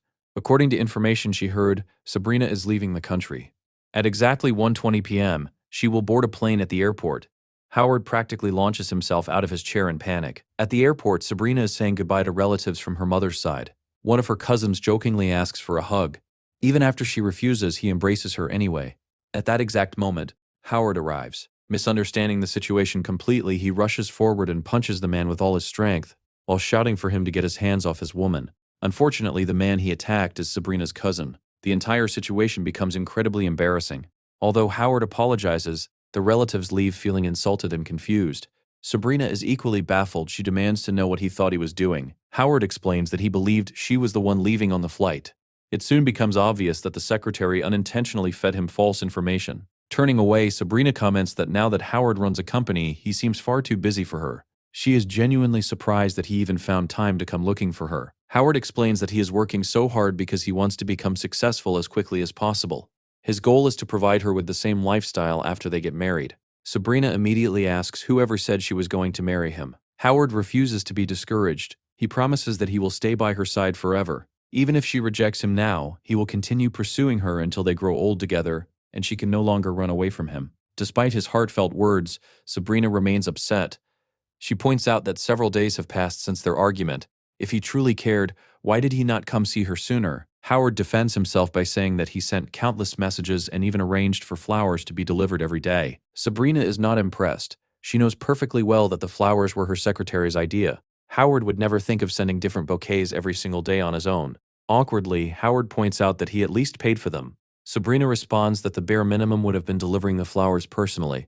Caught off guard, Howard admits that he thought she disliked receiving flowers from men, leaving himself in yet another awkward position. Sabrina tells Howard that whether she likes flowers or not is completely irrelevant. What truly matters is that he shows genuine remorse for his actions. Howard quickly agrees, repeatedly saying that she is right. Sometime later, the scene shifts once again. One of Herbert Liu's subordinates reports everything that has happened. He explains how Howard went to Sabrina's workplace and publicly presented her with flowers in front of everyone. After that, the couple shared dinner together and walked home while laughing and chatting happily. Hearing this report, Herbert can hardly believe it. He is furious that Sabrina forgave Howard so easily. Slamming his hand against the table, he angrily declares that he will need even more time if he wants to separate them. At this point, it becomes clear that with a father like Herbert, Sabrina hardly needs enemies. The story then moves to a much calmer scene. Sharon is relaxing comfortably on a sofa while speaking on the phone. With a playful tone, she asks whether it is really appropriate to call a lonely sister-in-law so late at night. The person on the other end immediately gets to the point. It is Herbert. He tells Sharon to keep Howard away from Sabrina. Sharon laughs in disbelief. She reminds him that he was the very person who forced her to abandon Howard in the first place. Herbert admits that happened in the past, but insists that the present situation is different. He promises to stop interfering in matters involving Sharon and Howard, provided she can make Sabrina leave Howard. Sharon remains skeptical. She casually suggests that Herbert may simply change his mind once he gets what he wants. She clearly does not trust him. Herbert responds by reminding her that they both know each other's secrets. If either of them turns against the other, they will both be destroyed. Accepting the reality of the situation, Sharon asks what exactly he is willing to offer in exchange. The conversation becomes a negotiation. Sharon reveals that she wants control of one of the Skyland Group's subsidiaries. She insists she is willing to pay market value for it, but she has another condition as well. Herbert must never interfere with her again. Otherwise, she warns, he may soon find himself becoming a grandfather. The following day, Howard's secretary informs him that he has a visitor. The moment he turns around and sees who it is, his heart sinks. It is Sharon Yang. The secretary has only just met Sharon, yet she is already intimidated by her presence. Sharon's reputation as a powerful and cold businesswoman precedes her. Normally, she treats company executives with indifference, yet for some reason she seems unusually friendly toward Howard. After dismissing the secretary, Howard finds himself alone with Sharon. He is uncertain how he should behave around her. Once they were incredibly close. Then she shattered his heart by leaving him. Despite that pain, he cannot bring himself to view her as an enemy. However, he now has Sabrina, and he knows he must keep his distance from other women. Trying to remain professional, he asks why she has come. To his surprise, Sharon leans against the door and adopts a vulnerable expression. She tells him that she has come to beg him for help. Howard is stunned. The word beg is not something he ever expected to hear from Sharon. Before he can respond, Sharon reveals a shocking truth. She claims that Herbert forced her to break up with Howard. According to her, he manipulated her into marrying his younger brother. After her husband's death, she inherited the Luo family's wealth, which caused Herbert to resent her even more. She explains that if she had remained with Howard, Herbert would have destroyed his life completely. A billionaire businessman could crush someone like Howard without hesitation. He could have ruined the 2003 restaurant and eliminated everything Howard cared about. Howard is speechless. With tears forming in her eyes, Sharon says she was willing to sacrifice anything to protect him. Hearing this, Howard finally asks the question that has bothered him for years. After they escaped the dream world, why did she suddenly treat him like a stranger? Did she decide he was beneath her once she saw his real-life circumstances? Sharon quietly explains her reasoning. Back in the dream world, Howard never fully trusted her. He was always cautious and guarded around her. They were partners who cooperated only because survival demanded it. If she had approached him after returning and admitted she remembered everything, he would not have been happy. Instead, he would have become suspicious and paranoid. He would have feared the woman who knew his greatest secret. Howard realizes she is right. If Sharon had revealed that she remembered the dream world, he probably would have viewed her as a threat rather than a friend. Sharon admits that she wanted something different. She wanted Howard to love her. She wanted him to remember her forever. To accomplish that, she pretended not to remember the dream world at all. She approached him as a complete stranger and slowly built a new relationship with him. Her goal was to create genuine memories together. Howard cannot deny that her plan worked. When she left him, he missed her deeply. He even rejected another woman who confessed her feelings because he could not get Sharon out of his mind. Lowering her head once more, Sharon finally asks for the favor she came to request. Someone very important to her is dying. She wants Howard to accompany her for one final visit so that the person can leave this world without regrets. Howard takes a long breath. As always, he struggles to refuse someone asking for help. Eventually, he agrees. However, he makes Sharon promise that after this, she will stop pursuing him. He is happy with Sabrina now, and things cannot go back to the way they were. Without hesitation, Sharon agrees. The promise sounds sincere, but it is difficult to ignore how skillfully she continues manipulating the situation. Soon, the two arrive at the bedside of the dying person. The elderly woman looks very much like Sharon's grandmother. Sharon explains that years ago the woman suffered a stroke after receiving devastating news. Since then, she has remained trapped in a coma. Although she cannot move or speak, she can still hear everything happening around her. Turning toward the unconscious woman, Sharon introduces Howard. She tells her that this is the man she loves. She claims that as long as he remains by her side, she will live happily. She says they will have children together and help the Yang family grow once more. Howard immediately interrupts her, insisting that she should not lie to someone in such a condition. Sharon calmly insists that she is telling the truth. Howard responds by pointing out that they could never work as a couple. At that moment, Sharon casually reminds him that they spent plenty of time together during New Year's celebrations just a few months ago. Preserving sperm is not difficult these days. Howard nearly has a heart attack. For a brief moment, he genuinely believes she is serious. Sharon quickly laughs and claims she is joking. Unfortunately for Howard, the joke sounds entirely believable. He can easily imagine her appearing years later with a child and claiming he is the father. Afterward, Sharon turns her attention back to the woman in the hospital bed. She reveals a painful secret. The woman is not actually her grandmother. She is her mother. Howard is stunned. Sharon explains that she has no biological connection to the Yang family at all. Her mother devoted her entire life to rebuilding the family's fortune after it collapsed. To achieve that goal, she was willing to sacrifice everything, including her own daughter. From childhood, Sharon obeyed every instruction she received. If her mother told her to befriend someone, she did so. If she told her to marry someone, she obeyed. Even when she was ordered to marry the youngest son of the Luo family, despite finding him repulsive, she complied. The most shocking revelation comes when Sharon explains that her mother even intended for her to seduce Herbert Liu, before that plan could be carried out. However, her mother fell ill. Sharon then recounts the tragic history of the Yang family. Once prosperous and respected, the family gradually fell into decline. The men died young, and the remaining women either wanted to leave or remarry. Desperate to preserve the bloodline, Sharon's mother devised a controversial solution. Eventually, a child was born. That child was Sharon. Because of her advanced age, Sharon's mother publicly claimed that the baby was her granddaughter instead of her daughter. As Sharon grew older, people constantly mocked the strange circumstances surrounding her birth. Standing beside the hospital bed, Sharon admits that she understands why her mother made those choices. She knows the Yang family was collapsing and that her mother was willing to sacrifice everything to save it. Even now, while lying helpless in a coma, her mother's greatest concern remains the family business. Then Sharon asks Howard a heartbreaking question. What emotions is she supposed to feel toward her mother? Gratitude? Resentment? Her mother gave birth to her, yet never openly acknowledged her as a daughter. Instead, she treated her as a tool for achieving family goals. Howard has absolutely no answer. The revelation leaves him completely stunned. Outside the hospital, he remains deep in thought. Although Sharon told the story calmly, the reality behind it is horrifying. For the first time, Howard truly understands the darkness hidden beneath her mysterious personality. He realizes that many of her strange actions stem from years of emotional damage and manipulation. Rather than blaming Sharon, he finds himself blaming her mother. As Howard climbs into his car and fastens his seatbelt, something suddenly appears before him. The system screen has returned. A new message flashes before his eyes. It is a special Valentine's Day event. According to the announcement, all couples are eligible to participate regardless of level or identity. The event promises valuable rewards and unique opportunities. Without thinking too much about it, Howard immediately accepts. The system then begins identifying eligible participants. However, something unexpected happens. Instead of recognizing Howard as being in a stable relationship, the system determines that he has recently shared deep emotional connections with 3 different female players.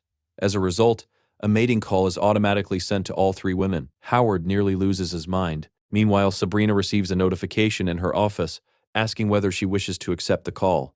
At the same time, Sunny sees the exact same message while attending a conference. And of course, Sharon receives it as well. Howard can only stare in horror. Moments later, the system informs him that one of the 3 women has accepted. He desperately prays that it is Sabrina. Before he can learn the answer, the system begins transporting him into a dream world. the mission briefing appears. He must survive for 90 days. The map is level 2. The difficulty is also level 2. Within the dream, he will begin as an ordinary citizen. His first objective is simple: survive. As the information fades away, Howard slowly loses consciousness and prepares to enter another dangerous adventure. Howard slowly opens his eyes and finds himself inside a simple room containing nothing more than a bed, a table, and a few hanging clothes. Remembering that he has entered another role-playing game, he quickly changes into the clothes provided, assuming that his assigned identity is probably some kind of maintenance worker. Moments later, the system appears before him with a message and a button. Curious, Howard presses it. The system immediately informs him that the distance between him and his designated partner is more than 10 light-years. Howard is furious. 10 light-years might as well be an impossible distance. He assumes the system must be malfunctioning. In his mind, his partner is probably on a completely different map, and if things continue this way, they may never even meet before the game ends. However, the scene shifts to reveal what is happening elsewhere. A heavily damaged spaceship is floating through space while being surrounded by strange alien creatures. These monsters continuously attack the vessel with razor-sharp claws, slowly tearing through its hull. Given the overwhelming number of creatures surrounding it, it is only a matter of time before they successfully invade the ship. At that moment, a mission notification appears before Howard. He must rescue the spaceship Dawn. According to the system, the vessel represents humanity's final hope and requires immediate repairs. More importantly, his partner happens to be the commander of that very ship. Howard is stunned. The mission sounds simple enough, but there is one major problem. His partner is still more than 10 light-years away. As if reading his thoughts, the system explains that he must travel through a wormhole to reach the coordinates provided. Meanwhile, the alien creatures finally succeed in breaking through the ship's defenses. A large opening forms in the hull, allowing them to enter. Inside the command center, a woman receives a report that the alien's nest has been located. Deep inside a dark cavern lies a massive nest filled with eggs. Countless creatures are gathered there, all surrounding a gigantic worm-like queen. The woman immediately realizes why the aliens have been attacking so aggressively. The spaceship landed far too close to their breeding grounds. Without hesitation, she orders the ship's artificial intelligence to launch attack drones and eliminate the queen. Compartments open along the ship's exterior, releasing advanced combat drones. They race toward the nest and unleash a devastating missile barrage. The queen has no chance of surviving. Within seconds, the entire nest is engulfed in explosions. Watching the bombardment from the command center, the woman finally allows herself a small smile. Unfortunately, that moment of relief does not last long. Without warning, a tentacle-like appendage wraps around her leg. Before she can even react, the creature violently drags her from the command center. The force is so great that she is thrown through the air and out into open space. Hundreds of alien creatures wait below. Certain that she is about to die, she screams in despair. Then, out of nowhere, another spacecraft appears. The vessel flies directly between the woman and the swarm, opening its hatch at precisely the right moment. She is pulled safely aboard while the furious aliens can only watch their prey escape. Inside the rescue ship, the woman removes her helmet while Howard asks whether she is all right. She confirms that she is unharmed. As she reveals her face, Howard finally learns who accepted his call. To absolutely nobody's surprise, it is Sharon Yang. Howard can hardly believe it. Of all the women who received the invitation, Sharon was the last person he expected. Sharon immediately scolds him for risking his life to rescue her. She asks what he would have done if she had died. Would he have mourned her? Would he have sought revenge? Would he have remembered her forever? Howard stubbornly claims that he would have done none of those things. According to him, he would simply mock her for being reckless. Sharon smiles. She knows he does not mean it. After fighting off the remaining aliens, the two finally force the creatures to retreat. The immediate danger passes, and they land near the damaged spaceship Dawn to assess the situation. The damage is extensive. Howard quickly realizes that if they do not repair the ship immediately, it will never survive another attack. Sharon agrees but points out a major problem. The vessel is incredibly complex. Repairing it could take so long that the aliens might devour them before they finish. She suggests abandoning the ship altogether and escaping in Howard's vessel. However, the ship's artificial intelligence refuses. It explains that there are very few humans left with the skills necessary to save the Dawn, and Howard and Sharon happen to be among them. As such, they have a responsibility to preserve humanity's future. 200 years ago, scientists discovered that the sun was dying. When the star finally collapsed, the entire solar system would be destroyed. To survive, humanity constructed the spaceship Dawn. Thousands of people, including scientists, scholars, and specialists, boarded the vessel and set off in search of a new world. Unfortunately, disaster struck during the journey, forcing the ship to make an emergency landing on an unknown planet. The AI leads Howard and Sharon to a place known as the incubation chamber. What they find there leaves them speechless. Rows upon rows of human fetuses are being developed inside advanced incubation pods. Most of the adults aboard the ship died during the crash, but humanity's genetic material was preserved.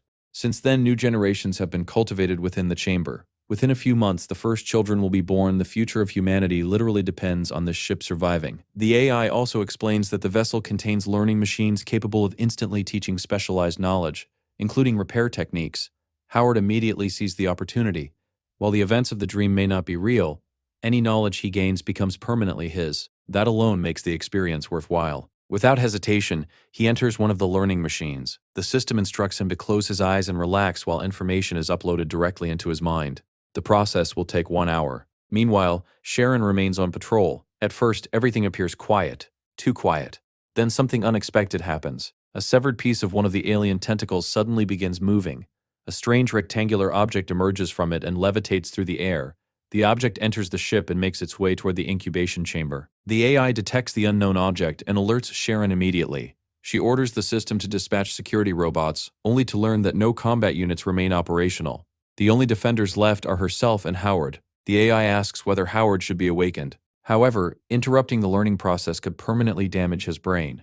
After a brief moment of thought, Sharon refuses. She decides to handle the threat herself. Inside the incubation chamber, the mysterious object opens. A worm-like organism crawls out and begins laying eggs. Soon, dozens of eggs cover the floor. Moments later, baby alien creatures emerge and start advancing toward the human embryos. Sharon arrives just in time. Without hesitation, she opens fire with her plasma cannon. The chamber fills with smoke, burning eggs, and dead alien offspring. For a moment, it appears that the threat has been eliminated. But one creature survives. The AI detects an invasive life form still aboard the ship and warns Sharon to continue her search. Elsewhere, the surviving creature feeds on a cockroach. Its body immediately begins to evolve. Then it catches a rat. Again, it grows larger. With each meal, the monster becomes stronger, faster, and more terrifying. Before long, it is larger than an adult human. At the same time, Howard continues absorbing repair knowledge at an astonishing speed. When Sharon finally encounters the creature, it is already waiting for her. She turns a corner and finds herself face to face with a nightmare. The alien's massive tongue shoots toward her. Acting instantly, Sharon fires her cannon. The blast tears through part of the monster's head, causing it to scream in agony. However, the creature survives. Thrashing wildly, it tears through the ship's floor and disappears below. Sharon quickly realizes how dangerous it is. Its claws can shred reinforced metal. Its strength is overwhelming. Its speed is absurd. And now it is using the ship itself as cover. She has no idea how to defeat it. Then she hears violent impacts beneath her feet. A claw suddenly pierces the floor near her. Before she can react, the creature erupts upward, ready to kill her. At the last possible moment, an energy blast punches straight through the monster's skull. The alien collapses instantly. Shocked, Sharon turns around. There stands Howard, holding his cannon. Calmly, he asks whether the creature is dead or if he should shoot it again. Relieved, Sharon confirms that the threat is gone. With the crisis resolved, the two immediately begin repairing the Dawn. Thanks to the knowledge Howard acquired, the repairs proceed rapidly. Eventually, the spaceship is restored to full functionality. As the vessel resumes its journey through space, the AI expresses its gratitude. Because of Howard and Sharon, humanity's final hope has been saved. The Dawn can now continue searching for a habitable planet. Both of them feel an immense sense of accomplishment. For the first time since arriving, Sharon smiles genuinely. Howard feels proud as well. Together, they achieved the impossible. Over the next 3 days, they continue living aboard the ship. Each has a separate room, and Howard spends nearly all of his time inside the learning machines. The truth is that he is deliberately avoiding Sharon. Eventually, Sharon confronts him. Crossing her arms, she points out that they are the only adults on the entire ship, yet he keeps acting as though she does not exist. Howard tries to brush her off, claiming that he is simply too busy. Sharon immediately asks when he plans to make time for her. After some hesitation, he answers, "Tomorrow." Satisfied, Sharon lays down several conditions. From now on, they will eat every meal together. Whenever they talk, he must actually look at her. And every weekend, they must watch a movie together. Howard quickly agrees to the meals but rejects the movie idea, citing his studies. Sharon immediately accepts the compromise. Then she announces that breakfast will be served at 7:30 the following morning. Only after she leaves does Howard realize what happened. She never truly cared about the movies. That was merely a negotiation tactic. By asking for something unreasonable, she made her actual request seem easier to accept. It is exactly the same strategy his secretary once used during a business negotiation. Falling onto the couch, Howard lets out a deep sigh. The more time he spends with Sharon in this dream, the more complicated things become. When they return to reality, How is he supposed to treat her? Keeping his distance remains the safest option. The next morning, Sharon enthusiastically announces that breakfast is ready. She has prepared an enormous feast filled with all of Howard's favorite foods. Howard points out that she cooked far too much. If they cannot finish everything, it will simply go to waste. Sharon immediately agrees to make smaller portions next time and returns to the kitchen. Watching her move around the room, Howard suddenly finds himself lost in thought.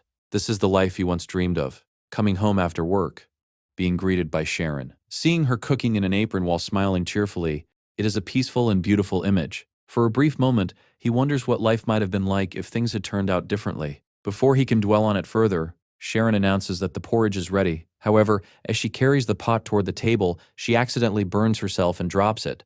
Howard immediately rushes over. A short while later, he is helping her cool her hand under running water.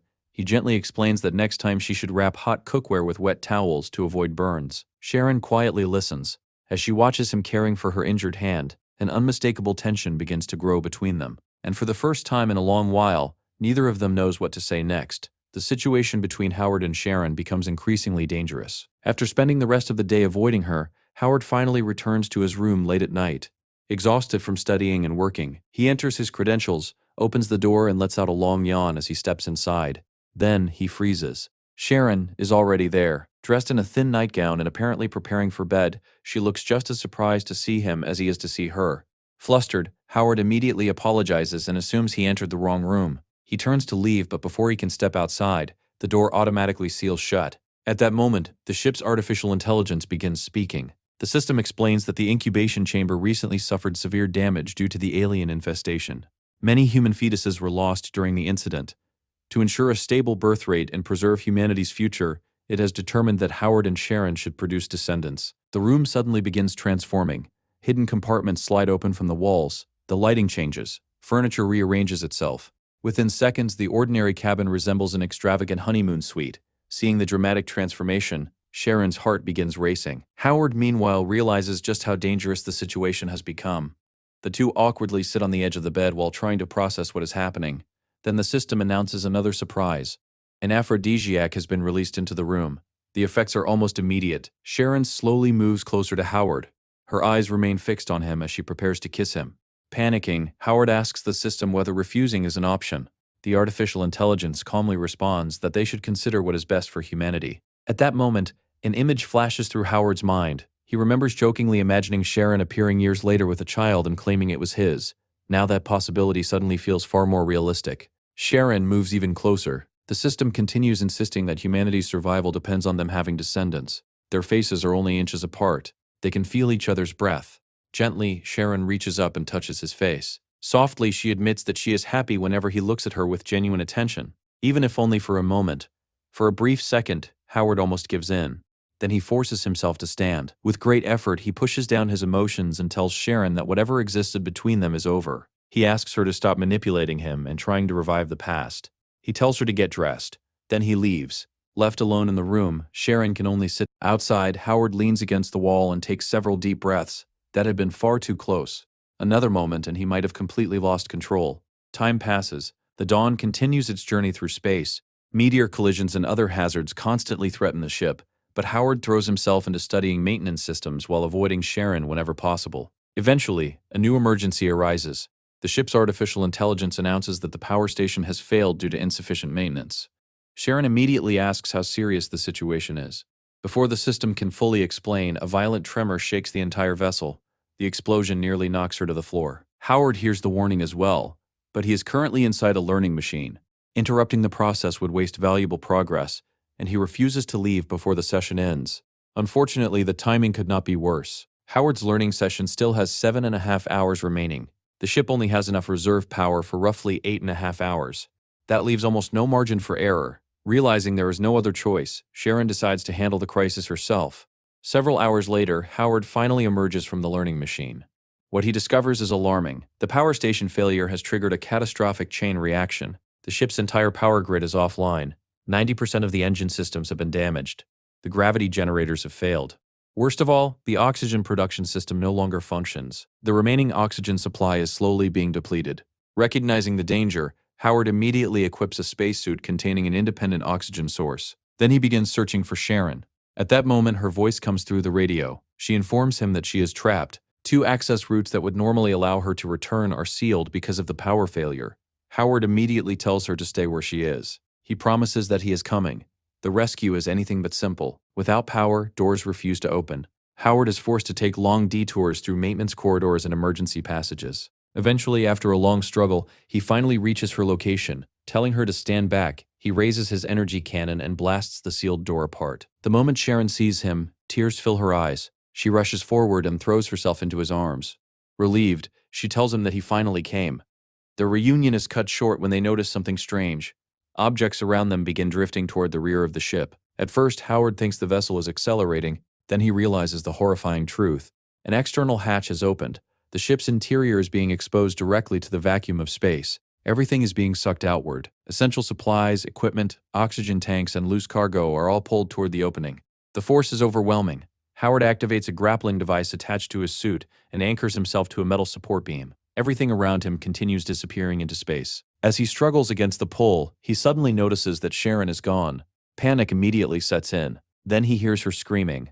Looking to the side, he sees that she is still alive. Unfortunately, her situation is even worse. Her suit has been damaged. A tear in the material is allowing oxygen to escape. Howard quickly secures another anchor point and fights his way toward her. Using duct tape from an emergency repair kit, he seals the breach. When he asks whether the leak has stopped, Sharon confirms that it has.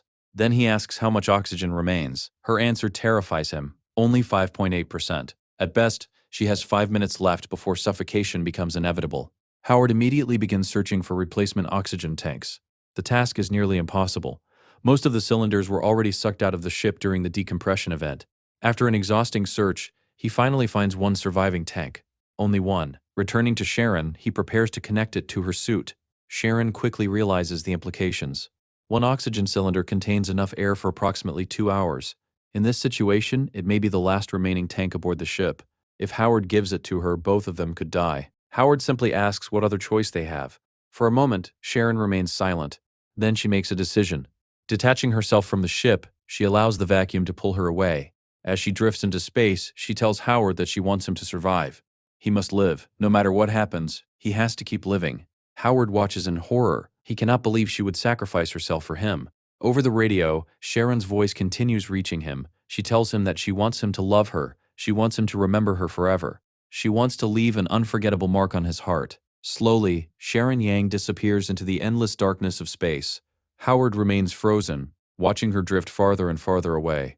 As he does, memories begin flooding his mind. He remembers their first adventure together. He remembers the dream worlds they survived. He remembers the brief period when they truly lived like a happy couple. For the first time, he realizes he cannot bear the thought of losing her. Suddenly, he makes his decision. Shouting that he refuses to let this happen, Howard launches himself out of the ship. Taking the oxygen cylinder with him, he propels himself into open space. Sharon stares at him in shock.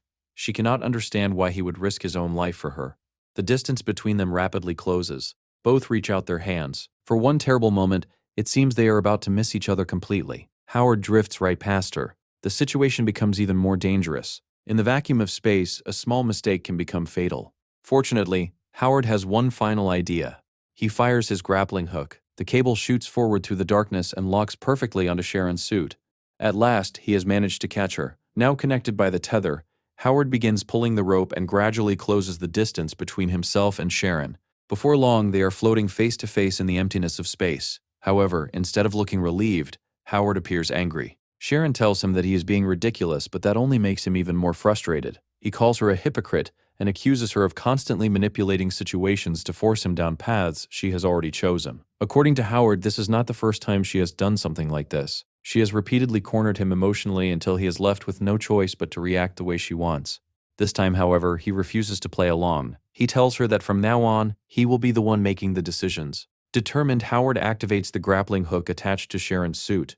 The ship is still far away, but he believes the cable is long enough to reach it. Looking directly into her eyes, he tells her that they will either live together or die together. The words deeply move Sharon. Unfortunately, fate has other plans. For the first time in the entire story, Howard misses his target. The hook sails past the support bar he was aiming for. Both of them immediately freeze. The realization hits them at the same time. Now they are truly stranded. The ship continues drifting farther away with every passing second. Soon, the distance becomes impossible to recover. As they slowly float deeper into space, Sharon gently grabs Howard's shoulder and pulls him into an embrace. Surprisingly, she seems calm. She tells him that perhaps this is not such a terrible ending. It is just the two of them alone among the stars, with no responsibilities, no enemies, and no complications. In fact, she wishes the moment could last forever. Howard responds with his usual sarcasm. He says that perhaps they will continue floating through space until the very end of the universe. Maybe someday an advanced civilization will discover their frozen bodies and create a beautiful love story based on them. Sharon plays along. She suggests leaving their names behind so those future beings will know whose story they are reading. Howard jokes that perhaps they will even be cloned one day and given another chance to be together. For a brief moment, the two share a strange sense of peace. Then reality returns. The ship's system announces that their oxygen reserves have dropped to 1.8%. Immediately, Howard takes the spare oxygen cylinder and attaches it to Sharon's suit. Sharon protests. She tells him to keep it for himself because the situation could still change. Howard closes his eyes. After everything they have been through, something inside him finally snaps. He opens his eyes again and makes a decision. Without warning, he throws the oxygen cylinder away. Sharon stares at him in complete disbelief. Howard apologizes. He tells her that he cannot stand watching her suffer alone. He cannot accept sitting back while she sacrifices herself for him again and again. This time, if fate wants them dead, then they will face it together. Sharon notices that he is already struggling to breathe and asks how much oxygen remains. Instead of answering, Howard simply takes her hand. He tells her not to worry about it. The system announces that, due to their recent physical exertion, the oxygen supply has already fallen to 1%. Looking into her eyes, Howard reminds her that this is only a game. Then he pulls her into one final embrace. The system continues counting down. Oxygen level, 0.8%. Oxygen level, 0.5%. Oxygen level, 0.1%. Less than a minute later, there is almost nothing left. It appears that Howard's journey is finally over. After surviving countless deadly scenarios across multiple dream worlds, he is about to die from something as simple as a lack of oxygen. Then everything goes dark. When Howard opens his eyes again, he finds himself somewhere completely unexpected. The environment resembles the familiar game lobby where he normally speaks with AI. 6-3. Confused, he wonders whether this is the punishment area for failing a mission. After all, this is the first time he has ever failed a game. Before he can think further, a familiar voice speaks. It is Sharon. She tells him that he has finally woken up. Looking around, Howard realizes he is lying inside some kind of medical pod while breathing through a mask. The ship's system announces that he has regained consciousness and that the treatment process is complete. Howard immediately removes the mask and demands to know what happened. He was supposed to be dead. How is he still alive? Sharon explains that just as their oxygen was running out, the spaceship reached them and rescued both of them. Howard narrows his eyes. The explanation sounds suspiciously convenient. In fact, it confirms something he has suspected for a long time. He suddenly grabs Sharon by the arm and asks whether she planned everything. His voice is filled with anger. He asks her again, did she orchestrate all of this? Embarrassed, Sharon finally admits the truth. Yes, she could control the ship's robots all along. If she had wanted to, she could have ordered the ship to rescue them at any moment. Howard is furious. He demands to know why she would play with their lives like that. Was it entertaining for her to watch him struggle? Sharon quietly explains herself. She says that men usually dislike overly aggressive women. Howard especially prefers gentle and feminine women. That is one of the reasons he chose Sabrina. Sharon did not want to make the same mistakes again. What she truly wanted was a simple life with him. She dreamed of staying home, cooking meals, waiting for him to return from work, reading books together, taking walks, sharing little arguments, and then making peace afterward. She wanted an ordinary relationship. She wanted to experience the feeling of being protected by him. She wanted to see him worried about her safety. Thinking about those dreams breaks her heart, but it also makes her happy. Howard points out that she only risked everything because she knew he would save her. Otherwise, she never would have gone that far. Sharon admits that he is right. However, if she had called the ship immediately, Howard would have discovered her secret. He would have assumed she was manipulating him from the beginning. Everything she had worked for would have fallen apart. So she chose to gamble. Howard asks the obvious question. What if she had been wrong? What if he had failed to save her? Sharon's answer leaves him speechless. She calmly says that in that case he would never forget her for the rest of his life. Either way, she would have won. Howard has absolutely no response to that level of manipulation. Even he cannot decide whether Sharon is sincere, selfish, brilliant, or completely insane. Trying to distance himself emotionally, he starts putting on his maintenance uniform. He tells her that they both know they cannot be together. There are simply too many obstacles in reality. She has her responsibilities. He has Sabrina. Continuing to interfere in each other's lives will only bring more pain. As he speaks, tears begin filling Sharon's eyes. For the first time, she seems to realize that all her efforts may have been meaningless. Howard does not want to be with her. Not now, maybe not ever. Howard continues speaking. By now, she probably understands that this entire experience is some kind of dream game. He still has no idea where it came from.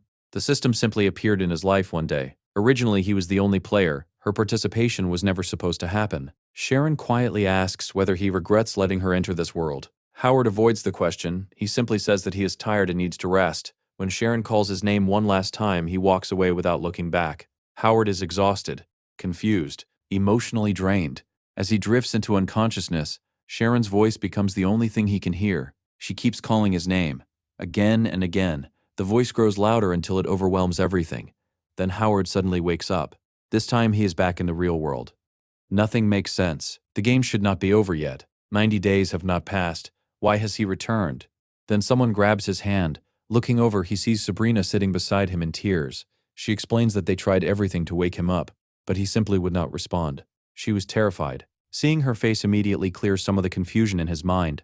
A moment later, his secretary enters the room.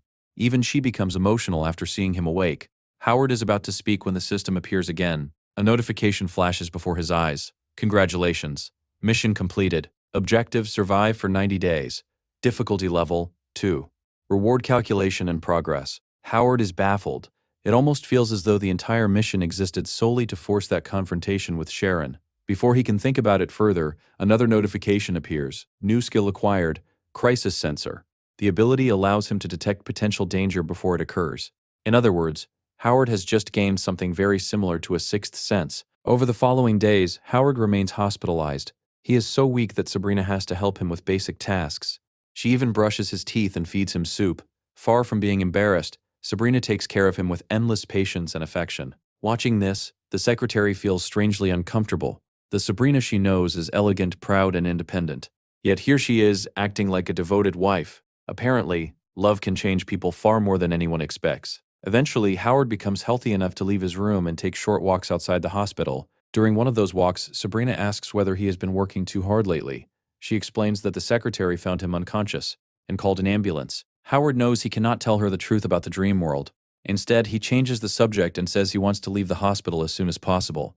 There is too much work waiting for him. Sabrina immediately refuses. According to her, he needs more observation before returning to work. Howard playfully pinches her cheek and argues that he cannot afford to lose several days of productivity. Sabrina laughs and says that taking occasional breaks is perfectly healthy. At that exact moment, something strange happens. A car speeding down the road suddenly loses control. The driver slams on the brakes. Nothing happens.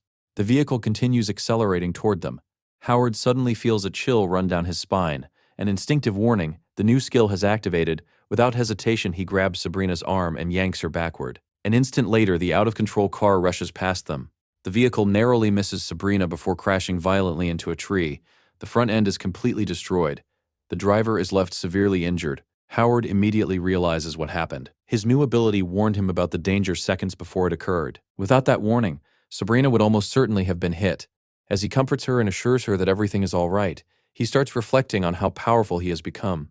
He now possesses extraordinary strength, enhanced endurance, advanced combat abilities, and a danger detection skill. For a brief moment, he feels almost unstoppable. Then his brain effectively shuts down. Without warning, Howard collapses. He drops unconscious right there on the sidewalk. System messages appear. The learning machines have pushed his brain beyond its limits. His neocortex has been excessively activated. To protect itself, his brain automatically forces him into unconsciousness.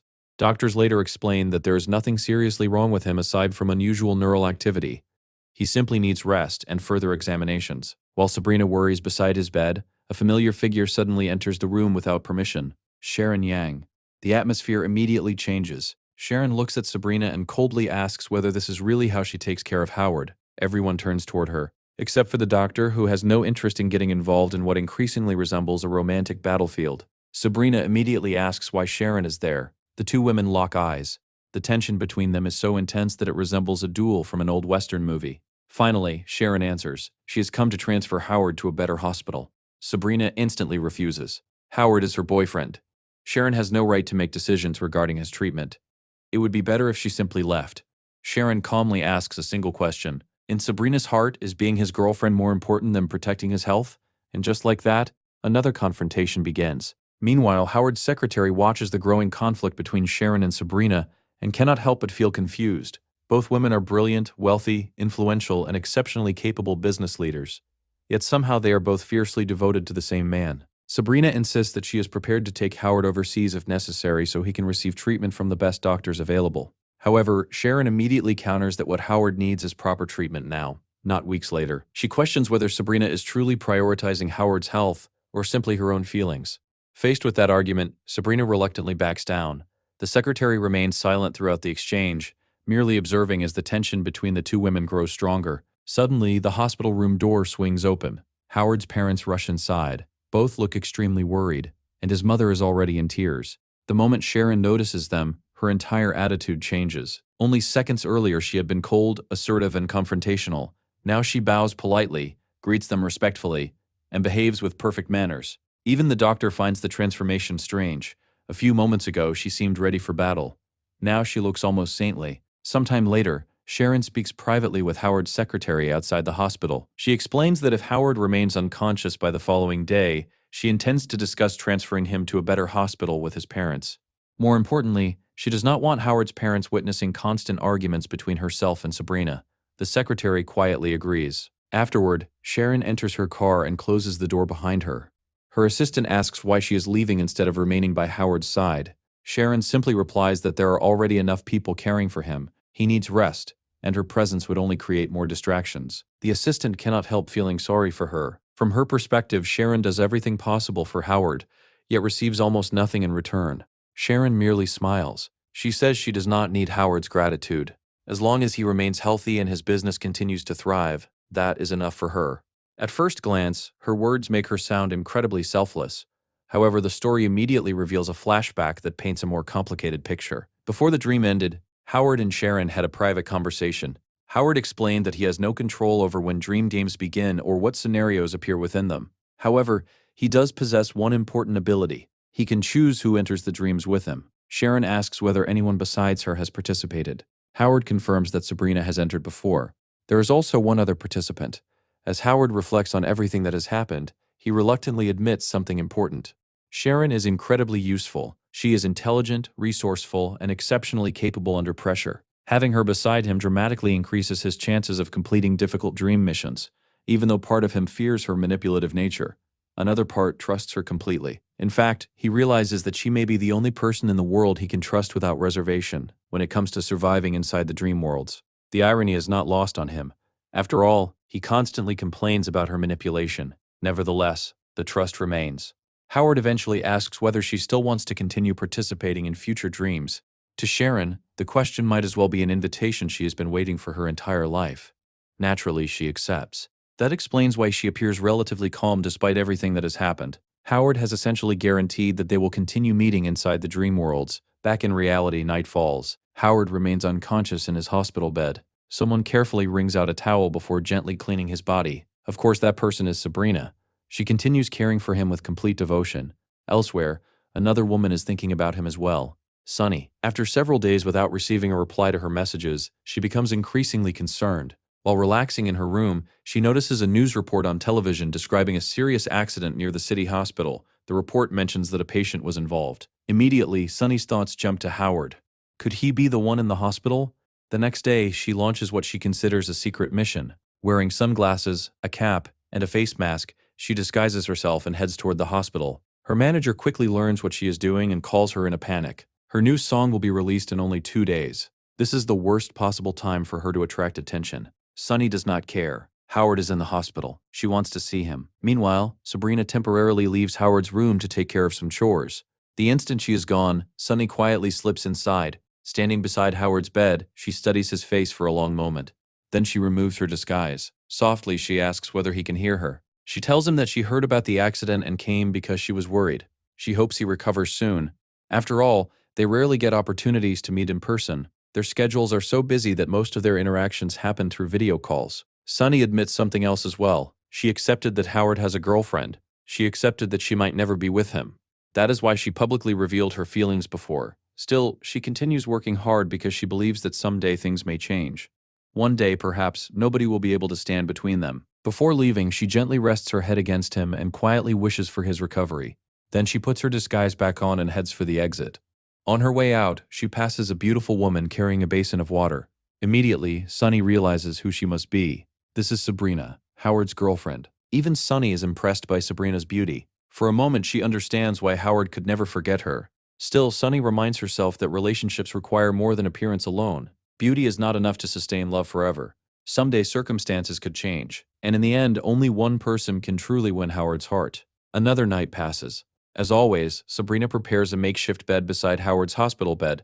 Before falling asleep, she gently takes his hand and wishes him good night.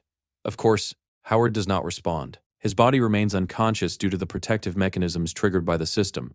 However, deep inside his mind, something unusual is happening. Howard finds himself in a strange void. The only thing visible is a system screen displaying a single word: replay. Beneath it sits a button. Curious, Howard presses it. Immediately, scenes from his very first dream begin appearing around him. Countless memories float through the darkness. Every moment he shared with Sabrina replays before his eyes. Eventually, Howard focuses on one particular memory: his death. He remembers asking Sabrina whether she loved him. At the time, she answered no. That rejection haunted him for a long time, but now he witnesses everything that happened afterward. Everything he never saw. Everything he never heard. After his death, Sabrina completely breaks down. She cries endlessly. She confesses her feelings. She reveals how deeply she loved him. Howard watches in stunned silence. Until now, he genuinely believed Sabrina never loved him during that dream. The truth is the exact opposite. She loved him more than he ever realized. Then comes the most heartbreaking moment. After saying goodbye, Sabrina closes her eyes and falls backward. Howard finally understands what happened.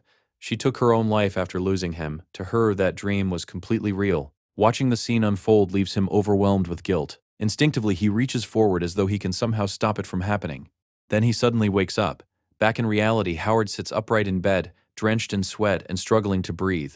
He cannot believe what he just witnessed. For all this time, he thought Sabrina loved him the least out of the three women.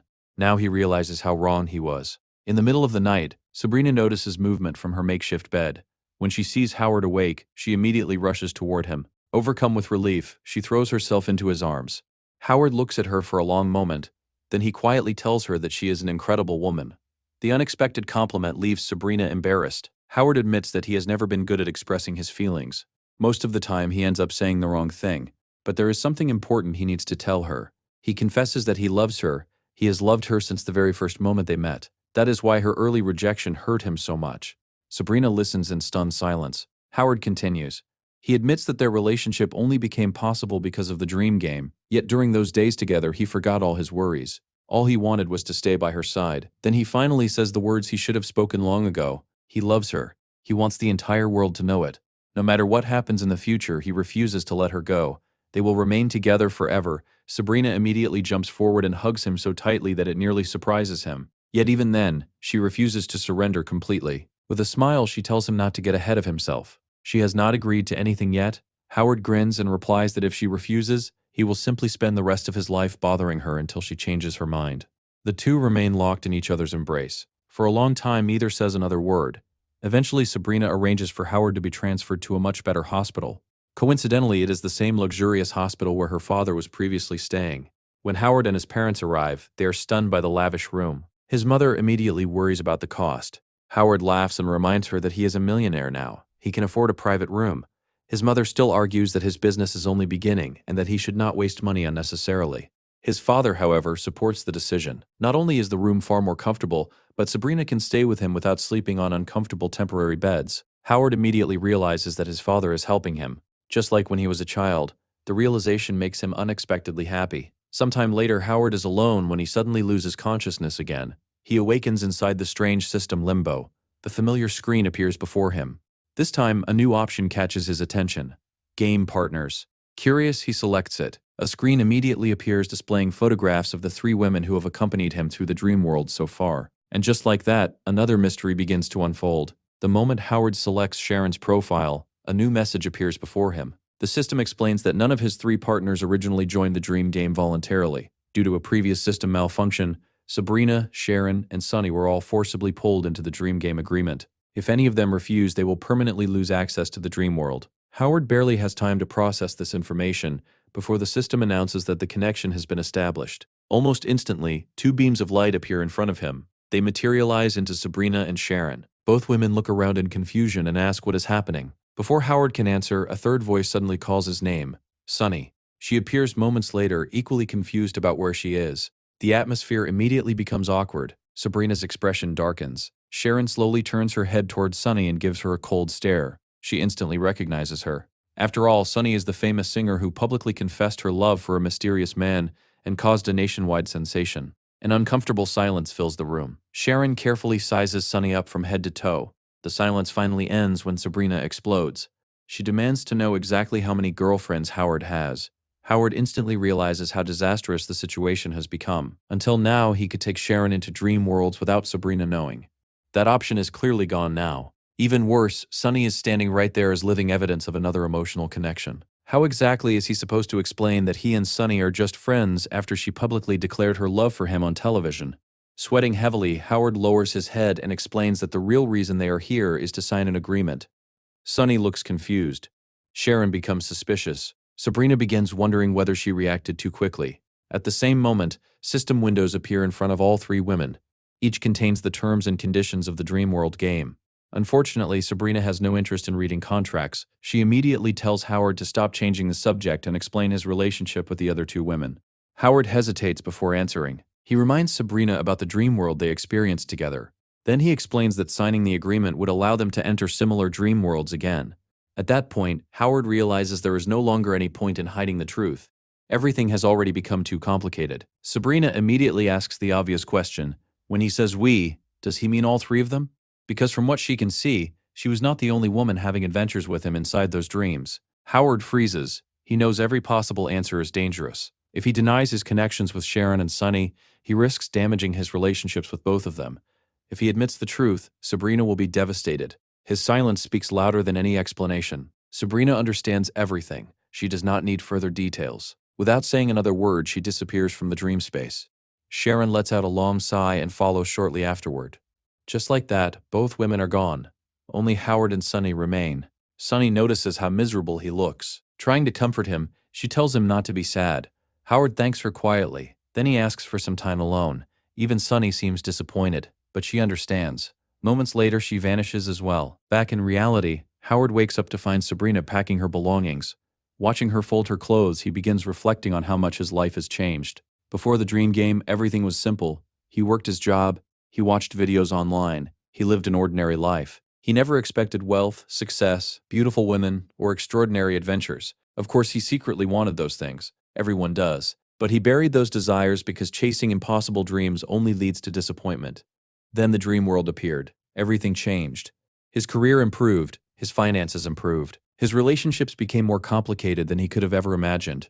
Now women like Sabrina, Sharon, and Sunny were fighting over him. Had all of that success gone to his head? Had he become arrogant? Watching Sabrina prepare to leave, Howard desperately searches for the right words. He reminds her of the confession he made earlier. Every word was sincere. Sabrina pauses briefly. Then she asks a devastating question. What about the other two women? Does he love them too? Howard immediately says that whatever existed between him and Sharon is over. When it comes to Sunny, he insists that he only sees her as a younger sister. Sabrina almost laughs. A younger sister? Then why were they having intimate conversations? Why was he visiting her apartment alone? What kind of younger sister invites a man over in private? Sabrina reveals that she has seen their messages. The conversations about visiting her apartment, the discussions about avoiding paparazzi, the messages thanking him for helping her, the constant communication between them. Finally, she shows the message where Sunny promised to visit him in the hospital. Throwing the phone toward him, Sabrina asks whether he enjoyed flirting with Sunny, whether he wanted Sunny to become part of his life. Howard tries to explain. Sabrina refuses to listen. She tells him that she does not want excuses anymore. When Howard begs her to stay, she calmly responds that their relationship is over. Panic immediately takes hold of him. He jumps out of bed and tries to stop her. However, a security guard steps between them. Without even turning around, Sabrina tells him not to come looking for her. She never wants to see him again. Then she leaves. Just like that, Howard finds himself alone.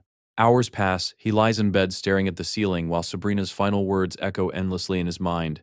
It's over. If he does nothing now, he may lose her forever. Trying to distract himself, he gets up and begins his normal routine. While brushing his teeth, he remembers Sabrina helping him brush them. When he washes his face, he remembers her wiping his face. Even washing his feet reminds him of Sabrina taking care of him. Every ordinary action becomes another painful memory. Eventually, tears begin rolling down his face. Somewhere along the way, Sabrina became the center of his world. Everything reminds him of her. Later, a nurse tells him to stay in bed and continue resting. Howard refuses. Rain is pouring outside, but he no longer cares.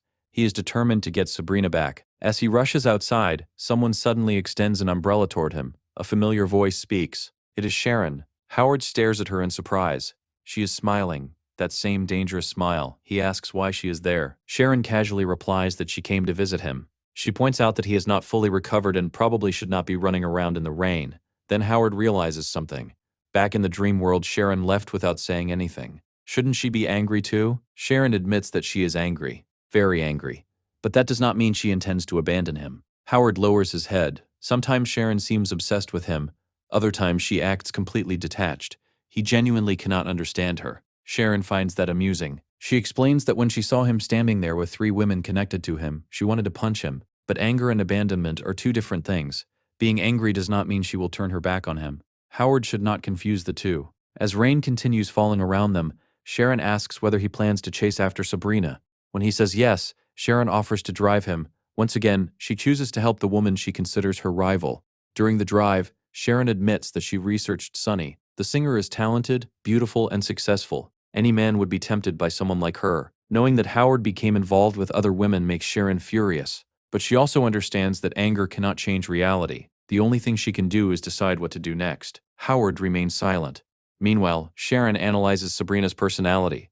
Unlike herself, Sabrina has very rigid standards. She does not tolerate betrayal. The more deeply she loves someone, the more painful that betrayal becomes. Right now, Sabrina must be completely devastated. And she is. Elsewhere, Sabrina walks through the airport alone while crying uncontrollably. Back in the car, Sharon casually remarks that she almost owes Sunny a thank you. Without Sunny's involvement, Howard and Sabrina probably would not have broken up this quickly. Howard immediately rejects that idea. He insists that he is not breaking up with Sabrina. Sharon merely smiles and says they will see. For a long time, neither speaks. Eventually, Howard apologizes. Sharon looks genuinely surprised. Howard explains that she rushed to help him when he needed it. She gave him an umbrella. She is helping him search for Sabrina. Despite everything, she continues treating him with kindness. He cannot ignore that. He tells her she has always been good to him, perhaps too good. Even while thanking her, however, he continues discussing ways to win Sabrina back. Realistically, that makes him look terrible. Sharon actually laughs. At least, she says, he has not completely lost his mind. She accepts his apology. Soon they arrive at Howard's apartment. He rushes inside, hoping Sabrina might still be there. She is gone. Only her belongings remain. Her toothbrush, her personal items. Small traces of the life they shared together. Desperate, Howard calls her. To his surprise, she answers. But before he can say much, Sabrina tells him to throw away everything she left behind. She does not want any of it. Howard asks where she is. The answer appears almost immediately. She has purchased a one-way ticket from Beijing to Paris. Sabrina explains that she simply wants time alone. Then she hangs up. Howard immediately calls again. No answer. Her phone is already turned off. For the first time, genuine despair begins creeping into his heart. Then his phone rings. Hope immediately returns. Maybe it is Sabrina. Maybe she changed her mind. Howard answers instantly. Instead of Sabrina's voice, he hears a man's voice. Herbert Liu. Cold, furious, disgusted. He tells Howard exactly what he thinks of him. According to Herbert, Howard is a despicable man. How dare he pursue other women while dating Sabrina? How dare he betray her trust? Herbert accuses him of only pretending to love Sabrina from the very beginning. Now that the truth is exposed, Howard can stop acting. The billionaire finishes with one final warning. From this moment forward, Howard should never appear in Sabrina's life again. And as the call continues, Howard remains completely silent. After a brief silence, Howard finally responds to Herbert. Calmly, he calls him his future father-in-law. The statement nearly causes Herbert to explode. Father-in-law? He repeats in disbelief. Howard firmly declares that he has no intention of breaking up with Sabrina. That answer only makes Herbert angrier. He accuses Howard of using Sabrina to climb the social ladder and improve his status. In Herbert's eyes, Howard has manipulated his daughter from the very beginning. However, Howard refuses to back down. He says that he genuinely loves Sabrina. There is simply a misunderstanding between them right now, and sooner or later it will be resolved. Then he fires back. Howard points out that Herbert is hardly in a position to lecture anyone. After all, he was willing to use his own daughter as a bargaining chip for his ambitions. If he truly cared about Sabrina, he never would have tried to hand her over to an elderly businessman as though she were merchandise. The accusation hits a nerve. Herbert completely loses his temper. He demands to know who Howard thinks he is. According to him, Howard is neither handsome nor wealthy nor exceptionally talented. The only thing he owns is a noodle business, something Herbert considers laughably insignificant. Howard remains completely unfazed. He reminds Herbert that he is still young, he has time, and he fully intends to build a fortune larger than Herbert's. In fact, he casually remarks that it may not even be particularly difficult. Then he hangs up. The confidence is not empty bravado. During his recent dream adventures, Howard spent countless hours inside learning machines. He absorbed knowledge and technologies far beyond what currently exists in the real world. If he successfully develops even one of those innovations, becoming wealthier than Herbert may genuinely be possible. Still, none of that matters right now. His priority is Sabrina. Meanwhile, Sabrina is already aboard a plane bound for Paris. Emotionally exhausted, she stares out the window while fighting back tears. Then, someone beside her offers a tissue. When she looks up, she sees a handsome young man with a muscular build and stylish hair. He politely tells her that she looks like she could use it. Sabrina thanks him but declines, explaining that she already has tissues. Privately, she is somewhat annoyed. Men approach her all the time. Most of them try to flirt, ask for her number, or invite her somewhere. However, this man does none of that. Instead, he simply points out that her eye makeup is slightly smudged before returning to his book. The interaction catches her off guard. If it were Howard, he would immediately start asking questions and worrying about her. The stranger leaves her alone. Hours pass as the flight continues. Eventually, the two begin chatting naturally. The man notices that she seems unhappy and gently asks whether she recently experienced a breakup. Sabrina sighs. Apparently, it is more obvious than she thought. Normally, she would never discuss something so personal. Yet there is something comforting about talking to a stranger. After all, she will probably never see him again after landing. So she shares her story. A few minutes later, the man looks shocked. According to Sabrina's version of events, her boyfriend became emotionally entangled with 3 different women. The stranger immediately says her friend must be incredibly unlucky. Looking out the window, Sabrina quietly agrees. The man asks whether her friend plans to end the relationship. Sabrina explains that her friend's life is currently a complete mess. She simply wants time alone before deciding what to do. The man gradually steers the conversation toward Howard. He asks whether the boyfriend is handsome, sweet, and caring. Sabrina immediately says no, at least not in the conventional sense. Howard was always terrible at expressing his feelings. Conversations with him could be frustrating. As for his appearance, she jokingly describes him as average. However, she admits that once someone becomes familiar with him, he somehow starts looking more attractive. Most importantly, she admits that he is dependable. Howard always took care of her. The stranger listens carefully. Then he offers an observation. According to him, many men dream about having multiple beautiful women interested in them at the same time. Sabrina immediately asks whether loyalty means nothing to men. The man quickly clarifies his position. He is not defending cheating. Rather, he argues that people have natural desires, and maturity comes from learning how to control them. If her friend truly wants to preserve the relationship, she should talk honestly with her boyfriend. If he genuinely loves her, he will make the right choice. His words leave Sabrina thoughtful. Strangely enough, she feels a little better afterward. As their conversation continues, they discover they have much in common. Both come from wealthy business families. Both understand the pressures of expectations and responsibility. Before long, they are exchanging stories and laughing together. Eventually, the plane lands. Before parting ways, they exchanged Instagram accounts. Only then does Sabrina learn his name, Vito He. At first, she assumes she will never see him again. Unfortunately, fate appears to have other plans. When Sabrina arrives at her hotel and begins checking in, another familiar face appears nearby. It is Vito. He has a reservation there as well. Both are surprised. Sabrina jokingly comments on the coincidence.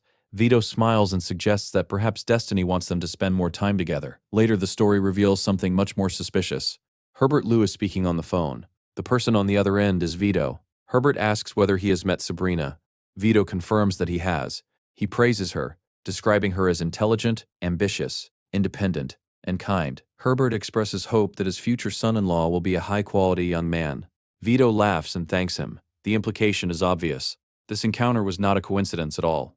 Herbert arranged it. Vito is deliberately pursuing Sabrina. Meanwhile, back in China, Howard desperately searches for information about her location. He contacts Sabrina's secretary, hoping she might know where Sabrina went. Unfortunately, he gets nowhere. Elsewhere, Vito receives a dramatic slap from another woman who declares their relationship finished. Apparently, he has relationship problems of his own. Nearby, Sabrina sits alone while reading Howard's messages. Message after message begs for a chance to talk. Several times she starts typing a response. Several times she deletes it. She simply cannot decide what to say. Before she can make up her mind, Vito appears again. He asks whether she came down for breakfast. Instead of answering, Sabrina asks about the red mark on his face. Vito casually explains that his ex-girlfriend slapped him. Soon they are having breakfast together. While enthusiastically eating steak first thing in the morning, Vito tells her his story. His girlfriend cheated on him the first time he could not. Eventually, he ended the relationship. Even when she later tried to reconcile, he refused. Sabrina listens carefully. She remarks that forgiving someone too easily often causes them to lose respect for you. Vito agrees. Trust, once broken repeatedly, becomes impossible to rebuild. Then he casually asks about her friend. The implication is obvious. He means Howard. According to Vito, if her friend forgives her boyfriend too easily, she may simply be betrayed again. Cheaters only apologize when they get caught. Otherwise, they continue behaving selfishly. The conversation slowly begins influencing Sabrina's thoughts. Whether intentionally or not, Vito is planting seeds of doubt. Back in China, Howard continues checking his phone constantly. Every unanswered message increases his anxiety. At one point, Sabrina almost responds, then she changes her mind and deletes everything. As the days pass, she and Vito grow closer. They explore Paris together. They visit famous landmarks. They admire flowers. They drink coffee. They laugh. To an outside observer, it almost looks like the beginning of a romance. Yet Vito's friendliness is not entirely innocent. He understands that Sabrina does not trust people easily. By presenting himself as another victim of infidelity, he gains her sympathy and lowers her defenses. While this is happening, Howard receives a new system notification. A 2-star mission called The Expedition is available. However, because none of his partners signed the Dream Game agreement, he cannot invite anyone into the mission. If he completes the expedition quickly, he will earn another opportunity to send invitations later. Howard barely hesitates. If completing the mission gives him another chance to see Sabrina, then he will do it. He immediately accepts. The world around him begins dissolving. Moments later, he materializes inside a mysterious environment, covered in thick mist. The ground trembles beneath his feet. Something enormous is moving underground. Then the earth explodes. A gigantic centipede bursts from below, tearing through the terrain as it emerges. Fortunately, Howard reacts instantly and dodges the attack. The creature lets out a terrifying screech. Most people would panic. Howard does not. Instead, he immediately begins analyzing the fastest way to kill it. At the same time, far away in Paris, Sabrina and Vito continue their evening walk. The city glows beautifully around them and admits that her company makes him feel better. Sabrina smiles and says she enjoyed being with him as well. Then Vito looks directly into her eyes. He tells her that he envies her boyfriend. In his opinion, she is the best woman in the world. The compliment catches her completely off guard. She blushes. A moment later, Vito carefully asks whether she really has a boyfriend. Sabrina hesitates, then she quietly admits that she does. Vito gently presses further. The story about the boyfriend involved with multiple women was actually about her, wasn't it? Realizing he has touched a sensitive topic, he immediately apologizes. He says he never intended to upset her, he simply believes she deserves someone better. Meanwhile, inside the dream world, Howard is busy fighting for his life. His blade slices through the giant centipede's armor, spraying green blood everywhere. At one point, he is literally hanging from the monster's body by the knife embedded in its shell. Finally, he releases his grip. Howard drops gracefully to the ground. Landing like an action hero, he immediately prepares for the next phase of the battle. While Sabrina struggles with matters of the heart in Paris, Howard continues fighting monsters alone in another world, desperately trying to earn a chance to see her again. The giant alien centipede crashes to the ground in front of Howard. As he studies the creature's corpse, he realizes it was far less dangerous than it initially appeared. The terrifying appearance had been more intimidating than the actual battle itself. Meanwhile, in Paris, Vito continues presenting himself as the perfect candidate for Sabrina. He casually talks about studying at prestigious international business schools before returning home to inherit a famous multinational corporation. He speaks confidently about future investments and plans to multiply his wealth several times over. In reality, much of it is carefully crafted self-promotion designed to impress her. Then, without warning, Vito reaches out and takes Sabrina's hand. Looking directly into her eyes, he asks whether she would give him a chance. If she chooses him, he promises he will never disappoint her. For a few seconds, Sabrina simply stares at him. Then she gently pulls her hand away. Without directly rejecting him, she excuses herself and says she needs to use the restroom. Vito smiles politely and tells her to take her time. Inside the restroom, Sabrina washes her hands and stares at her reflection in the mirror. The truth is that she does not dislike Vito. He is handsome, successful, intelligent, and considerate. Yet every time she thinks about him, her mind drifts back to Howard. No matter how hard she tries, she cannot stop comparing the two men. When she exits the restroom, Vito is already waiting outside. He immediately asks whether everything is all right and admits that he was worried she might have quietly left without saying goodbye. Sabrina assures him that everything is fine. With that settled, they begin walking back toward the hotel together. As they walk through the city, Vito's thoughts become increasingly dangerous. His mind is filled with fantasies. He keeps imagining what might happen once they return to the hotel and find themselves alone. At that exact moment, a system notification appears before Sabrina. Congratulations, you have won the 2-star game, The Expedition. You may now send a new invitation to your partner. Would you like to send it now? Back in China, Howard does not hesitate for even a second. He immediately presses yes. More than anything, he wants another chance to speak with Sabrina. A moment later, Sabrina receives an invitation. Do you accept? Beside her, Vito is in the middle of enthusiastically talking about his expensive Lamborghini when he suddenly notices something strange. Sabrina collapses. Right there in the middle of the street, she loses consciousness and falls into his arms. Naturally, Vito has no idea what really happened. What he does not know is that Sabrina accepted Howard's invitation and entered the dream space. Inside the dream world, Howard and Sabrina appear face to face once again. The moment Howard sees her, he rushes forward and hugs her tightly. He tells her how much he missed her. Sabrina immediately pushes him away. She reminds him that she has not forgiven him. Howard hugs her again. This time Sabrina scratches his face hard enough to leave a visible mark. Even she looks slightly concerned afterward and asks whether he is hurt. Howard dismisses it. According to Sabrina, he deserved it. Then she asks the question that matters most. Is he still emotionally attached to Sharon and Sunny? Howard immediately answers. As far as he is concerned, things with Sharon are over, and Sunny is nothing more than a younger sister figure. Sabrina stares at him with obvious frustration. She asks whether he would simply continue hiding things from her if she never discovered them. Howard admits he handled everything badly. He should never have hesitated. He should never have been indecisive. Most importantly, he should have been honest from the beginning. Looking directly at her, he tells her that she is the only woman he loves. The two stare at one another in silence. Sabrina knows that Howard is proud. Apologizing sincerely is difficult for him. That makes his words feel genuine. Yet trusting him again is another matter entirely. Back in reality, Vito is panicking. He carries Sabrina back to the hotel and immediately contacts a private doctor to examine her. After the doctor confirms that there is no immediate danger, Vito places Sabrina on the bed and remains in the room. As he watches her sleeping, darker thoughts begin taking over. Even unconscious, Sabrina looks breathtakingly beautiful. After drinking several glasses of whiskey, his judgment begins disappearing. The temptation becomes overwhelming. He convinces himself that if he can somehow become part of the Liu family, his own family's future will benefit enormously. Slowly, he begins moving toward the bed. His intentions are no longer innocent. Just as he is about to cross a line he can never come back from, the hotel doorbell suddenly starts ringing non-stop. Someone begins pounding aggressively on the door. Vito freezes. Cursing under his breath, he rushes to answer it. The moment he opens the door, a woman immediately presses herself against him and starts touching his bare chest. Apparently, one of his many girlfriends has arrived unexpectedly. She cheerfully asks whether he missed her. Vito forces a smile. The truth is that he is only interested in her because of a valuable investment opportunity connected to her family. The woman explains that she learned he was staying at the hotel and decided to surprise him. Naturally, she expects to be invited inside. Desperate to keep her away from Sabrina, Vito quickly claims that the room is a mess and asks her to wait downstairs. The woman is clearly disappointed. Before leaving, however, she suddenly stops and asks whether another woman is inside his room. Vito immediately launches into an exaggerated performance. He insists that she is the only woman he loves. Fortunately for him, she eventually leaves. Meanwhile, inside the dream world, Howard is making a similar declaration. The difference is that he genuinely means it. After listening to everything he has to say, Sabrina finally relents. She agrees to give him one last chance. However, she makes her conditions crystal clear. If he lies again or cheats again, their relationship will be over permanently. Howard immediately insists that they will never break up. Sabrina says they will. Howard says they will not. The two continue arguing back and forth until Sabrina finally sighs. Then she remembers something important. Her physical body is still unconscious in the real world. For all she knows, she may not be safe.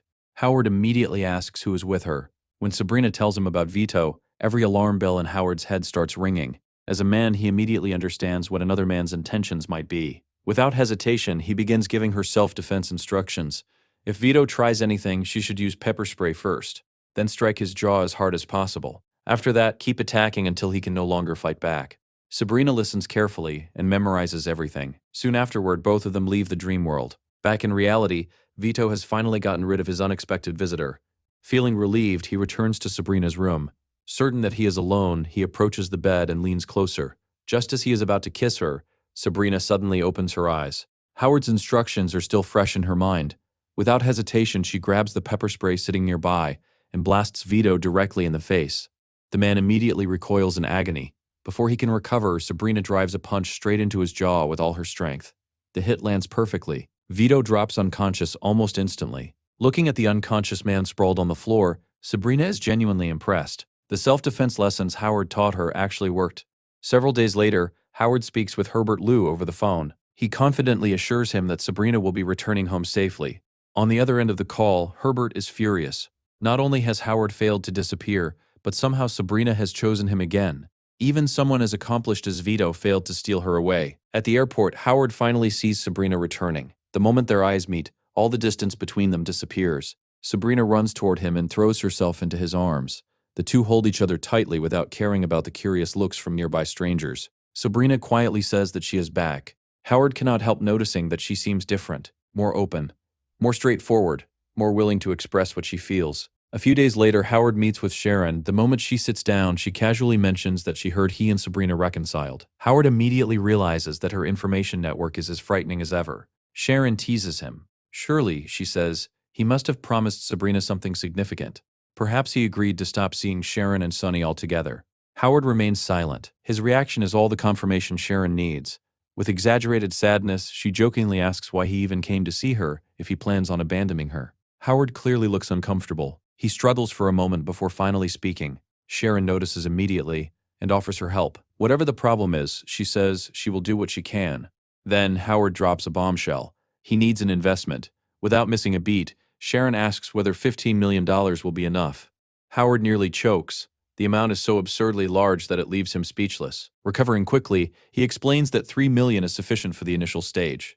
Sharon immediately agrees. Whenever he needs it, the money will be transferred. Howard cannot understand her reasoning. Why does she not even ask what the money is for? Sharon simply smiles. For Howard to swallow his pride and ask for help means he already believes the project will succeed. That alone is enough for her. The truth is that Howard's noodle business can make him wealthy, but becoming a business magnate on the level of Herbert Liu is a completely different challenge. If he truly wants to surpass Sabrina's father, he needs a much larger opportunity. After careful consideration, Howard has chosen the technology industry. During countless hours inside the dream world's learning machines, he absorbed enormous amounts of advanced scientific knowledge. Although he cannot instantly turn that knowledge into products, he has identified a promising opportunity. The biggest obstacle is startup capital. Most people would spend years gathering $3 million. Howard does not have years. Fortunately, Sharon is willing to provide the funding immediately. Handing her a stack of documents, Howard presents his business proposal. Then he smiles slightly. After all, he learned quite a few things from a very unusual place. The story continues with Howard presenting his business proposal to Sharon and her assistant. According to Howard, the first stage of the project will focus on developing an advanced speech recognition artificial intelligence system. Sharon's assistant immediately points out a potential problem. The speech recognition industry is already crowded with established companies and fierce competition. Breaking into that market would be extremely difficult. Howard remains confident. He explains that his technology is far beyond current products. The system contains innovative features and capabilities that existing competitors simply do not possess. With enough promotion and advertising, he believes the product can quickly capture a significant portion of the market. The assistant finds his confidence surprising. To her, it sounds almost too simple. She cannot decide whether Howard is a visionary genius or someone dangerously overestimating his own abilities. Sharon, meanwhile, seems unconcerned. She announces that she will invest $3 million immediately and is willing to provide another $15 million later if necessary. After operational expenses are considered, the initial investment should comfortably support the project. The assistant then asks an important question. How exactly does Howard plan to make money? Howard explains that profit is not the immediate goal. First, he intends to establish the speech recognition platform and build a large user base. Once that foundation is secure, he will launch a second product, a real-time translation system. Initially, it will support Chinese and English. Later, Japanese, Korean, and Asian languages will be added. The assistant's skepticism begins fading. The idea sounds genuinely impressive. Howard goes even further. He claims that the translation system will be ready for a prototype within only a few days. Now the assistant is completely bewildered. Either Howard is an extraordinary genius, or he is lying on a level she has never witnessed before. To prove his claims, Howard reveals that the speech recognition system is already complete and installed on his phone. He hands the device to the assistant and invites her to test it. Curious, she begins exploring the application. The interface is simple but elegant. What truly amazes her, however, is the performance. The system recognizes speech almost flawlessly. It understands unusual words. It processes sentences accurately. It responds naturally. The precision exceeds anything she has seen from current market leaders. After several tests, she finally admits that the product is exceptional, Unable to contain her curiosity, she asks whether Howard really developed it himself. Inside her mind, she is wondering since when a technological genius named Howard Chen appeared out of nowhere. Howard calmly confirms that he created the system, personally. When asked about his education, he admits that he only completed a technical course some time ago and taught himself most of what he knows. The assistant is stunned. As far as she can tell, she is sitting across from a genuine prodigy. Following additional discussions, Howard and Sharon finalize the investment agreement. Howard knows that without Sharon's support, securing funding would have taken far longer and would likely have forced him to accept unfavorable terms. The list of things he owes her continues growing. Honestly, he has no idea how he will ever repay everything she has done for him. After the meeting ends and they find themselves alone, Sharon suddenly moves closer. Looking directly at him, she offers a piece of advice. From an outsider's perspective, Howard's background raises too many questions. A man with limited formal education suddenly creating revolutionary technology is bound to attract attention. For now, she recommends staying behind the scenes. Howard immediately understands what she means. Until the company is firmly established, it would be wiser to let more conventional executives represent the business publicly. He agrees. Soon afterward, Howard establishes a new company called Howard Software. He recruits an experienced technical director with a doctorate and a strong background in the industry to oversee development. When the technical team learns that Howard personally developed the speech recognition system, they are shocked. The more they examine the technology, the more unbelievable the story becomes. Howard also follows Sharon's advice regarding management.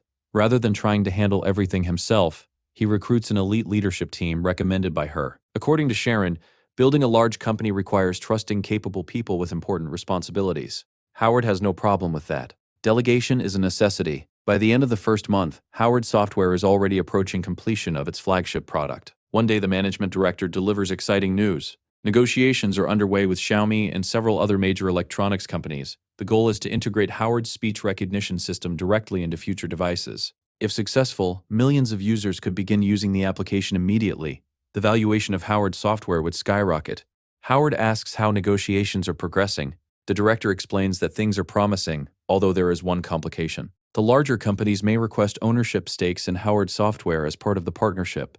Only later does Howard discover that these opportunities exist largely because Sharon quietly used her influence behind the scenes. She opened doors that would otherwise have remained closed. Earlier in his journey, Howard's pride might have prevented him from accepting such help.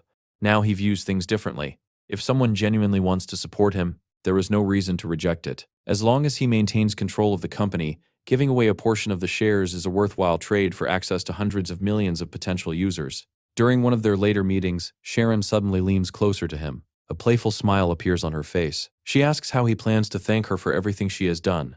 Caught off guard, Howard becomes slightly embarrassed.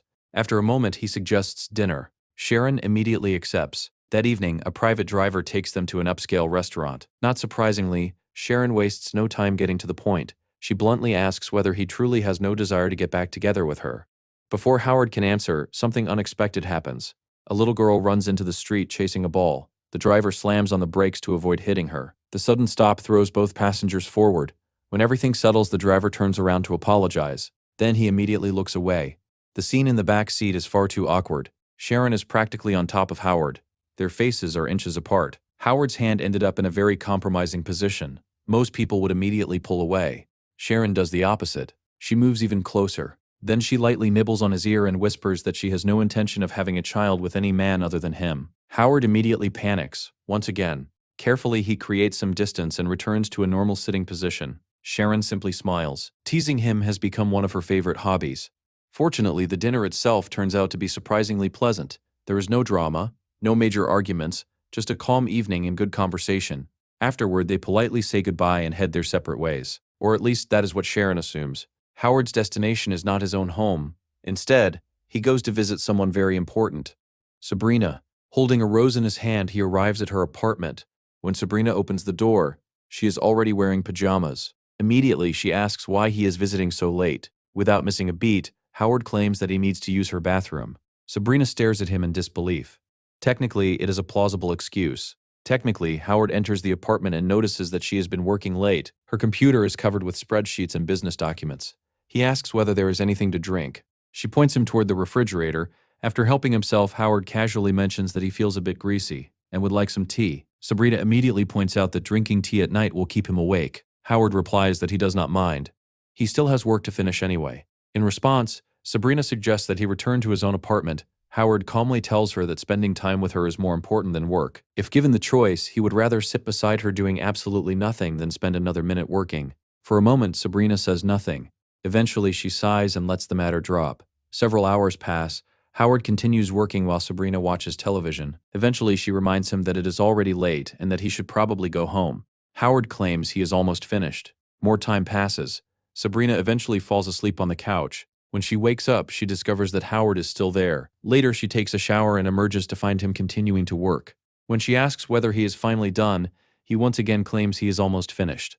He even suggests that she go to bed without him. That finally pushes Sabrina over the edge. She grabs him by the collar and tells him that she cannot sleep while he is in the apartment. Howard innocently suggests that she simply keep him company. Sabrina immediately turns around, walks to her bedroom, and locks the door. She knows exactly what he is trying to do. Unfortunately for her, Howard is not discouraged. After waiting a while, he checks the bedroom door. Locked. No problem. Rather than forcing the door open, he notices that the bedroom window is still open. A few minutes later, Howard quietly climbs through the window and enters the room. Sabrina is fast asleep. Without disturbing her, he carefully lies down beside her.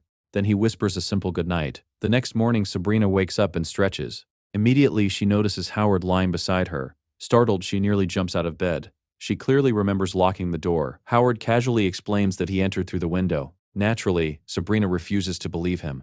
Then she notices the open window and the footprints. Her expression changes instantly. The realization that he actually climbed through a window leaves her speechless. Howard moves closer and admits that he simply wanted to be near her. Sabrina responds by throwing a pillow directly at his face. Howard catches it effortlessly. With a grin, he points out that she missed. A second pillow follows immediately afterward. He catches that one too. Sabrina decides to escalate matters. Grabbing another pillow, she charges at him. Soon the two are engaged in a full-scale pillow battle. Expensive pillows fly across the room. Both of them are laughing. Both of them are smiling. For the first time in a while, neither is thinking about business, dream worlds, rival romances, or complicated problems. Howard realizes how much he enjoys moments like this. No matter how stressful life becomes, being with Sabrina always makes everything feel lighter. By the time the battle ends, both are smiling. For a brief moment, it almost feels as though all their troubles have disappeared.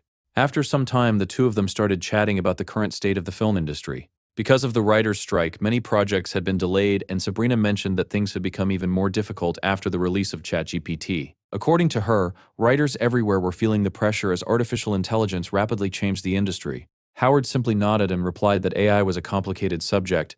He did not elaborate further, but his expression suggested he understood the issue better than most. Soon, they arrived at Sabrina's office. She opened the car door and was about to leave when Howard suddenly stopped her.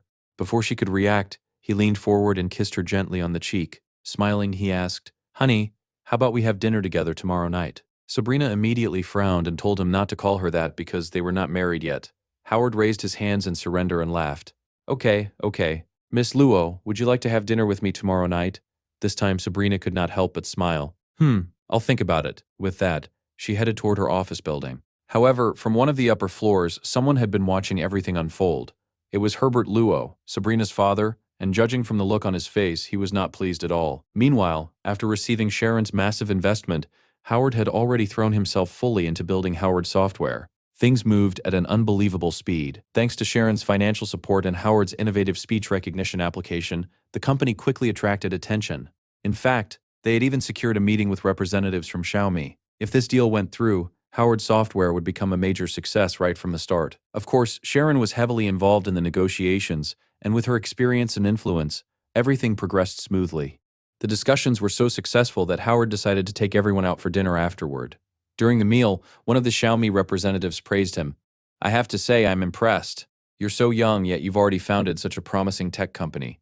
Howard smiled modestly. "I've always admired Lei Jun." The representative laughed immediately. After all, Lei Jun was the founder of Xiaomi and one of the most respected entrepreneurs in the country. The atmosphere remained cheerful as the evening went on.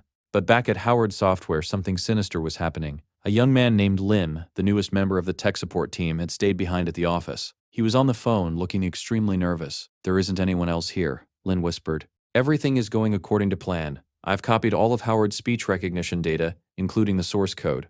A cold voice came from the other side. "Good. Once everything is done, the money will be transferred to your account." Suddenly, every light in the office turned on at once. Lin nearly jumped out of his skin. Standing nearby was Sharon, staring at him with a puzzled expression. "Why are you still here?" she asked. The scene shifted. Lynn was trembling uncontrollably. Nearby, the sound of powerful punches echoed through the room. Bang, bang, bang. Howard was hitting a punching bag with terrifying force. Without even looking at Lynn, he casually said that he had drunk a little wine tonight and felt somewhat sleepy. Boxing helped him stay awake. Then he walked over and sat down in front of the terrified young man. Picking up the wine bottle beside him, Howard casually squeezed it. Crack. The entire bottle shattered in his bare hand. Lynn's eyes nearly popped out of his head. At that moment, he realized something. Howard was definitely not as harmless as he looked. Meanwhile, Howard calmly poured wine from the broken bottle into a glass, as though nothing unusual had happened. Then he smiled. "You must be tired after working so hard." He extended the glass toward Lynn. Terrified, Lynn accepted it. His mind was a complete mess. He had been caught stealing his boss's source code, yet Howard had neither beaten him nor called the police. Howard leaned back in his chair. "I know who sent you." In reality, he had no idea. He was simply fishing for information. Lynn froze. The silence lasted for several seconds. Finally, Howard casually asked, "Did he offer you that much money?" He held up all 10 fingers. Lynn immediately shook his head. "No, not that much. Only 5 million. Howard almost smiled. Got him. Only an inexperienced young man would fall for such an obvious bluff. Without changing his expression, Howard continued, "I'll give you double." Lynn blinked. "What?" Howard leaned forward. "Take the source code to that person exactly as planned." Lynn's brain completely stopped working. What kind of plan was this? But Howard had already decided. Anyone foolish enough to steal his technology was about to receive a very unpleasant surprise. Soon afterward, one of Herbert Loy's men delivered a flash drive containing the stolen data. Herbert was delighted. "Take it to the technical department immediately." The engineers quickly inserted the drive into a computer. For a few moments, everything seemed normal. Then suddenly the screen went black. Static filled the monitor. A cartoon panda appeared. Underneath it was a strange message containing an excerpt from the Communist Manifesto. Seconds later, the same image appeared on every computer in the office. The employees panicked. "What is this? A virus?" The computers were completely frozen. No one could do anything. When Herbert Lua heard the news, he exploded with rage. Even though his men assured him that the technical department was working on a solution, his expression remained terrifying. Meanwhile, Howard was relaxing comfortably. The virus he had created was based on a simple program he had learned in his dream world. After making a few modifications, it had become an incredibly annoying piece of malware. Removing it was far from easy. Later that evening, Howard stepped out of the shower at Sabrina's house. Sabrina called out that dinner was ready. Howard asked if she was still working. She sighed. "Yes. Our company suffered a hacker attack today." Howard pretended to be surprised. "A hacker attack?" "Apparently, a group called LockZap is responsible. The computers aren't damaged, but they're completely unusable, and the message they left is ridiculous." She shook her head. "These hackers are awful, though I have to admit they're a little funny." Howard nearly laughed. At that moment, he finally confirmed his suspicion. The company that had tried to steal his technology was none other than Herbert Luo's. Sabrina continued, "The technical department is losing its mind. No one knows how long it will take to fix this." Howard simply nodded. Several days passed. The engineers still could not remove the virus. Eventually, Howard decided to pay Herbert Lua a visit. Walking into the office with a smile, he greeted him warmly. "Mr. Lua, long time no see." Herbert looked as though he wanted to strangle him. "What the hell are you doing here?" Howard grinned. "I heard your company suffered a hacker attack. Fortunately for you, I know how to solve it." Herbert narrowed his eyes. "You know how?" Howard shrugged. "You could say that." Soon afterward, the employees watched in amazement as Howard effortlessly removed the LockZap virus. They could not believe their eyes. Someone hurried over and asked, "Brother, where did you graduate from?" Howard smiled. "I'm self-taught." Everyone was speechless. Removing such a troublesome virus without formal education? This man had to be a genius. Once everything was finished, Howard returned to Herbert's office. "Even though you're my future father-in-law, I should still be paid for my services. Right?" Herbert took a deep breath. "How much?" Howard smiled innocently. "Not much. 10 million. Herbert nearly exploded. "That's outrageous." Howard shrugged. "Is it really? Compared to losing your entire database and all your company information, I think it's quite reasonable." Herbert stared at him for a long moment. Finally, he gritted his teeth. "Fine, the money will be transferred to your account." Howard immediately stood up. "Pleasure doing business with you." As he reached the door, he turned back with a mischievous grin. "Thanks, Daddy." The moment he left, Herbert Luo completely lost control. The furious man cursed Howard with every insult he could think of, angrier than he had ever been in his entire life. Before long, Howard's speech recognition app was officially launched on the market. Backed by major brands such as XYI, Howard Software's valuation skyrocketed. In just a few months, the company's market value reached billions. However, despite the staggering valuation, Howard himself was not making much money yet. The real profits would come from his second product. This new project was a real-time translator, and Howard had extremely high expectations for it.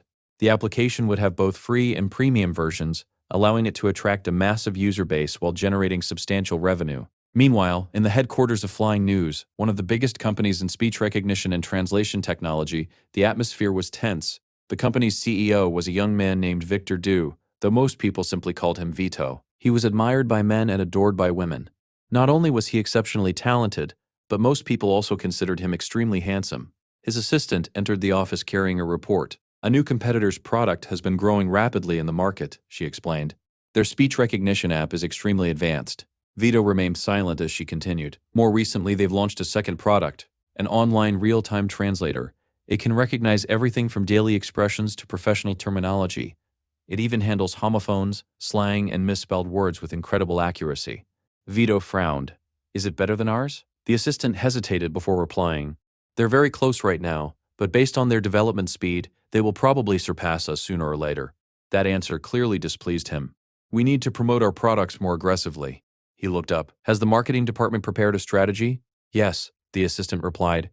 We plan to advertise heavily on short video platforms and are negotiating partnerships with travel agencies, so travelers can use our app. Vito suddenly slammed his hand on the desk. I don't care how much money it costs. His eyes turned cold.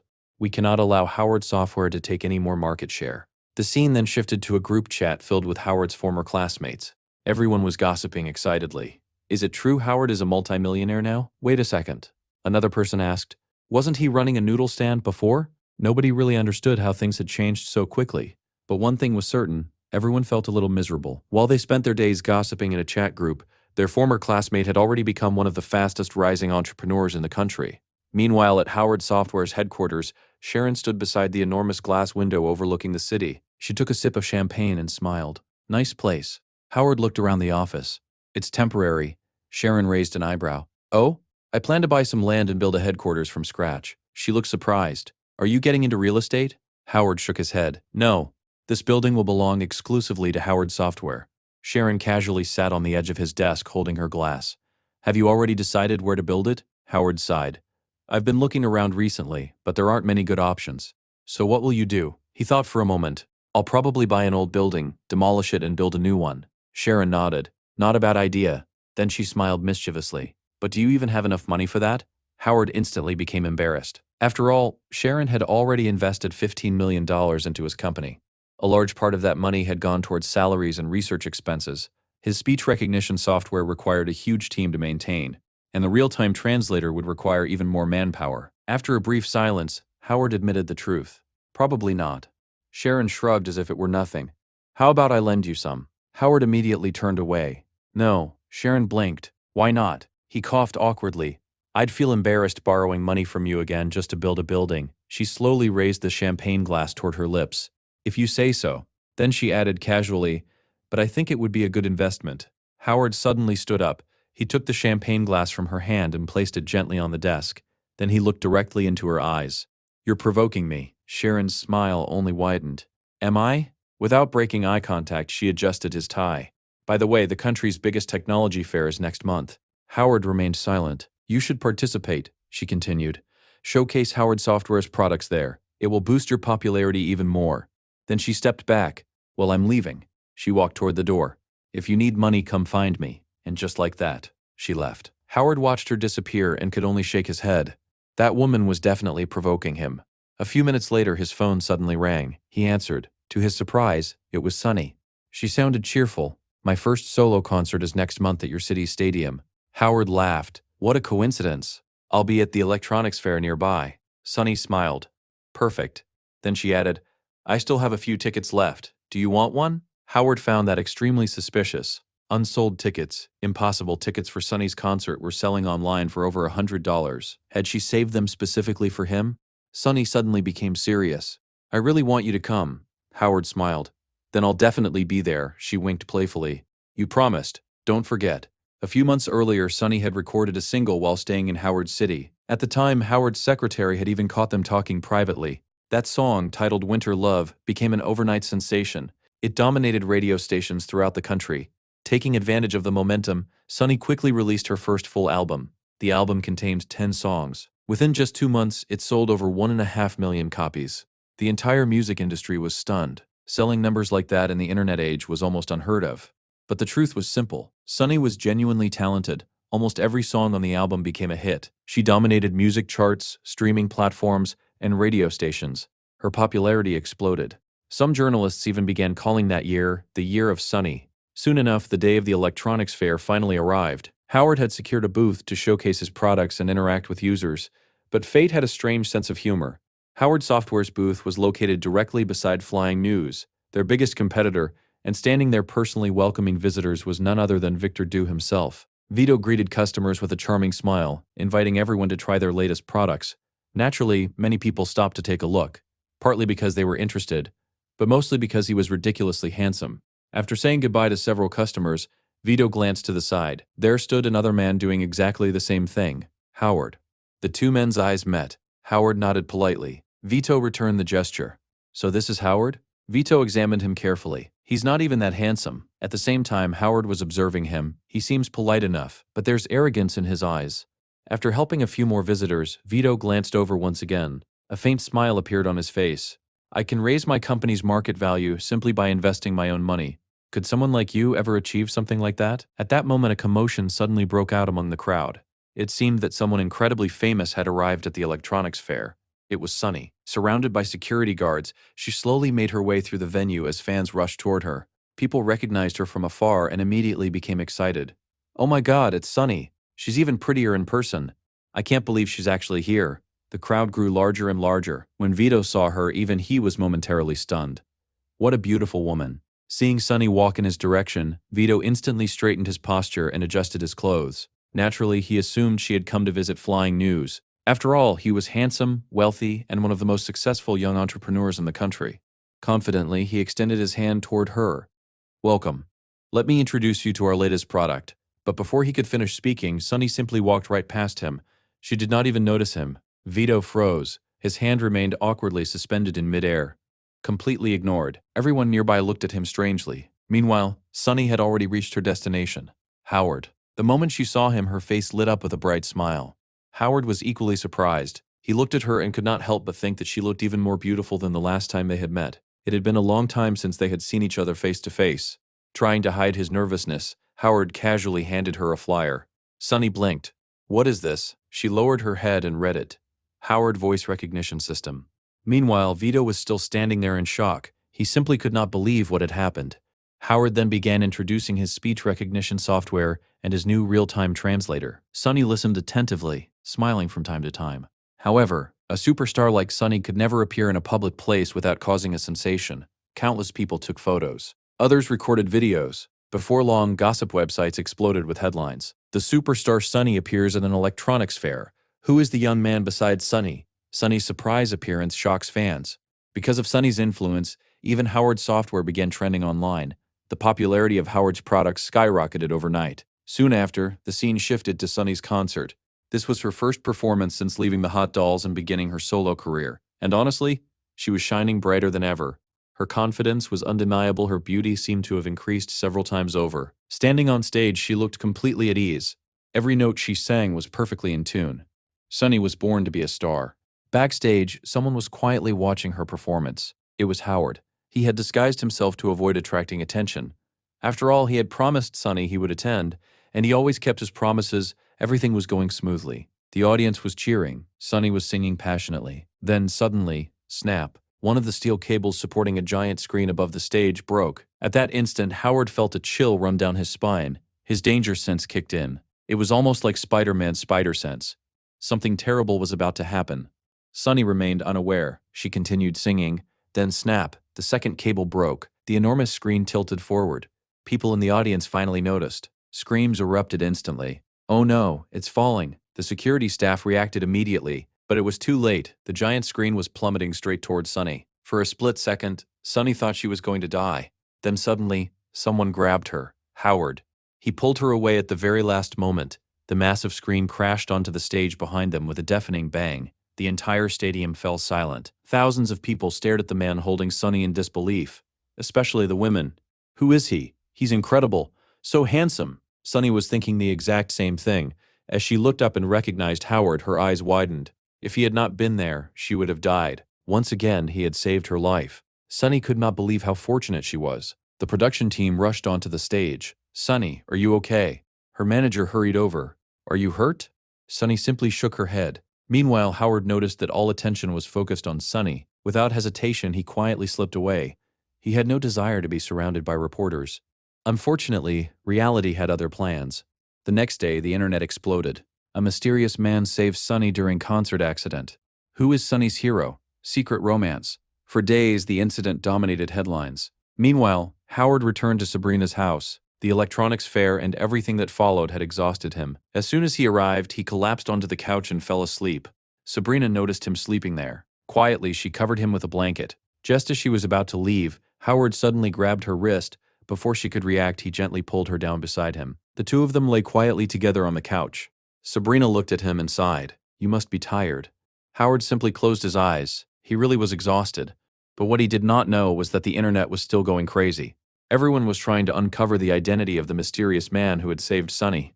As for Sunny herself, because of the accident, her concert tour was temporarily postponed. Her producer escorted her to a car. "Go home and rest," he said. "We'll take care of everything." Sunny nodded silently. As the car door closed, only one person occupied her thoughts: Howard. When he had held her in his arms moments before disaster struck, she had felt incredibly happy. The man she loved had been there for her again. Several days later, Sunny was filming an advertisement for a coffee brand. The photographer kept giving directions. "Excellent. Now change your pose. Perfect. Lift the cup a little. Show the logo. Very good." Eventually, they took a break. Sunny sat down and casually opened her phone. The moment she looked at social media, her expression froze. An anonymous account had posted a shocking message. "Tonight at 8 p.m. I will reveal the identity of Sunny's secret lover." The post had already been shared over 1,000,000 times. The comments were in chaos. Some people called the account a liar. Others claimed it was just another attention seeker. Many fans defended Sunny fiercely. But regardless of whether people believed it or not, everyone was waiting for 8 o'clock.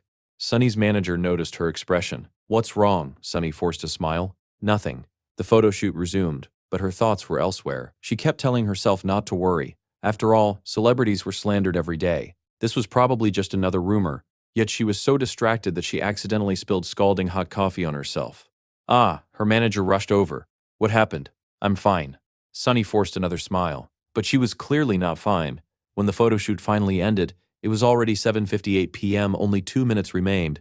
Sunny hurriedly grabbed her phone. To her shock, the anonymous account had already posted the so-called revelation an hour earlier, and the person they exposed was Howard. There was even a photo of him. Sunny's face instantly turned pale. No, this couldn't be happening. The comments section was on fire. Some people insulted Howard. Others insulted Sunny. Some insisted the rumors were fake. Then someone commented that they had investigated and discovered Howard was the founder of Howard Software, the same company Sunny had visited at the electronics fair. Suddenly, everything connected. Then the anonymous account posted another message. "Tomorrow at 8 p.m., I'll reveal an even bigger secret." The internet erupted once more. Sunny sat there frozen.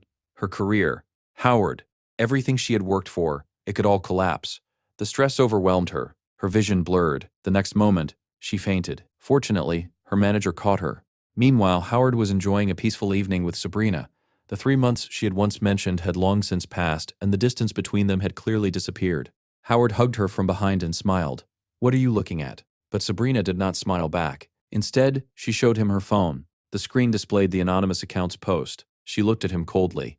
"What is this?" Howard instantly froze. He remembered her warning from before. If he lied to her again, they would be finished forever. Looking at Sabrina now, he almost felt a terrifying aura surrounding her. This was not the time to joke around. Carefully, he asked, "Are you angry?" Sabrina crossed her arms. No, of course she was lying. Howard swallowed nervously. "Sunny and I," Sabrina let out a dismissive snort. Meanwhile, inside a car, Sunny slowly regained consciousness. Her manager was beside her. Even though Sunny was awake now, the hateful comments she had read continued echoing in her mind. "You're an idol. You betrayed your fans. We spent money supporting you. You're a fraud." Sunny suddenly sat upright, drenched in sweat and breathing heavily. For a moment, she thought it had all been a nightmare. Her manager gently held her hand. Then she asked the most important question. "Is he your boyfriend?" Sunny lowered her head. No. She smiled bitterly. He never was. It's just what I wanted. Her manager sighed. Then no matter what happens, you can't admit anything. You must insist you're just friends. Sunny silently looked at her phone. The countdown to tomorrow's revelation had already begun, and it seemed her troubles were only getting started. The next evening, exactly at 8 o'clock, Sunny stepped out of the shower and immediately checked social media. The anonymous account had posted again. She is his lover. Most people initially demanded proof. Then, the account released photographs. They were pictures from the day Howard had gone to fix the plumbing in Sunny's apartment. The internet exploded. The tide of public opinion instantly changed. Fans declared they would no longer support her. Some announced themselves as her official haters. Others insulted her relentlessly. Her manager grew desperate. If they mishandled this crisis, Sunny's career could end overnight. Sponsors might cancel contracts. Television shows could remove her scenes. Some disappointed fans would become obsessive haters. And worst of all, even if she abandoned the entertainment industry entirely, being labeled the lover of a committed man could ruin her reputation forever. Howard was thinking about all of this as well. He did not want Sunny to suffer, but at the moment, Sabrina seemed more interested in one question. Had he slept with Sunny or not? And now that the truth was out in the open, Howard had no choice. He had to tell Sabrina everything, from the day he taught Sunny to dance provocatively, all the way to their strange encounter with a 20-year-old man who possessed the mind of a child. Howard continued telling Sabrina everything. He told her about the old man who sacrificed himself, the murderous artificial intelligence that nearly destroyed everything, and even the final battle where Sunny sang "Don't Funk With My Heart" as they fought desperately against the AI. After hearing the whole story, Sabrina crossed her arms and stared at him. So, nothing really happened between you two? Howard nodded immediately. Nothing. There was never anything between us. Sabrina remained silent. Then, unexpectedly, she rested her head on his lap. For a while, she simply looked at him without saying a word. Howard stared back, completely confused. Finally, Sabrina spoke. I believe you. Howard blinked. Really? She sighed softly. To be honest, there was a moment when I thought you had cheated on me. She paused. But I'd rather believe you. Howard smiled gently. Leaning down, he kissed her forehead. Thank you for believing in me. Even Sabrina, who had always been obsessed with loyalty and fidelity, seemed to have changed a little after everything they had gone through. Still, Howard had another problem to worry about. Sunny. The poor girl was completely devastated. In the span of a few days, she had gone from being adored by millions to being hated and hunted by the public. And the saddest part was that she had done nothing wrong. Her manager advised her to stay home for a while. I'll handle everything, she promised. But by handling everything, she mostly meant enduring the wrath of the agency president. The man mercilessly scolded her. You're incompetent. Our stock price has plummeted because of this scandal. Meanwhile, internet haters continued demanding that Sunny be banned from the entertainment industry. Sunny herself did not know what would happen next. Would the agency terminate her contract? The situation was even worse because when she had first entered the industry, she was young and inexperienced. She had signed a contract filled with absurd conditions. One of them stated that if she caused any controversy that harmed the agency, she would be forced to pay massive compensation.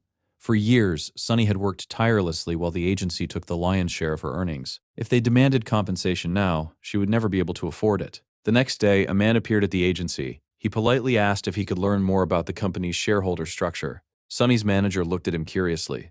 Are you interested in investing? The man shook his head. I only want to buy shares from the current shareholders, she laughed. You can't buy shares in a company like ours just because you have money. The man smiled calmly. That's not entirely true. The real problem is that most people don't offer enough. He paused. Please tell the shareholders that I'd like to negotiate. Sunny's manager shook her head. Do you understand what the word superstar means? She pointed upstairs. Sunny is a gold mine. No one is going to sell. The man nodded. Then he asked, according to her contract, how much does Sunny need to pay if she leaves? The manager frowned. $30 million. The man nodded again. Good. He looked directly at her. Tell your shareholders this. If they don't want to sell their shares, I'll pay Sunny's $30 million. The manager froze. The man continued calmly. Honestly, I don't care about the money. What I hate is seeing all of you make fortunes because of her and then complain the moment she gets into trouble. He raised two fingers. Either I buy 51% of this company, or I pay Sunny's penalty and take her away. The manager was speechless. That man was Howard. Several weeks later, Sunny received an unexpected phone call. Her manager sounded excited. The man involved in your scandal, Sunny's heart skipped a beat. What about him? He bought enough shares to become the majority shareholder of the agency. Sunny sat upright. What? But before she could recover, her manager dropped another bombshell. He also wants you to star in a movie. Sunny was dumbfounded. A movie? Her manager laughed. What do you think? Sunny immediately panicked. I don't know how to act. What if I ruin everything? What if the movie flops and everyone hates me even more? After all, her reputation was already hanging by a thread. But her manager reassured her. He said the script was written specifically for you. The main character is based on your life. All you need to do is be yourself. Sunny lowered her head. A warm feeling spread through her chest. Howard had done all this for her. She clenched her fists. I can't disappoint him. Looking up, she said firmly, I accept. The movie told the story of a girl who dreamed of becoming a dancer. Ever since she was young, everyone told her she had no talent. They mocked her. They told her to give up. She cried countless times. Until one day, she met a boy who believed in her dreams. He practiced with her, encouraged her. Together, they slowly improved. They entered competitions, won awards. Step by step, they chased their dreams. But eventually, tragedy struck, and the girl was left alone once again. Although Sunny lacked acting experience, she poured her entire heart into the role. The result surprised everyone. She had natural talent. Audiences who entered the theater prepared to mock her left the cinema in tears. The movie became a massive success. The agency's stock price soared, and Sunny's name returned to the headlines. But this time, for something positive, she began giving interviews to promote the movie. During one interview, a reporter asked, "This is your first film. How did you manage to give such a natural performance?" Sunny smiled softly. "When I was at my lowest, there was someone who encouraged me, someone very important to me. I put those feelings into my performance. That's why it felt so natural." The reporter immediately became excited. "Who is this person?" Sunny laughed. "I think you already know." The reporter grinned. "Then, what is your relationship with him now?" Sunny thought for a moment. "Just like in the movie, we helped each other through difficult times. I'll never forget everything he did for me." She smiled gently. "As for now, we're good friends." Then her expression became serious. "I hope everyone stops spreading rumors. It doesn't only hurt me, it also hurts an innocent person." Her sincerity moved many people. Gradually, fewer people insulted her. More and more people sympathized with her. The public opinion that once tried to destroy her slowly began to change. One evening, Howard hugged Sabrina from behind. Resting his chin on her shoulder, he smiled. "Sabrina, the public relations crisis was handled perfectly. Thank you for your advice. Without you, I wouldn't have known what to do. And thank you for helping Sunny." Sabrina snorted. "If you get involved in another scandal, we're done." Howard grinned. "Thank you, my lady." Then he kissed her neck. Sabrina instantly blushed. "Don't call me that. It's so weird." She grabbed a pillow and threw it at him. Howard laughed and threw one back. Soon, the two of them were having another ridiculous pillow fight. At least for tonight, everything had ended well.